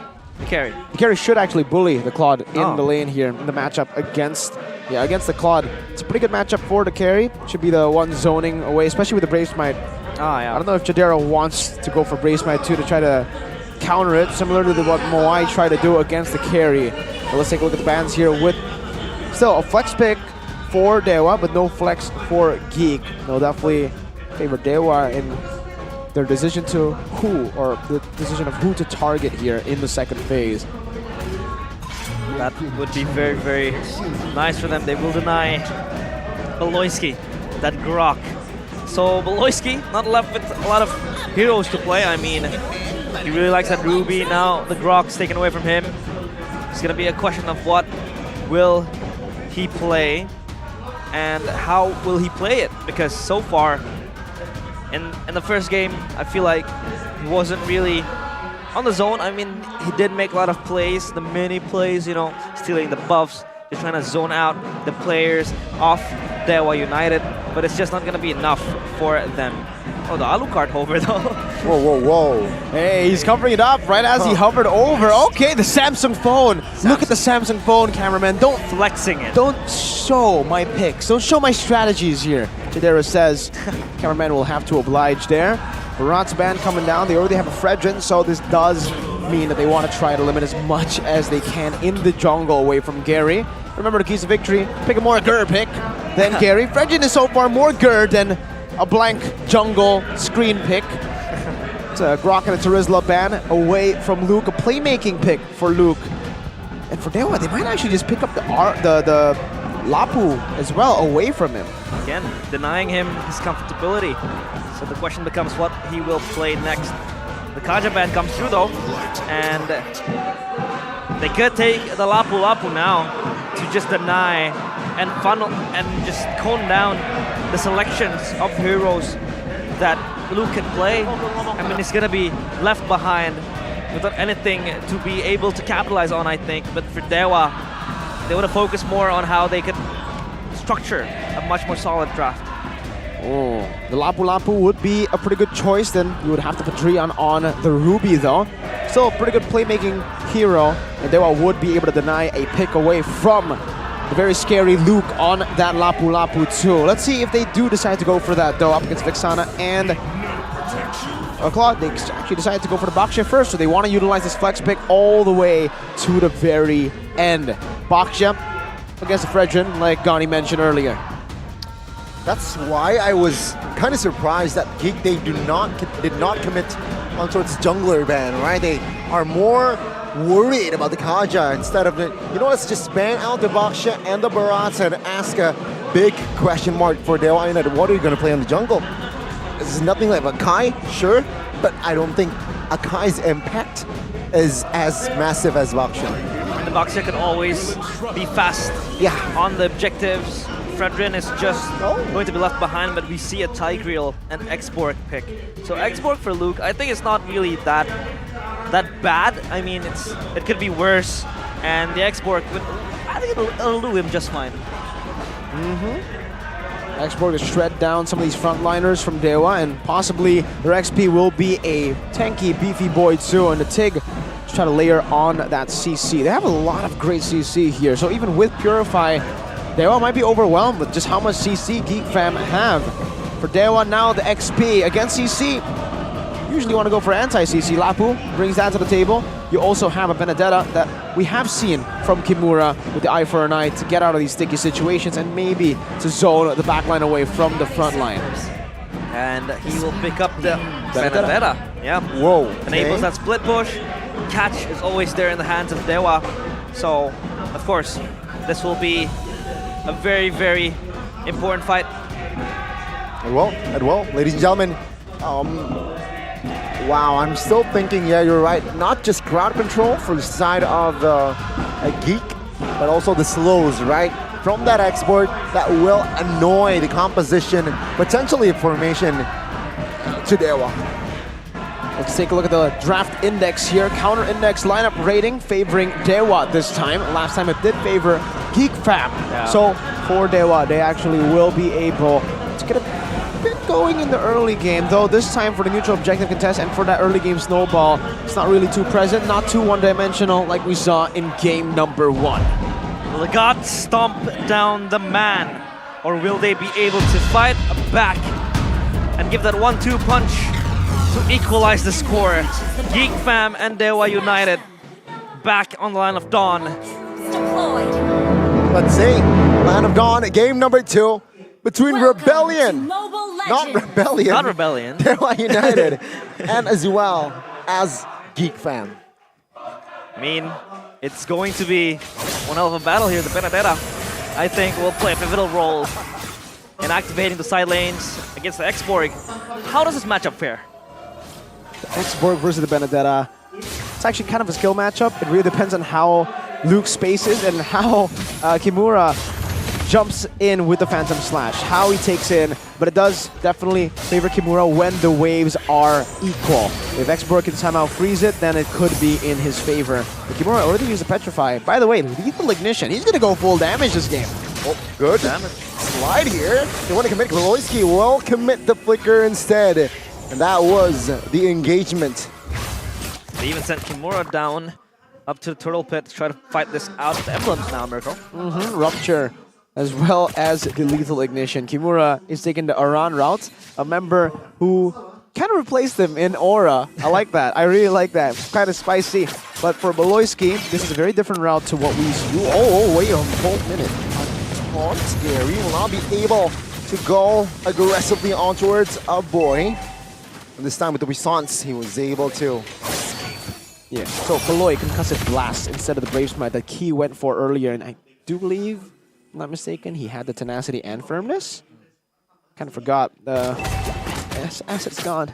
But yeah, point is, he will go for a bit more wave clear over the sustain in these team fights. They'll help deal a bit more damage with that Concussive Blast. Damage was, I think, for Dewa, they have a lot of tools at their disposal, especially now. Sending Gary, just trying to hover around the lanes, and so far Gary has been beefy.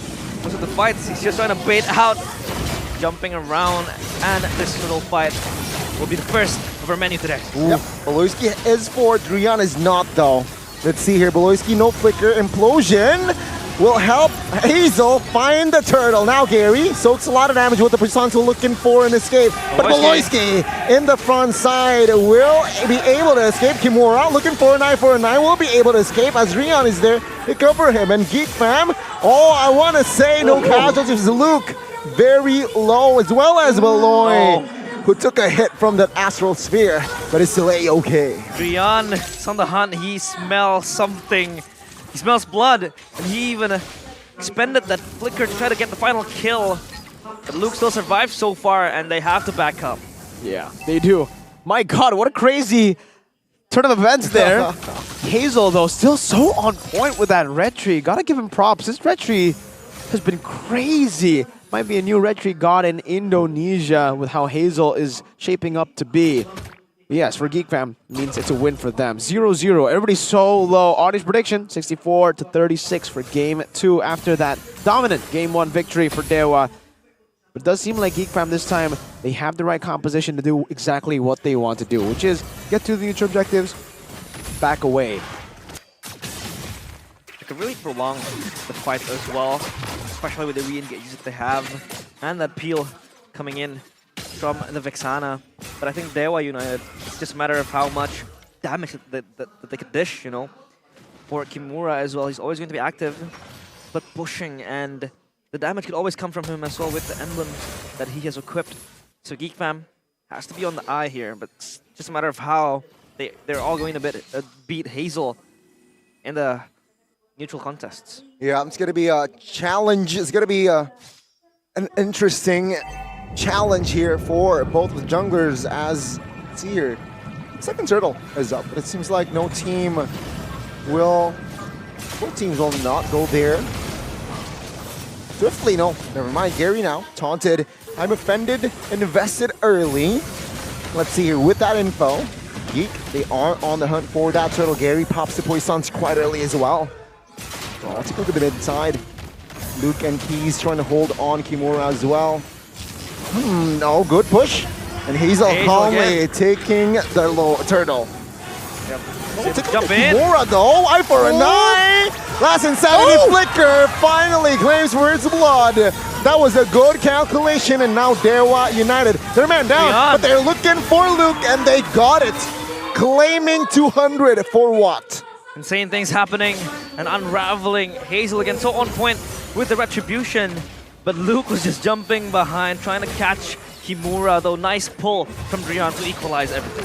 The trust given from Beloy to Hazel to out-retry Gary was impressive there. Usually you would see mostly roamers would just go over to the enemy jungler, try to CC, try to zone the enemy jungler, but he actually he was looking for an engage. He knew, all right, you got it, Hazel.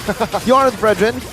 And trust. He did, he got it. So well played to him. Also, my God, what a prediction by Luke. That last Insanity flickered to the edge of the final blow range. Eternal Guard cancels the shield unity. Yes, so the boy careful. is able to get me safe, but Drian. Tadera will not survive. And final blow in the backside with the Petrify will be enough to take a boy down. It seems like Dewa United, they mean business, but Geek, they will back off. What the hell is that damage? That's he a lethal bursted ignition. down a boy. That's the lethal ignition. That's what he can do. It is crazy, man. But Kimura, this is what he can do on that crazy pick. Again, by the way, Hazel just takes that away. Gary that time didn't have red tree. But now you see me, right? Now you know why I'm so hyped, why I'm so happy when I see a Benedetta damage.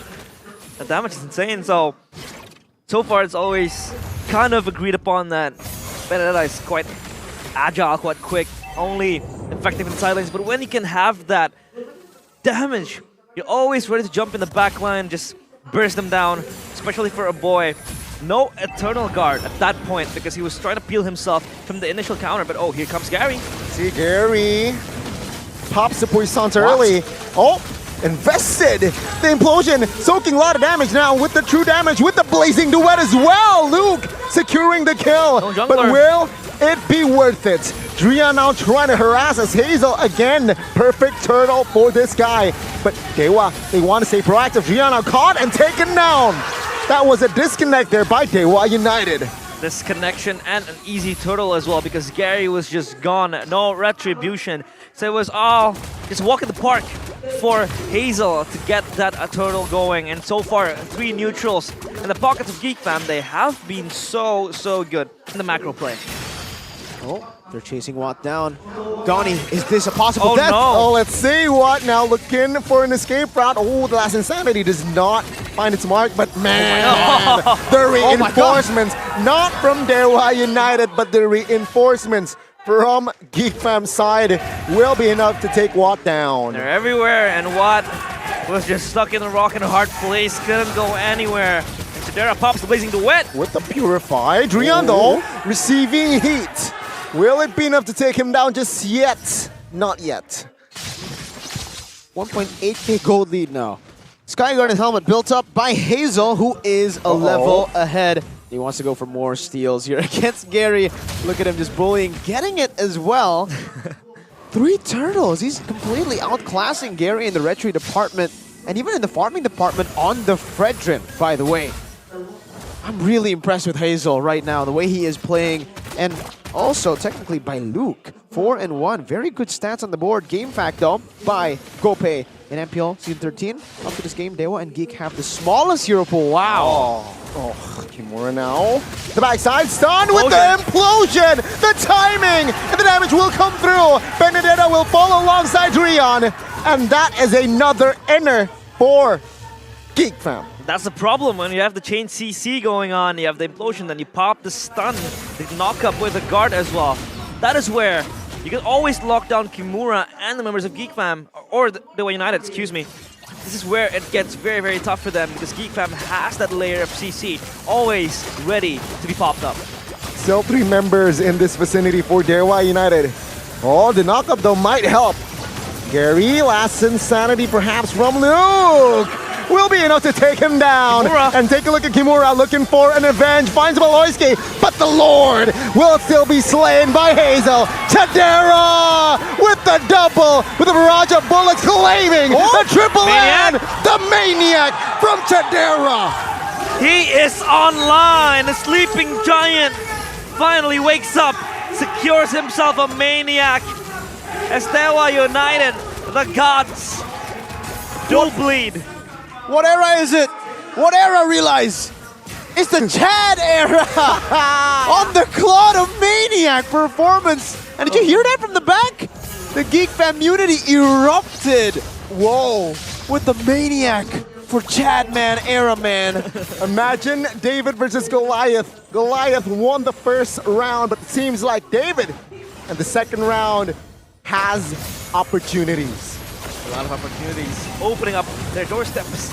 As Gary just has to push them back. They have been able to take down the Lord though, so no further damage, but Geek Fam is just so proactive. Looking for something that they can capitalize on. And Dewa, how do they recover from this? It's very, very bad for them. It's hemorrhaging everywhere on the map. It's too much right now for Dewa to handle. Basically the same thing for Geek in game 1. So, hey, we thought it was a myth. Maybe it was just a weird coincidence, but it's not. The Claude is 100% win rate. It was man down in game 1. Guess what happened? They didn't win without the Claude. This is a good thing and a bad thing. Just like Skylar's Claude, are we never gonna see it ever again in the regular season? That's definitely in the heads of Dewa for the next game. They're definitely gonna try to ban it out again. What popped his ultimate? No damage though. Luke is just having a nice day. It's just right at the office for Luke. Has been very, very solid with this export so far. Now it's just up to Dewa. How do they want to play this? Do they want to prolong this, or they want to follow the traps of Geek Fam? I think for Dewa right now, it's basically, again, the same thing that Geek Fam were forced to do. They're forced to now just turtle up in their own base and really just wait for a possible mistake from Geek Fam. Maybe they manipulate the waves wrong later when the Lord does spawn. Maybe Hazel messes up, because so far he hasn't messed up a single time with that red tree. Still super impressed by this guy, man. The consistency of his red tree is actually getting quite scary. Gary was doing pretty well last week, even against Super Ken, against the big dogs. They were winning. Now, there is agreeably, there's a gap between Gary and Hazel in this game. Yes. Specifically for game number 2. He's just outmaneuvered and it's just everywhere on the map for Hazel. He's able to get all the objectives where Gary is just not present.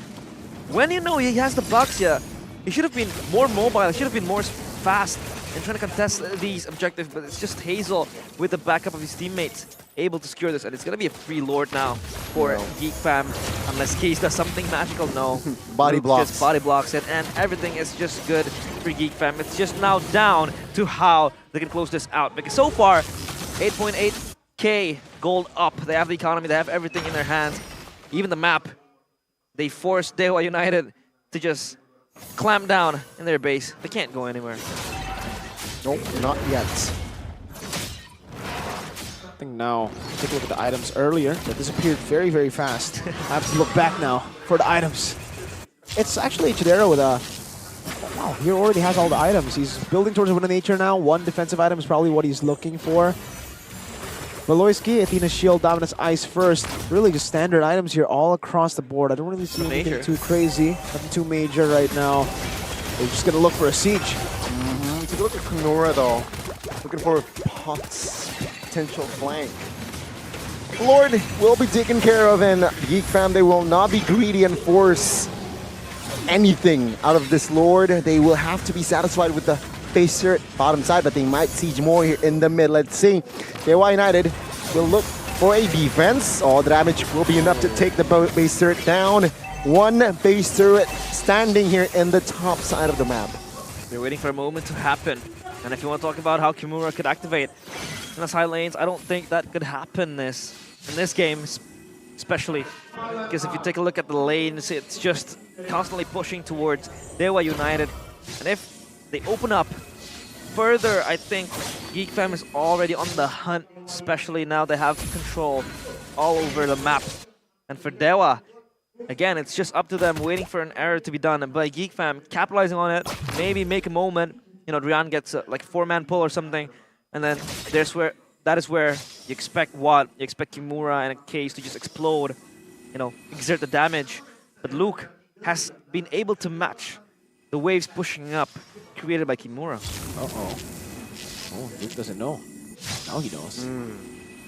But yeah, like I said, I think even for Kimura, it's going to be really tough. Uh-oh, conceal play canceled by Gary. See, final blow to escape. Good stun and implosion as well. The follow-up here with the Eternal Guard. He will be taunted, but Loisky will take the kill. Take a look at Gary! 1 HP as Chidera finds the unstoppable, and that is that's an assassination.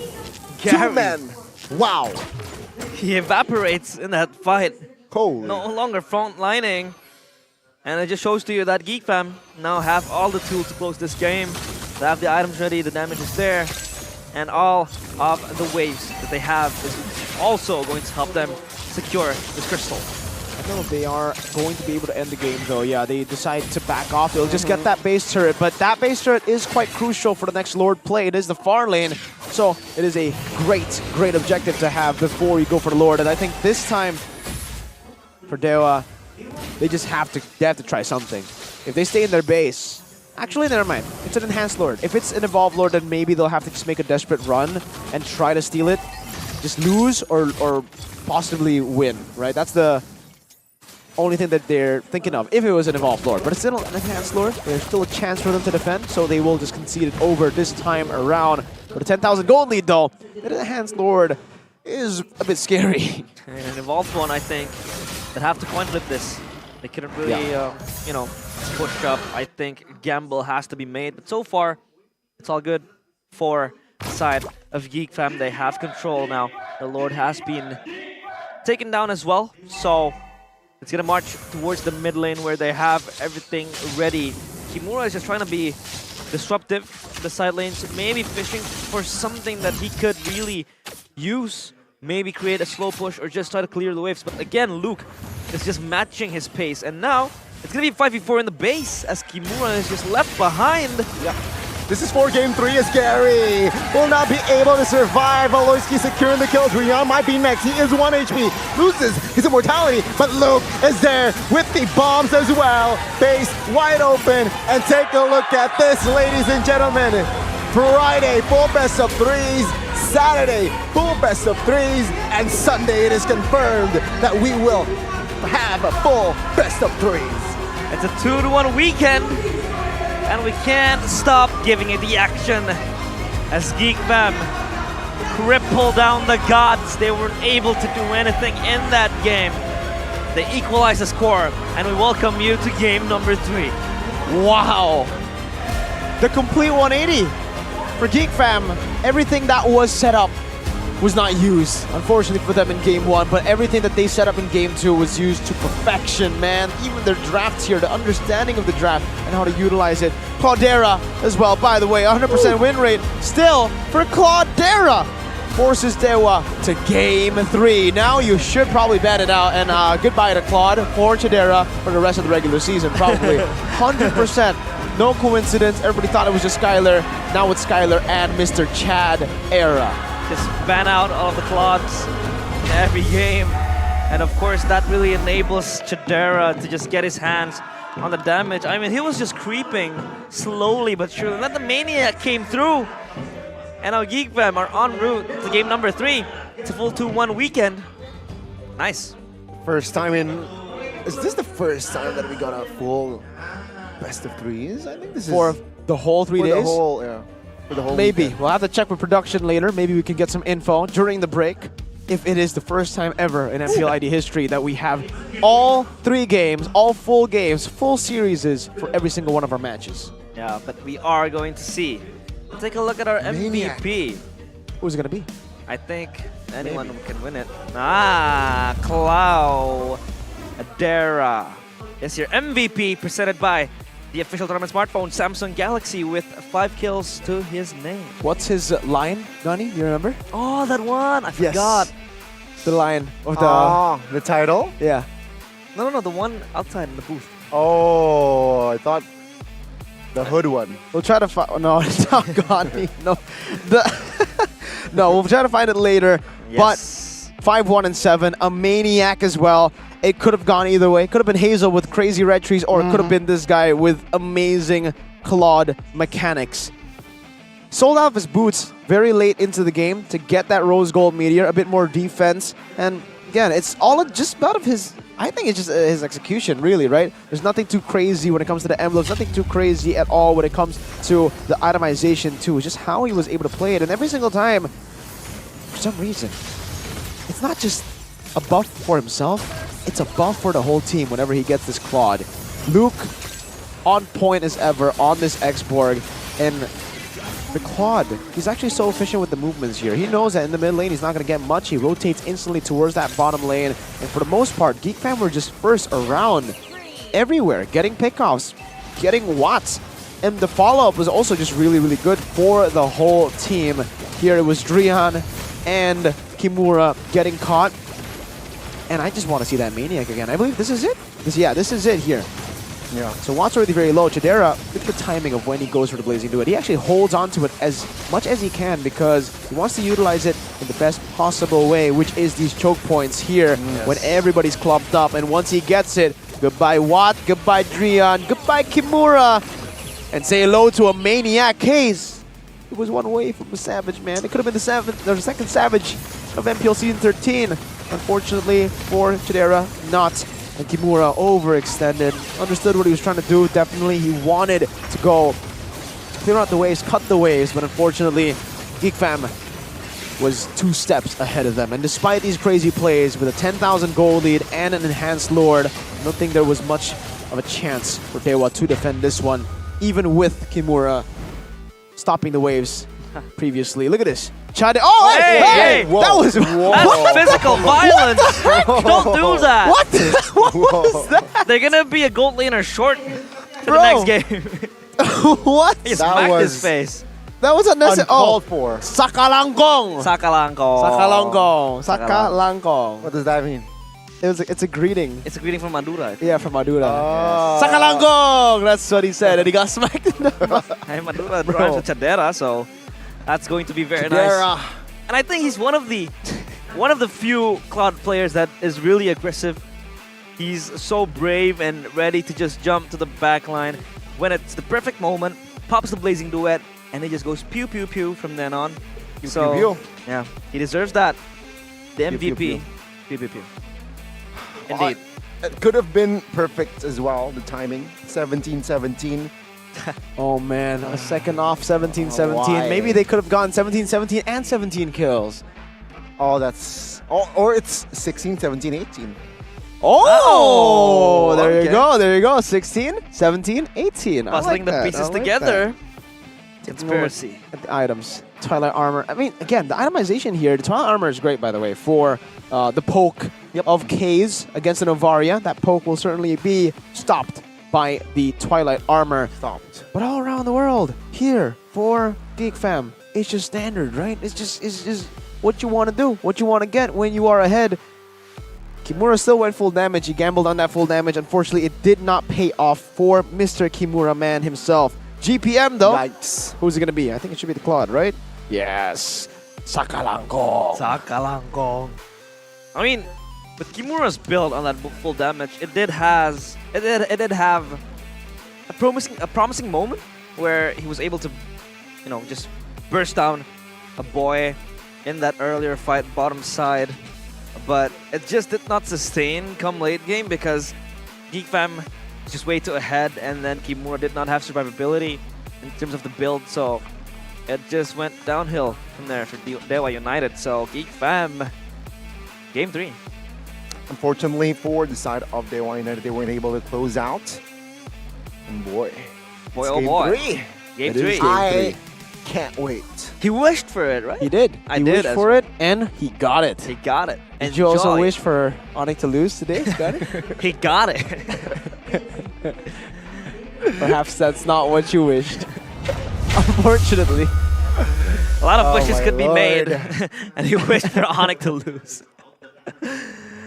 I had a 2-1, 2-1, 2-1 weekend en route. 2-1, 2-1. It's going to be 2-1, 2-1, 2-1, 2-1, 2-1, matches 2-1, total. 2-1, 2-1. Yes, 8 matches total, 9 weeks, total 72 matches. That's quick maths.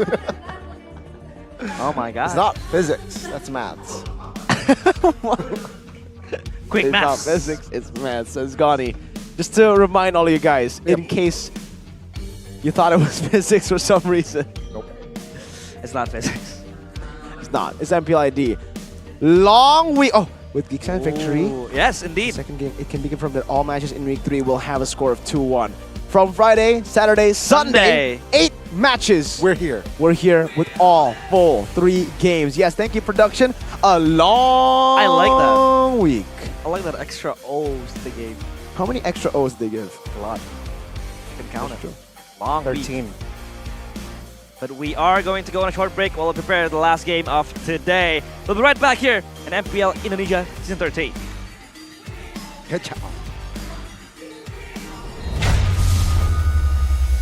Dewa, ini ada anak Dewa yang kayaknya seru banget juga nih. Ngeliatin jersey Dewa. Ada apa sih? Coba kita panggil. Hai Kal, sini dong. Hai, Lagi ngeliatin Kak. apa sih? Aku lagi liatin jersey Dewa yang baru nih, Kak. Wih, lagi ngeliatin jersey Dewa yang baru. Emang Betul. bikin salfok banget sih ini jersey Iya. Dewa yang baru ini tuh. Coba deh kita liatin nih. Wih, keren banget. Keren sih, emang beda sih. Emang beda ya. Beda, Tapi Haikal, beda. ini teman-teman anak Dewa, Monica juga udah bisa nggak sih dapetin ini biar bisa kembaran sama pro player idola. Oh, kalau untuk jersey kita masih nunggu coming soon, Kak. Nunggu Jadi, coming soon. Betul. Jadi pantengin terus IG-nya di Dewa Store, nanti akan launching. Wih, udah nggak sabar banget, tapi harus tetap sabar. Pantengin IG-nya, sosmednya dari Dewa Store. Dewa Store pokoknya ya. Ditunggu. Nggak dikasih tahu nih kapan, spill dikit. Tunggu aja, Pokoknya tunggu aja. pantengin terus. Pantengin terus. Tapi anyway Haikal, kamu tuh anak Dewa sejak kapan sih? Aku sebetulnya udah lama, cuma baru join lagi di season kemarin. Dari season kemarin ketika Dewa masuk MPL Betul. sampai sekarang. Sampai saat ini. Wow, ini apa sih keseruan kamu bisa jadi anak Dewa?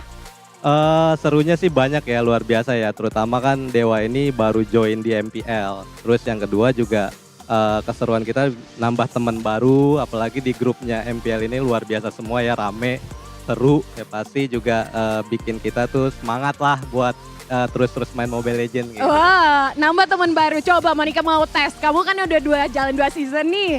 Berarti udah punya nambah teman baru berapa banyak nih, Haikal? Banyak banget ya.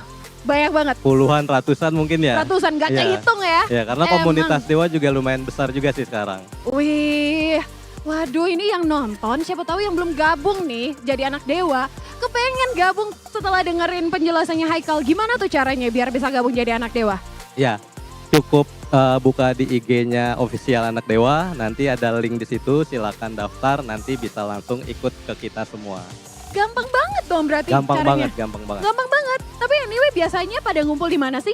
Kalau kita home base-nya memang di home base-nya Dewa, tapi biasanya tergantung kesepakatan.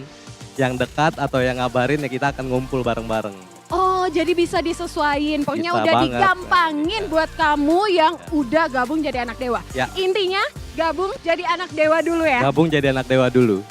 Tapi sekarang ya, Haikal, ini kan poinnya udah satu sama nih. Ini kita masuk ke game yang ketiga, ini match point. Ya. Ada pesan-pesan buat teman-teman Dewa yang bakalan main dan juga ajakan juga nih buat anak Dewa biar bisa tetap semangat, Ya. semangatin Dewa. Ya terutama untuk player Dewa tetap semangat, terus improvisasi, terus belajar dari hal yang sudah ada. Jangan lupa untuk terus belajar terus lah pokoknya. Terus juga saya juga mau ada pesan, ada titipan Wow. juga. Apa tuh? Apa tuh? Ini Apa tuh? untuk Dewa dan yang lain. Jadi kita punya tim sepuh. Jadi ya kita mau unjukin ini ke tim yang lain lah. Oh, Wadrian, ampun, sepuh. Biar tim lawan ngomongnya ampun, sepuh ya. Sepuh. Oke, dan langsung saja Haikal. Pasti udah gak sabar dong ngelihat match point kali ini. Monica juga Nggak udah sabar, gak nggak sabar.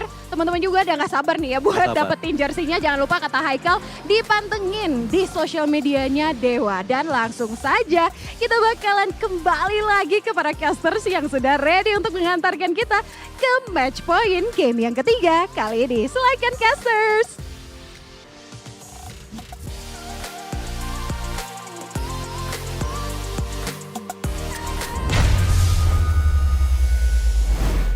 Welcome, Mirko. What are you doing? Yo, bro, we're live. Get Sorry, that I was. awesome phone I'm sorry. I'm back sorry. to its place. I was playing on my Mirko, you naughty awesome boy. Mirko. phone. My bad. Let me just put my awesome phone down from all the awesome experiences I had during that interview. My God, that such a fast. I actually finished a game of Brawl earlier. I'll give you a pass for that. I mean, it's too awesome to be let in its own devices, so it's all good. No, It's all circle. G. Yeah, nice, good phone, awesome phone, insane. You guys phone. can get it too, right now. Right now. Samsung.com/ID. Do it. Let's go. Wait. Check it out. Check it out. Now. Right now. That's a match point as well.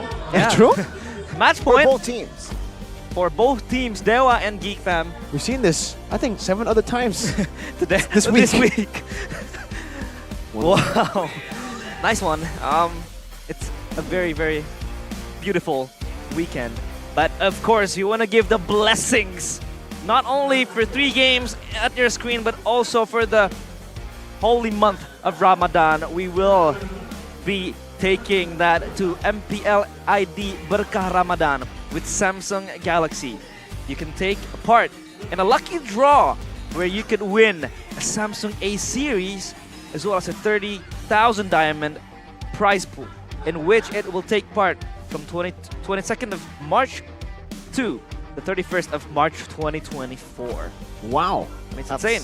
That's crazy, man. With Samsung Galaxy, go ahead, check it out. That was the awesome phone we were referring to earlier. Yes. So perfect timing for you guys to go get the awesome rewards from the awesome event from awesome Samsung. Awesome Samsung. Awesome Galaxy. And awesome MDL. MDL is our development league for you guys, especially you that are still, in school or at college trying to get your degree, learn more. You can also sign up for the MDL CSR program 2024 for you guys who are interested in esports.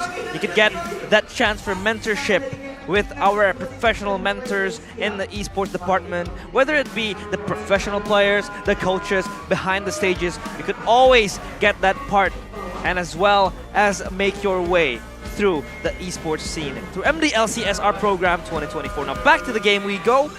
Dewa United and Geek Fam. Dewa United, that was a shaky game for them. But Geek Fam was just given too many things to work with, especially that Claudera that's able to be activated. Way too many things were given away to Geek Fam. Firstly, the Claude. Yep. Vexana. Vexana. But really, the Claude. They need to get rid of the Claude. Game 1, they banned the Claude. And they won. Game 2, they didn't. And they lost. They let the Vexana go in game 1. Safe to say, they still won. Safe to say Chidera will have a 100% win rate in Claude now. Or they could pick the Claude away. That could be an actual, if they don't want to waste any ban slots on the Claude, they could just pick it up for themselves. They could just take Blue side and pick up the Claude. But pick it up for what? First, will Mr. Chad Era learn a new hero in the span of the break of game 2 to game 3? Insane fast learning mechanisms activated. I mean, he did get smacked on the... That can reset his... Dude, that was so violent for no reason. That was unnecessary. Whoever did that, shame on you. You should never do that to Chadera. Especially Sakalangkong! Someone so fluffy and so huggable, Yeah. You do that to him. Can't believe it. He's like, Chadera he looks so kind. You don't do that to him. Sakalangkong, right? Sakalangkong. That's the... That's such a funny phrase. But previous game recap here. Hazel on the Fredrin. I gotta say, this guy was the standout as well. 100% neutral objective secured. 100%. And last week, how many objectives Geek Fam secured? I think 1. Oh, and Hazel wasn't playing. That is rough. Hazel wasn't playing. Oh my god, and seeing how he develops, I am going to see. I think he is a very promising player. Yeah, he was the anchor in that game, entering early mid, when Claudera activates, he's like, my job is done. He's able to show levels to his game. I mean, always fast in the race of objectives. I think so far, no missed retributions in 50-50s. Wasn't even a coin flip for him. He's consistently getting all the retries down.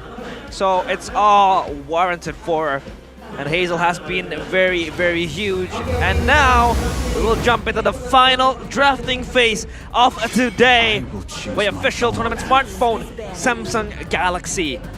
Of course, the Cloud is gone. Yes, that's what we expected. It will be banned out. By the way, welcome not just to any draft, welcome to the final draft of the week.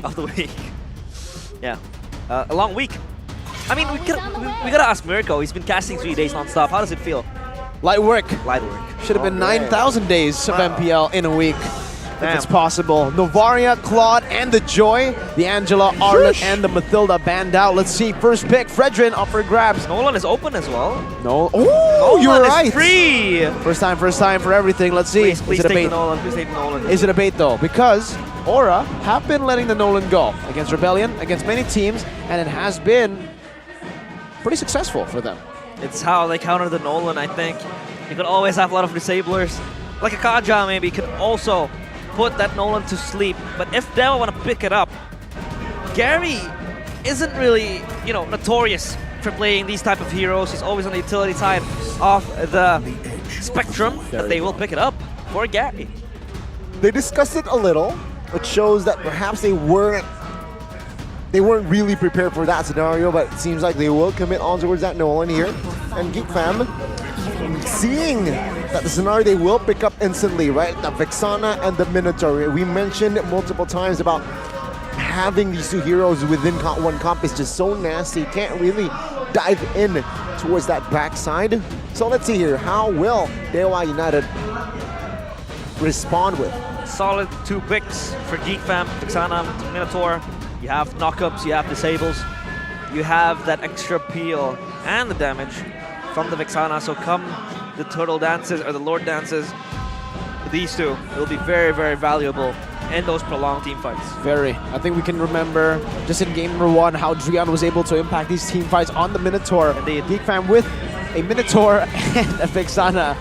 Expect your frontliners to get ping-ponged around, bounced back and forth, but that's why you pick up something like a Grok in the front line. That power of nature and the X-Borg. Whoa! From Dewa this time, super fast though. Fredrin comes in. A Minotaur, a Vexana, and a Fredrin. That's the 3 ways to success for neutral objectives. You have so much CC and a guy that can last hit so well. I love how they're drafting this, kind of low-key for Hazel, because you want him to be set up for success. You want him to be able to contest this in a 50-50 where he excels in the retribution department. And I think that has been the case for Geek Fam. They know that that's their strength in trying to outmaneuver this Nolan. So with 3 of the picks coming in from Geek Fam, it has been very, very good. A very, very good start. And they bend out the Lilia. You want to kind of deny that damage and that laner that can fare against Vexana. Yeah. Taking out the Lilia. Next for Dewa, they're probably going to go and limit the amount of XP laners that Luke can play. For now, with how it's looking, maybe they want to go for a Phoveus ban. I think they're thinking real hard about what they want to go for here in the bans, because Phoveus has been a way to counter the Nolan for quite a while. The choice they go for, though, is not a Phoveus. It's actually Brody ban.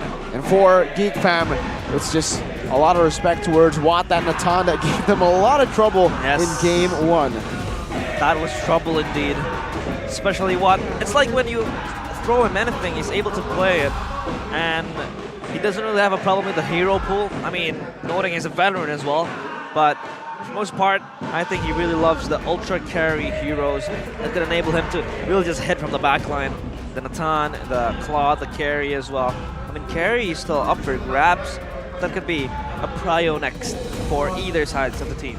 I think, especially for Dewa, what they're lacking is range, right? So they will try to balance out their composition with range. No Novaria, so perhaps they will opt for another hero. Potentially a Nana might come through. Let's see here. It's going to be the Paquito band out. Spoiler. Spoiler alert. Let's see. Spoiler alert. Let's see. Layla? Oh my, no, he's trolling. He knows the camera's on him. They're trolling. All right, Chidera, I see you. You know the camera's on you. Bruno lock. It's going to be a Bruno lock. I mean, safe option. Yeah.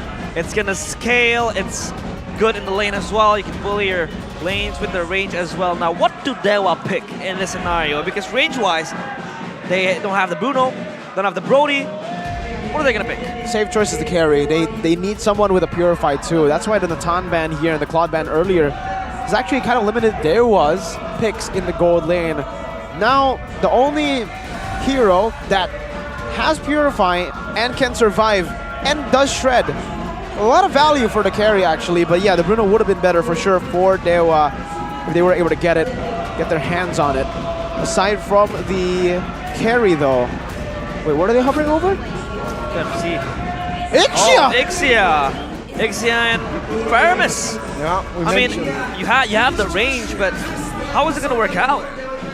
The spacing, right? He needs to pop the full barrage in time, the right time to grow and deal that DPS that they need. And also, again, we talked about range. Ixia, sure, it fits, but let's see. We will see how they will work out around the interesting picks, especially from Dewa. They have the Nolan, also the Faramis to prolong the team fight's extra layer of life, if needs be. And we'll take a look at the counter index, or the draft index. Dewa, this time winning it. The draft index. The draft index so far has been wrong 100% of the time so far. For game 2 it was Geek. Game 2 it was Dewa. Game 1 it was Geek. Yeah. And now game 3 it's Dewa. So by that, make of it what you want. But both of these compositions can certainly work. That Ixia in towards the later stage is actually a great pick against the Bruno. It is a lane that will do very well. Will the Godfall or the man? It will be the last match of the week, and most importantly of today. Geek Fam against Dewa United is back on your screen. Again, ladies and gentlemen, Geek Fam and Dewa United. They're safe, they're in the midfields of the standings, so again, they desperately need a win to stay in that safe spot. You're blinking your eyes and it's already the 3rd week. Next week is 4th week, so you gotta pump up the wins, especially leading up to playoffs. And they wanna all make a shot towards playoffs. I mean, we have what Mirko says, a most guaranteed team in the playoffs, which is Bigetron. Currently up there. Oh, whoa, that's a steal from Gary. Take a look at Driana with the power of nature, flickers out of safety. And take a look at Beloyski, also flicker, but Gary is there trying to find the last hit, does not find it. No first blood, but still a huge win for the Nolan. Yeah, a massive disadvantage for the Fredrin against the Nolan is the clear speed. Fredrin already clears quite slow very early on, and especially up against a Nolan who clears extremely fast. That's why he went for the thrill on top of the Nolan. And man, that was really fast. He went from the purple buff to the creep, the green creep up there to the orange buff steal. Wow. And it was also because the Grok Drian was able to bait out the red tree from Hazel. So extremely well played by Dewa. Crazy utilization of the delayed farm, delayed clear, and also the red tree usage of Hazel. He's level 4 already, so the kill potential and the kill pressure is there for him. So fast, of course, if you compare it to Fredrin, who's relatively slow in terms of clearance, in terms of movement as well. But now, Beloyski gets clapped on. Will be pulled by Keys and the barrier. Hey! Make Beloyski suck! No! Wait, you know, he has no flicker! He has no flicker, but he has the hail! Oh my god! Keys will not have the range for that Ghostbursters to take him down. The wall won't stop him. He's able to escape, but Rian is gonna be safe. It's all good. So, did he blow his flicker? I think he did, yeah, so all good though. And Turtle has been secured by Dewa United. Oh man, Beloy. I like the confidence on him. He was walking towards the wall. He just didn't care. He just kept on going through the wall. Beloyski now taking some. He pulled now this time. Hey, what? Will not be able to take him down just yet though. Gary's so annoying. Almost 2 levels above Hazel. Beloyski low. My god, wall charge committed. He's still alive. But take a look at the Eternal Guard and the Nether Realm here invested for Dewa. What's happening? Beloy, how does he keep on getting out of these situations? No first bloods, man. No first bloods yet as well. There were a couple of moments where it should have been first blood with Beloy being so low. I don't know what's happening. But man, yeah, it's so goofy. It's so funny the way that, like, you know, he interacts with the wall. He just walks there. He's like walking to an invisible wall. It's a very entertaining Beloy. Yeah. He wishes that he could just pass through the wall. He walked through. Maybe he should play Navaria. That could work. He could try. And Kimura not receiving as much pressure compared to the Ixia in the hands of Watt. Beloyski was just everywhere on the map so far. No first blood. It has been a slow game, but at least now Dewa United is able to match it up in terms of the objective departments. Oh, Drian gets jumped on. No, while charge forced, Hazel will be able to get out to safety. Yeah. So for Beloy now, the fact that he hasn't died 2 times means that he has been around the map a lot, and he is level 5, so he's not behind of Drian for now. Again, the dive from Dewa could actually help Geek Fam, depending on how Beloy reacts towards these plays. But again, Gary being an absolute nuisance, invading very early on, but he has to be careful. He is an assassin. Despite his crazy clear, he is an assassin. He can be punished. That's why Beloy rotates over top. And they actually do not go for it. Chidera actually does not go for the clear on that. He knows that Hazel is very much behind, 2 levels down on Gary. He needs as much farm as he can get. Hazel is getting gapped, and Gary is just level 8 now. They get the turtle right here, right now. Gary committed. Hazel finds a retreat stun though. Gary, the backside, looking for an escape with the flicker. Luke trying to find the kill. Take a look at the last insanity from Kimura. Will gain space for Dewa United to find safety. No first blood yet. What is happening? Just a newt. 5 minutes, 2 neutrals, and no first blood shed. This is a stagnant game, I'd say. I love it. A lot of things happening. It's interesting. There's so much action. In a peculiar way. So much action, yet no result in terms of the kills. Yeah, I mean, I love it, right? the fact that it's been so high action, but no one has died. Beloyski, they're edging. I would expect Beloyski to have immortality, the amount of times he's been able to escape death. But, bottom lane, this might be first blood. Oh, untargetable. Hazel's there. Hazel there with the flicker, taunted himself. Kimura will not be able to escape this time, right? Luke, though, diving under the turret. Kimura surviving, and finally, with that, Hazel will be the trade as well, Gary. With the flanks, going Eternal God as a cover, but a boy will have the flicker to escape, but the damage there will not be enough to take a boy down. Kimura is able to be taken down. Wow. Case, though, chased down by Luke. Wants to push forward, but nothing will happen. So it was so good from a boy hiding in the bush right there, trying to deny the execution coming through, but then again, still, Hazel had to die in the hands of the turret. Man, finally a kill, but it's traded equally too, right? We're just gonna get 1 turtle for 1 turtle, 1 kill for 1 kill. I love how the game's playing out so far. But let's talk about this lane matchup. Chidera. This is the thing about the Bruno. Yes, early on, Watt does out-sustain the damage of Chidera, but once he gets those crit items, he's going to start to really hurt. And Drian... a lot of heat, power, a lot of charge.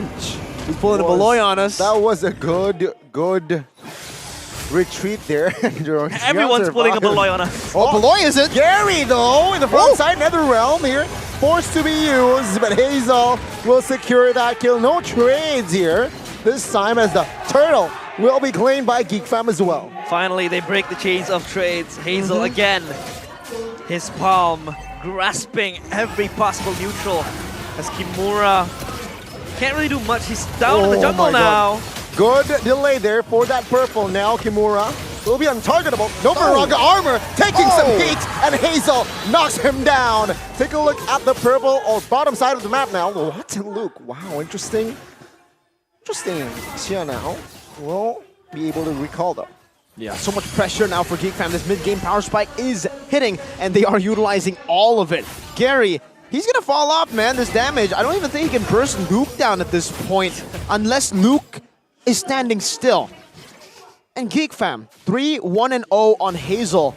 The early orange buff steal did not really derail this man's farming pattern, derail this man's neutral objective contest stability. It's crazy. His retry still so on point despite being a level down on Gary. player's gold is Chidera. Like we mentioned, in that gold lane, yes, early on, he does get out-traded. But if you don't trade, you can't get out-traded. That's the mentality you need to have, and that's the mentality Chidera had. He just waited for his items, Power Spike to hit, House Claws and Berserker's Fury, and now he's dealing the big boy damage. That's Heptaseas for Gary. Heptaseas. Okay, so he built Hunter Strike first to the Heptaseas. Level 11 won't really give him that much of a significant lead. I mean, Hazel's also kind of behind in terms of gold, but he has been very solid in the rotation department. And so far, yeah. But that's the problem. That's the problem with Nolan, right? You don't have that, like, if you can't really capitalize on the kills, the damage won't really feel that much with Drian now. Let's see, last Insanity. Chidera will be the target. Take a look at the backside now. Netherrealm with the backside as well. Drian will be the first one to follow alongside Kimura. Take a look at the Netherrealm from Keys. It will not help Watt at all as he is just battered and he will be taken out. That's a 1-2-3 member from the side of Dewa taken out. Oh my God. Say like Dewa United seems disconnected. They don't really know what they want to do. Not on the same page, and Geek Fam is just everywhere in their bases.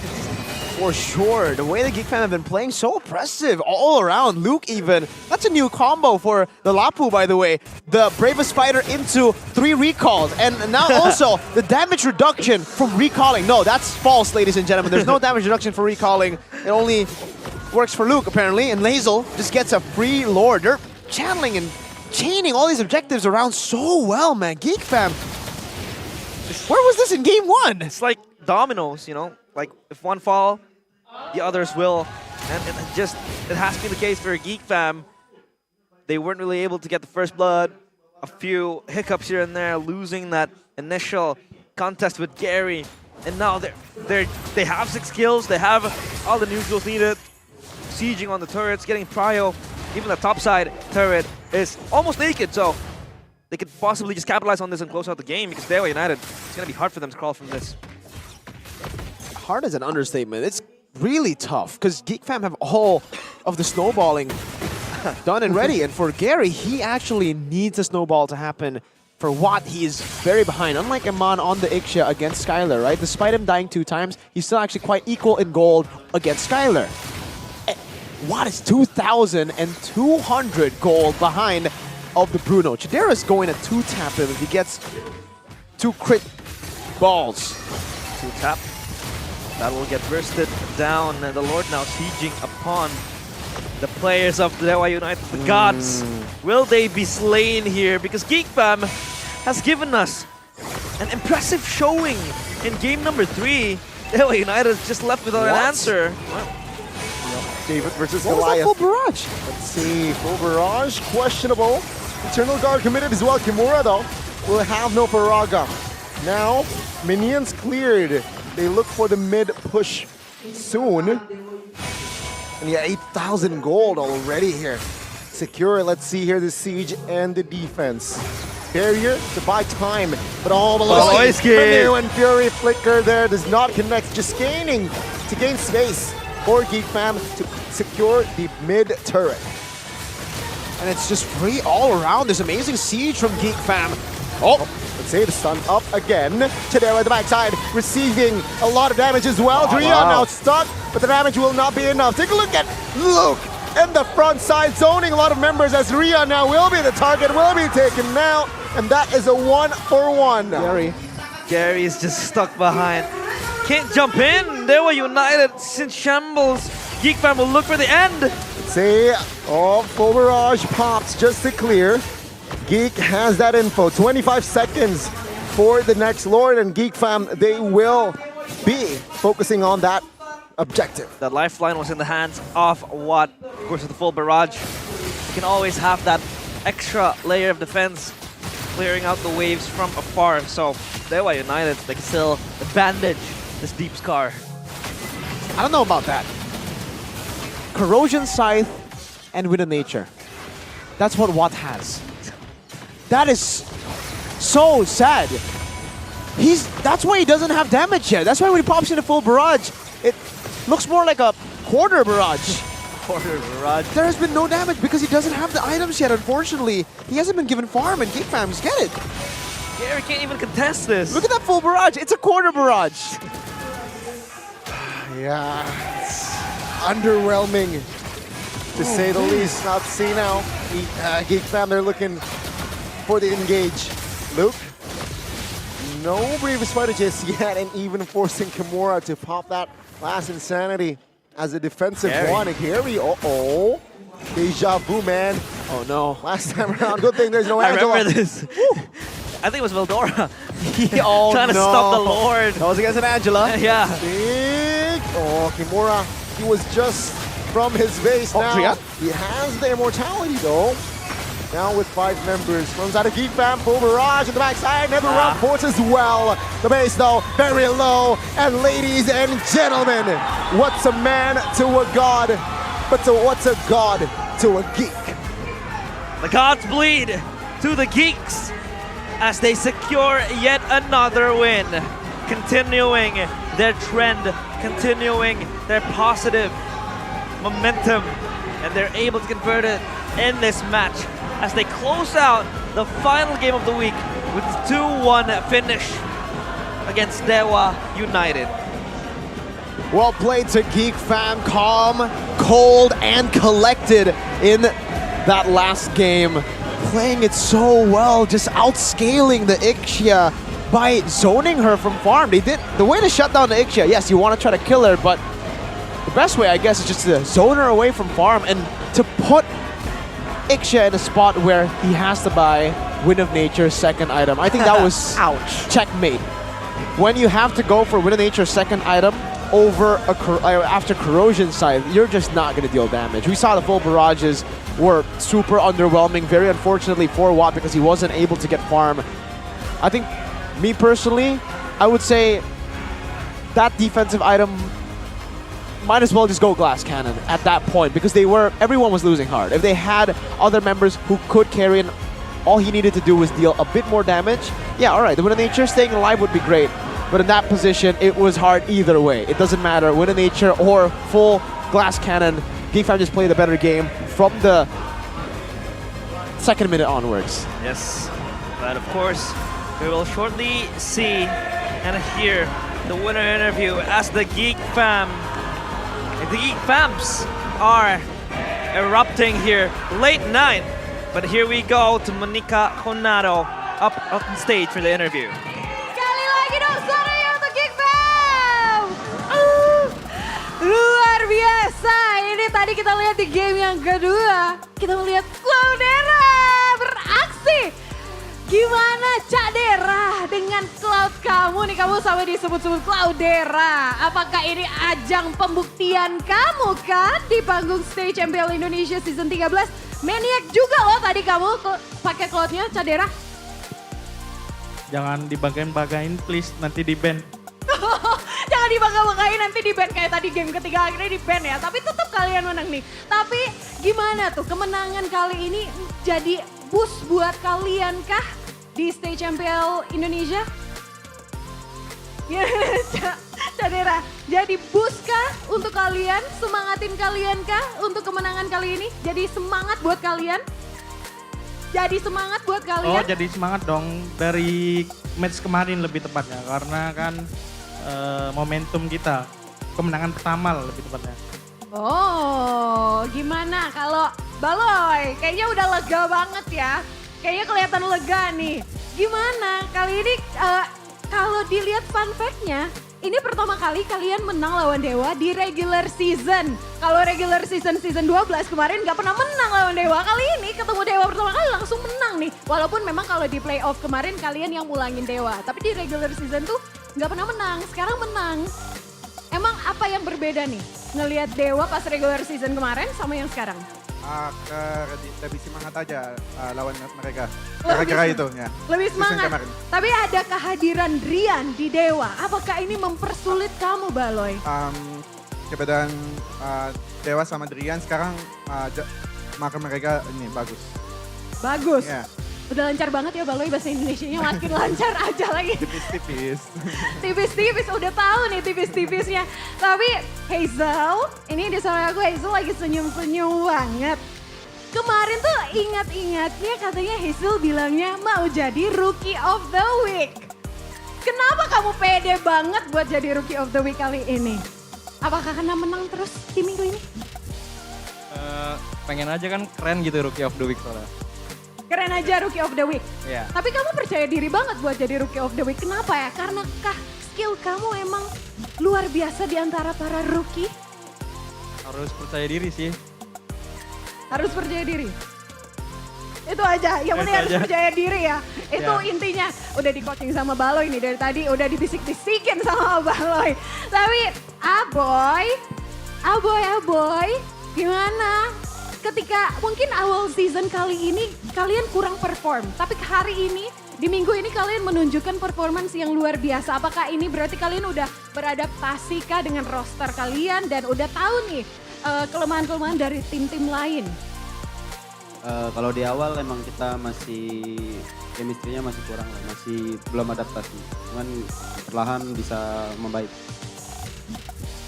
Perlahan udah membaik dan sekarang kalian menunjukkannya di stage MPL Indonesia season 13 di minggu ketiga. Ini memang masih minggu ketiga, tapi look, kalian season kemarin jadi grand finalist. Memang ini masih terlalu dini ya, masih di week ketiga, tapi kalian optimistis nggak dengan performance kalian sejauh ini untuk bisa meraih kembali nih, jadi grand finalist lagi nih? Optimis sih. Kenapa tuh? Karena digendong Aboy. Digendong Aboy ya. Dari kasih Aboy main aja udah. Oh jadi kasih Aboy main aja gitu juga. Tapi apakah di next pertandingan mereka, di pertandingan Geek masih bisa bertahan dengan kemenangan ini? Karena nantinya kalian bakalan lawan Aura.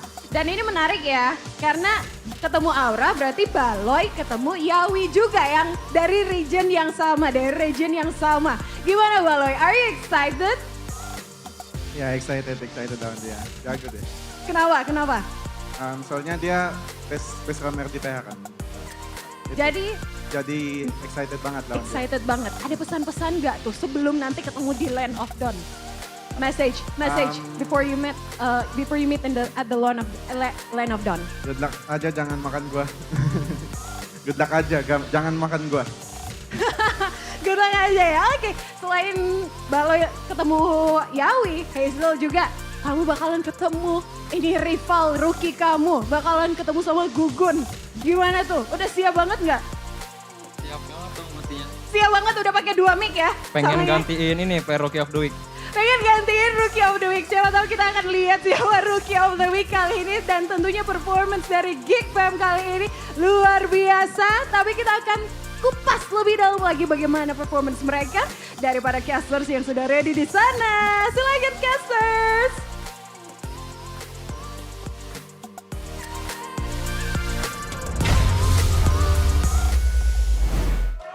The gods has been slain by the geeks, and the geeks thrive as that concludes our long week in week number 3. Long. It's a long week. Long. Didn't feel long for me though. It's long for Mirko. It's been casting 3 days. It was faster for me than it was for Donnie. Why? And for you. Because I enjoyed every single one of these matches. Especially because you know who's number 1, you know. Come on, man. Light work. Just like light work for the MVP player of the match. The guy who definitely deserves, like you said in the interview, Rookie of the Week. Me personally, I think he does deserve Rookie of the Week after this stellar performance from their match against Alter Ego. Taz to the match against Gary.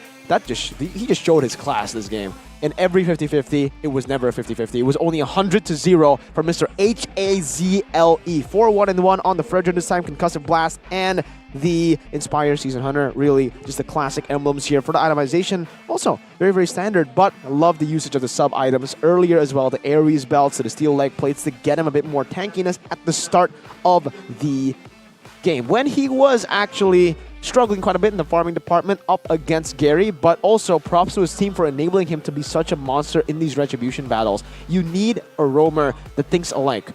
A roamer that can set you up. Beloyski thinks that way, and that's why we're seeing Hazel truly shine. Man, it wasn't that hard. Geek Fam, just play Hazel. He's so good. We saw it even in the match against Onyx. But here, it's a Hazel with more experience. That's a dangerous Hazel. Shout out to a boy though, a few times. It could have been maybe bad for his team, but he was able to just play the utility role so well on this Vexana every time, just peeling, covering for the team with the Eternal Guard, with the Terrify, and CCing the enemy team when necessary. For Dewa, though, they were doing quite well early on with a few of these proactive invades. Unfortunately, Watt was not given enough farm in the back, always cancelled out by Hazel. Two amazing targeting by Hazel. And it ended up with Watt being... Shutdown is an understatement. I don't know what to use, what word to use. He really didn't get to play the game at the 11th minute as a gold laner, 3 levels down on the enemy gold laner. As an XP laner, being 3 levels down means you just lose out, you know, some of the cannon waves, the XP cannon waves. As a gold laner, when you're 3 levels down, imagine how much gold you are behind too, because the XP shouldn't be the biggest gap for a gold laner. Yet it is for this match. They did not let Watt play. They shut him down. He talked about his build, the fact that he was forced to build a Wind of Nature in the second game. Over anything. Or Corrosion side, 2 Wind of Nature. 2 Wind of Nature. But I think going Glass Cannon will be still fine because, again, you're going to deal damage from afar, though. You have the full barrage as well. So I think probably a miscalculation, a misplay from Watt, but, you know, what can you do? That was a dominant game from Geek Fam as well. You know, not much of kills boasted by each team. I mean, that first blood was prolonged so much, especially that Beloy moment where he was walking through the walls. But for Geek Fam, it is a well-deserved victory for them. One they would be proud of because they're slowly climbing back up to the top of the standings, in which I think the middle part of the season, especially, you know, coming into week 3, week 4, it is going to be very, very massive for these teams to thrive. Wow. Wow. Wow. It's crazy to think this third game, it's very snowbally type of gameplay that was displayed by Geek Fam and Dewa. They weren't able to execute and they were lost that mid, right? Yes. You mentioned about the Exia not having the farm. It was just all hell breaks loose after that. They didn't know what to do, and Geek Fam, they sure know how to dictate a game.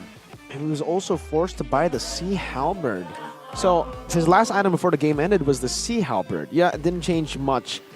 But again, pushes the point even further, right? When he's a carry, but he's playing basically to stay alive and to put on utility on the Sea Halberd and then the Wind of Nature. Very unfortunate for a shutdown Ixia. Definitely not what you want to see. But on the other side, Chidera, knowing exactly that the Bruno doesn't win in an all-out skirmish, in an all-out trade in the lane. So what he did was avoided the skirmish. He just farmed the rich guy, I think, by UBS gold here. The carry is a boy dealing so much damage in the back, but just take a look at the amount of objectives Hazel got. 2 turtles, 2 lords, 1 turret. And by the way, that 1 turtle that he did not get, it was when they conceded the turtle. So every single one that it was 50-50, he took it. Even last game. I mean, if even game 1 when they lost. Yeah. What the heck? It's insane. If he's able to just come to the, objective, and he's able to put himself in the 50-50 situations, I think he's always on point in the retributions. Sure, I mean, if he's way too far, he can't really be in the vicinity and the proximity of that objective, of course, he's going to concede it, like what Mirko said. But when it comes down to the 50-50s, I think his retribution so far has been consistent. More than consistent. Oh, I think it's 100%. I don't think he's lost a single 50-50 this series. Okay, this series. I mean, just to put it simply, very reliable during that 50-50s, right? And his team can actually focus on other things. If you have a reliable jungler, sure, you can always distract and harass the other jungler, but with Hazel, you can focus on other things. You can target the marksman, you can target his backside, back lines. There you go. Hazel's super high potential, man. I don't know what to say. He's possibly future retreat god of Indonesia with Gugun. And we have 2 Rookie of the Weeks battling it out now, who are retreat gods, Gugun and Hazel. Can't wait for the Geek Fam Aura matchup, the battle of the rookies with their Filipino roamers. That's actually quite a... poetic. That's very cool. A very cool parallel for Aura and Geek. Yes, and Hazel was kind of struggling in the first times, in the early moments of his debut in Geek Fam, and so far he has been showing promise. He has been showing poise. He has come near the objectives. He knows how to play through that objectives, and mostly he's very decisive as well, getting the most important part of the game sorted out, and that is the objectives, of course, the neutral objective, the turrets as well. And playing as a utility jungler, no less, he was rendering Gary immobile in this game. Gary wasn't really, seen apart from that first play in the first few minutes. After that, he just went MIA. You're right. I think that's like the orange buff and the turtle. That's it. And then we just didn't see Gary. He disappeared from the game. It's almost like he was Natalia. And I think we are going to see the communications of the players through this golden moment presented to you by our official gold partner, UBS Gold. Bisa, terus bisa. Ayo. Lu lihat. Tiga di atas Ada ini depan lu. Aman. Dan lihat Kak. Tiga atas. Gua tahu depan, guys. Aman, gua tahu lagi. Mati. Dia mau atas. Ini mati. Kasih aja. Aman lo ya. Nice guys. Dapat bawah juga Bisa. Open prop. Dot langsung zoning ini lepas dulu itu. Oke, OTW. 10 seconds betanya. Langsung ya. Lihat gua mau ke box ya, guys. Gua mau zoning dia. Damage ya. Sabar ada kali. Gua damage. Tony Sabar, gua dari sini. OTW. Ini gua zoning ya. Ya. Gua damage Lord. Barang. Ayo. Sabar. Kari. Aman, ini mati dulu. Kari. Box ya. Udah udep, Bos. Aman. Lord. Gua tahan. Panik. Aman. Darknya. Fokus Lord aja. Udah pasti gua dapat, Bos. Nice prop. Nice Chan. Low there. Minyak. Nice pam. A lot of fire, Wow. a lot of hype, and Wow. also composure. Geek Fam gets their win against Dewa United. And to think that they lost Nile. Also a prodigy. An Hazel. Onyx prodigy. An Onyx prodigy. Onyx Prodigy. I mean, Nile had a high skill Wow. ceiling. He did. He was potential. He had a lot of potential. He showed a lot of potential, especially playing at the M series at M5. Yeah. Yep. He was able to showcase that as probably prodigy. And now, Unfortunately, unfortunately, he just lacked the discipline, right? Early on. And then he learned the discipline. But for Hazel, it's almost like it took him, 2 matches? And then now he plays super disciplined. I don't know if Beloy, because of the experience of teaching Nile, he knows now how to teach these young prodigies, or if Hazel's just that talented. Hopefully. I think he's talented as well. Now And all he needs to disciplined. prove is his assassins. Assassins. That's true, because currently we are at the mostly dominated by the tank metas. When it comes later on, maybe something will be nerfed or the assassins will be buffed. Please. That could be much more fun, much more flashy, and we'll see if Hazel is able. I mean, he's able to play the assassins as well. He's actually known for his assassins. Lancelot. Previously, before he joined Geek Fam, the way he won Liga Nacional was on Lancelot, on assassins all around. So he was an assassin player, and guess what? He was actually unable to play utility. That was the whole shtick with him. That's why a lot of people were thinking, Hazel's not going to play. It's probably going to be Ray, because Ray has experience playing utility. Meanwhile, Hazel, he's an only assassin kind of guy. Does he look like an only assassin kind of guy? Nah. He learned quick.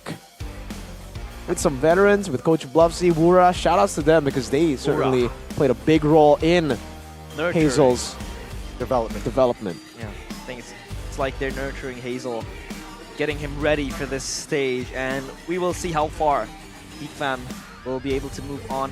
Of course, it's still the 3rd week, I think, but sometimes it just goes too fast. You won't feel it, and we're suddenly in like week 5, week 6, and then playoffs comes in. So they have to be able to maintain the performance, maintain the wins, and get the wins to be able to get up there. And who's up there, Mirko? We'll see later. I'm giving his ego. I'm feeding his ego, man. It's better to show it visually than to verbally announce it. We all know that the last match will not change the top 3. It's not it will only Onyx? change. It's not actually Ghani. I don't even think they're in the top 3. Past 5, not 6 hard, seasons. It's not Onyx. Exactly, Ghani. It's crazy. Your wish came true. Is the crazy. Onyx dominance over, though? That's the question. That's an argument I that. think, Or is it just a bad week for Onyx? Bad week, I'd say. A bad week? Probably bad week because Onyx is Against well-known. Aura, losing against Aura, I would say maybe bad week. Losing against Rebellion, That's just unlucky. And split push. Split push. Yeah. Is that a bad week? Yeah. Donnie, answer. Help me out. Here, okay, remove the teams if you lose to a backdoor while you're winning. What would you say about that? It sucks even more. It sucks, but that's also unlucky. Remove the teams completely. Is it unlucky though? Was Cars lucky? I don't know. I don't know. I'm not saying that they were lucky, you know. But Let's see. Here we go. Miracle, spell it out for us. Okay, here it is, boys. Regular season, week 3. Day 3! Hey. The end of week 3. Number 1, Bigetron Alpha. Wow. Just the #1 spot, Mr. Miracle. What about 2, 3, 4, 5, 6, 7, 8, 9? Then we have Onyx, Alter Ego, Geek Fam, Aura, and then Dewa actually moving down. Geek Fam, number 4 from... Oh my god, and then RQ Evos. Wow. So take a look at the match win-lose, right? The record 3-2 till the 4th position, 3-3, 2-3, until the 8th and 1-5. I mean, for Geek Fam, it was a tough start Yeah. in the first 2 weeks, and now they're able to own it up, own their mistakes, and now they are sliding and rocketing, propelling to the 4th position for Bigetron Alpha, sitting comfortably up there. Still on Onyx. It's a sight to see. I just want to say, yesterday, during the Classical Derby, Gani realized they were spamming Viva Roar. Really? They were saying Viva Roar a whole lot. I don't think this is the Viva Roar they had in mind, but it is technically Viva Roar. Yeah, I mean, wow. Viva Roar. What a time to be alive. Collaborating. Now, for Bigetron Alpha, it's a matter of how they will maintain the consistency and their momentum going into week 4, week 5, week 6, later on in playoffs. Do you think that they'll be able to maintain it, Mirko? Who? Bigetron. You tell me. For cursing sakes, no. I think they will lose every single one of their matches after week 3. Is Mirkus real though? I don't know. It's as real as Santa Claus, I believe. Next up, we have the Rookie and Player of the Week vote mechanism. So, yeah, we have gone through this a few times, but Rookie of the Week, a lot of definitions. Of course, for MPL, has never played in any previous seasons of any MPLs or official league. But for Rookie of the Week, the candidates will be determined based on their performances statistics on the current week. And the voting process will be conducted by the on-site observer team and casters from the last match of the week. So total, 6 votes for casters, 2 votes for the observer team. Now, for Player of the Week, the criteria is that all the players who have earned the Player of the Match throughout the week's matches. The voting process is almost the same as the Rookie of the Week. 2 votes from the observer team and 6 votes from the MPL caster desk. There you have it, folks. There you have it. Their shout. The official, Rookie of the Week? Yeah. My Rookie of the Week is Supercam. Hazel. Rookie. Yeah, I know. Player of the Week, though. For me, it's Moreno. What about you, Realize? Hazel has been very, very consistent. This is my first time voting, by the way. Ooh. So I'm going to cast my Congrats. vote like a good citizen. Okay. I'm going to give it to Hazel. Rookie of the Week. Rookie of the Week. Player of the Week. Moreno. Moreno, okay. Yes. 2 votes on Moreno, 2 Ronnie. votes on Hazel. Unanimous. Unanimous decision. Oh, also, Hazel and Moreno. But for the English desk, we are A landslide. united. We are united. It's a We are landslide fam victory. United, just like Geeks family, who is united. Shoutouts to Sheffin, because he is part of the fam unity. Say ITB. CITB is not in the building though. Yeah. Seems like Sheffin left the building with the Geek fam unity right after they won. Yeah, so we will shortly, of course, later on see our OTWs and the POTWs. I mean, there has been a lot of discussion circulating on the Rookie of the Week. I mean, Gugun has won it twice Yeah. so far. Why? Some may doubt the choice to give him Rookie of the Week. Yep. But I think with his consistent performances, he has shown that he is more than just a good-looking boy. Yeah. He's good looking though. I really hope no one doubts Hazel. Yeah. because he has performed really, really well. He needs the hair though. What? Oh, The you're jungler- right. the jungler You're hair. right. The middle part. Hazel is not a jungler. You're right. Yeah, the middle part jungler. Absolutely jungler disgraceful. Hazel, get the middle part hair if you want to be a jungler next week, please. hair. And next up, of course, Rookie of the Week, it is going to be Hazel. Oh. First blood rate 61.11% and the lord rate 52.63%. And a comment from Gani. You're gonna read it out for yourself. Why would Voice it over. Voice it over. a true gem? Wow. Shows promise and poise under pressure. That's Hazel. Well Elaborate. said. Elaborate Well for us, Gani. Elaborate. Let Hazel play, and he will show you, just like what he did the previous match. Oh, that's a gem of an answer. Promise and poise under pressure. I mean, he is a true gem. He has been proven. He has proven that he can take up the case and always winning the red tree battles. And like Mirko said, so far this Red tree. series did not lose any red tree. Under pressure. Retry God, bro. Red tree god. And then they have basic. We have Hazel.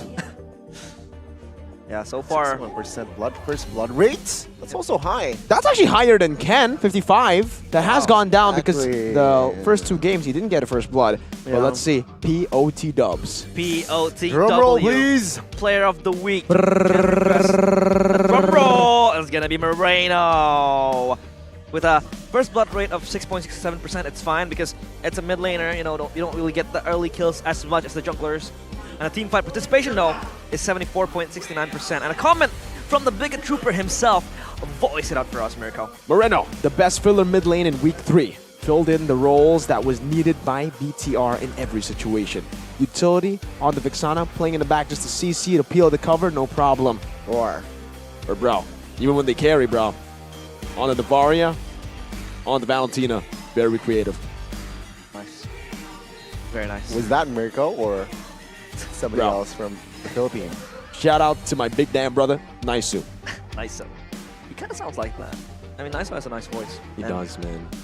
And Bro. Bro. I love his bros, man. I love it. Bro. Yeah, it's like bro. Bro, no. And yeah, Moreno is your player of the week. So that concludes Our player of the week, the English Desk unanimous decision. There were actually quite mixed votes on the other side. Mixed You'll see it vote. later. You saw? It's a democracy. You could always have your votes. So I think it's the same though. For the most part, but there are some that was some other yeah, votes. Another vote, but that's fine. That's part of the voting mechanism. And here is the standings? Schedule for Not next standings, week. Schedule. It's supposed to be the schedule for next week. While we load it out. Oh, it's gonna be the list of MPL awards for Juked. season 13. We have By to be prod. juked, but that's fine.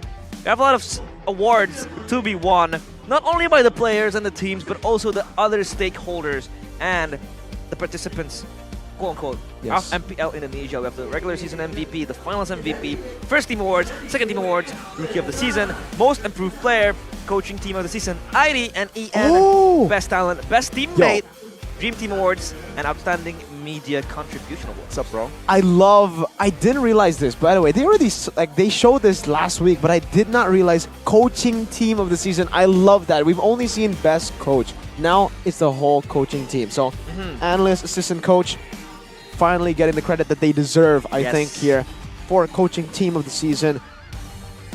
I like it. The second team awards as well, though. Really cool. It's unfair to say that it's only one head coach that's doing all the job. Of course, you have your analyst, your assistant coaches behind the scenes. But here we go. For the next week's schedule, it's going to be a action-packed match list. We have Onyx against Dewa, Bigetron against Rebellion on Friday. Saturday, we have Aura against Geek, Onyx against BTR. That's something to keep your eyes peeled. Gani versus Mirko. And we have RQ against Alter Ego as well. Yes, sir. Onyx And versus BTR. Wow. Yeah, you have to keep your eyes peeled for that one. And for Sunday, we have Rebellion and EVOS, the Blue Derby, Geek Fam and RQ, and Alter Ego against Dewa United.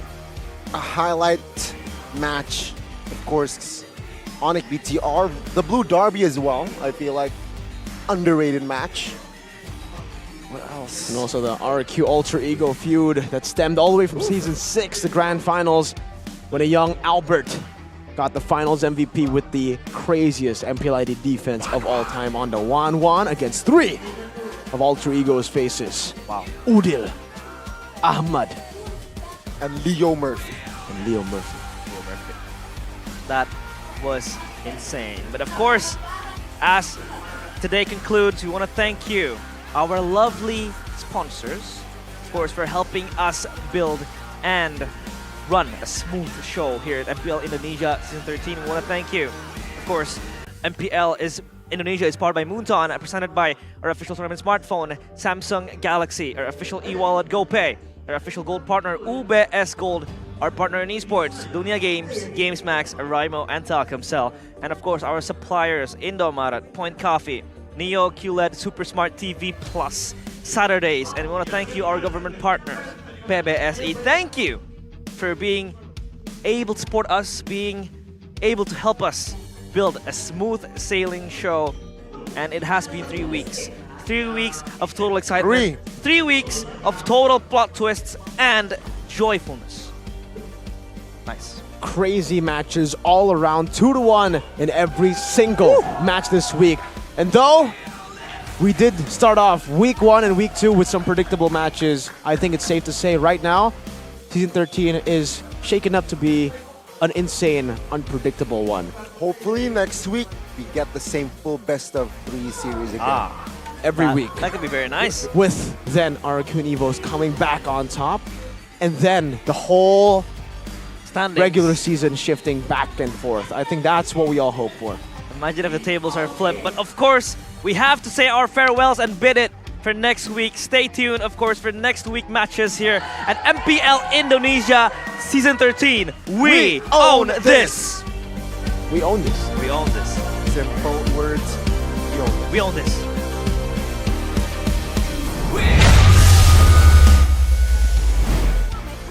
Tapi semua match berakhir dengan poin 2-1. Ini menunjukkan bahwa semua tim tentunya semakin kompetitif di minggu ketiga MPL Indonesia Season 13. Tapi tentunya masih akan ada minggu-minggu selanjutnya perjalanan. Semua tim masih panjang, mereka masih akan bertanding untuk mengamankan poin mereka untuk berada di puncak MPL Indonesia Season 13.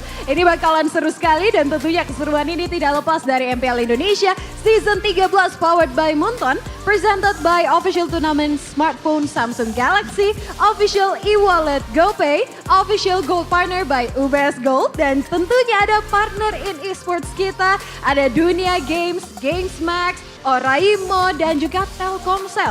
Gak lupa nih, thank you juga untuk supplier kita. Ada Indomaret, Point Coffee, tentunya ada Samsung Neo, QLED, Super Smart TV Plus, dan ada Saturdays, dan tentunya government partner kita ada PBSI. Luar biasa di minggu ketiga, tentunya udah gak sabar ya untuk ngelihat minggu keempat, minggu depan, dan minggu-minggu selanjutnya. Tentunya tetap di MPL Indonesia Season 13. Dan akhir kata, Monica Ko pamit di sini. Sampai jumpa.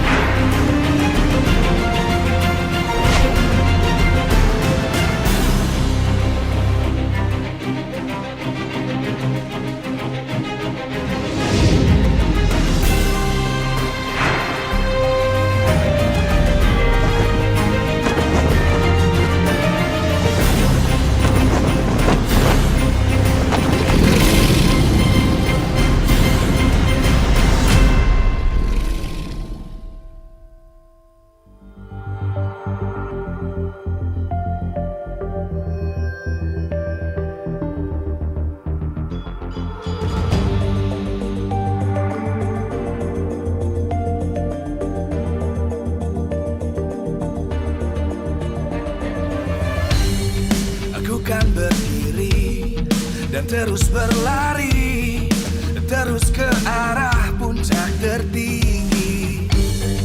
Ku takkan berhenti, hanya sampai di sini. Kemenangan abadi menanti. You know we won't miss if we unite our focus. And if you haven't noticed, we all live. Nyalakan apimu, hadapi semua tantangan, hadang semua serangan, jatuh bukan halangan. Bakar semangatmu, janganlah engkau menyerah. Kita akan buat sejarah. We all this, we won't miss. We all this, we won't miss. Saatnya beraksi, jalani